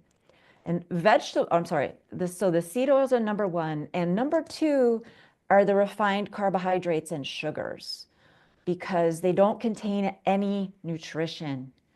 And it turns out that our body can really fight off oxidative stress really well when we are well nourished, because we actually can make our own antioxidants to control oxygen.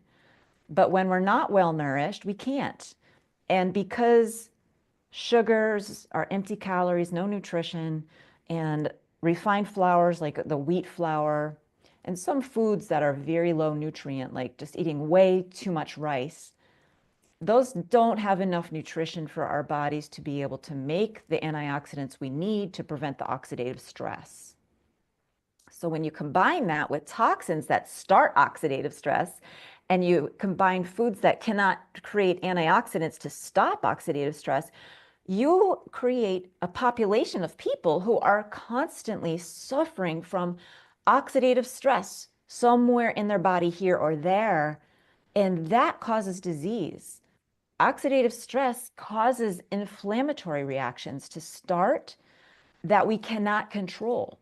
So oxidative stress drives asthma, it drives psoriasis on the skin, all kinds of skin problems, it drives gut bloating and autoimmune diseases, and it certainly drives insulin resistance. That's my research shows that it's the main driver of insulin resistance and the main driver of cancer, because it destroys our mitochondria, and cancer begins in the mitochondria.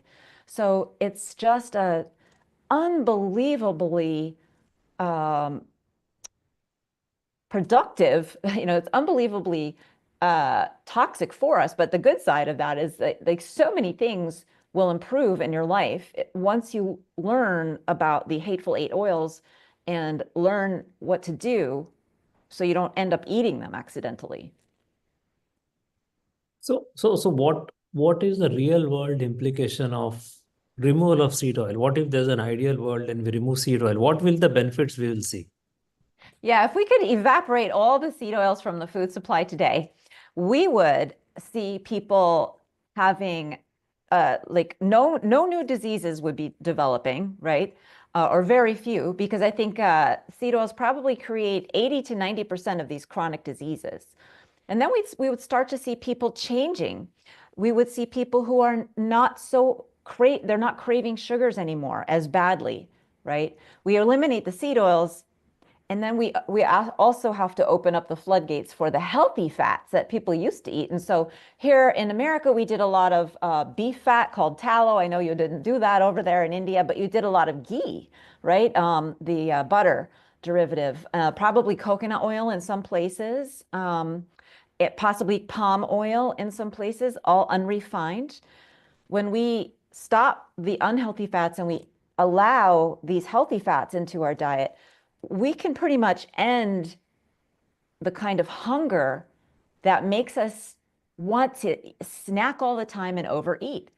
So we would end most overeating, right? Suddenly people would not be so insatiably hungry anymore, and they wouldn't be snacking. They wouldn't be overeating so much, right?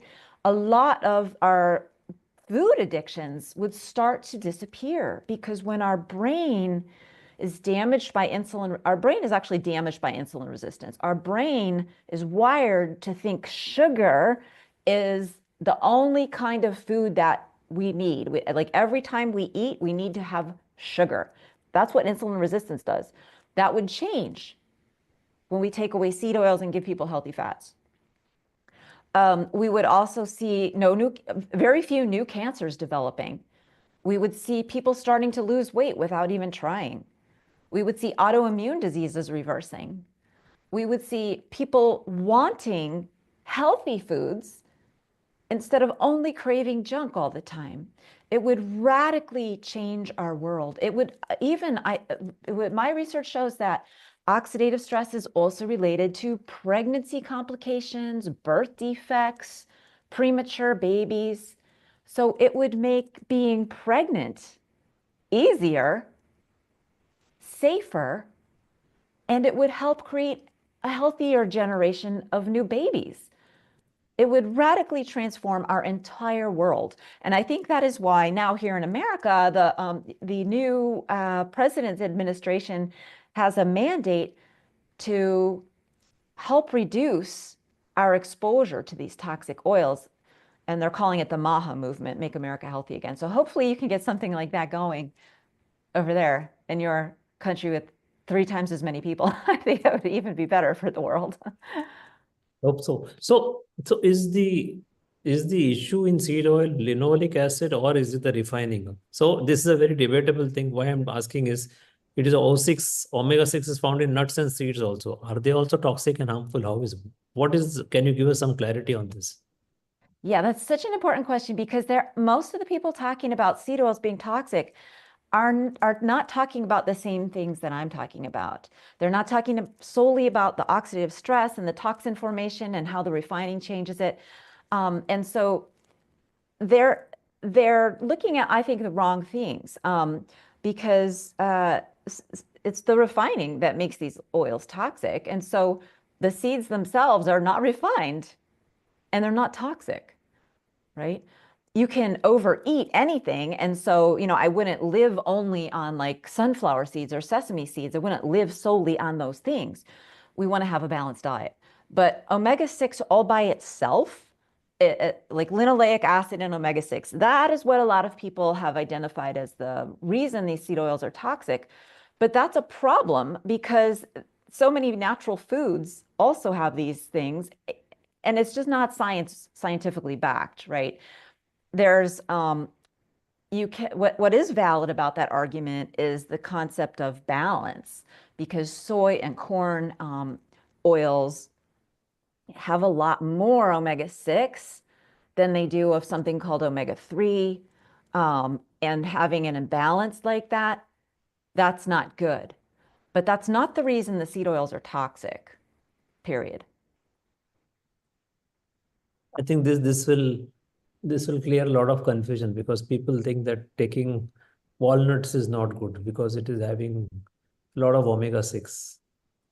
Yeah, I mean, that idea that balance is important in the body is true, but I think people have started obsessing about that and gone down this path of saying, oh my God, all omega-6, now that's toxic. But that means that you can't eat chicken, you can't eat pork, you can't eat, so many things. That is absolutely not supported by scientific evidence. And it's a problem for, the truth, right? Because there are a lot of people making money selling these seed oils. Let's just face that. That's face facts here. One of the big reasons they are in our food supply is because people are making money. They're cheap and they're essential to the entire processed food industry. And there's a lot of corrupt people in America who are promoting them as healthy. And here's why this is a problem to talk about, like omega-6 and linoleic acid being a problem. Because when the media take that question about seed oils to these corrupt academics, the first thing that they do is they point to all the science saying, well, there's really no evidence that feeding animals high linoleic acid diets causes any disease. But you see what they've done is they've changed the subject. The subject is seed oils. And the academics just switch right over to omega-6 and linoleic acid. And they can only do that because of the people out there now that are saying, oh no, it's not the seed oils that are toxic, it's the linoleic acid, right? And that is a problem. And so that's why I'm glad you're having me on today, because I think people need to know this. It's really causing a lot of confusion and it's shutting down the truth. So I think that conversation needs to stop. And I know there are some very smart people out there promoting that idea. And I would be, perfectly happy to speak with them personally and really help them understand my perspective a little bit better and why I think that they need to stop doing that. How about this ratio of omega-6 to omega-3 in our blood? Does it have any implication? Because that ratio is also said to be having an implication in chronic disease, 1:1, 1:5, 50:1, or something like that. So that is the ancestral was 1:1 or 1:5, 1:10. Now it is something like 1:24, 1:50. So does the ratio make any difference? Yes, it does make a difference because when you don't have a balance between the omega-3 and the omega-6, that affects your own body's ability to metabolize those properly and to make some of the long chain omega-6 that we need for our, especially our brains, but for many of our other tissues, our nervous tissue, we need the like the DHA and the EPA. Those are omega-3 fatty acids that are long chain, that are made out of the shorter chain omega-3s that like are in walnuts, right? Flax and walnuts, those have omega-3. They don't have the kind of omega-3 that our brain needs and that our nervous system needs and that many of our body cells need. They have a kind that is too short. And that's okay when we have a more balanced diet because our body's enzymes can elongate those short ones and make them long, just like we need. But when there's an imbalance, that process doesn't go very well. And so we end up being maybe deficient, but I say maybe because we don't know exactly the ratio that makes us deficient. Is it 1:5? Is it 1:20? We don't know. And we don't know because the answer depends entirely on that person's ability to handle oxidative stress. And that's what that's where my research comes in to help answer a lot of these questions. We have to consider oxidative stress. And so if you have a diet that has a lot of oxidative stress, you might need a 1:2, 1:1 ratio. But if you have an otherwise very healthy diet, you might be fine with a 1:5, 1:10 ratio. We don't know because these studies haven't been done. And I'm not saying they need to be done. I'm saying, we should avoid the hateful eight and then we're going to be healthier. We don't need a lot of research to know intuitively that when we stop eating toxic things, we're going to be healthier. We have research to support all of that. I don't think we need additional research, but a lot of people do. A lot of people just love saying, oh, we need studies for this and studies for that. And, fine, that would be very interesting. I'm not going to stop that process. In India, we use refined sunflower oil, refined safflower oil, rice bran oil, maybe a bit of soybean oil, and then the traditional oils are there. So traditional oils are there in both the form, in cold pressed as well as refined. Now, what are traditional oils? They are coconut oil, sesame oil, peanut oil, and mustard oil. So they are both in refined form as well as cold pressed form. And of course, ghee and butter are there because still that fear exists on that cholesterol part or saturated fat part. So people tend to use more of refined oils and these oils. So would you say that cold pressed peanut oil is better than refined peanut oil? So let's talk about the words cold pressed. In this country, that does not mean unrefined. So the term that we need to use is virgin. That means the oil was edible the minute it came out of the seed, whatever they did, which is usually a cold temperature technique. But technically, cold pressing just means that there was some pressure, mechanical pressure involved, and that no heat was intentionally added. But the problem is when you add a lot of pressure, you increase the temperature accidentally, you can't unavoidably. And you can get very high temperatures that way too, that are also damaging. And so that even though an oil might be cold pressed, if its crude oil is toxic and not edible, that is not healthy. Now, the meaning of the term may be different in India. I have not been able to get an answer to that because most of it is you come up with marketing people who are selling their oils and they don't give you the details. The thing is that it needs to be two things. Cold pressed, if it says cold pressed, you need to see one more thing, unrefined. I'm not sure you're going to see the term virgin anywhere except for on olive oil, even here. So if it's cold pressed, it has to be unrefined. And that means it's going to be very expensive, right? That's another way you can tell. So how do the common man really know in India? I think we need to find out something on, because we know only as cold pressed. And maybe they put it in a small expeller or a small machine on one side and get the oil on the other side. They don't add any chemical. And many of them are done manually also. Maybe electric current is used, but that is how they use. So yes, that would be fine. Unfortunately, there is no, if there is no requirement for the label to say that this was refined or not, then I would just assume it was refined because it's much more expensive to use unrefined, much more expensive.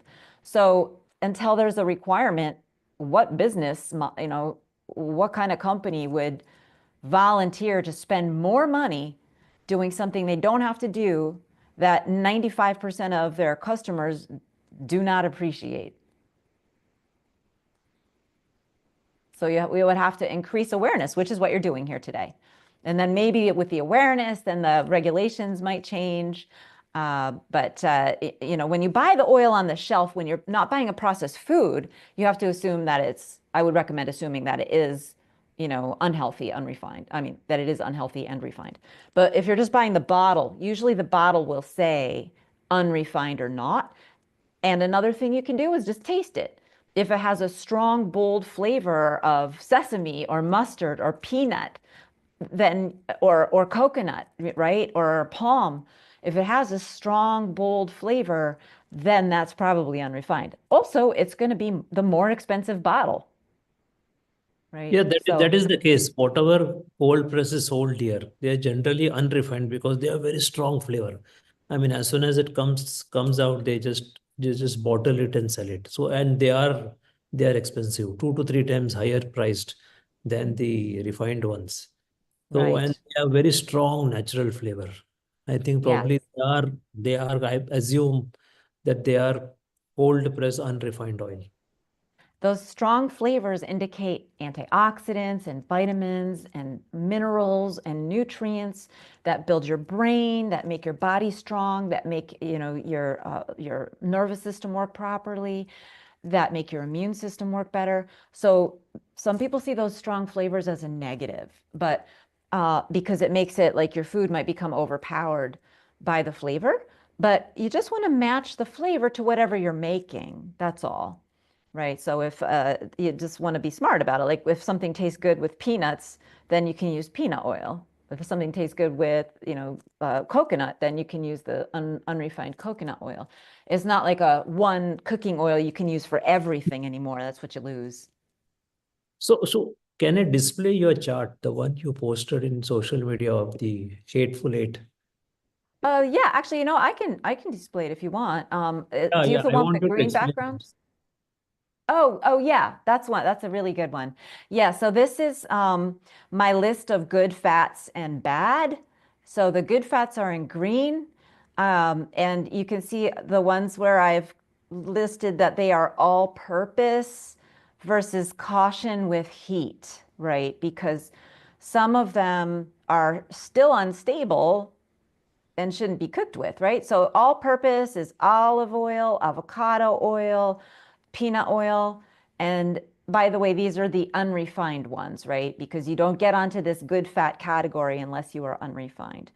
So you can read that. But the ones that you want to be a little bit careful with the heat, even though sesame oil, you want to use it for stir fry, but stir fry is very quick, right? Stir fry is just like a minute or two. It doesn't stay there for a long time. And I personally will mix sesame oil with either peanut oil to help make it more stable with the all-purpose oils, or avocado, or coconut oil to help make the sesame more stable, right? And then, so we talked about the Hateful Eight. That's under the don't eat bad fats category. And those are on the left, starting with the soy oil. And then there's some other similar terms of, hydrogenated oil. And, this must be an older version because it also has refined palm. So palm oil is now in the middle category. So we have to get the newer version over to you. Yeah. Or wherever this was. Social media doesn't update, but my website updates. So it's on my website. Yeah, refined palm used to contain more toxins than it does. They actually improved the process. So refined palm now, at least in America, is under my yellow category. Okay, but not great. There with the refined peanut, refined avocado, refined coconut. I also have in my that puts things in a little perspective, because in India we do use refined palm oil. We call it as refined bleach deodorized, RBD oil. For all the snack makers, they use this. Yes, so that's good that you're not familiar with that term, RBD. I haven't been using that this whole time, but that's actually what I'm talking about, because refining in a factory with these Hateful Eight oils, it always involves all those processes, the bleaching and the deodorizing, plus more like worse things like de-waxing and washing and all kinds of stuff like that makes it, removes nutrients. Thank you. Thanks, Kate. And I think we had a very good discussion. And I think seed oil is a very important topic for India. And as you believe that seed oil is the one which drives all the chronic diseases. And I think if we eliminate these and use some of those unrefined traditional oil, it will always be good. So thank you very much. And I'll invite Anoup Singh. Anoup, please get Anoup on stage. So as a vote of thanks. Yeah, thank you. Thank you, Dr. Kate, for joining us. And it was a pleasure, listening to you. You made a very valid point, when you said about cold press does not mean unrefined, point number one. And if anybody has, been near even a mini scale expeller, if you touch the cake that comes out, it's pretty hot. It's pretty hot and you cannot touch it with your hand. So that's an excellent point. And thank you. Thank you for coming. Thank you. I just want to say one more thing is I explain a lot of these harms of these oils in my latest book called Dark Calories. And I believe your previous guest, Dr. Lufkin, he actually very kindly gave me a great endorsement on social media about it because he read that book. And yeah, so it's influencing a lot of doctors now. And I think if anybody wants to understand more about these oils, Dark Calories is it's the best resource I know of. It's why I wrote it, because we needed that. The world needs it. Before we leave, one question. Kennedy Jr. has been making a lot of noise against seed oils. I don't know. I'm not following US politics, but in case he makes it to the position that is due to him, do you think the industry will not be able to corrupt him also? Well, so yes, he has actually been confirmed. So that's great news. Just yesterday, it was like finalized. Yeah. So everybody in the movement, Make America Healthy Again, is very excited about that. Now, will he be corrupted? I don't think he's corruptible. That's why I like him. But I think he might be misled, right? I think it's very easy to be surrounded by people who are corrupted and believe what they're saying, right? Like if they're very close to you, if you're friends with them. So that could be a problem. And I see that as a big threat, because there are so many people who have helped him to get elected, and some of them may not have their hearts in the right place. Thank you, Dr. Kate. And we'll interact again maybe in future, and we'll I would love that. And maybe a more detailed one, and maybe sometime we can meet physically also. Thank you very much.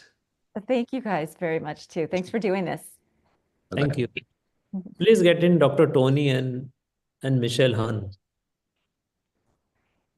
Oh, there we go. Hello, guys. Happy to be here. Hello, Dr. Tony. Welcome. Please get Michelle Hahn also. Yeah. Oh, there she is. Excellent. Just to start the video to get the spot. Hello, everyone. Welcome to India virtually. Thank you guys so much for having us on.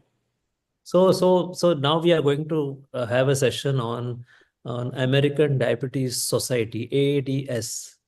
So they are the office bearers of ADS, and which is an alternative to American Diabetes Association. So I'll just come to that. I'll just finish the introduction first. So a quick introduction of the session. For new viewers, I'm Shashi, a certified metabolic health coach from D-Life, India's first and only award-winning low-carb platform, founded by Anoup Singh in 2014, who is an IIT engineer. So D-Life pioneered the low-carb movement in India with Anoup's groundbreaking 100 grams of carbs per day. This protocol made it very easy for India to adopt low carb, especially for diabetes and various other metabolic disorders, especially for the vegetarians. So in 2020, he also launched the diploma course in low carb nutrition, which is government approved, and also it has 144 CPD hours, probably the largest one in the globally. And of course, me and Anoup, both of us organized the historic first metabolic health conference, low carb conference in 2023, second one in 2024, and this is 2025. So this is just introduction. And now about the session. I'll first introduce about the American Diabetes Society. So this is an alternate society which is dedicated to reshaping diabetes care through evidence-based lifestyle first approach. Instead of the pill-based, it is lifestyle first approach. Unlike the conventional organization, ADS challenges the outdated dietary guideline and emphasizes the role of therapeutic carbohydrate restriction and real food intervention in diabetes management. I think it's very much needed in today's world. And their mission is to empower the patients and the practitioners with science-backed strategies to put diabetes into remission. So we have the office bearers with us, Dr. Tony Hampton, a board-certified family physician and obesity medicine specialist. He is a strong proponent of metabolic health intervention through diet and lifestyle. With a focus on low-carb and keto nutrition, he actively educates patients, healthcare professionals on the importance of addressing insulin resistance, obesity, diabetes, using sustainable real food solution. He is also author and also a podcast host. So he has his own podcast channel also. And Michelle Hearn is a registered dietitian, an RD, and an endurance athlete, and is known for her groundbreaking work in advocating low-carb and animal-based nutrition for optimal health. Having personally overcome severe health struggles, she is now educating others on the flaws of conventional dietary advice and highlights the power of nutrient-dense whole food for preventing and managing chronic disease. Of course, she is also an author, and I may have written one or two. I think I know for one that you have written one book, and I don't know, you may have few more other books also. So welcome to India. Welcome to Metabolic Health Conference channel. Thank you. Thank you guys for doing this. Thank you, guys. Happy to be here. So I'll shoot the first question. What we are going to do is we are going to discuss about the ADS, and we'll also discuss about both of you in short. So the good work you do. So what was the need for the formation of this organization, which is an alternative to the big organization we know? Who floated the idea, and what are the gaps you want to fill in? Who can answer that? Well, I'll start, and then I'll tee it up to Michelle a little bit too. So the American Diabetes Society is a way to think about diabetes a little differently. In this clinical practice where I'm at right now, I'm literally between patients during this meeting, which, I do it for you guys anytime. But we're shifting from a model where we're managing disease, you can call it sick care, to a model of disease reversal and prevention. In fact, on the south side of Chicago, we're going to be spending $1 billion to build a new hospital and clinics that are designed to keep people out of the hospital. Who builds a hospital to keep people out of the hospital? That's what we're going to do. We really believe in that model. So we do respect that the American Diabetes Association plays an important role. They've been out here educating for years and years. But they're guided by guidelines that are outdated, and they have a little bit of a medication first model, and they also tend to have a lot of sponsorship from industry. And no matter how you look at it, that's going to impact your ability to give great information. So we're just here to kind of fill the gap. We're going to use science-backed nutrition facts. That's why we have nutritionists like Michelle Hearns and others who are going to help us. And maybe Michelle can talk a little bit about how it all started. Who started this? Who had that conversation in the beginning? Yeah, thank you, Dr. Hampton. And so, Dr. Ken Berry reached out to me and said, do you want to help change the face of diabetes? And I said, absolutely. So it was him and Dr. Ben Bickman. And, what we've seen, the American Diabetes Association, well, first of all, what we've seen, here in the US and certainly in India is we've seen diabetes increase, and not just like slightly increase over the years. We're seeing it increase at an exponential rate.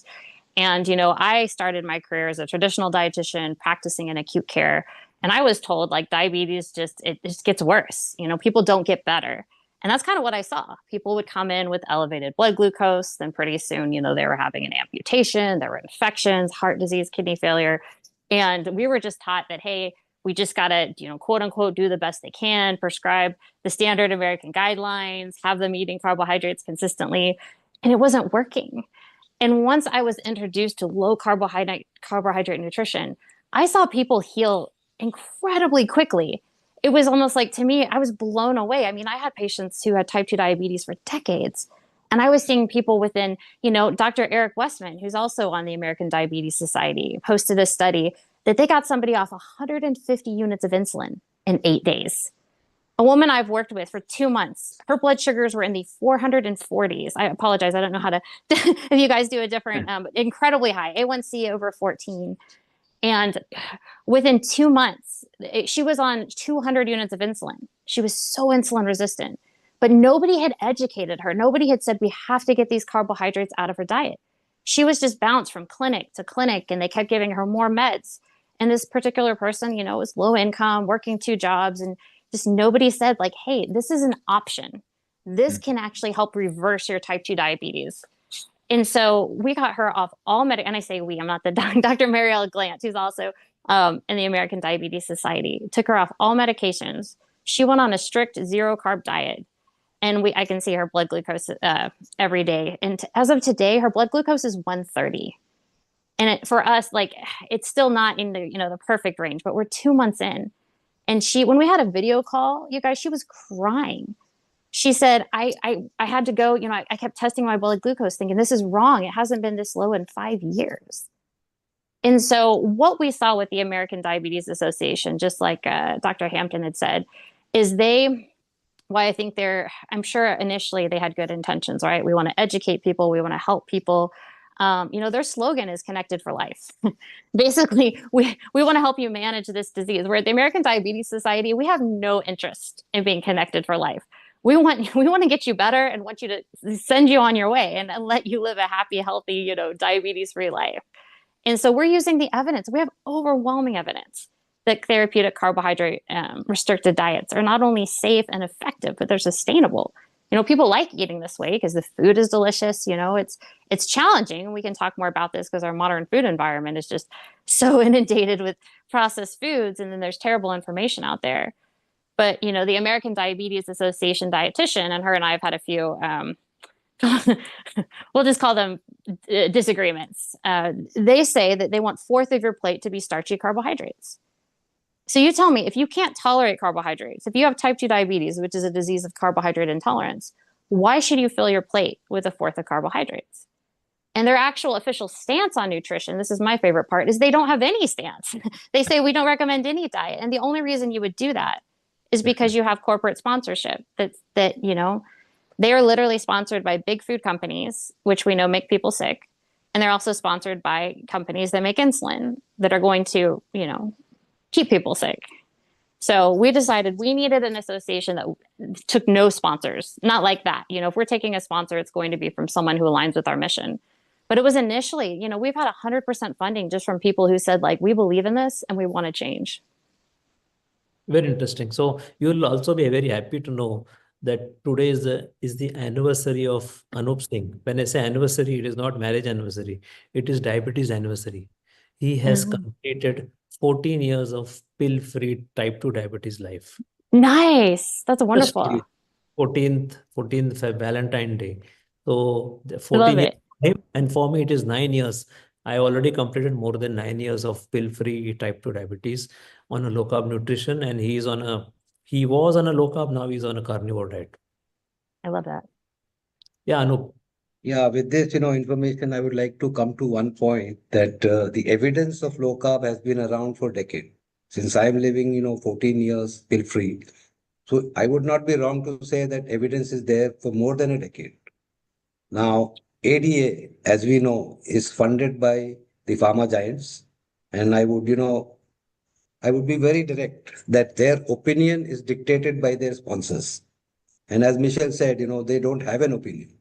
So probably they don't have an opinion because they want to get more money flowing into their association. Now, given that, of course, you would be presenting them all the evidence, trying to, fight their existence, I would say.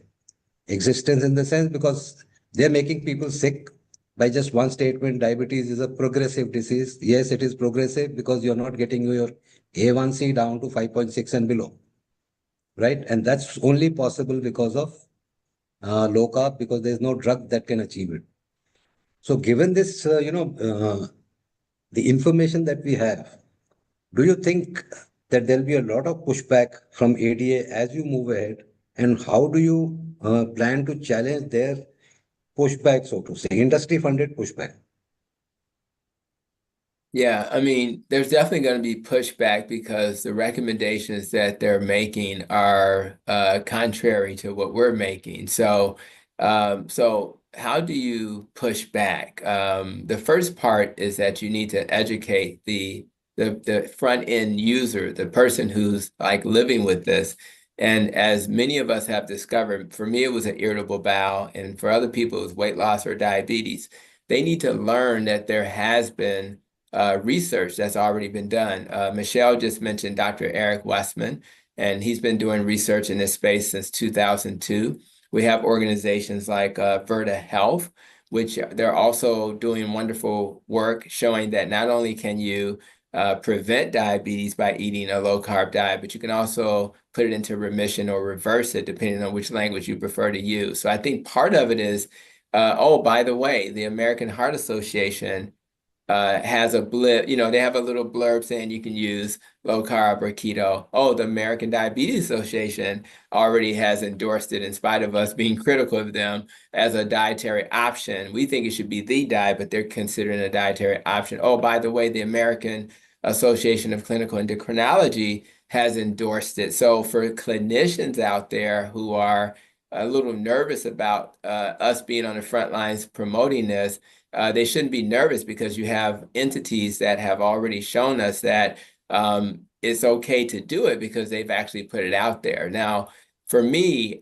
personally, I push back because I have a wife who has type 1 diabetes and she never had control until she was able to reduce her carbs. So I think, a continuous glucose meter will make it very clear that if you eat certain foods, it's going to negatively impact your blood sugar. So it's very frustrating to have an organization like the American Diabetes Association recommending, sometimes I see documentation where they're saying 45 carbs per meal, and if you eat that way, you'll be chasing insulin spikes all day long. So our job is to educate the public about an alternative approach, an approach where you don't have to chase insulin spikes because you're eating foods that don't spike you.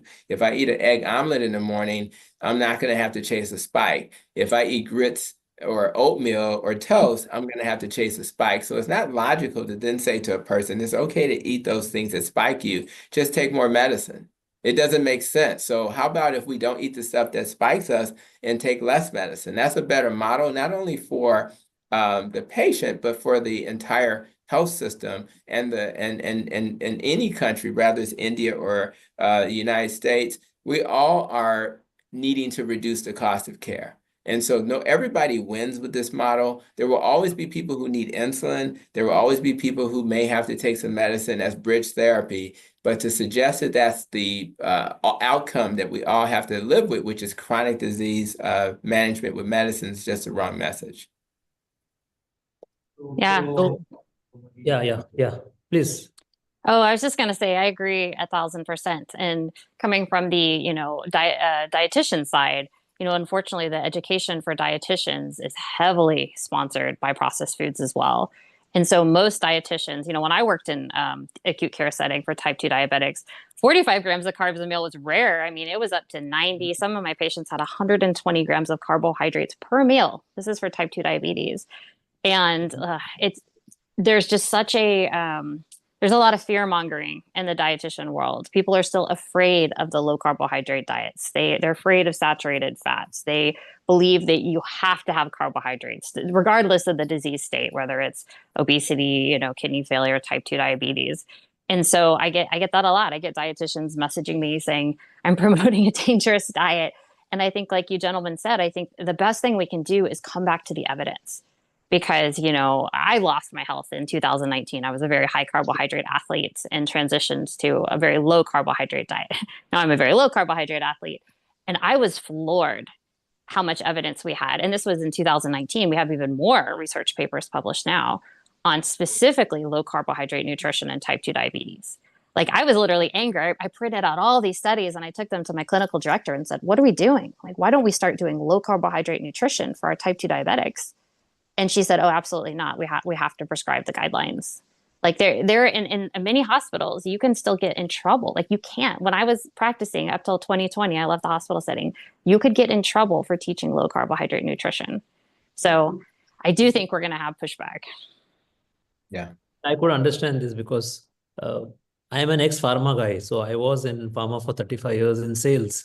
So I could understand the kind of the clout we have over the guidelines and everything. So how do you plan that ADS will engage with insurance companies or various hospitals or with medical practitioner and get this awareness, try and push this? So I probably see that insurance may benefit by pushing low carb because then the expenditure will come down. How do you see all this?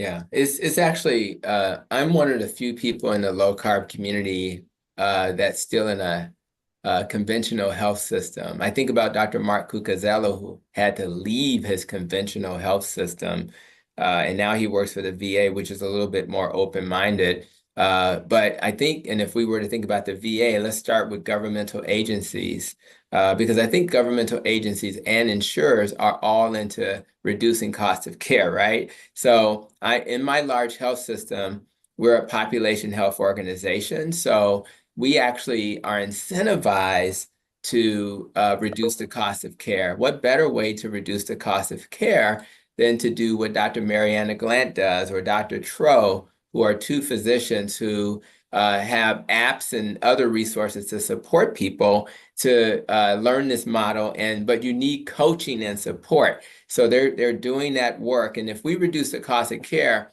how about you pay me not just for sick care, because we do get paid more in the United States to take care of sick people, which is appropriate because it takes more resources.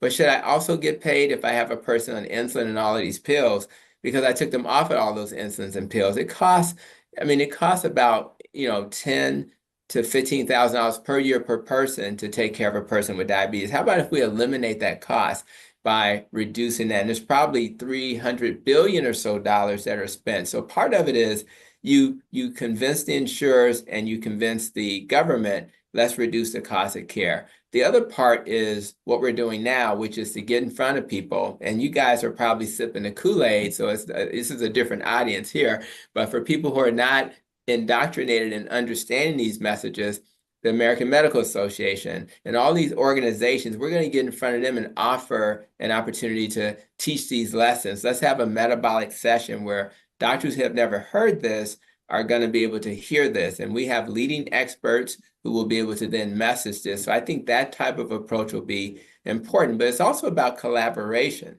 And what I loved about Dr. Tro, who has a metabolic clinic, is that he went to an industrial company and with others like Nick Norwitz, who's a wonderful, brilliant medical student at Harvard, who also has a PhD. And they said, we will help you to heal your teammates, your employees. And in fact, they were so convinced they'd do a good job that they actually didn't charge them until they saw results, right? So imagine if we did a good job in this health system doing that work, we could then take our understanding, and we can either be a consultant, or we can just teach their teams, or we can do it for them. And now we can, butterfly effect. Now we have other health systems understanding the benefit of this model. So we need health systems to simply have a model where they're compensated to heal people. And then, because you have to incentivize people to do the right thing. And doctors want to heal people, they just don't know how to do it. And I think that's the vision I see, and that's the vision I'm hoping for. It is tremendous. The of billions of dollars going into medication, and everything could be just saved by changing the nutrition. Tons. Yeah, before I come to next question, Michelle made a very interesting statement that if you are allergic to carbohydrate, what's the point of shifting from one type to the other? Now, as I understand, the nature of carbohydrate will only, impact the PPGE, postprandial glucose excursion. But if you're taking 100 grams of carbohydrate / glucose, I'll call it, because everything is being converted to glucose, it will need X amount of insulin, right, in a day. So day's insulin requirement is not changing. You may be, substituting potato chips with maybe, I don't know, sweet potato or something. Lot of fiber, spike will be less. But at the end of the day, insulin need is not going to change. Am I right? Yes, 100%. And I think that's another thing that's kept dietitians very confused, is dietitians say, oh, well, if you have type 2 diabetes, we'll just focus on these whole grains. We'll focus on wheat bread, whole grain rice. And that's not, it would be like if your house is on fire, maybe you're putting less gasoline on it. Still not a good idea to put gasoline. I mean, we're still going to be causing problems and damage. Let's not put gasoline on the fire. So yes, it like you said, it doesn't matter. I think there's a big disconnect. Like, it doesn't matter if you're eating, you know, a bowl of white rice or a quote unquote, you know, sweet potato or a chocolate chip cookie or a banana. You know, I have a graphic that I have on my social media that shows somebody who ate a banana, because I often have type 2 diabetics tell me, oh, fruit is healthy, you know, and their blood sugar went up to 300 within 30 minutes. You know, when you're very insulin resistant, you cannot tolerate carbohydrates. Thus, you know, the best way is to completely eliminate them or vastly reduce them. You know, the dietary carbohydrate requirement is 0. So why we would tell people who are sick and can't tolerate them that they need to have them consistently and dose with medication consistently is completely ridiculous. And I also feel like there's such a misunderstanding. You know, I worked with type 2 diabetics that would say, oh, my blood sugar's, it's managed, it's really good, you know, and they'd be on all this insulin. It's like, if you're using insulin, your blood sugar just doesn't evaporate, you know, it doesn't go into a magical universe. It has to go somewhere, right? Your cells are already saturated. Your liver is saturated with, you know, glycogen and glucose. And so where is that glucose going? It's going to be stored as fat. And depending on your genetics, it might be stored as visceral fat. And that is incredibly dangerous. That's why type 2 diabetics have, you know, a 2 to 4-fold risk of getting heart disease. That's right. That's right. Let me say this real quick. I had a patient, this is unrelated to diabetes, but related. She came in with diverticulitis, which is inflammation of the pouches in your colon, called diverticula, which comes from inflammation. And during her healing process, they told her to go on a low-carb, low-fiber diet.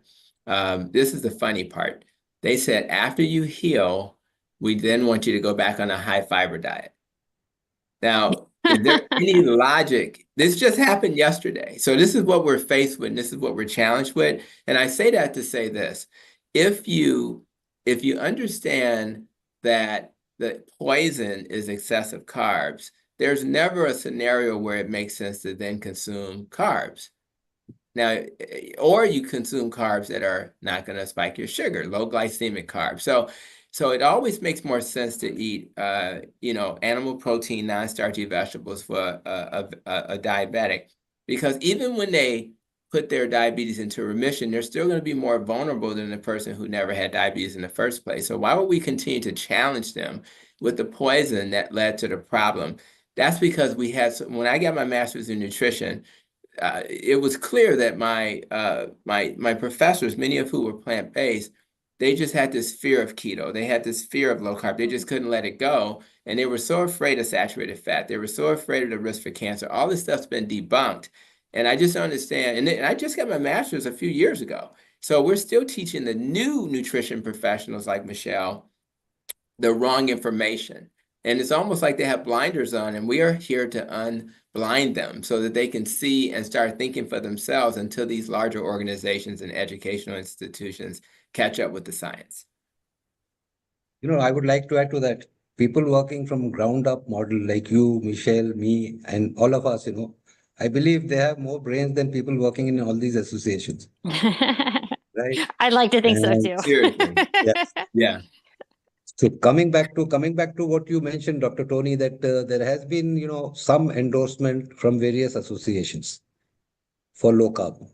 Now, I would not call it in particular any, you know, strong endorsement. It is just there because the social media movement has been so strong that now you cannot neglect it. So why do you think it is a half-hearted attempt still, despite, as I said in the beginning, you know, decades of evidence being there?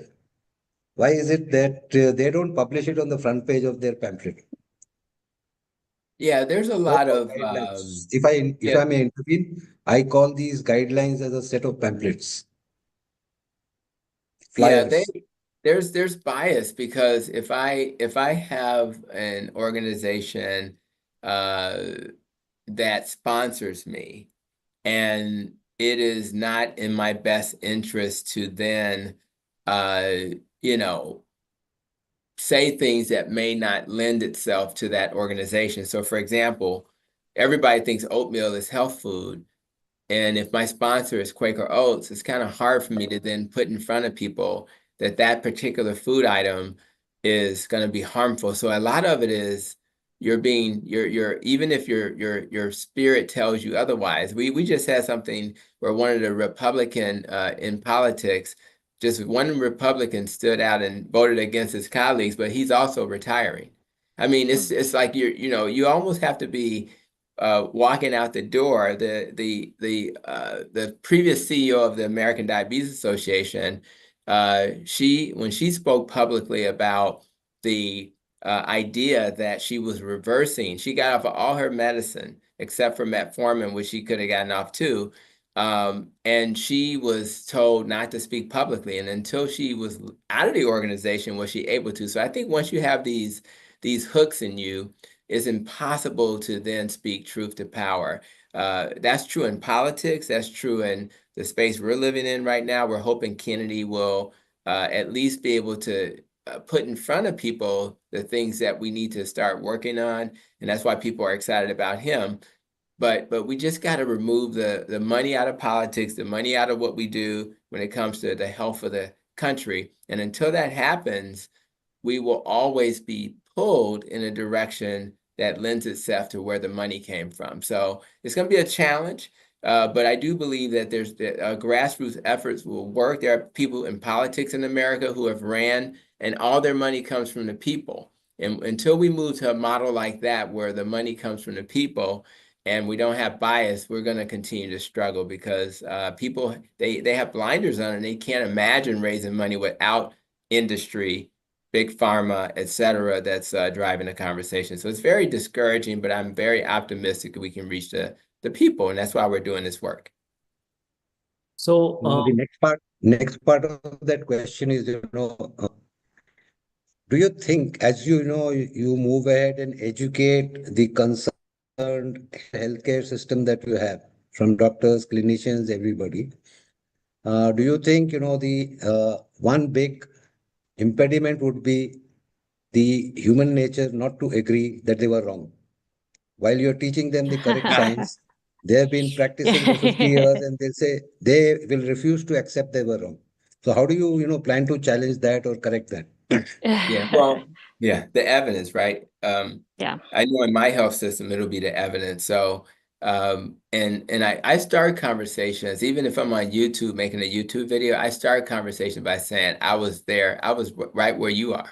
I also believed the things I believed, but one thing I learned when I was in my master's for nutrition program at the University of Western States, they taught us, we had an entire class that told us how to read research studies, right?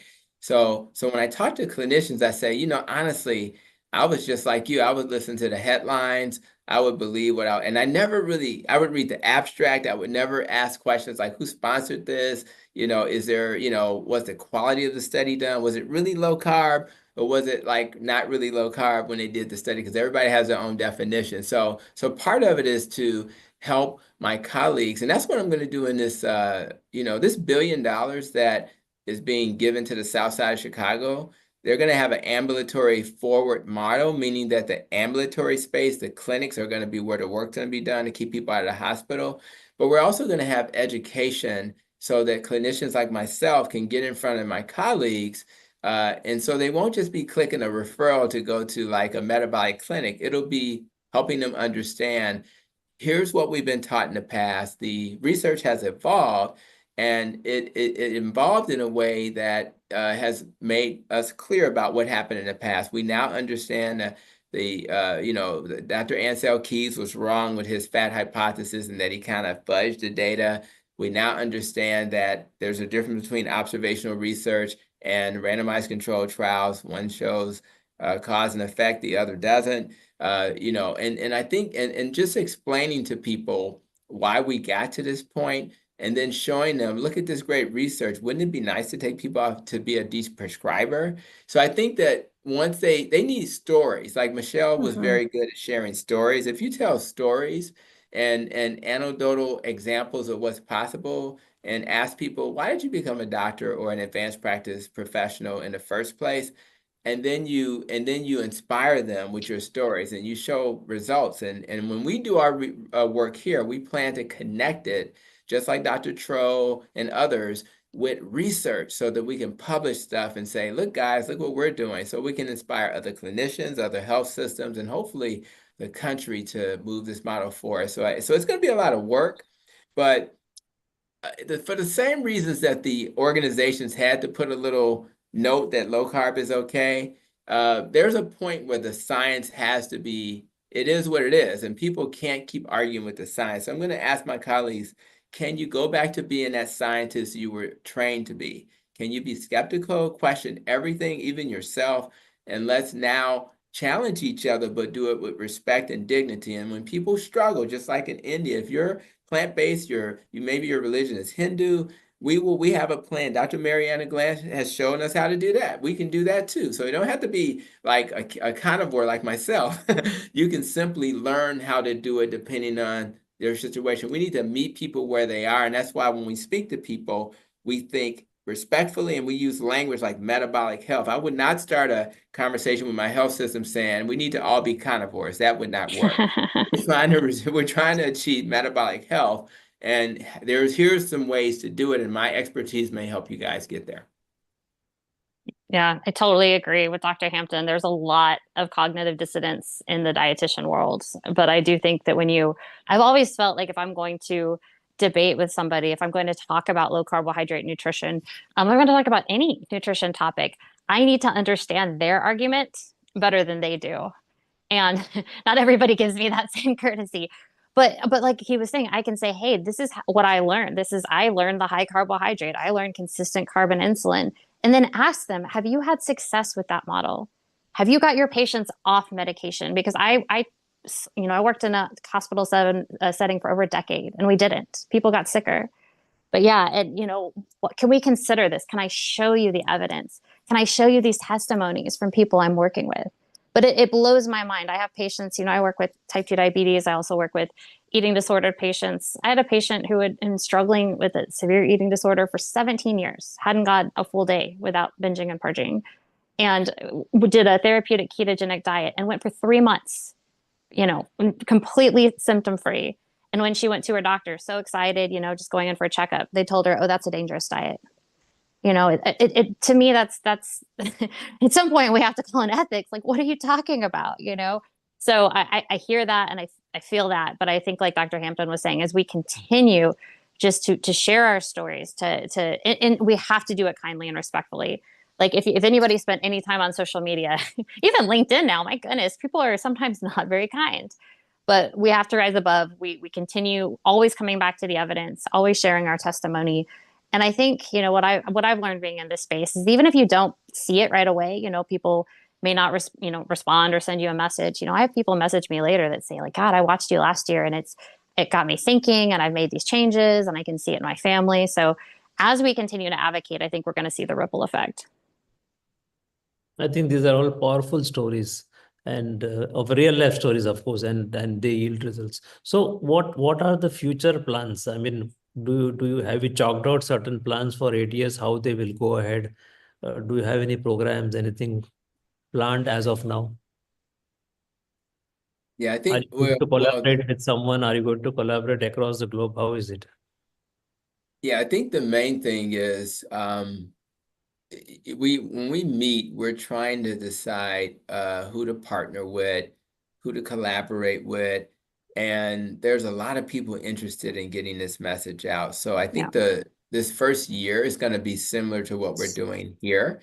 We're going to try to show instead of me just going to a meeting as Dr. Tony Hampton, I may go to the meeting as a representative of the American Diabetes Society. So we're trying to socialize the term, and then as people, because once you gain the respect of just regular folk, particularly and our colleagues, then what happens is you'll be invited to more and more places. The good news for some of us and many of us is that we're already part of large organizations that already respect us. So we'll get a chance to, my personal goal is to go to those American Medical Association type organizations, even the College of Obesity Medicine. I'm a board certified obesity doc. Go to those places. Dr. Eric Westman, he used to be the president. So we'll go to those places and socialize this idea.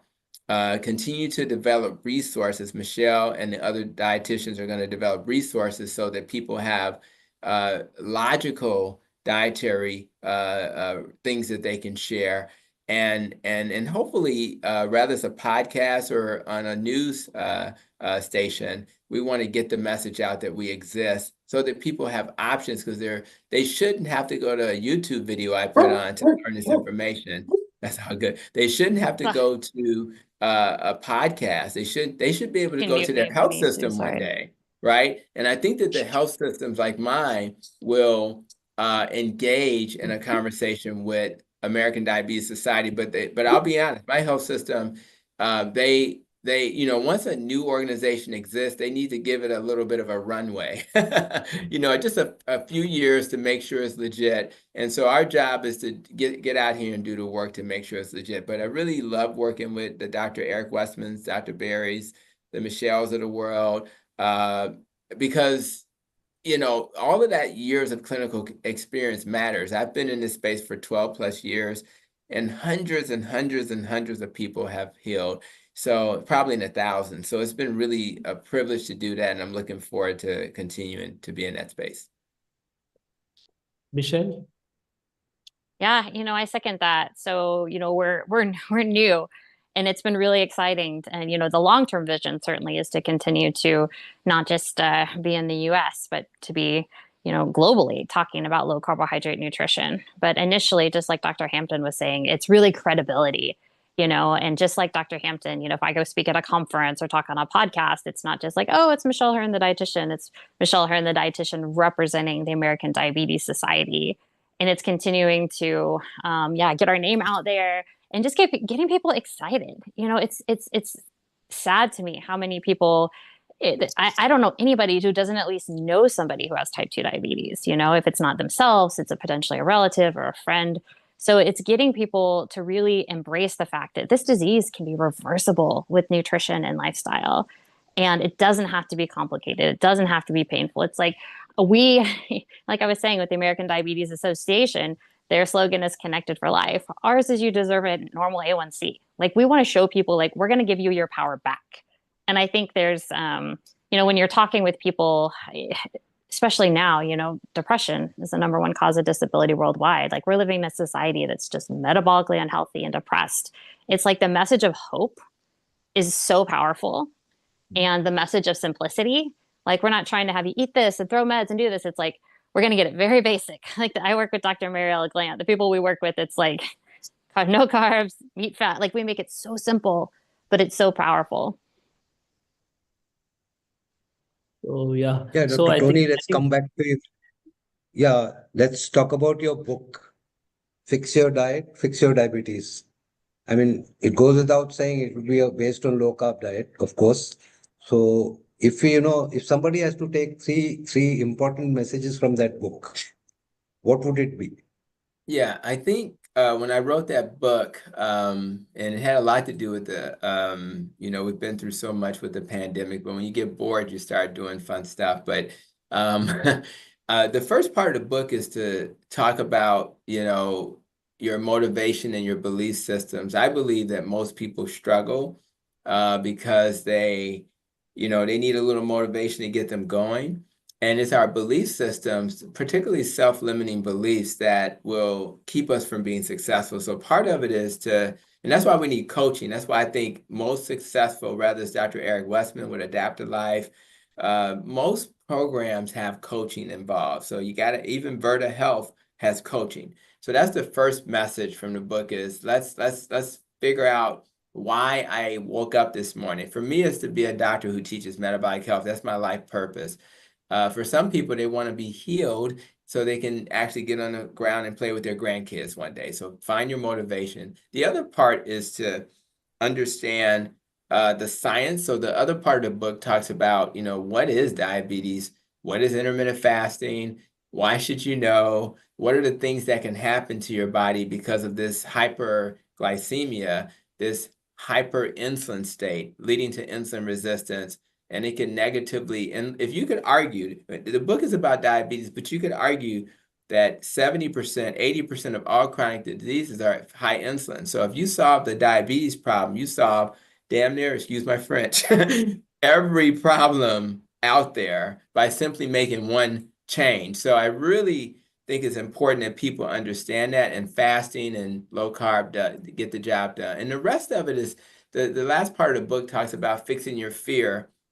We talked a little bit earlier about how saturated fat has been demonized. So I have a whole chapter talking about fixing your fear of fat, making sure they understand what low glycemic foods are. So the goal is to provide a basic foundational set of information so that people can walk away, understand what things harm them, why they shouldn't fear other things, and then just have a tool to move forward. And that was my vision. And ironically, when I first wrote the book, it was going to be a plant-based book.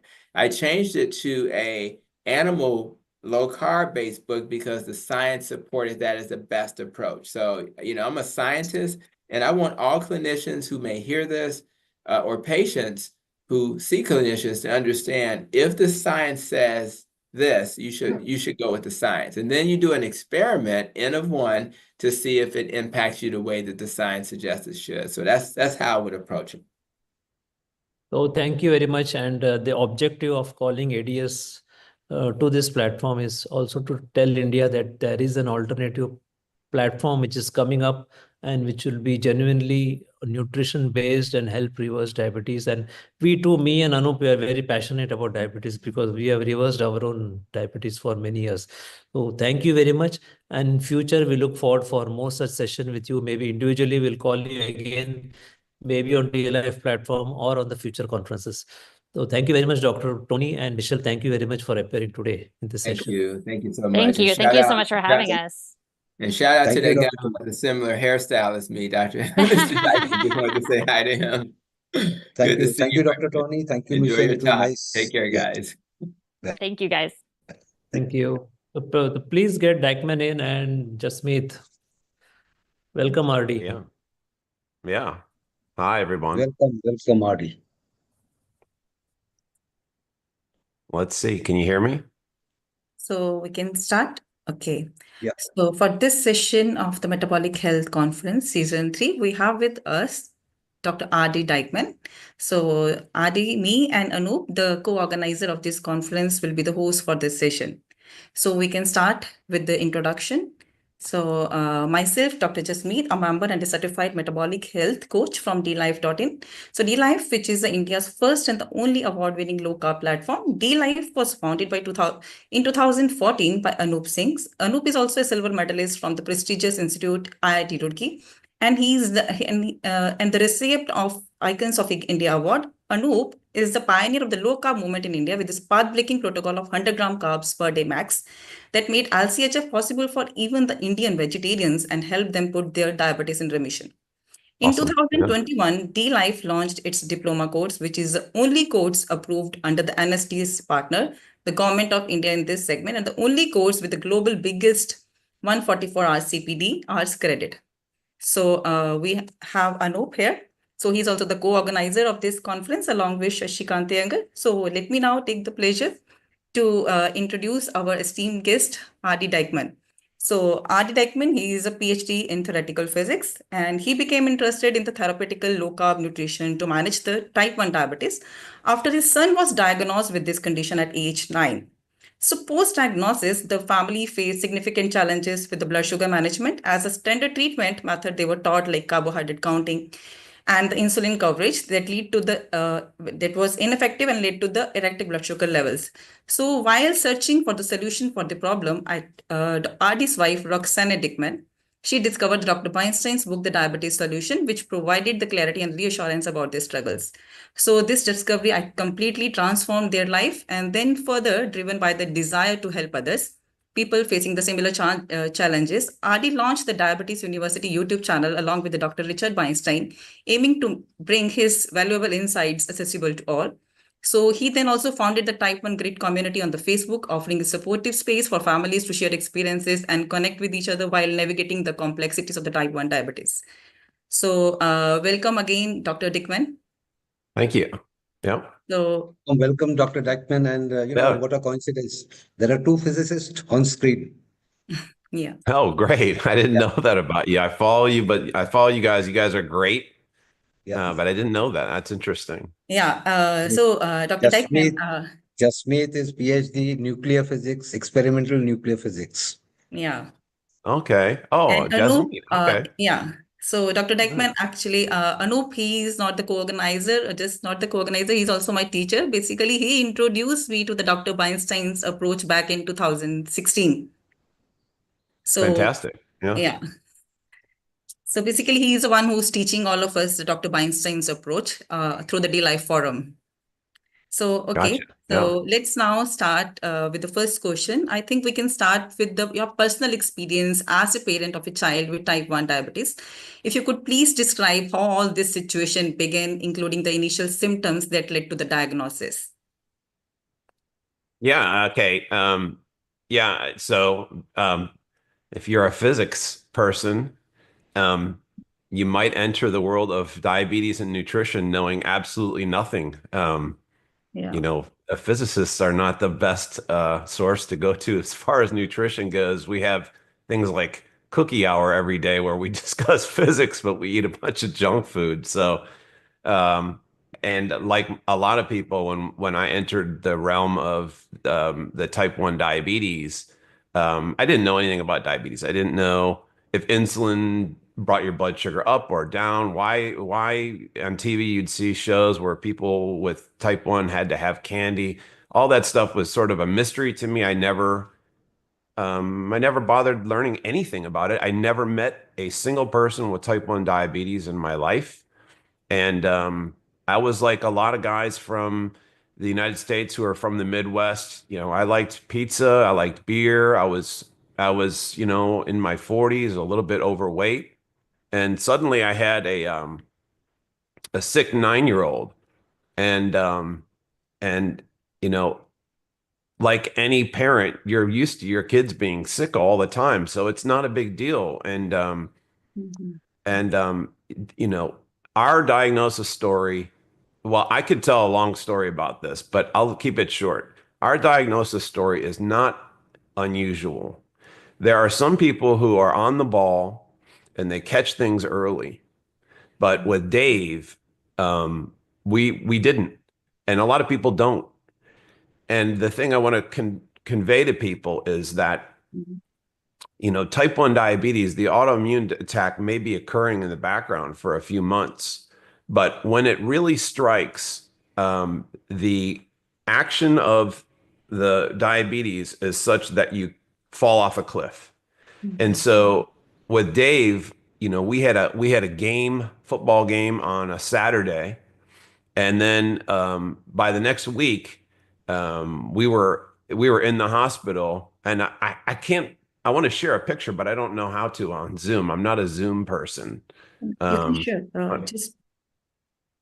Somebody has to authorize screen share. Okay. Yeah. Okay. Well, I can show you a picture of Dave. He looks like he's been in a concentration camp. He probably lost 20 or 30 pounds as a 9-year-old in about a week. So this is not something that you have a good sense of what's going on, and you just things happen so fast that it's extremely dangerous, of course. So you really have to be on the ball, you know, of what's going on. So I'll say it that way. If you follow my Facebook page, there's some pictures up there of Dave in DKA, and you know, he looks like he's near death, and it caught us off guard. He was sick. He was laying around in bed. We just said, well, just take a few days off of school. You're not feeling well, and then you know, he had a moment where I had to help him. He couldn't get up, and I helped him take his shirt off, and he was a skeleton. And this happened so rapidly. You know, I still have trauma about it. It was a nightmare. So, you know, when type 1 strikes, it is a catastrophic, you know, we talk a lot about type 2 taking decades to start up. Type 1, maybe in the background, you might not detect it, and all of a sudden within a week, your kid can die, and kids do die. Yeah, it's a very serious condition. Yeah, was it DKA? Because type 1 are especially prone to DKA, and that's how. That's right. That's Yeah, right. that's how. He Yeah. so type 1, okay, so yeah, the basics of the physiology, he was no longer producing insulin. And when you no longer produce insulin, you can't get any energy into your cells, and the reaction, your metabolism is off, let's say, and your body, your liver and your peripheries just spew glucose and then spew ketones, and your blood sugar goes up to, a gazillion. Your A1C, if it's been going on in the background, can be 10, 14, 16. These are catastrophically high blood sugars that are occurring. And what happens to the person is that they eventually succumb from dehydration and brain edema. So you got to get insulin into these kids as fast as possible, or else, they die. And that's what happened today. We made it to the emergency room. He was probably a few hours away from dying. And the doctor came in and was talking to Dave about sports. And I said, "Why are you wasting this time?" And she said, "Because I've never seen someone with such high levels, and we need to make sure that Dave's brain is okay." So she was asking him a few questions, and he was fine. But anyway, it took a long time to get him back to, proper shape. And that's kind of where the story starts. It starts off as a typical story, and then we hit the part where Dave was put on a diabetes industry path, and with a high carb, high insulin diet, and that's where the real story begins. Yeah, Adi, you can try screen share now. You're authorized to share this. Yeah. Yeah. What do I do? You can share the picture of your son, like you mentioned. At the bottom of the screen, you will find share. So you can share your screen. All right. I'm looking. Oh, there it is. So my window is too small. Okay. Here's a picture. Let's see. Can you see it? Dr. Deckman, if you can also talk a little bit about the role of insulin, which is not just to regulate the blood sugar, but also it's an anti-catabolic hormone. Like why the kids, they get into A, so that the people understand. Okay. So yeah, there's a loss happened. So we can get rapidly into the interesting technical portion. So we can bounce around. But we had a good question for the endocrinologist, which was Dave said, when we were discussing with the endo, how blood sugar in type 1 works. And the idea from the diabetes industry is you count up the carbs you eat, and then you take a proportional amount of insulin, and you hope that those things balance so your blood sugar works. And of course, the reality of that is it never works. It doesn't work for anybody, this carb counting method, but they keep pushing it. But Dave was smart, and he said, "Well, why don't I just stop? I just won't eat carbohydrate." And the initial reaction from the doctor was kind of laughter at him, and I laughed a little too, which is you need carbs for energy. But first of all, you don't need carbs for energy. But then the question then is, which we didn't respond to, was, well, if he does remove the carbohydrate, maybe he doesn't need any insulin. And the reality is, for type 1s on a very low carb diet, we expose the need for insulin for many metabolic processes. So you need insulin to metabolize protein foods. You need insulin. You need a background level of insulin. You need insulin. Insulin is a governor of lipolysis. So there's many processes involved. It may not. You can even justify the concept that insulin is not, the chief role of insulin is not to move glucose around into the cells. Now, with type 2 diabetes, insulin resistance is properly held up as a big problem. And it is, because you don't want super industrial doses of insulin floating around in your body. But we also, with the type 1, you don't want zero insulin. And all macronutrients are involved with insulin metabolism. So the type 1 diabetic has to take insulin, like Dave.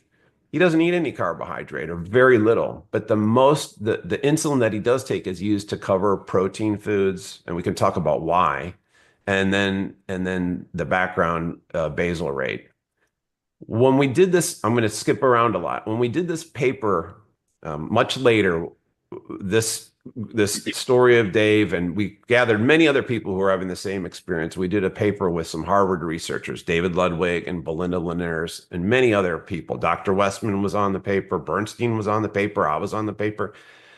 We found that the insulin dosing for the type 1s came down by about half.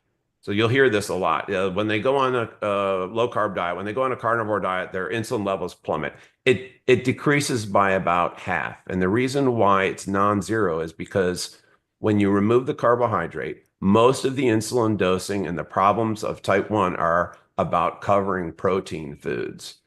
And it just happens that the physics of injected insulin, because you're not producing anymore, there's no feedback loop in your body. You're guessing at the meal and you're giving yourself a shot.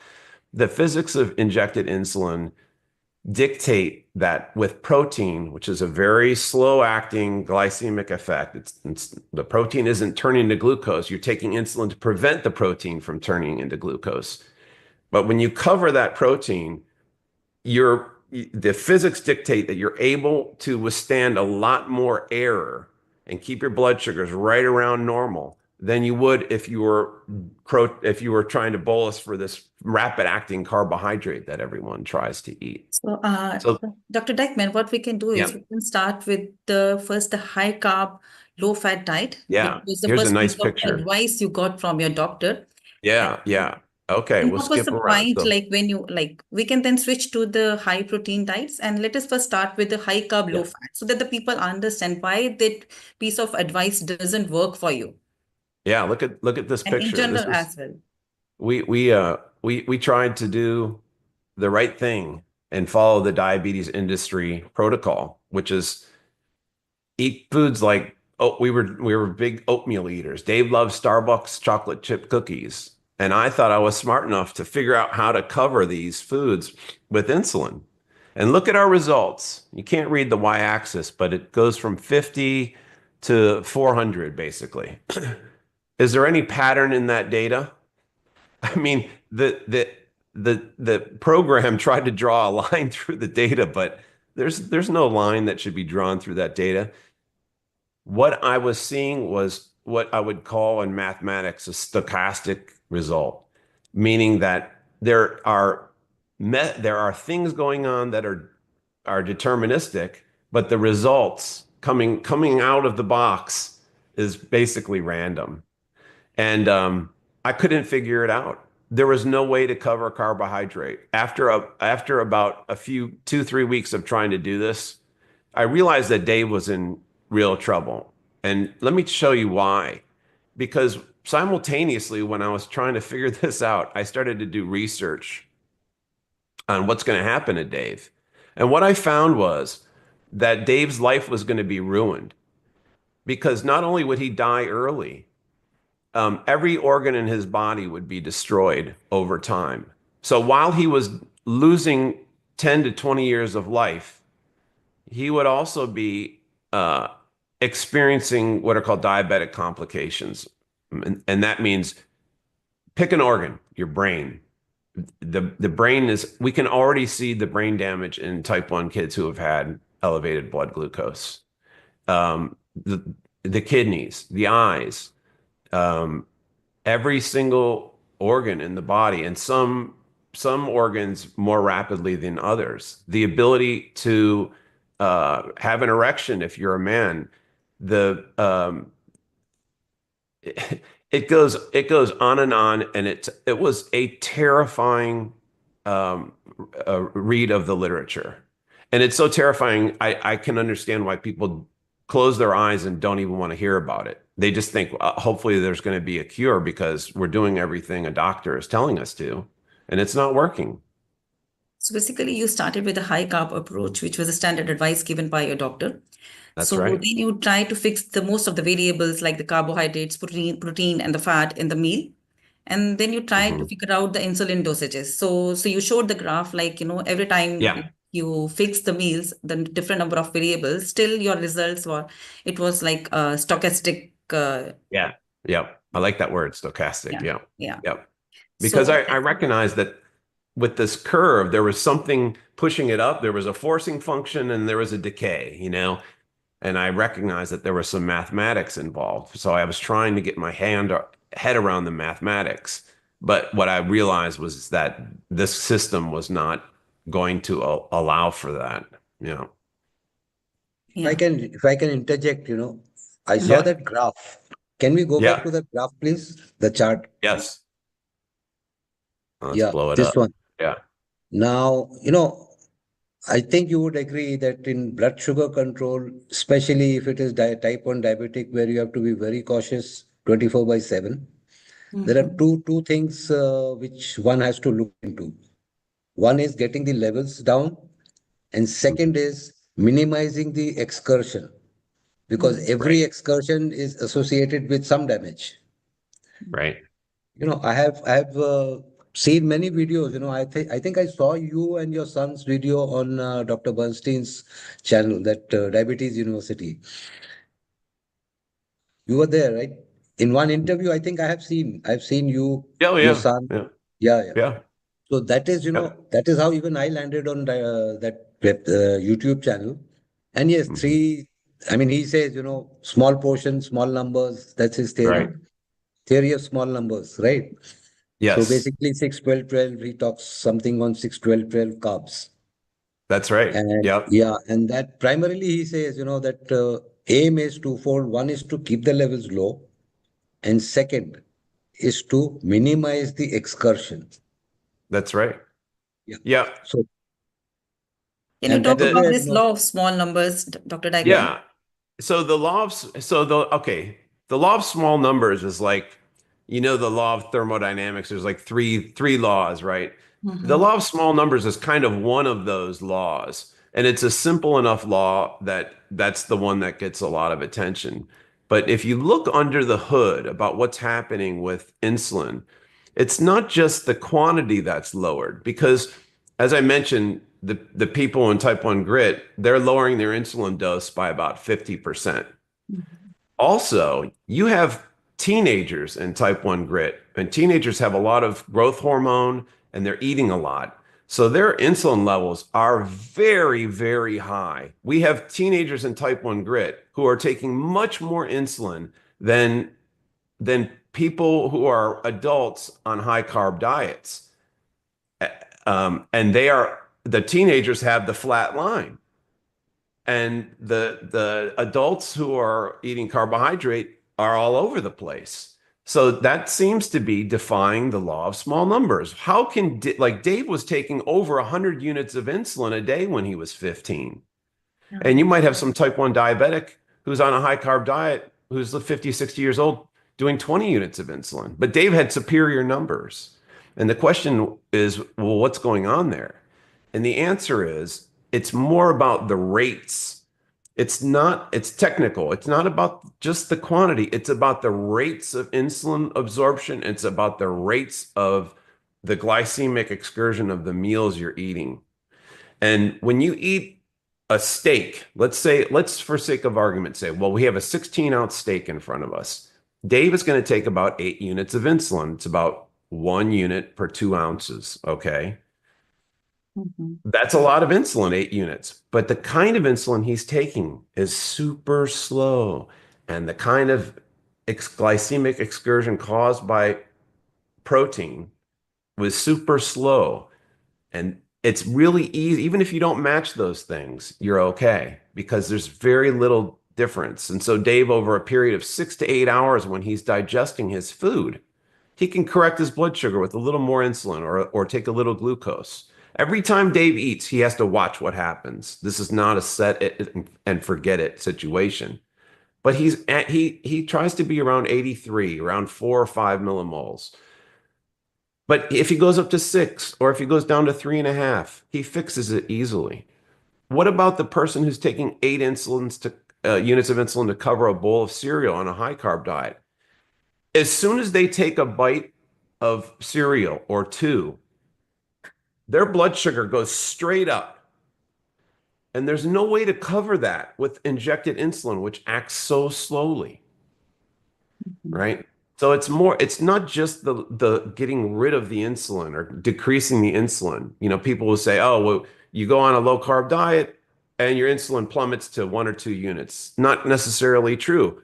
We have type 1 kids who are taking 50 or 100 units of insulin because they need it. They're eating so much food. They have so much growth hormone in their body, but they have a blood sugar of 4.9. Here's Dave. He's hitting his growth chart. If you can see the PowerPoint, he's hitting his growth peak as like an 8-10-year-old. His A1C is 4.9. He's taking a ton of insulin. So it's really about the insulin kinetics. That's what, and this all translates into a massive quality of life improvement. Because I'll give you an example. Dave was in a very large private school. There were other type 1s. Dave and the nurse's station was across the campus. So to go to see the nurse, if you had a problem as a type 1, you would be driven on a golf cart by the nurse. The nurse would come and get you. It's a dangerous process because it took too long. Dave never took that golf cart because if his blood sugar went low, it was going low so slowly that he could take a little glucose pill that he keeps in his pocket. The other type 1 kid who was always eating carbohydrates, Doritos, the kind of standard American junk food, he was every week, every day, Dave would see him go into the nurse's office. And that's because when you're following the diabetes industry advice, your blood sugar is just like this picture. And this picture, because it's stochastic, it comes not just with highs, but with dangerous lows. And so while we're happy that Dave eventually got to this place, let me see if I can show you Dave's graphs, like in the bottom picture here. I'm sorry, it's so small. This is where he started, and this is where he Dr. ended up. Dykman, what do you think? Yep. What's the logic behind giving this industrial doses of insulin? So is it something that they want to make the people insulin resistant intentionally so that the risk of hypoglycemia reduces? Well, the doctors, first of all, the doctors have no idea how to control blood sugar. So what we have to do is we have to teach the doctors that are willing to learn how to do this. And it's not just the low carb. You need, I'm going to skip ahead to show you just a slide we're not going to go through it right now, but here, there's a lot to do what Dave does. You don't just put a kid on a low carb diet and say, well, you're not taking barely any insulin anymore and you're all good. Just shoot a couple units of insulin in the morning and go off and it's basically like problem solved. You still have to do all these things and you have to watch yourself 24/7. And if you make missteps in any of these steps, you're not going to get the control that you need. And this is the genius of Bernstein. Dr. Dykman, what we can do is we can discuss all these key points one by one. So yeah, I'm sorry, I'm jumping around. Yeah, the first one that you mentioned is like the Dr. Bernstein, he recommends a specific carbohydrate intake for all the different meals. Like what you have mentioned is 6 grams for the breakfast, 12 grams for the lunch, and 12 grams for the dinner. That's right. The next point he mentioned is like the goal is not just to limit the carbohydrates, but to eliminate some specific type of carbohydrates. So could you please comment? Yes. So here you have evidence for what I'm saying about the insulin kinetics and not just the amount of insulin. And so what Bernstein is saying is he started off thinking that with the idea that there's real value in having some vegetable because there's phytonutrients in vegetables. So he said, I don't want to take vegetables away from people. So he realized that if you eat a little bit of salad or some steamed broccoli or something like that. And by the way, for carnivore people, Bernstein maintains that he still believes that the need for vegetables is at the hypothesis level. But let's put that aside. If you're going to have some nuts or some vegetables, you're going to realize that you can eat a lot of vegetables. Like 6 grams of broccoli is a lot of broccoli, right? It's enough for your side dish, let's say. But there's something interesting about vegetables and nuts, and it's that their glycemic action is very similar to this glycemic action of protein foods. And so they can be covered within the context of using these slow-acting intermediate bolus insulins. So he allows it. What about things like berries? They're a little bit faster acting, so Bernstein doesn't recommend using berries. So he has a clear line that he draws. Now, why is it fibrous vegetables and some nuts and not starches or grains or sugars or like a banana or an orange? That's because of the kinetics. It's because these foods rise your blood sugar so rapidly that you have no chance of catching up or matching your injected insulin dose. So remember what I was saying about the steak, right? A steak that a teenager would eat, say a big steak, or a large person like me, 16 ounces, that's 8 units of insulin. That would cover 80 grams of carbs. That's not a small amount of carbs. That's a sizable bowl of oatmeal. So why couldn't I just eat oatmeal instead of the steak? It's because of the rates. It's because when you eat these rapid acting carbohydrates, right, you can't cover them reliably with injected insulin. And that's the whole game, is to get that insulin, that blood sugar level flat and remove most of the stochastic nature of the glycemic response. So that's why no rapid acting carbohydrate. If I can, ask one follow-up question, which is most important for any type 1 caretaker, parent, or anybody. Now, insulin dosing, as you said, doctors don't know how to control or how to dose insulin. Now, in our community, we had three type 1 kids, and you'd be happy to know that the lowest A1C for a 4.5-year-old was 4.5. Okay, that that's was the tremendous. control, right? And we are a low carb community basically. And the other one was, I think for 4 or 5 years, I think you had commented once on Twitter, for 4 or 5 years, she had been maintaining A1C of 5.0. And you had mentioned that barely 1%, top 1% of That's right. type 1 diabetics get there. That's right. So now, yeah, the most interesting or most tough point is insulin dosing, which doctors don't teach you, right? Yeah. So what is the theory of basically insulin dosing bolus? Yes. On a rough, estimate, not very precise, Right. and basal. And the third one I think would be correcting any unexpected spike.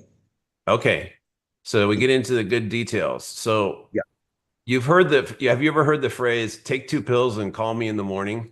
That's kind of a famous, that is kind of, so most medications are dosed in such a way, right? You're given a prescription, you take a pill once a day, and that's a very natural thing.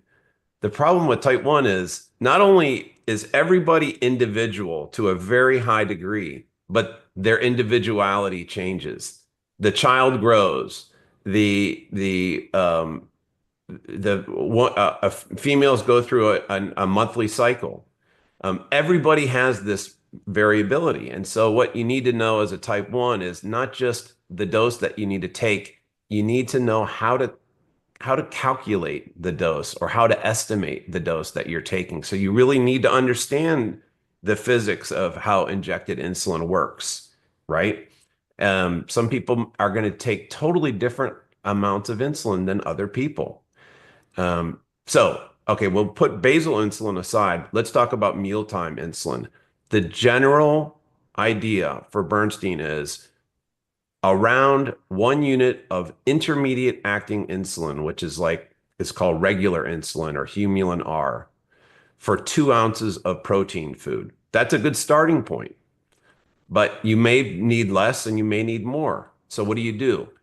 The best you can do is to eat the same meal plan every day. That's consistency. That's on this chart. And that's what Bernstein does. He has a meal plan. If he gets tired of it after a few months, he switches it. But now Dave is in college right now, and you'd think, well, that's so boring to eat the same thing every day. But Dave's busy, and he's got a lot of activities to do besides school. So it's very easy for him to wake up, have 3 eggs, and go off on his day. He's not growing anymore, and he's not as active. So he might skip lunch. That's okay. But he knows how much insulin to take for that 3-egg breakfast, right? So there's a way to do it, and that's the general. You estimate your initial bolus insulin dose, you develop a meal plan, and you fine tune your dose to that meal plan, and you keep fine tuning it. Right now, if Dave has a heavy exercise load, he knows to give himself different amounts of insulin through experience, right? But these things, they're all knowable. If you're on this high carb diet, it's all guesswork. It's like you're believing in mystical things. So for example, a typical diabetic on the industry diet will go to their endocrinologist, and the endocrinologist will see their blood sugars like this. And then the endocrinologist will say, okay, let's adjust your carb ratio, meaning how much you're taking 1 unit for 10 grams of carb. Let's change it to 9 grams of carb.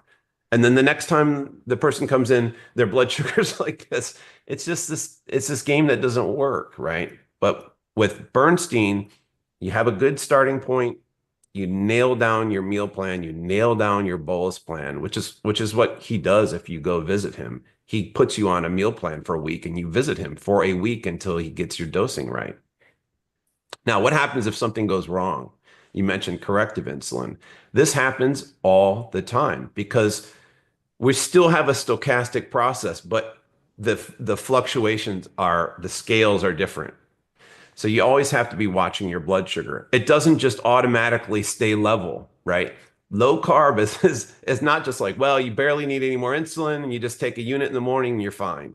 You have to constantly watch and you have to constantly correct. The reason to watch is because you have to correct. So how do you correct? If you're low, you take glucose.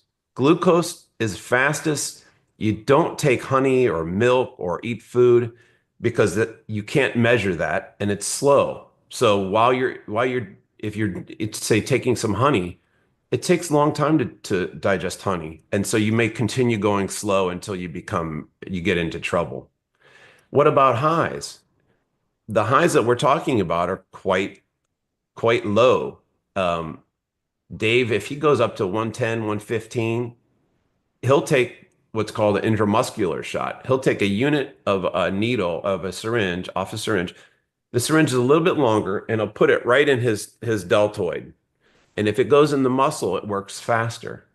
So he can bring that 120 back down to 105, 90, before it gets up to 140, 180, 200, like you would, sometimes see. So Dr. Right. Dykman, if you could please talk about optimal usage is so important when we eat a high protein diet in order to inhibit the gluconeogenesis. Could you please talk about this? Okay, so this is a technical myth, but a lot of people believe that the reason that type 1s are taking insulin for protein foods is because half the protein turns into glucose.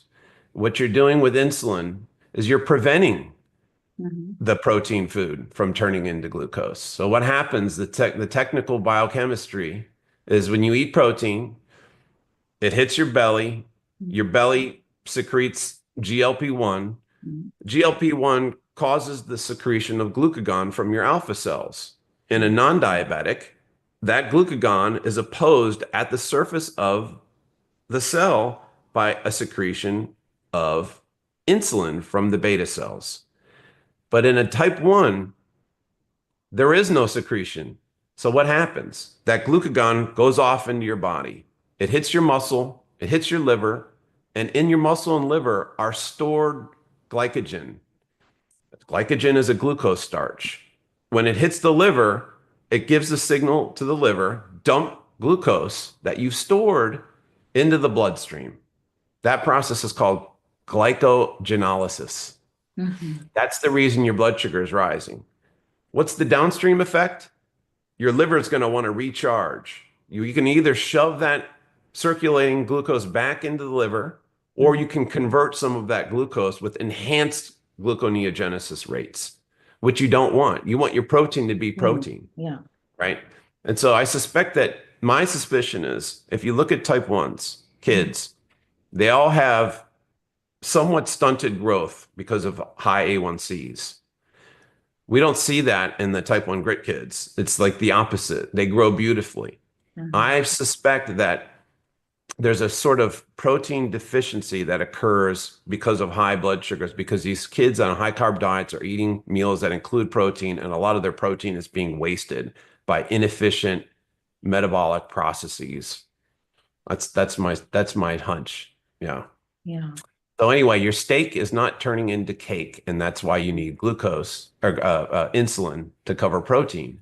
It's to govern the possibility that your liver is going to dump glycogen. Okay. So, Anoup, you have any Yeah, there's questions one, regarding this, like glucagon or? no, I would like to ask one question, which is very important, and it can be a nightmare for any parent or caretaker for type 1. There's a phenomenon known as death in bed syndrome. Yeah. Right. For type 1, right? Can you please, throw some highlight onto it, like what time the monitoring has to be very, very precise, especially. Yes. So I will say, yeah, let me issue a broad statement about parenting a type 1 diabetic. The first rule of parenting a type 1 diabetic is to never complain about type 1 diabetes. The parent is not the star of the show. You're not the victim. Your child has type 1 diabetes. You don't want to inflict trauma on your child by making diabetes turn into your personal nightmare as a parent. This is not a misery pageant that you're trying to become king or queen of. What you're trying to do is trying to elevate your child's psyche so that they're a champion of their condition and that they feel like they've conquered a difficult situation. So that's my first thing. Now let's talk about death in bed. To me, it's a shock that there's not more of it, because the diabetes industry protocol to shove so much carbohydrate into your kids and so much insulin with the stochastic process, the only way to stop your kid from dying on that diet is to run them so high that they begin to have retinopathy and other complications before they even get out of their teen years, right? So, but what you have to do on a high carb or a low carb diet, let's talk about my experience on low carb. From when Dave went to bed to when he woke up in the morning, it was 1, 2, or 3 checks every single night to keep his blood sugar in range. The variability that can occur in a child, a type 1 child, even if they're on a very low carb diet. Look, Dave's diabetes is so well controlled, Bernstein keeps a picture of him and his CGM in his pocket and shows it to new patients. Even though that's true, I have to check his blood sugar 2 or 3 times a night because it can go low or it can go high. And that's just the nature of the condition. It doesn't mean that I'm a helicopter parent. And this is what all parents do who have kids that are getting good blood sugars. The good blood sugars don't come automatically. You have to work on it 24/7. So if you want to avoid your kid having death in bed, I would say do whatever you can to keep their blood sugars as stable as possible. And that means a low carb diet. And then you have to do the work. And you have to do the work without complaint. You're not the victim. Just set the situation up nicely. Put a headlamp in your room, have the glucose ready, have the insulin ready, go in and check. Or if you have a CGM, you can look on your phone if you're feeling like your CGM is accurate. Do the work, be happy about it, be a happy warrior for your kid, be on their team, make it feel like a team process. Your kid's going to go off to college one day or off to work, and you want your kid to call you and say, I just, ran 15 miles and my blood sugar is doing this. What do you think? And if you inflict trauma on them as when they're under your care, they're not going to make that call. Yeah, thank you, Dave. I think we are nearing, time, 22. Yeah. So we can close this screen share and get Shashi in. And yes. It was definitely. I think, Anoup, before we close, I have a last question for him because I'll make it brief. Yeah. Yeah, because recently the Society of Metabolic Health Practitioner, they issued a position statement regarding the therapeutic carbohydrate reduction for managing the type 1 diabetes. Yes. So could you please talk about that statement, that what are the key points, if you can mention very quickly, and how might it can enhance the management of type 1 diabetes globally? Yes, so this story started in 2014. It's now 2025, and the story has picked up real traction. When I started, no one knew about low carb and type 1. Now everybody knows about low carb and type 1. And the SMHP was the first professional medical industry with, no kidding, real hero doctors. My kids were on this paper as well. And they advocate that all type 1 diabetics are entitled to this knowledge of how to normalize their blood sugar with very low carb, right? Now you have no chance, virtually no chance of being told about low carb or how to normalize your blood sugar. So we're seeing real progress. You know, doctors are seeing patients that are experiencing these great blood sugars. And we have a real, and I guess the hero of this story really is Dr. Tro, who pushed so hard and did such a great job on this, on authoring, being the lead author of this paper. He deserves a lot of credit for helping type 1s. You know, we want to do a lot for type 2s, but we don't want to leave these poor type 1 kids because there's not enough of them, you know, and it's tough to make a practice out of them over. So the low carb community is doing a good job of looking out for type 1s too. Thank you, Dr. Dykman. Can we close the presentation and get Shashi on? Yes. I think RD has to close it. Yeah, I did. Yeah. So get me in. Yeah, RD, thank you very much for immediately accepting to come on this conference. I recall a couple of years back, I approached you for a podcast for D-Life, but that time somehow the timing and date was not. That's right. Couldn't get fixed, and finally we met. But I think this topic is so vast that probably will require a much more detailed discussion at a later point. Maybe again, Jasmeet will take your podcast discussion in our D-Life, make it a little more stretchy, and Anoup will also be there because he is our masters in insulin in D-Life forum. Dykman, she has handled type 1 and LADA cases, and if any cases come to us, we prefer to let that case be handled by her. Yeah, with the help of Anoup Singh, of course. So thank you, RD, and much obliged, and we look forward for more such participations in the coming times. Thank you. Aloha, everybody. Thank you so much, Dr. Dykman. Thank you so much. Thank you. Bye-bye. Bye-bye. Please get Ira in.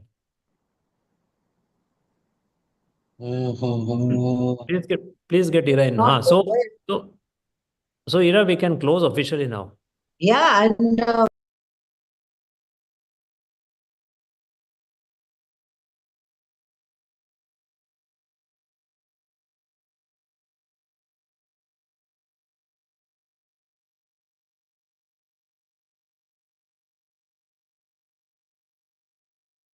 all of our hosts, great initiatives by other members who were constantly putting out, on the social media about the ongoing session. So that brought about a lot of, awareness also, that's happening today in the conference.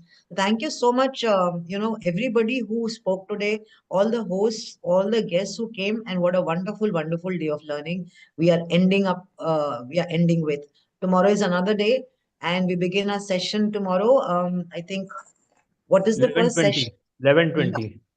11:20, and our guest for tomorrow will be Shweta Rajpal Kohli and Dr. Gopal Ironi from D-Life, and then everybody else will, of course, follow. So thank you so much, everybody, for staying tuned in and for watching the first day of the third Metabolic Health Conference. It's history in the making. See you tomorrow again. This is Ira Sahai signing off along with Shashikant Iyengar, Anoup Singh, and Jasmeet Kaur. Bye-bye. Good night. Thank you. Thank you.